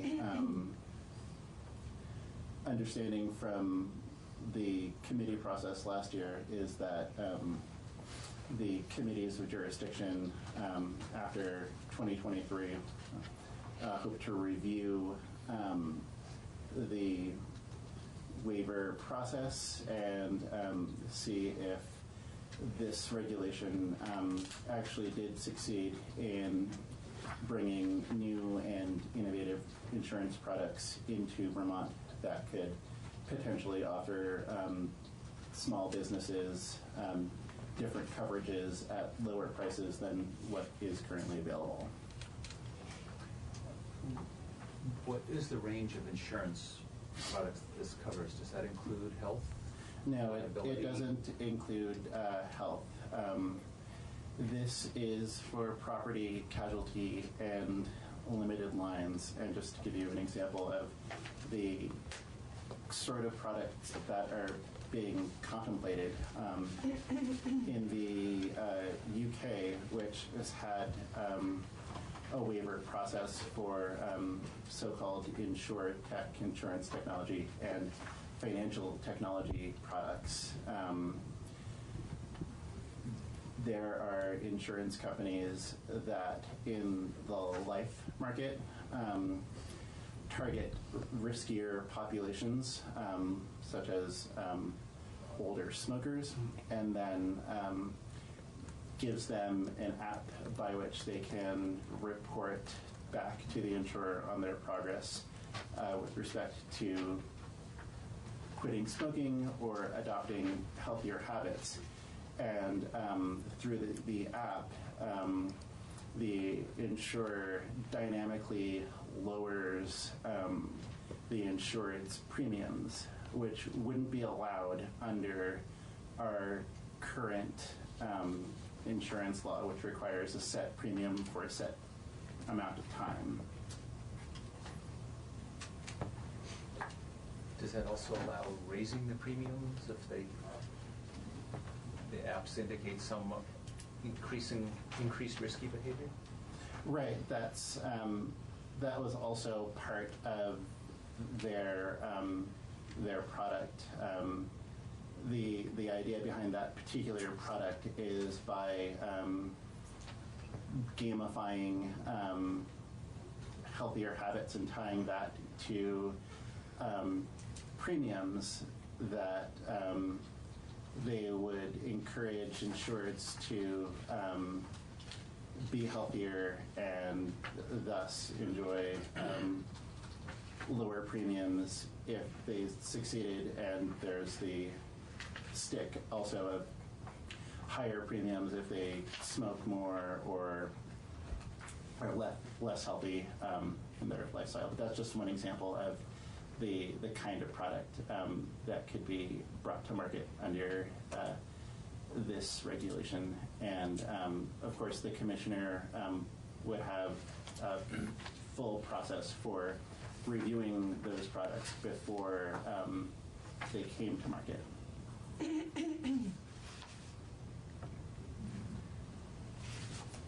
Other questions? I just have a Senator McDonald.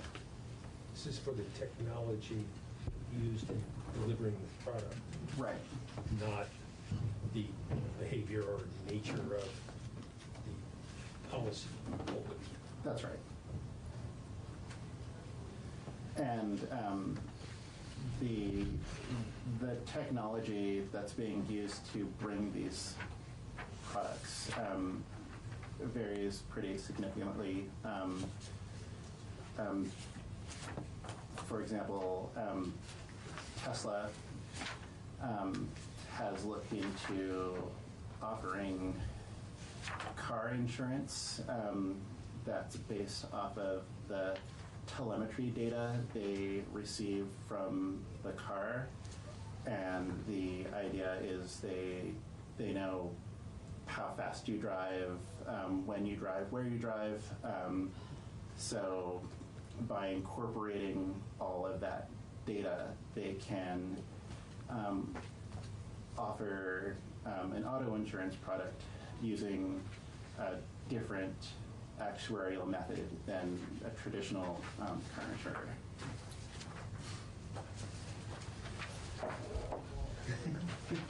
Senator Bratt. Give us a motorcycle. Has the department received any inquiries about this pending rule? I mean, I'm just wondering if there's been a response to it yet. We have received positive feedback from industry. We haven't received any applications or any specific interest from insurers that want to bring a specific product to Vermont. but we did receive a letter in support of the regulation from the Property and Casualty Insurance Association. I'm just noticing between the rules and the underlying statute, no extensions can be granted after July 1 of 2021. And you I'm sorry, that is correct. Right. And then you can only get 12 months on your initial. So there's really from January 1 of this year to July 1 of this year. Yeah. To put something in that could ever extend beyond, get an extension. That's right. Okay. So it's tight guardrails. Yes. And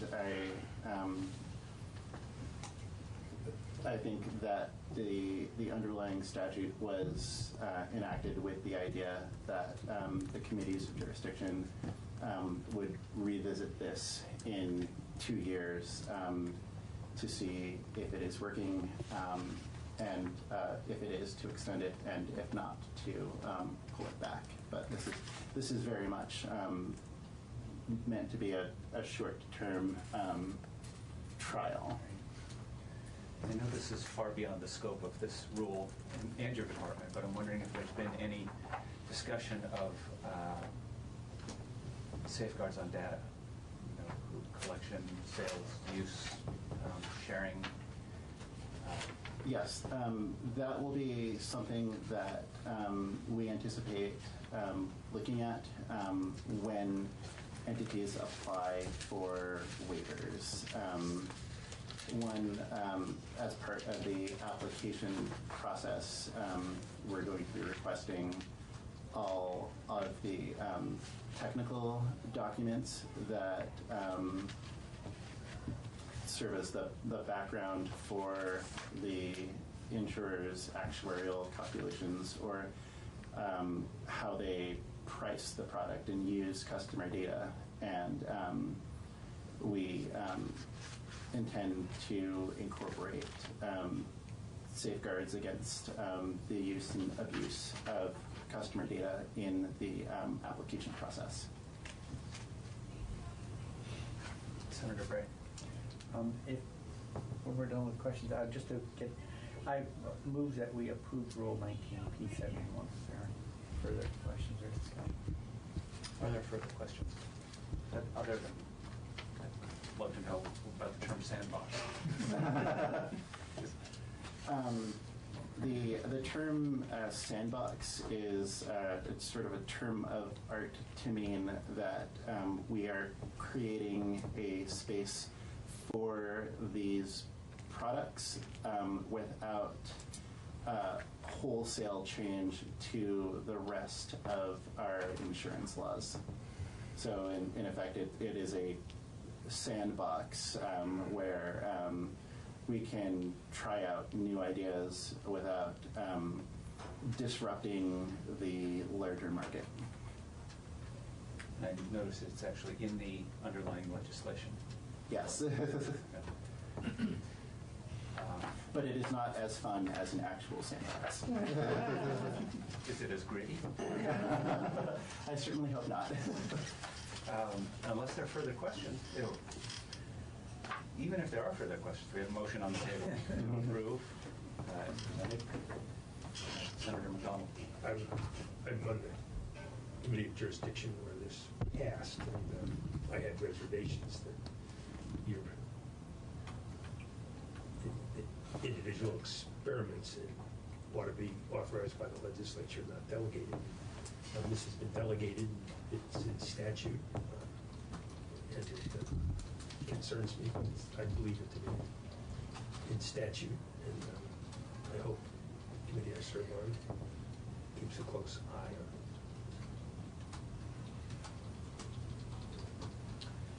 If there are no further questions or comments, all those in favor of approving the rule say aye. Aye. Those opposed say nay. And thank you for your time. Thank you.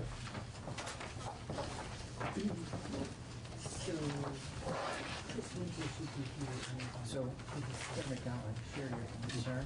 It seems as though the guardrails are so highly it's so tight and well-defined. Hopefully no sand gets kicked out of the sandbox. Don't plan on buying a Tesla.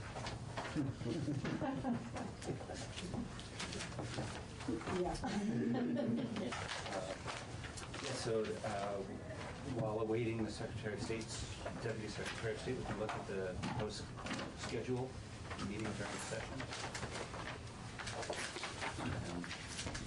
Senator Benning, thank you for catching the town meeting schedule date. March 5th. Do you need a motion to approve the schedule as presented today? Do we have a motion to approve the schedule? Sure, why not? I support, but not meeting on March 5th, though. You can say you're in one. So we're not going to meet on March 5th, is that? No, and I took that out. Yeah, there's a revised schedule. Oh, I must have the old one, sorry. Oh, here it is. I have March 5th on both. Yeah.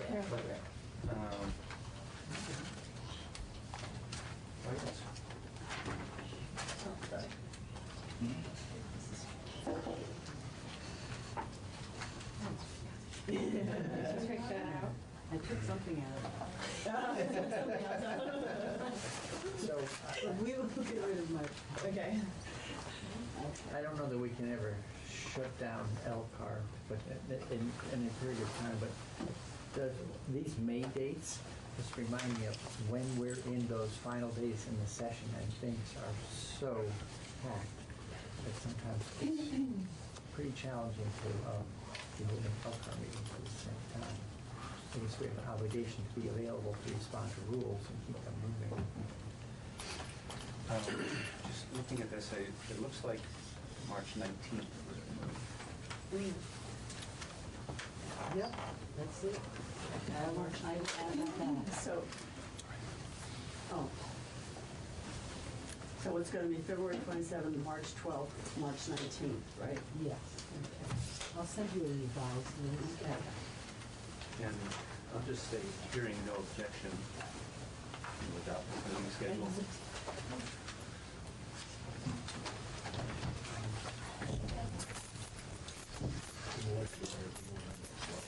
And note that we are generally meeting at 10, Yeah. unless otherwise noted.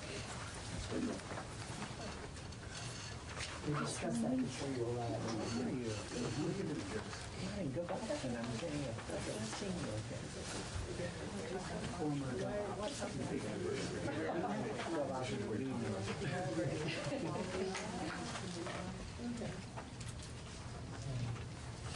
And then when you go to shared Water hardwood. world view. Yeah. Shall regulate all activities. We're seeing more and more. wondering to rule them all. Okay. So, moving along, thank you for joining us. Thank you. Thanks for having us. For this discussion on demolition derbies, fairs,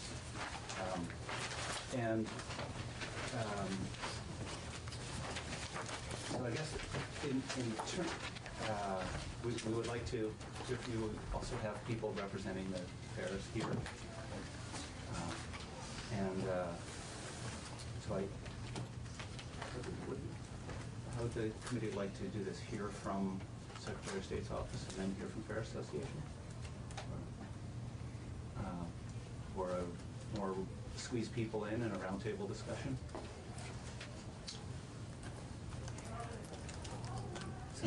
Well, since our first discussion included, focused on concerns coming from the fair community, I'd love to hear the Secretary of State's background information on this before we could get to a discussion with everybody. Okay. I think, Mr. Chair, it's also important to start off with what Betsy Ann was reviewing prior, so that now that all sides are in the room, they all understand what the parameters are of our jurisdiction. Mm-hmm. Thank you. Okay. So LCAR has the ability to, under the APA, to conduct public hearings, object, and file objections concerning existing rules. This is pursuant to the APA and 3DSA 817D. And essentially, the authority of this committee in reviewing proposed rules is the same as reviewing existing rules. You may object to an existing rule just like you may object to a proposed rule. It doesn't do anything to the actual rule itself, but if you do certify an objection and the rule is thereafter challenged in court, then the agency would have the burden of proving that the rule, for example, is within its authority or not contrary to the intent of the legislature, or not arbitrary, for example. Thank you. So if you'd like me to open the door to the conversation, the Fair Association knows why the door got open, but Chris, I'll relate this to you now. My understanding is that there has been on the books a rule under the Motor Vehicle Racing Commission, and I'm specifically referring to Rule 5.1, dealing with demolition derbies. Apparently, the rule has never been enforced with respect to the setback requirements until fairly recently. But prior to that, there are 5 fairs, and the Fair Association can correct me on this later if I'm incorrect. My understanding is that there are 5 fairs that do not meet the setback requirements as in the rule. The problem is that the Fair Association's demo derbies are one of the top money earners for fairs.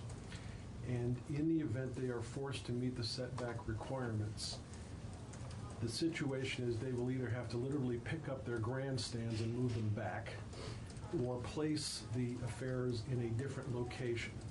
But the locations where they currently are prepared grounds for this very purpose, and they would have to start by preparing a different ground and redesigning their spectator areas at great cost. They obviously don't want to be in that position. I understand that the rule may have originally been written for those facilities like Thunder Road, which have a high-speed automotive element to them, and that this setback requirement would make sense in that circumstance. But to those of us who have been to the derbies, we know these cars are moving maybe 5 to 10 miles an hour. And I am not aware of any time that anybody in the audience of these events has been injured at such a facility. I could be wrong, but I'm at least not aware of anybody that has been injured. So the statute in question says that the rule must be reasonable. There's no other language in the statute for that to be defined, unless, Chris, you've got some other offering there. We're not aware of anything else that goes beyond that. And the statute in question is 26 VSA, Section 4811. That calls for a reasonable distance, and no other definition is in the statute. So the rule, we turn to that, and if the rule is suddenly placing these fair associations in the position of spending great expense and or making it virtually impossible for them to accommodate this big money earner, the question is that then reasonable, or is it arbitrary? And that's what has brought us here. Now, I'll let the committee know my thought process here. I am not trying to amend the rule. Our legal proscriptions are that we have the power to object to a rule. You then still have the power to try to enforce the rule, but if it was to be appealed in a court of law, the burden would shift to your agency to have to demonstrate that you meet the burden of the legislative intent and whether or not this is arbitrary or not. That almost forces you folks and the fair associations to have a meeting and come up with something that is agreeable to all sides to make things work correct.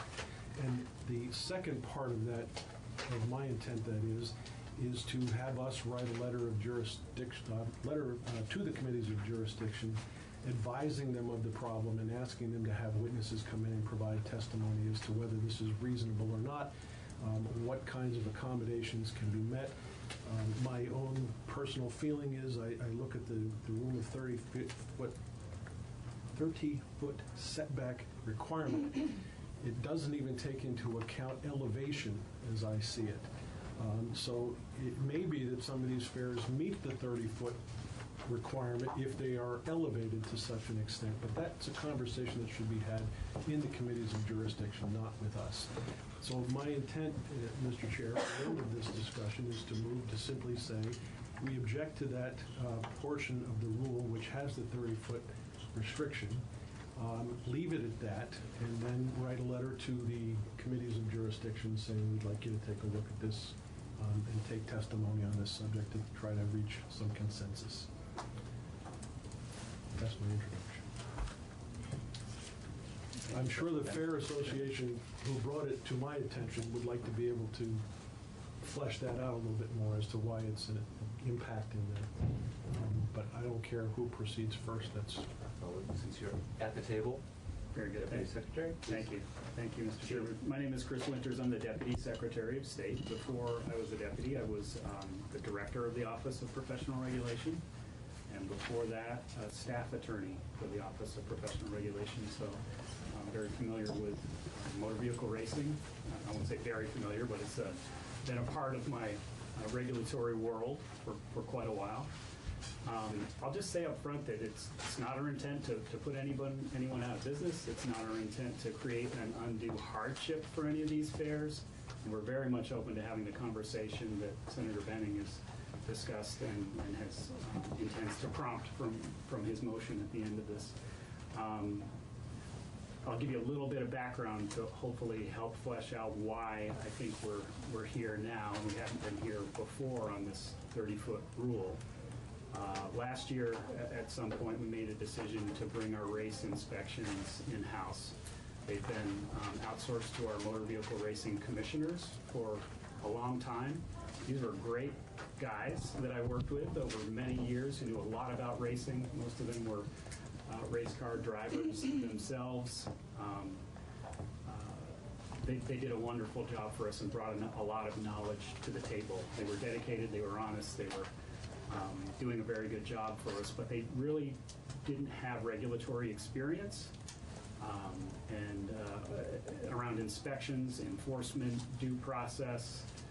We did work with them to try to kind of document what they were doing and make sure that all the tracks were complying with both the statutes and the rules, all the laws that were on the books around motor vehicle racing and around demolition derbies. We were interested in having more predictability, both for us, for the public, for the regulated community, more documentation and more consistency in how they were going to these tracks and doing the inspections and citing violations or not citing violations. We found out that there were times when the tracks were grandfathered or otherwise exempted from the statutes and the rules, and that went back a long ways, and we really don't have any record of how or why some of those practices were allowed to continue. Maybe it was a very reasonable decision at the time. We just don't have the documentation of how that decision was made. So now we're finding ourselves in this conversation. We're having our own inspectors do the inspections with those advisors alongside for their expertise. But we have our inspectors going out. We're doing more documentation. We're trying to be very careful in making sure there's compliance. And our mission is public protection and to make sure that we're protecting the public through the regulation that this legislature has put on the books, this governor has signed, or previous governors, previous legislatures. We're trying to carry that out. And we find ourselves with this 30-foot setback rule and no real explanation as to whether that's the right thing for every track or why some may have been exempted. So we realized that's a problem for some of the tracks. We started kind of running into concerns from them that, like having to move their grandstands, it's going to be impossible, it's going to be very expensive. So that's why we've started the conversation. I'm sorry, I should introduce Lauren Lehman, who is next to me. Lauren is a staff attorney in the Secretary of State's office and provides counsel for many of our professions, including motor vehicle racing. So Lauren and our inspector have started going to, it was the Fair Association meeting. They attended a dinner this fall to try to inform people and say, look, we have these laws on the books. We need to start making sure we're all in compliance. They started the conversation early, hopefully to get some of these issues to the fore before fair season and before, so that people have time to come around and to come into compliance. So that conversation has started, and I think it took some people by surprise, and our new inspection process kind of took some people by surprise. We learned along the way that we needed to give people a lot more notice than we were. And again, I'll say it's not our intention to put any track or demolition derby out of business. We're willing to listen. We want to work with these parties, and we want to help hopefully get people into compliance rather than kind of bring down a hammer and shut people down. We're going to take into account that certain practices have existed over the years. So as Senator Benning pointed out, there are some places with a long track record, excuse the pun there, a track record of no injuries, no deaths, no serious problems. But I'll just say we had an incident just over this last year at a track with no history of any problems. And so it can happen to anyone at any time. Just for the record, Chris, can we all agree that was at Thunder Road? Yes, absolutely, absolutely.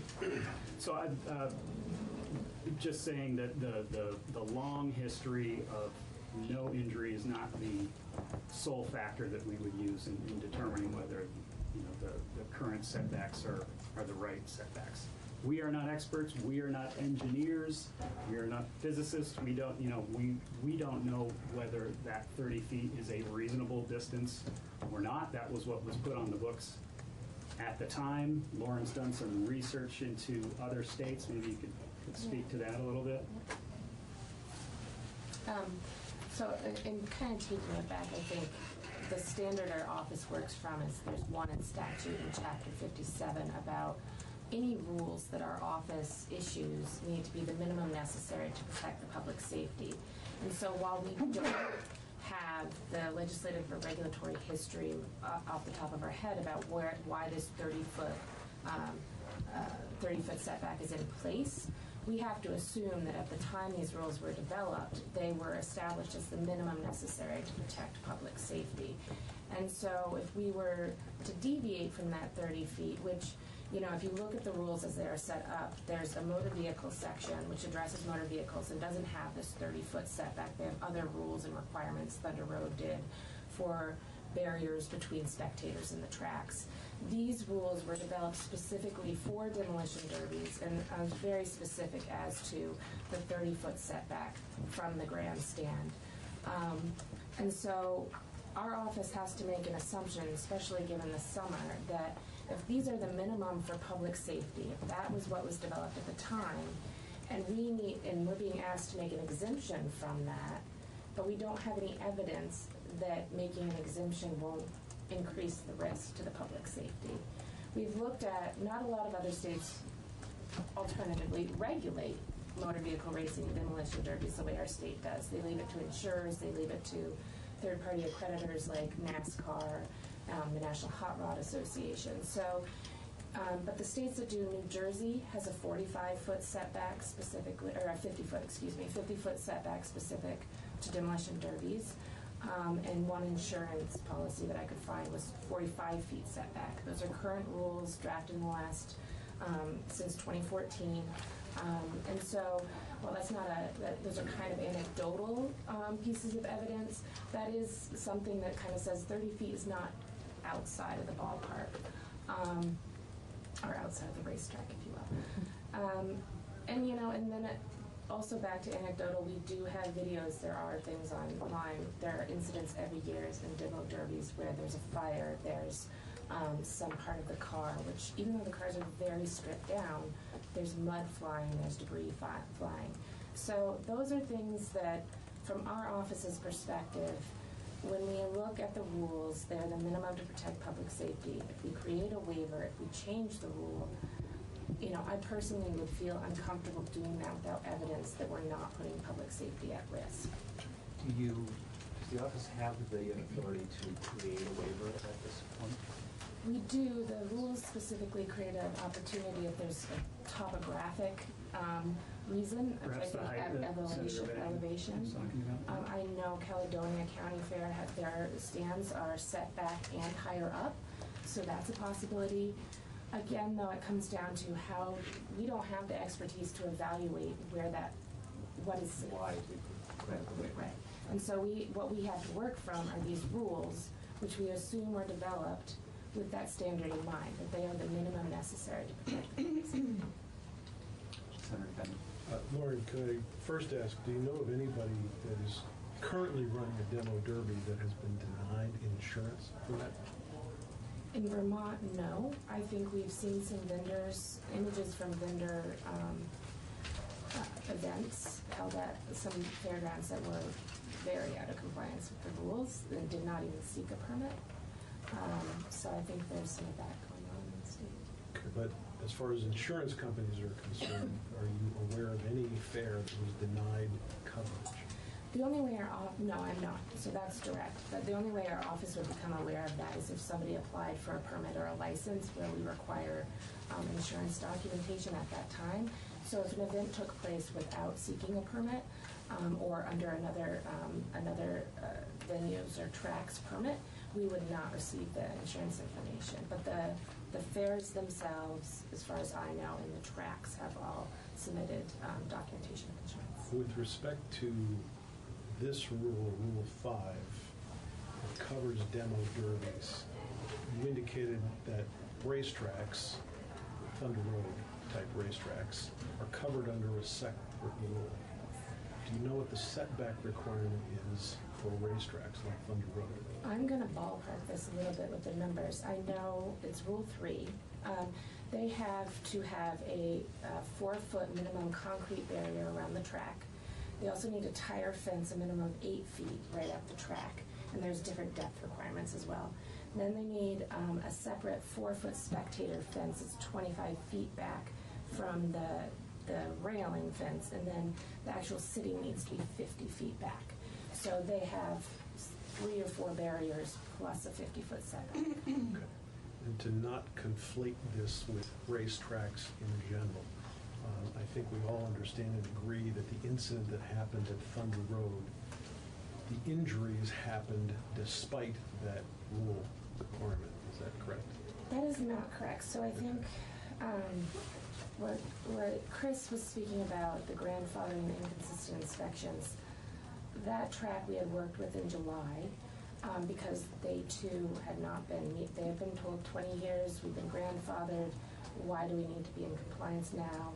We tried to work with them to establish a timeline for compliance, and then that event took place before they were able to come into compliance. So we had actually granted them the waiver based on that argument of, it's been 20 years, there's been no injuries, so why would we do something now?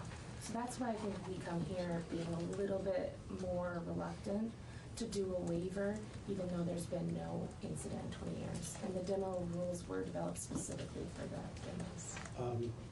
You would agree with me, would you not, that at the time the Caledonia County Fair grandstand was built, it was built as a result of an arson that destroyed the previous grandstand, and it was built and operated with a demo derby since that time, even though this rule existed since the mid-1990s? When was the, I believe it was 1994 that I'm sure Dick will be able to tell us in a moment. So that would be 5 years prior to when these rules went into effect. And I'll just, I think you bring up a great point, Senator Benning, about the insurance. What I think we don't know yet is whether the insurance is relying on that state stamp of approval that's saying, oh, if the state says they're okay, then we can insure them. So it would be really interesting to me to know if they would insure if the state didn't regulate demolition derbies, if the insurance company would do that. I think that's how it works in some other states because there is no regulation. We're open to that conversation as well. I just want to say that we're very open-minded about this. If we can get some evidence from an expert that says that it's safe, that setback distance is fine. Those Caledonia stands because of the height. No one's in danger of getting hit by debris. There's no way that a car could get up and over into that area. We would definitely listen to that and be willing to take another look at a rule and perhaps a waiver. Ballpark on how many fairgrounds we're talking about? Senator Benton said 5. I previously. That's why Jackie Folsom is here to give us that. We have 7 information. of them that have, 7 of our 14 fairs have demolition derbies currently, and 3 of them ran into issues with the inspections this year. 3 are non-compliant with this rule. So one of the, one of the fairs we worked with this year, and we spoke with our advisors, we have motor vehicle racing advisors, and none of them, they're all very familiar with derbies, they don't participate in them, and they, were comfortable discussing options with elevation as well as distance. The race car drivers are not engineers, but they were comfortable with me sharing with you guys today that, from their opinion, there should be some setback, that there maybe a catchment fence would be sufficient, maybe clearing the first 2 rows. I think Rutland did that this year at the Vermont State Fair. They cleared the first 2 rows to have that necessary setback.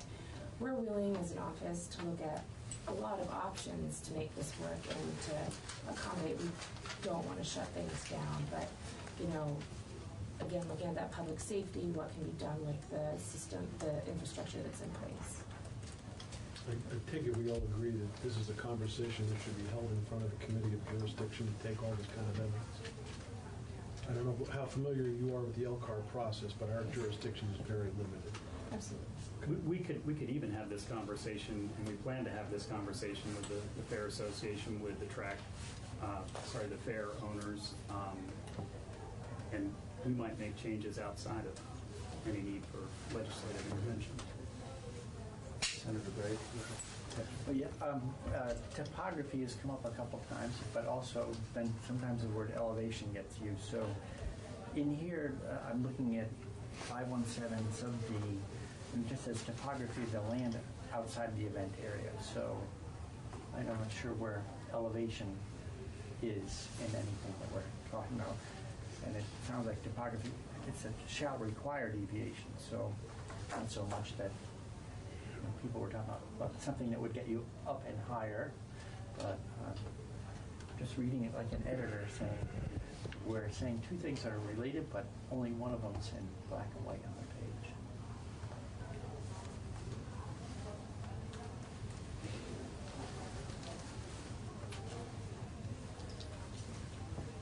Any further questions at this point? We may call you back up, but thank you. Thank you. Thank you. We could hear from our other 2 witnesses. This way. Sorry for the shuffle. Musical chairs here.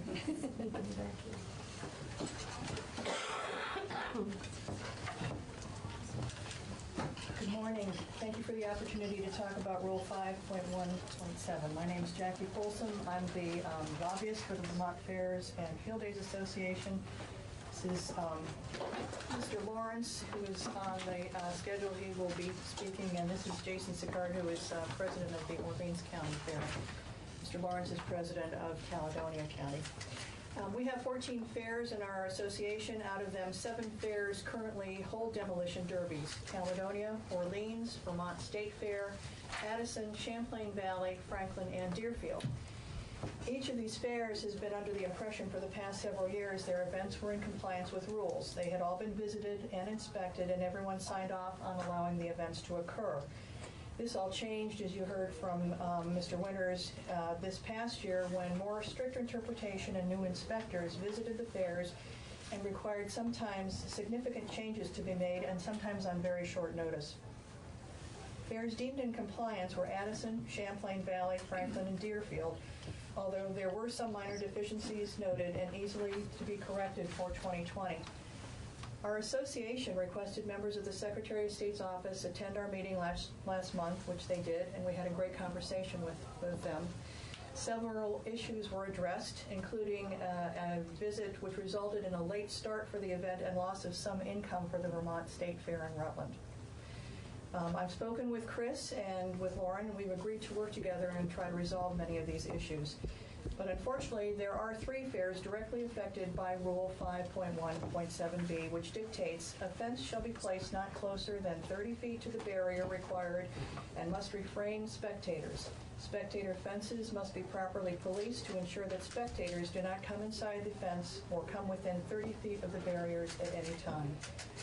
The Vermont State Fair did not meet this guideline when inspected just prior to their demolition derby, and consequently much time and effort was spent on moving Jersey barriers to reach the 30-foot requirement. Their inspection sheet reads, initially Jersey barriers were 16 feet from spectators, then moved to increase that distance. Jersey barriers were still closer than 30 feet to the spectator fencing, but spectator seating was 30 feet from the barriers. Inspection and moving of these barriers took nearly 3 hours and resulted in a delay of their derby. Additionally, the only way for them to meet the inspector's demands was to remove 2 rows of seating in the grandstand, which had already been sold, causing a financial loss of approximately $1,000, as well as the challenge of dealing with angry fairgoers who had purchased separate tickets for the grandstand event. Their event was allowed to occur. However, the Jersey barriers are still around 20 feet from the spectators, and the ring is as narrow as the promoter can get. Going to the full 30 feet buffer would require losing prime seating as well as nearly $4,000 in revenue. Inspectors also told the fair they would have to install a fence at the 30-foot mark, although we are not sure that was requested at Caledonia and Orleans. The Vermont State Fair projects loss of between $10,000 and $15,000 in revenue for the 2 demo derbies they host during the fair, as well as a 4th of July event that brings in almost $25,000 in revenue if all 3 of these events had to be canceled due to inability to make changes to the rule.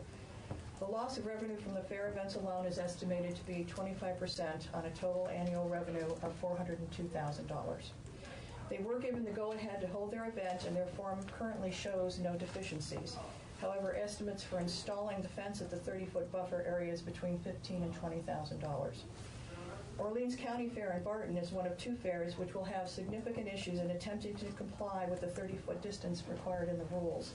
Their poured concrete foundation of the grandstand is the innermost retaining wall for the event area, and the opposite area is constrained by a bandstand and judging area. In response to questions, Orleans County Fair noted that their demolition derby accounts for 60% of their annual revenue of $260,000. With gate receipts for that event at $82,500, concessions during the event at $4,200, and sponsorship at $10,000. Their estimated cost to meet the current mandated rules for the demolition derby to continue is projected to be $104,000.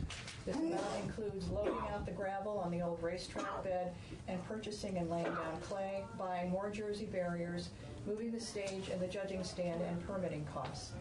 The fair has determined that unless there was significant assistance from somewhere, they would not be able to make the changes, and continuance of the fair would be questionable.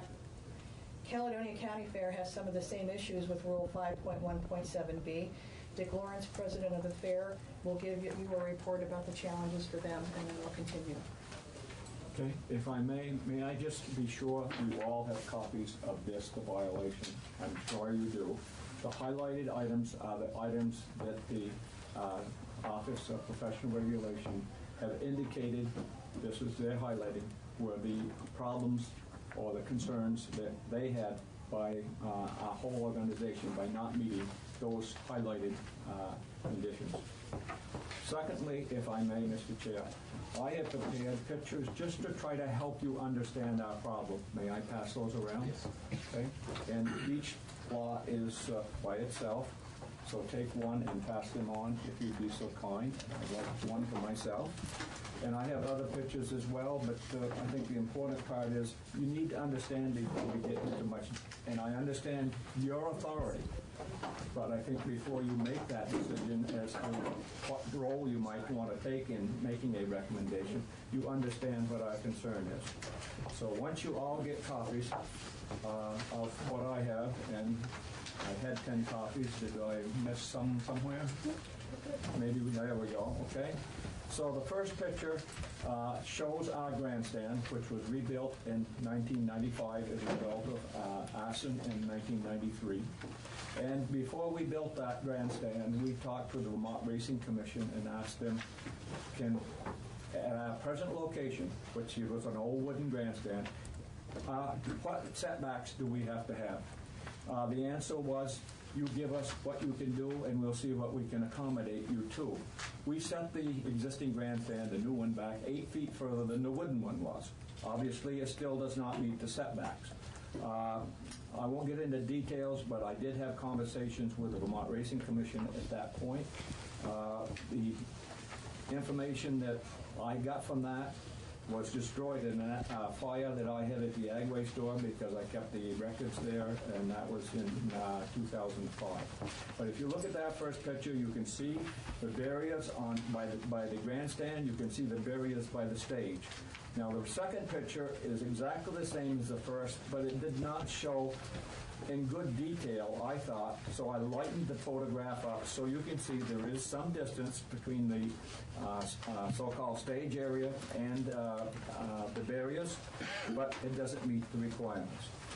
Third picture in the, if you're not familiar with demo derbies, here's a picture of it actually going on this past year at Caledonia County Fair. It is a clay sand track that has been built over a period of many years to get the right consistency for this event, and we water it down for the event. The last stage is pictures taken from previous years that I just thought might be something to look at until you could understand how the event might be run. So thank you for allowing me to present that. I hope that gives you a little bit better idea of what a demo derby is if you aren't familiar with it to begin with. So, members of the committee, thank you for allowing us to share our concerns. I'm Dick Lawrence, President of Caledonia County Fair and a member of the Vermont State Fair Association. Safety is the utmost concern for all fairs having demo derbies.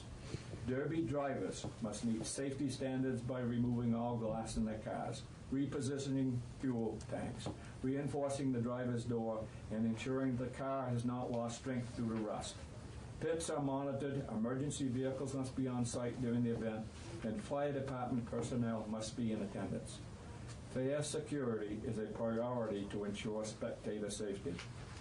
One of the many rules required to present a demo is passing a safety inspection administered by the Vermont Racing Commission. For the past several years, the Commission has recognized Caledonia as a model in meeting all standards. Our fair has served as a training site for new members of the Racing Commission. Our fair manages our own demo, and we have more than 25 volunteers involved. At our annual inspection prior to our event, we were visited by members of the Racing Commission, as well as members of the Office of Regulation, overseen by the Secretary of State. During this inspection, CCF was told we did not meet the 30-foot setback requirement currently outlined in the rules governing Vermont demos, and we would have to meet that requirement prior to the 2020 season. It has been stated by previous testimony presented by Jackie Folsom, the State Fair Association has met with members of the Office of Regulation, and they stated at our meeting that all current rules will be enforced with no exception. They also openly stated they believe the current rules governing demos were made to apply to racetracks, not demos. I would like to offer this comparison. Demo cars may reach a top speed of 10 miles per hour. Professional racetracks approach 70 miles per hour. Members of the Office of Regulation have stated they will start the process of rulemaking for demos. This will most likely take 2 to 3 years. Members of this committee and the Office of Professional Regulation, please consider the following. I have been involved with the fair business for 34 years. I have no knowledge of any serious spectator injury during that time. I hope that record will continue. There is never a bad weather day for demo derby. They take place rain or shine. This is positive for both the fair and the vendors. There is no consideration in existing setbacks regarding elevated spectator seating. In my view, an elevated seat would be much safer than a seat at ground level. A grandstand provides spectator safety for the event, as well as providing spectator comfort in rain and sunshine. Elimination of the demo at CCF would result in an estimated gate revenue of the day of the demo of $40,000. Vendors would lose the busiest day of the fair. Both are necessary to ensure a fair success. Relocation of a Caledonia County Fair grandstand, which was destroyed by fire in '95 and rebuilt at a cost of $450,000, while moving the stage area is not a consideration. Preparing a new demo derby is costly. Preparing a new surface and installing jersey barriers and fence would be in the $50,000 range. In addition, the loss of grandstand seating would discourage spectators from attending. For years, I have been a strong supporter of Vermont agriculture. The 14 fairs and field days in Vermont is an ideal location to promote the importance of agriculture and keep people connected to the rural community. Continuation of the demo derbies will create income that will allow that to happen. Mr. Chair and members of the committee, I sincerely thank you for allowing this hearing to be held. And hopefully you will understand the importance of this issue to our organizations. Safety is vitally important. It is a priority. Fair survival is as well. Thank you. Can I just ask for clarification before Jason takes up the horn here? Dick, you asked if we had a copy of this, and the committee has been provided with that one page. But there is another page that defines the term spectator, and I just wanted to enter on the record for you all to hear. Spectator means any person who holds a general admission ticket, special admission ticket, or other kind of ticket or permit purporting to grant that person entrance to any part of the event area or pit area. With that, Dick, I need to ask you a question about your first picture. On the right-hand side of the picture is the area where I know Reg Lucier is normally calling the event. Yes. He is also the person who will stop the event in the event that there is a fire or some problem that needs to be immediately attended to. Is that correct? That is correct. In addition to him, though, there are several what do we say, people that administer the program that are on the sides of the track. If they see something, they notify Reg, and he officially stops it. But we have horns if a fire occurs or someone looks like he is not holding up well in the pit. Horns will blow. Everything will stop at that point. And do all of those individuals fall within the definition of spectator as currently interpreted? Not the way I understand it, but I have not had conversation with anybody in a formal discussion, Joe. Okay. Would you have any understanding of whether or not the people on that stage, on the right-hand side of the picture, are people who would normally fall within the definition of spectator if the office decides to interpret it that way? Yes. And so there would be people on that stage that would come under the definition of spectator without doubt. And there's also a reason for us, it may be at this point, to say that that should be eliminated. And this might be a position we all might benefit from. Okay. I'm sorry, what should be eliminated? The definition of Definition spectator, or putting those people we on the allow stage? sponsors to come up and stand at the rear of the stage. Yep. That is still closer than 30 feet to the barriers. It's on an elevated stage. But if people give us sponsorship dollars, we allow them to come up with their families and not be at the front of the stage, at the rear, to observe. This is part of getting money. You've got to give something to get something. Right. And so the only person in closer to that would be the announcer. In this case, he mentioned Mr. Lucia, who does the announcing and has control of the event. Is it better to have him closer to the event as opposed to farther away if he would be the person who's looking for smoke, for instance? Absolutely. Thank you. But he would not, in my mind, would not be called a spectator because he did not pay to get there, okay? That's my interpretation at the moment. Until such time as I'm told differently, I'm going to go on that. Okay. Thank you. Thank you.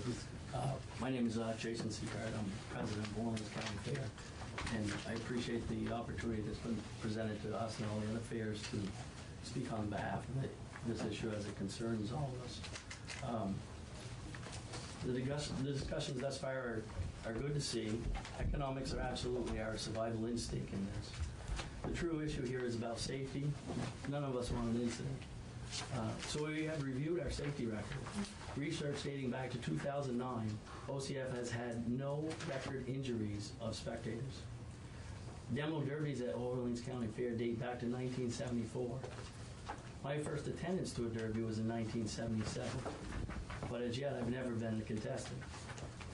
Now back to economics. This rule adherence drive will be a deterrent to the survival of Orleans County Fair. Please understand we are a truly devoted group providing agricultural fair events, which include proud show persons of all ages to include 4-H programs, educational competitions, maple products, and great community gathering place. In 2019, we saw over 300 head of cattle and over 150 horses, as well as many other animals. Our contestants for the demo average over the last 4 years of 127 participants. And the stands hold 2,500 people and bring us 3,200 community members to the table to watch this event. Economics are very difficult for our facility that has marked 152 years of service. We have 29 buildings. Take a thought of your home maintenance. A new roof, $5,000, that's a lot of money for a home. With 29 buildings and 3 times the size of a home, that would run our expenses up to $400,000 to replace all the roofs in 1 year. We rely heavily on the Vermont stipend and project grants annually of about $30,000. It is not enough to keep up with all our maintenance and vision adjustments. So our burdens are extensive. Adding to our adjustment, our track design and accommodating buildings to move, we estimate $104,000, with annual setup costs increase of $3,200 per year. Many volunteers have consistently run our county fair. Orleans County Fair has 8,000 volunteer hours annually, which in the marketplace, if that was to be spent, would be about $260,000. We have an unbelievable team that provides a super strong safety track record. We want to commend the past generations that have provided these events for the community and the inspectors that have done their work. I think they've done a remarkable job to give us that safety record. To state that we have no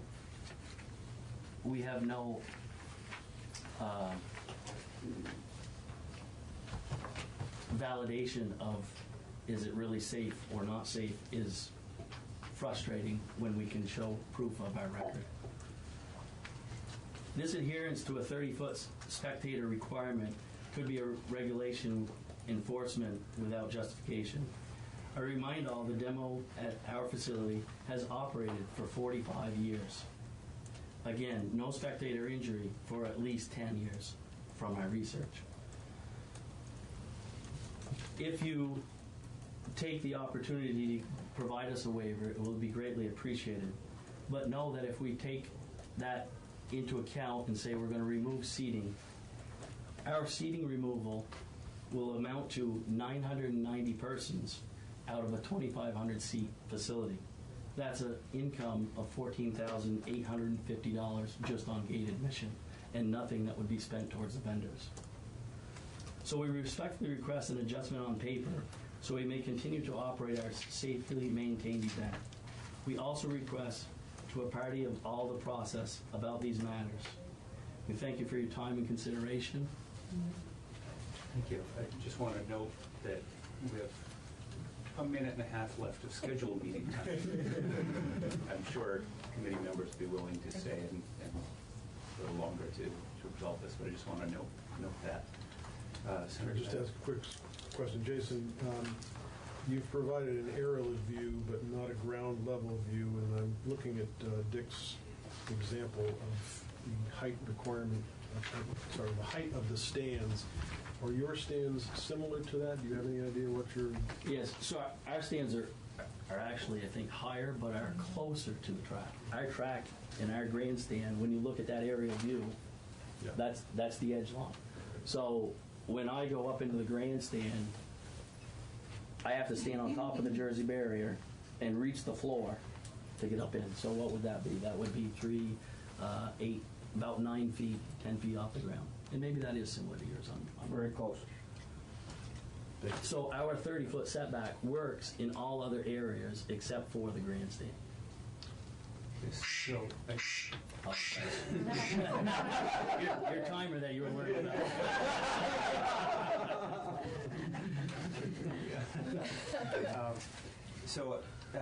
As you know, the actions that this committee can take are very limited.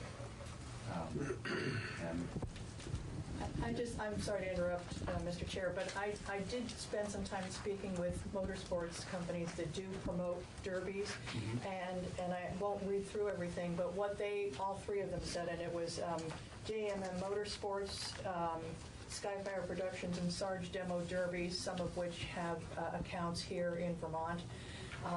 They all said that they know of no industry standards across the nation in regards to demo derbies, and what they do depend on is their insurance companies asking them what they feel is comfortable and safe, and that's what they go on. So our suggestion in regards to this challenge for the three fairs, and actually all of them, would be perhaps instead of having a specific standard that doesn't exist anywhere else, except in New Jersey they do have a 50-foot barrier, as was noted by Lauren, to request that perhaps one of the ideas could be that the insurance companies of the promoters of the demo derbies or the fairs, which promote their own, would have on file their insurance that indicates the safety issues that they require to put on, so that this would give the ability for a little bit more flexibility for the fairs.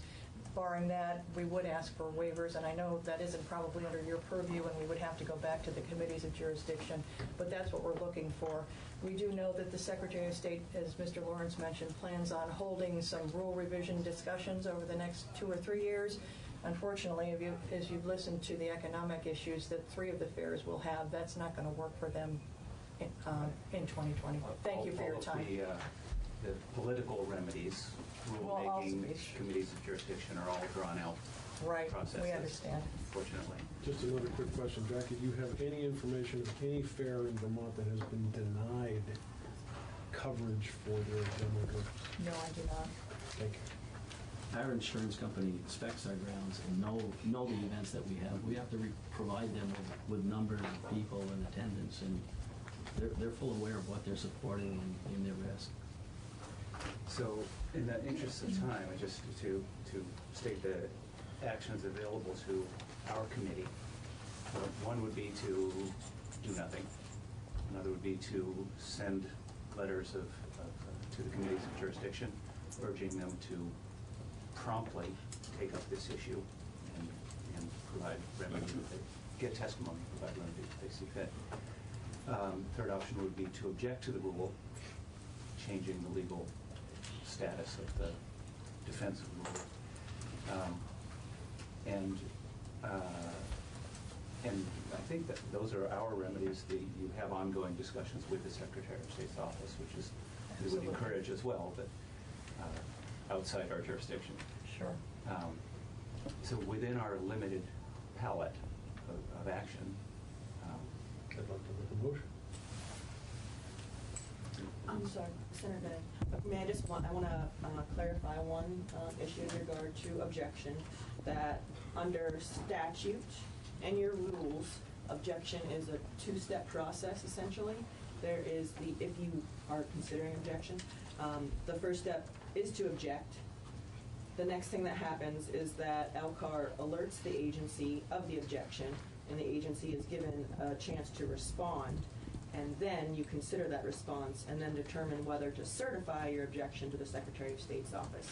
It's only after you would vote to choose to certify that the burden would shift to the agency if the rules thereafter challenge. I just want to make sure that is clear. Mr. Chair, given our limited jurisdiction, let me say first that if this rule were coming to us for the first time as a brand new proposed rule, I think there is a legitimate argument to make that this rule would be both arbitrary and overly expensive and not within the legislative intent as far as safety is concerned. My intent here is to simply do two things. One is to say that we object to Rule 5.1.7B, which is the paragraph that talks about the 30-foot restriction. I have no desire to eliminate any of the other language in that rule because I think it speaks to the safety question. But that one particular paragraph is what the obstacle is for these particular fairs. In doing that, I do understand that the certification question has to come up, but that's the first step of my two-part motion. The second part would be to immediately send letters to committees of jurisdiction asking them to take this matter up as soon as possible, because I do think that this discussion needs to happen in a place where proper testimony can be taken as to what the impact on the fairs would be. And that's something that would normally have happened had this been brought for the first time. As it happens, it's done backwards. We're facing a rule that's been on the books for quite a while. It has never been enforced. But I don't think at the end of the day it's any different for our perspective. We have the ability to call up the rule and ask whether it meets legislative intent. I don't think it does. I think we need to have it dealt with in the committees of jurisdiction. But Elkhart does have the power to get the ball rolling by moving to say, we object to that particular provision. So my two-part motion is that we object to 5.1.7B. That's the first part of the motion. The second part is that we send letters to the committees of jurisdiction asking that they address this question. Yes. And may I confirm, Senator Benning, did you state that your objection is based on the idea that the rule is Yes, arbitrary and contrary to the intent of the legislature? Yes. Thank you. Senator, This is the rule that's in place now, isn't it? It is, but it's never been enforced until recently.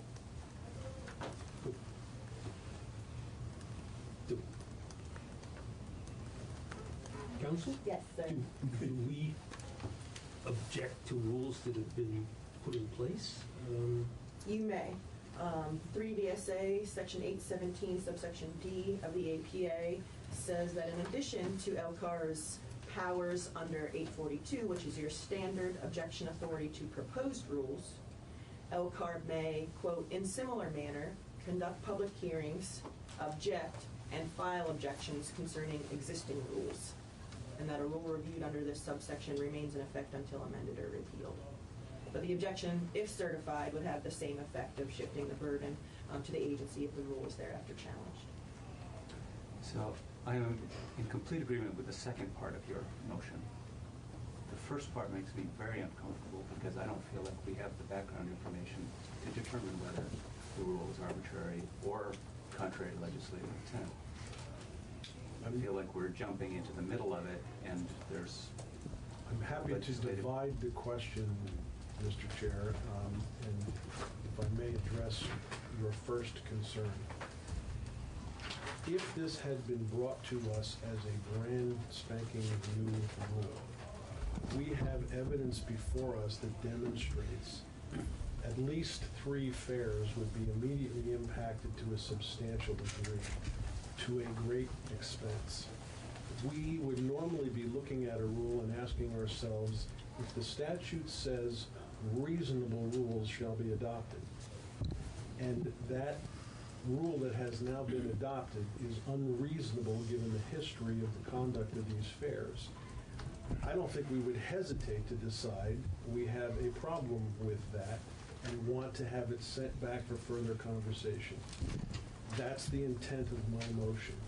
I'm not seeking at this point to say that we have all the evidence necessary to deal with that issue. I don't think we do. I think that belongs to the committees of jurisdiction. But normally, that kind of conversation would have taken place long before today. It has evidently not ever taken place, because if it had been taken place and the rule had been enforced, these folks would never be in the pickle that they are in. They are in a pickle, and it will substantially impact them. therefore, I come to the conclusion that the rule, now being enforced the way it is not reasonable, which is what the statute asks them to do. So that's my concern. You obviously know where my vote will be on that question. I will be happy to divide the question in two in order to take them forward. Senator Bratt, did you have a question? Well, I was going to ask if we could divide the question. So thank you, Senator Bennett, for making that offer. And for the very reasons you cited, it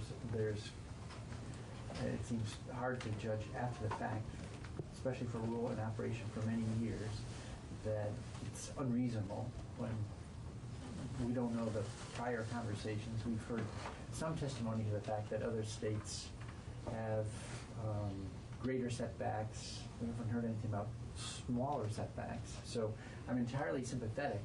Or about how... Right, or elevation, things like that. So I'm entirely sympathetic to the plight. I'd like to see us resolve it, but I don't want to, with so little information, object to a longstanding rule. Doesn't seem like we're... Personally, I couldn't vote yes to object. On the other hand, trying to get find a path forward is, would be happy to work on that in whatever ways we can, including the letters to committees of jurisdiction.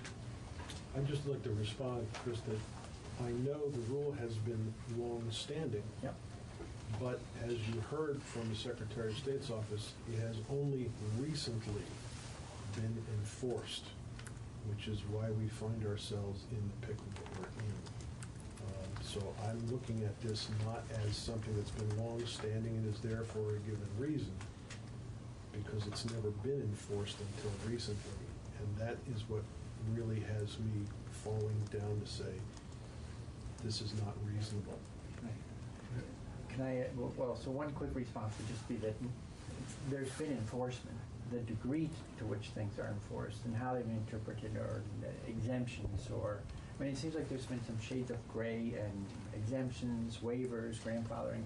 I'm just feeling like I'm skating out on thinner and thinner ice to say, oh, we know how it's been regulated in the past, and now we're going to object to the rule. So, Senator Benning, it seems to me, and I know you'll respond, that objecting to the rule, our goal, and I think it's a shared goal by everybody here, is to find a remedy that works for not just the 3 affected fairs, but going forward for everybody. I think that's a shared goal. I do not see how objecting to the rule provides remedy. It seems to me that it ratchets up pressure a little bit, but it does not provide a remedy. Robin, the remedy in the short term to me would be, if we end up objecting and certifying our objection, that if the issue were to be forced upon the fairs and the fairs chose to object and appeal that decision to a court of law, our objection was certified to a reviewing court, and Betsy Ann, you correct me if I'm wrong, that the burden of demonstrating that this is reasonable falls now upon the agency to demonstrate that. That takes some of the, it certainly takes the burden of proof off of the fair associations who are immediately impacted, but they then provide evidence to a reviewing court, and the burden is always at that point on the Secretary of State's office to demonstrate that this has to be enforced this way as reasonable under the statute. That is important in my eyes because we have no idea what the committees of jurisdiction are going to do and when. Assuming everybody works together, that process will take testimony in the committees of jurisdiction, suggestions. I'm hoping that the conversation will go well with the Fair Association and the Secretary of State's office. They will come up with ideas and try to resolve it, but we have no idea when that's going to happen. The concern is immediate because these fairs are going to be having this impact this summer. And if we leave the rule to be enforced in the way it is, I am imagining that your ability to secure insurance for these events under that rule being imposed the way that it is might be problematic and would be a tremendous hardship to the fair associations. So I don't want to leave it that we expect things to work in the right way. I want to have this committee's limited jurisdiction give it the extra push necessary to have that conversation move forward.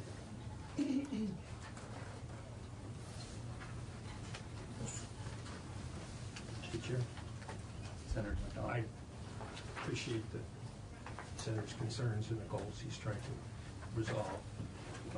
We do not set policy, and I don't think we bring up rules that have been in place and in one hearing object to them when we have ample time to hear more testimony or to get commitments from committees of jurisdiction. And if this were April or May and committees of jurisdiction, late February, had ignored what was going on, the decision makers, and they set policy, then this committee might very well follow the guidance of the Senator from Caledonia. But I hope that we would postpone action on this matter until we've had a chance to communicate with our colleagues on the committees of jurisdiction and seek their commitment to resolve it. So I would move that we postpone action on this item now, and I don't believe there's a member of LCAR that wouldn't work to resolve it. And but I wouldn't rush to do something that is not in our traditional jurisdiction unless the time constraints left us with that only option. Just a quick question. Which committees of jurisdiction would be involved in this issue? I think it would likely be the GovOps committees because it's an OPR regulation. GovOps normally handles OPR issues. How about transportation? Perhaps. Or both? Or both. Yeah. And a subsequent meeting, we might check around and give some advice on which committees we thought would be best suited to deal with what the Senator has brought to us. Asking the fair associations, I would assume that you have already scheduled next summer's events. Yeah, so it was as he spoke, it was something I wanted to speak to. So in a business, we all react to the market and what happens and make our adjustments. So we've already got contract commitments for entertainment. So we're going to have to break contracts or go it. And if this goes south, we're not going to be able to meet those commitments, and it will be the end. I'm sure that the other fairs already have commitments on entertainment as well. And entertainment is not cheap. It's easily hits a marker of $70,000, and we have bookings for even 2021. So it's a lot of investment of time and a hardship and troubling to the volunteerism that supports these fairs to have yet another struggle. And I don't completely understand your processes, but I'm just trying to explain that there's a quite an urgency for us to understand how we're gonna move forward.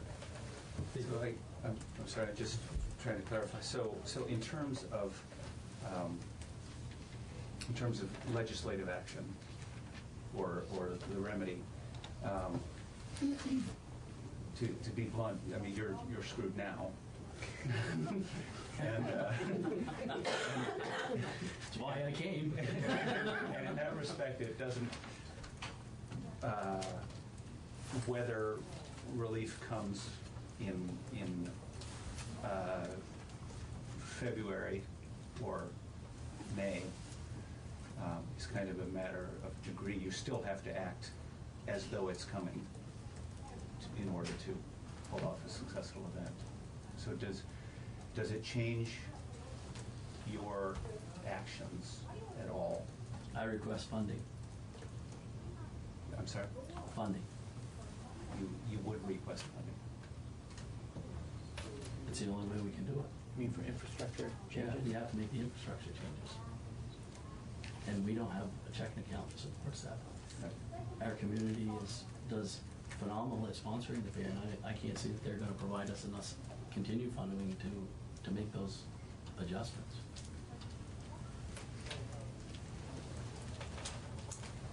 Representative Myers. Representative Lawrence, the fairs are getting money from the institutions bill, Yes. correct? Yes. Not a whole lot, if I remember correctly from my years there. For the fairs, somewhere between 200 and 225 is usually where it goes. Total. Total for the 14 fairs and field days. Fairs. Whereas you break that down for capital improvements, which is where the money comes through the capital bill, we generally get between $20,000 and $22,000 on an annual basis to do capital improvements.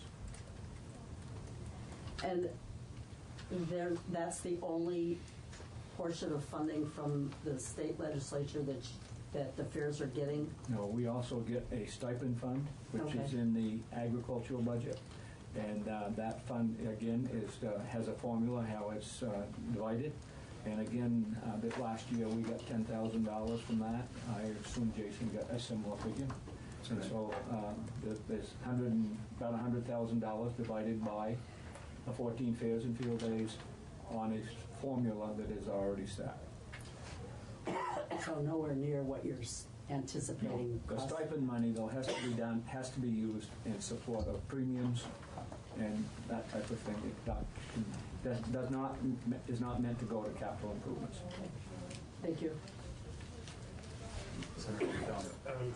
I appreciate the problem that we're facing. This committee does not routinely take up areas such as this on one day's notice. I believe that Senator Benning is going to probably work as hard as anyone in this legislature to find a way through this process and to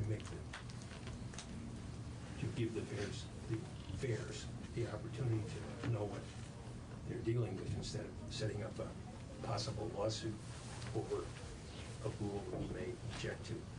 And I would urge us to postpone action on this today until our next meeting.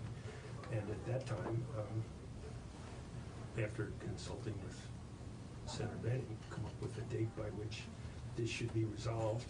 And if it isn't, that this committee can take that issue up again and use the resolution that Senator Benning has put forth if we see that our colleagues shrug their shoulders and don't take this up.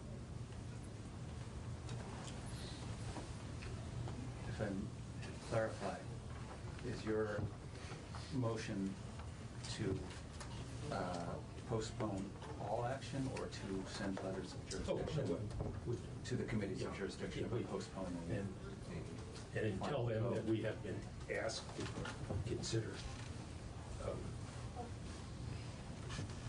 the remedy that Senator Benning has suggested, and that we're reluctant to do so until the committees of jurisdiction have spoken out. And we're usually reluctant to do something like that at one single meeting, having listened to one group of witnesses. That's as reasonable as they have presented to us their problem. Senator Bratt. So I'm looking at the underlying statute that drove, I guess, the rulemaking, and the outside portion of all tracks shall be a reasonable distance from the spectators. Somehow that got interpreted to mean 30 feet in this case. It could be that the nature of the fencing, if it were far stronger or something like that, might shorten the distance. Who knows what went back and forth to turn into 30 feet. But that seems like something that happens in the rulemaking process, and so it's very hard for me to read that and then this rule and say someone ran afoul and therefore we should object. I'm entirely, again, sympathetic to what we're doing. I like Senator McDonald's suggestion. Procedurally, we have a motion on the table. I don't know if Senator Benning is willing to withdraw that so that Senator McDonald's motion should be considered. I think that's where we are now, unless there are further points of discussion. I do have a question, Secretary of State's office. Do you have plans to visit with this group in the near future? Absolutely. We've started the conversation. We want to continue the conversation. As we've heard today, each demolition derby setup is a little bit different, so they're all kind of unique, and there are a lot of different factors that we have to take into account in figuring out whether that 30 feet is met, or perhaps something less than that 30 feet would be acceptable given height, fencing, topography, whatever it might be. I think we've got a lot of options to work with here, and we hear and understand the urgency that was expressed here today, that they have to plan for fair season. They have to start entering into contracts now, so we'll make this a priority in having those conversations and trying to come up with a solution.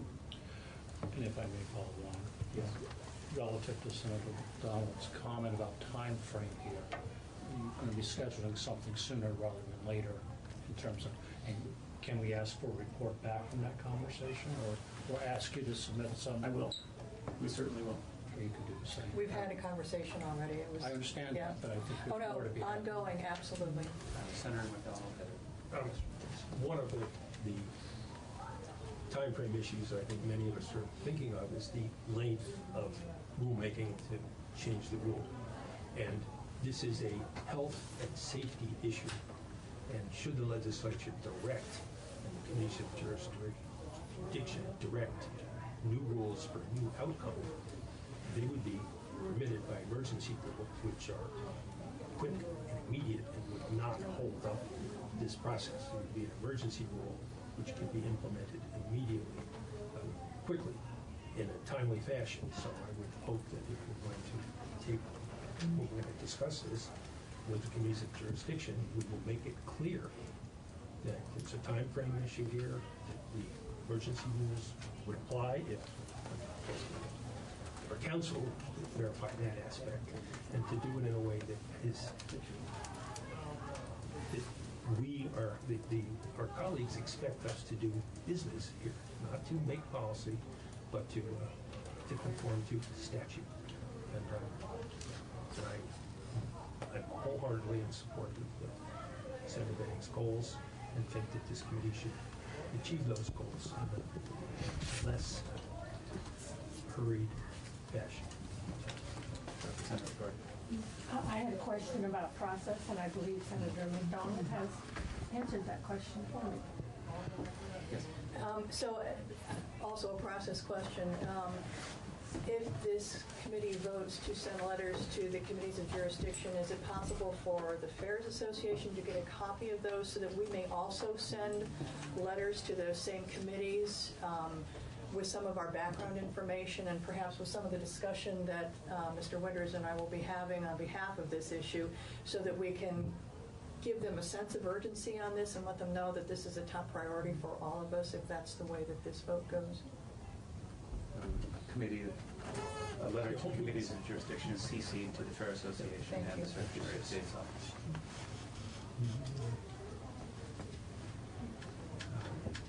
So I think the question looming is, are you willing to withdraw your motion on the table? From a parliamentary standpoint, I interpreted Senator McDonald's motion as a substitute motion. Let me ask a question. Is it possible to put this discussion back on our January 9th meeting date in order to get a report on where these folks have ended up? Because that may make or break my decision on what I want to do by way of planning. I would welcome that. I think that would be productive. I think an update would be welcome. Yeah, because if things have gone south there, their immediate problem is much greater than it is today. And I would argue that there's more reason for us to take the motion that I originally made.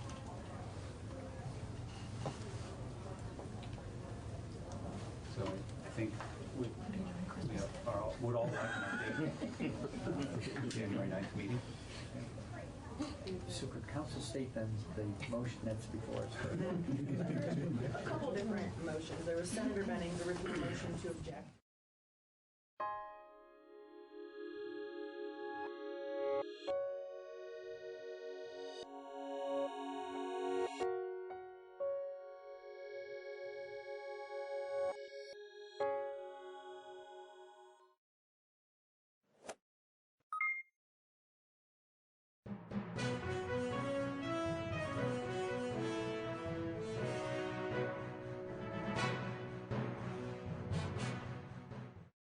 I am Chris Cole. I am Commissioner of Buildings and General Services. We are the department that issues these grants, and we have oversight of some of the buildings community grants.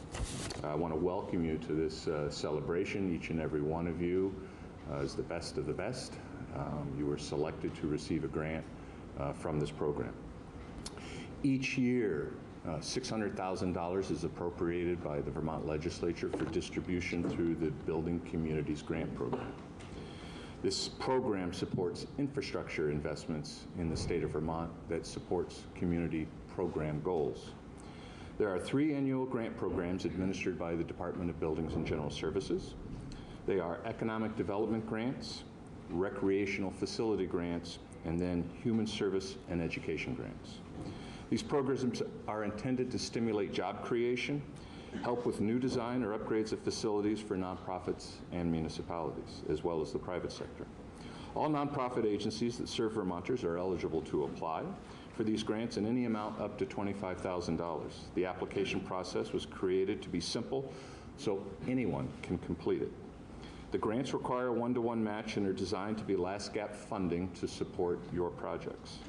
Thank you all for coming to celebrate your projects and these wonderful grant programs made available to you by the Vermont General Assembly. At this time, I would like to introduce the Governor of the great state of Vermont, Philip B. Scott.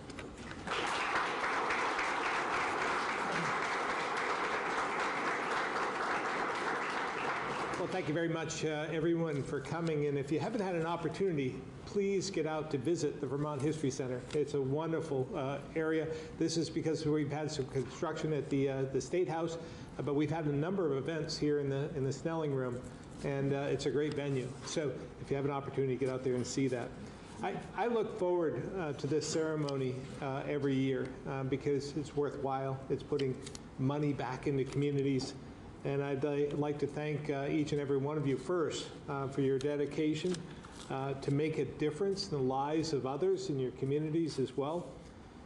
We're here to celebrate and highlight your accomplishments. Vermont's strength really comes from its communities and those Vermonters who go above and beyond to make our state a better place to live. This program has always been highly competitive, and this year was no exception. We have many projects that were in the queue, so to speak. Sprinkler systems, upgrading community kitchens, increasing energy efficiency in buildings with new windows and doors, providing safer playground facilities, creating outdoor recreation trails, installing new septic systems, and so forth. And something that has a special meaning to me as well, making facilities ADA compliant with improvements to bathrooms and ramps and so forth. My dad was a World War II vet. He was a double amputee as a result of the D-Day invasion. So I know firsthand how difficult it is for some to get access to some of our community facilities. So the ADA requirements have special meaning to me. Every year I've seen how these grants have had real, lasting, and meaningful impact for Vermonters. Now, I was in the Senate before I became Lieutenant Governor and then Governor, and I was chair of the Institutions Committee. When I first got into the Senate, became elected, I was on the Institutions Committee, and that's where this started, actually. When I was there to begin with, we issued a number of different grants to different community projects, but it was all about who you knew on the committee in order to get what you wanted. And I thought at the time how unfair that was, that it wasn't geographic, it wasn't about the merits of the project. They were all worthwhile, but it was all about who you knew on the committee, and I thought, we need to change that. And I became chair about 3-4 years later, and I worked with Representative Alice Emmons, my counterpart in the House, and she is still chair of that committee. And we worked together to try and change that process so that it was simpler and more equitable across the state. And I think we succeeded in doing that. So I've been pleased to see what's happened as a result. This year we had 84 applications requesting over $1.4 million in funding across these 3 grant categories. 60 projects were funded, totaling about $610,000 out of that 84. And this includes 23 recreational facilities grant projects totaling $200,000, 11 human services facility grant projects totaling about $110,000, 11 educational grants totaling $100,000, and then there were 15 regional economic development grant applicants that totaled $200,000. So, in closing, I again want to thank, first of all, legislators. I see Warren Kitzmiller here, as well as Representative Shaw in the back. But we need their support. So if you have an opportunity, if you receive a grant today, thank your legislators. Thank your local legislators, because they make it happen. We don't want to go back to the old way. We like this new process, but it takes them supporting this in order for it to happen. And I want to, again, thank each and every one of you for stepping up to make a difference in your neighborhoods, for enhancing the quality of life in your communities, and making Vermont a truly, truly great place to live, work, and raise a family. So with that, we'll do the important part now. We'll start giving out the grants at some point. Yep. Yeah. So I'm going to Deputy Commissioner Jennifer Fitch, who nothing happens at BGS without her involvement, is going to read off the grant recipients. If you would come up at that time when you hear your organization called, come up. We'll get a picture with the governor, myself, and your grant. And we're going to cycle through this. And the first up are going to be the economic development grants. Thank you, Commissioner Cole, and good morning, everybody. It's an exciting day. So the first recipient is the town of Moncton. The organization is the Addison County Economic Development Corporation on behalf of Wooden Hammer, LLC, to renovate, fit up, and equip existing space to expand the woodworking cabinetry business.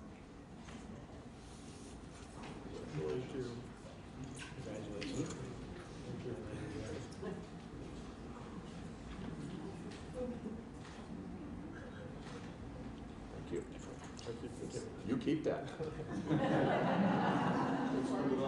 You keep that. There will be another one that comes in the mail. You keep that. Our second recipient is Middlebury, the Addison County Economic Development Corporation. Ooh, this is a tough one to say. Agricola. Agricola Meats, sorry about that. And it's to renovate, fit up, and equip leased space for a meat processing facility.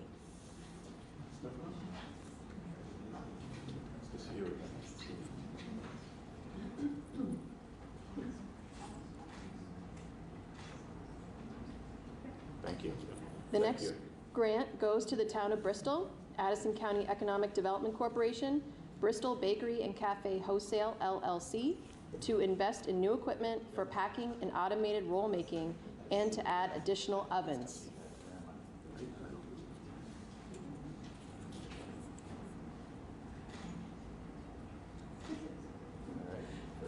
Our next grant goes to the town of Shoreham, Addison County Economic Development Corporation, on behalf of Champlain Orchard, LLC, Inventory Management System Hardware Project, Donut Equipment Upgrade, and Employee Cafeteria Projects.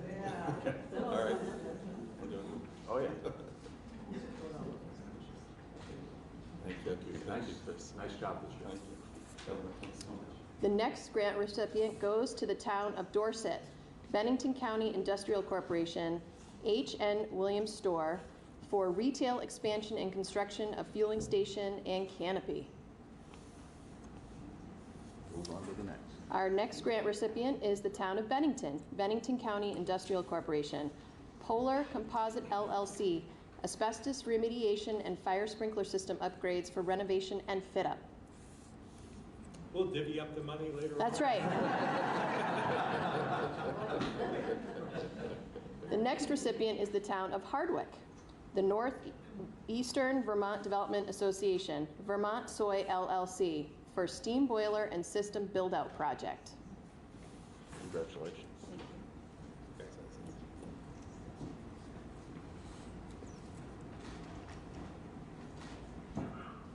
The next grant goes to the town of South Hero, Lake Champlain Islands Economic Development Corporation, Champlain Islands Candy Lab, to improve processes, storage capacity, and display at the Chocolate Production Company. That sounds yummy. The next recipient is the town of Fairhaven. The organization is the town of Fairhaven on behalf of Scotch Hill Brewing Company, LLC, to purchase a 2-vessel brew house to produce beer at the new brewery. Also sounds yummy, too. Can't go wrong. Nice to meet you. Nice to meet you. Congratulations.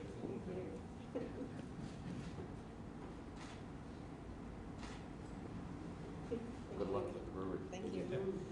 The next recipient is the town of Rutland.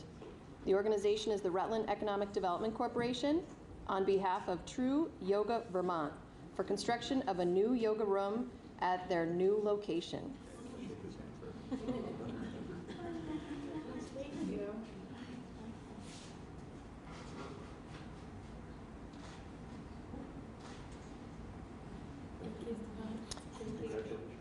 The next recipient is the town of Websterville. Organization is the Central Vermont Economic Development Corporation on behalf of Vermont Creamery to provide solar signage and crosswalk designation for safe pedestrian crossing at Wilson Industrial Park. The next recipient is the town of Montpelier, Central Vermont Economic Development Corporation on behalf of Timber Homes Vermont to support the completion of their dust collection system.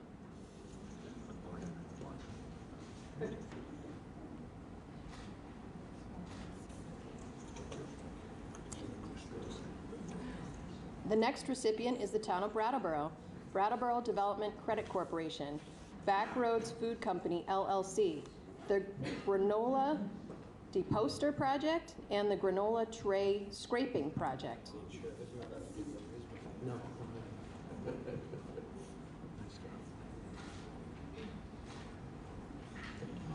The next recipient is the town of Island Pond. The organization is the Brighton Community Forum, and it's for renovations to the Island Pond Welcome Center. The next recipient is the town of Rutland, the Rutland Makers, Inc., the Mint Rutland's Makerspace, to create dividing walls separating the various functions of the makerspace.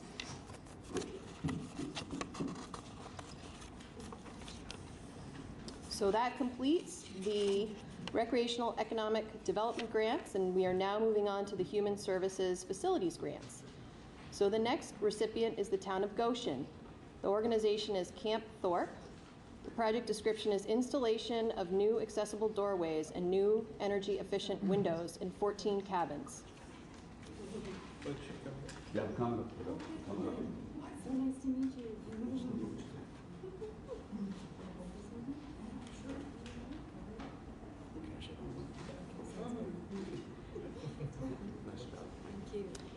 The next recipient is the town of Arlington, Bennington County Humane Society Second Chance Animal Center for the installation of rain gutters and a storage shed.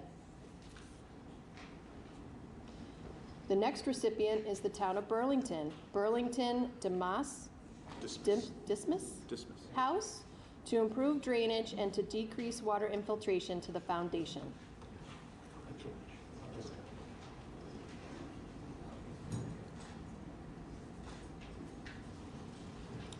The next grant recipient is the town of Morrisville, United Way of Lamoille County, renovation to a barn to build community food security.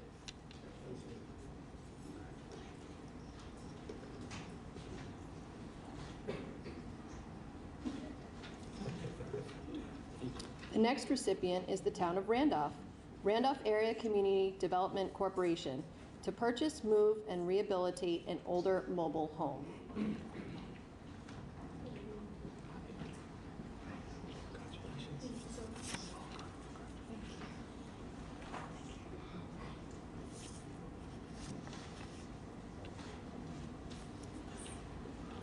So this next grant recipient is Circle Inc., and it's repairs to Circle's emergency shelter, purchase and install heating element for the roof, exterior painting, mold removal from interior walls and carpet, and replacing broken windows. The next recipient is the town of Barry, Washington County Mental Health Services, installation of a handicap access lift at the Well Space Building. We have the one before, I think, that's here. Circle. Right here. Was this the one for this? Yeah. Yep. Okay, what's this one? Circle? The elevator. The elevator. Yep. Elevators, right? Yep. You have really good timing. I'm usually a speed demon.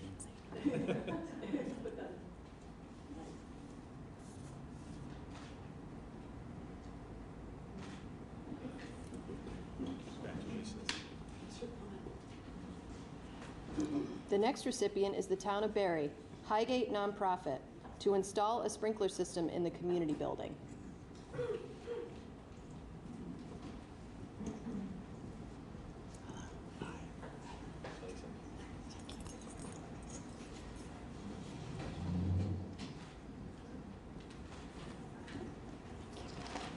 The next grant recipient is the town of Montpelier, Montpelier Senior Activity Center, a division of the Community Services Department of the City of Montpelier, for the installation of water fountains and acoustical panels to make the space more accommodating and supportive of wellness for members and the public. Thank you.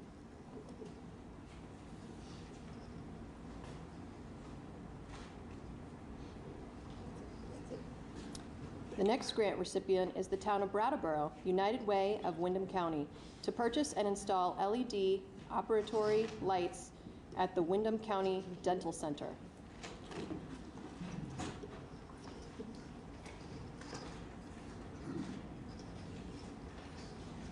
The next recipient is the town of Townsend, Carlos G. Otis Healthcare Center, Grace Cottage Hospital HVAC replacement project. The next recipient is the town of Starksboro, Starksboro Village Meeting House, restoration of the Starksboro Village Meeting House.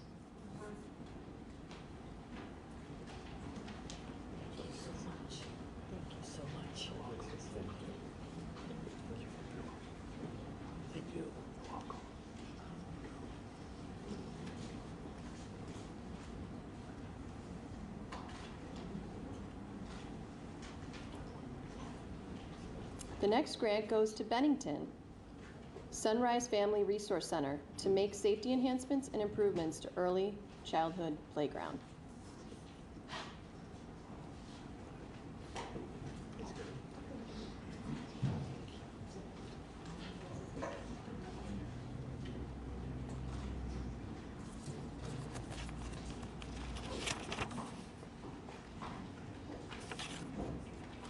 The next grant recipient is the town of South Hero, Lake Champlain Islands Economic Development Corp.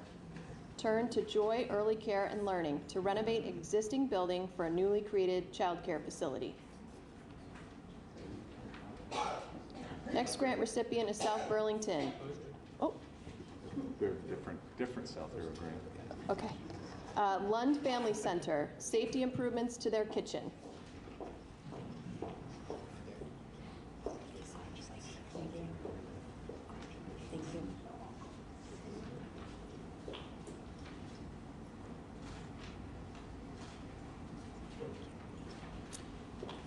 The next grant recipient is the town of St. Albans for the Northwest Access TV to purchase media equipment.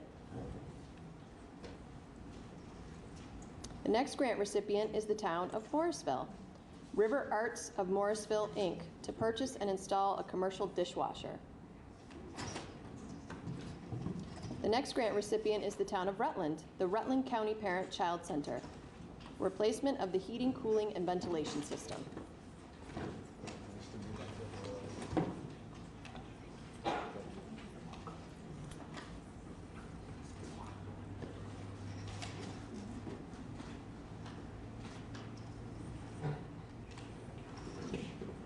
The next grant recipient is the town of Barry for Resource to upgrade windows, doors, and a new exterior vinyl siding.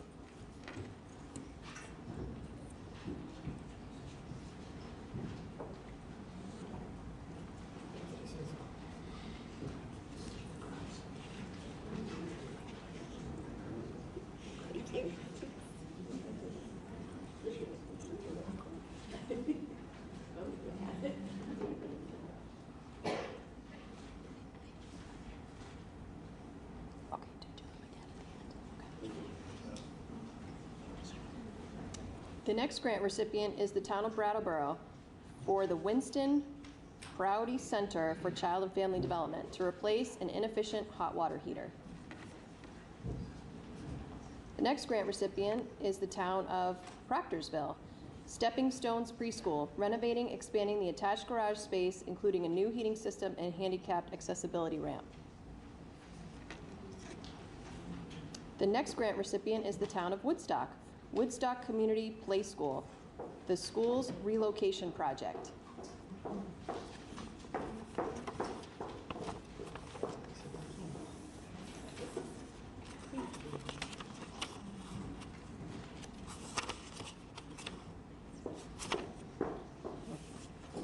The next recipient goes to the town of Middlebury, Friends of the Middlebury Hockey, to complete the Memorial Sports Center second floor, including indoor restrooms, a heated viewing area, upgraded concessions, a community meeting room, and to add an elevator. The next grant recipient goes to the town of Bristol, Bristol Recreation Club, to hire a VYCC crew for 1 week for the hardened sections of their 3+ mile trail.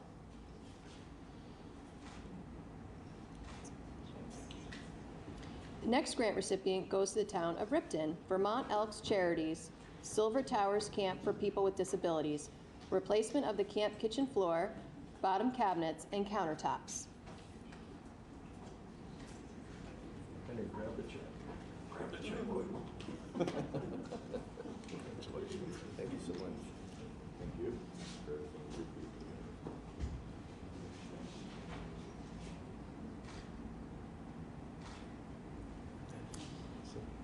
The next grant recipient is the town of Woodford for Prospect Mountain Association to replace their septic system. The next recipient is St. Johnsbury, the town of St. Johnsbury, the Three Rivers Path Extension and Trailhead Project. The next grant recipient is the town of Bolton, Smile Memorial School for new playground equipment. The next grant recipient is the town of Essex Junction, Village of Essex Junction, to convert 2 tennis courts into 6 pickleball courts at Cascade Park. That sounds fun, do a little pickleball.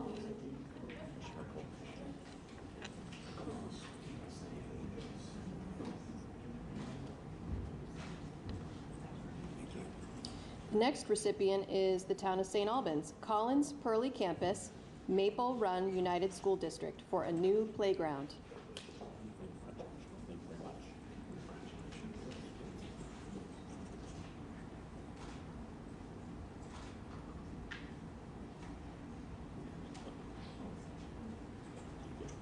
The next grant recipient is the town of St. Albans for the Franklin County Senior Center to repair the heating system.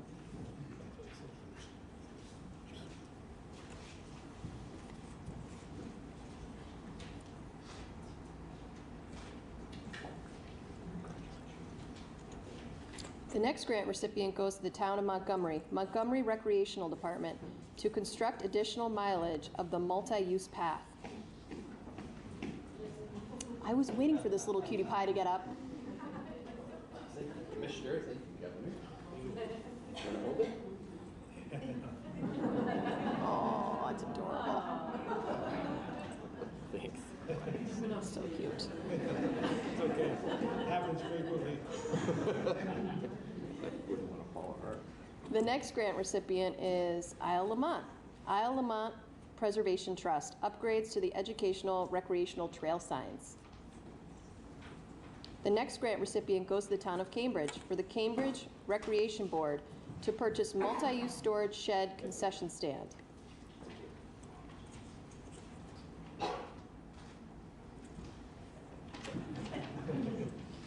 The next grant recipient goes to the town of Morristown, to add a swing set and mulch to Oxbow Riverfront Park.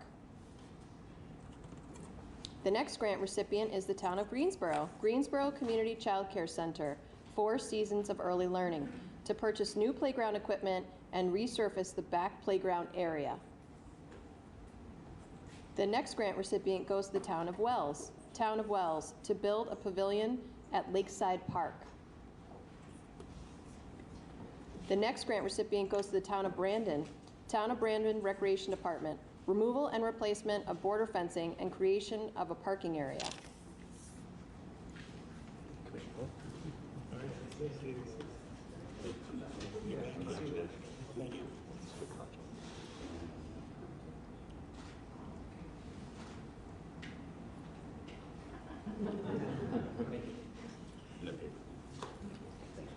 The next grant recipient goes to the Town of East Montpelier. East Montpelier Recreational Board, Town of East Montpelier Select Board, to purchase additional aluminum bleachers, replacement of soccer nets, and replacement of fencing.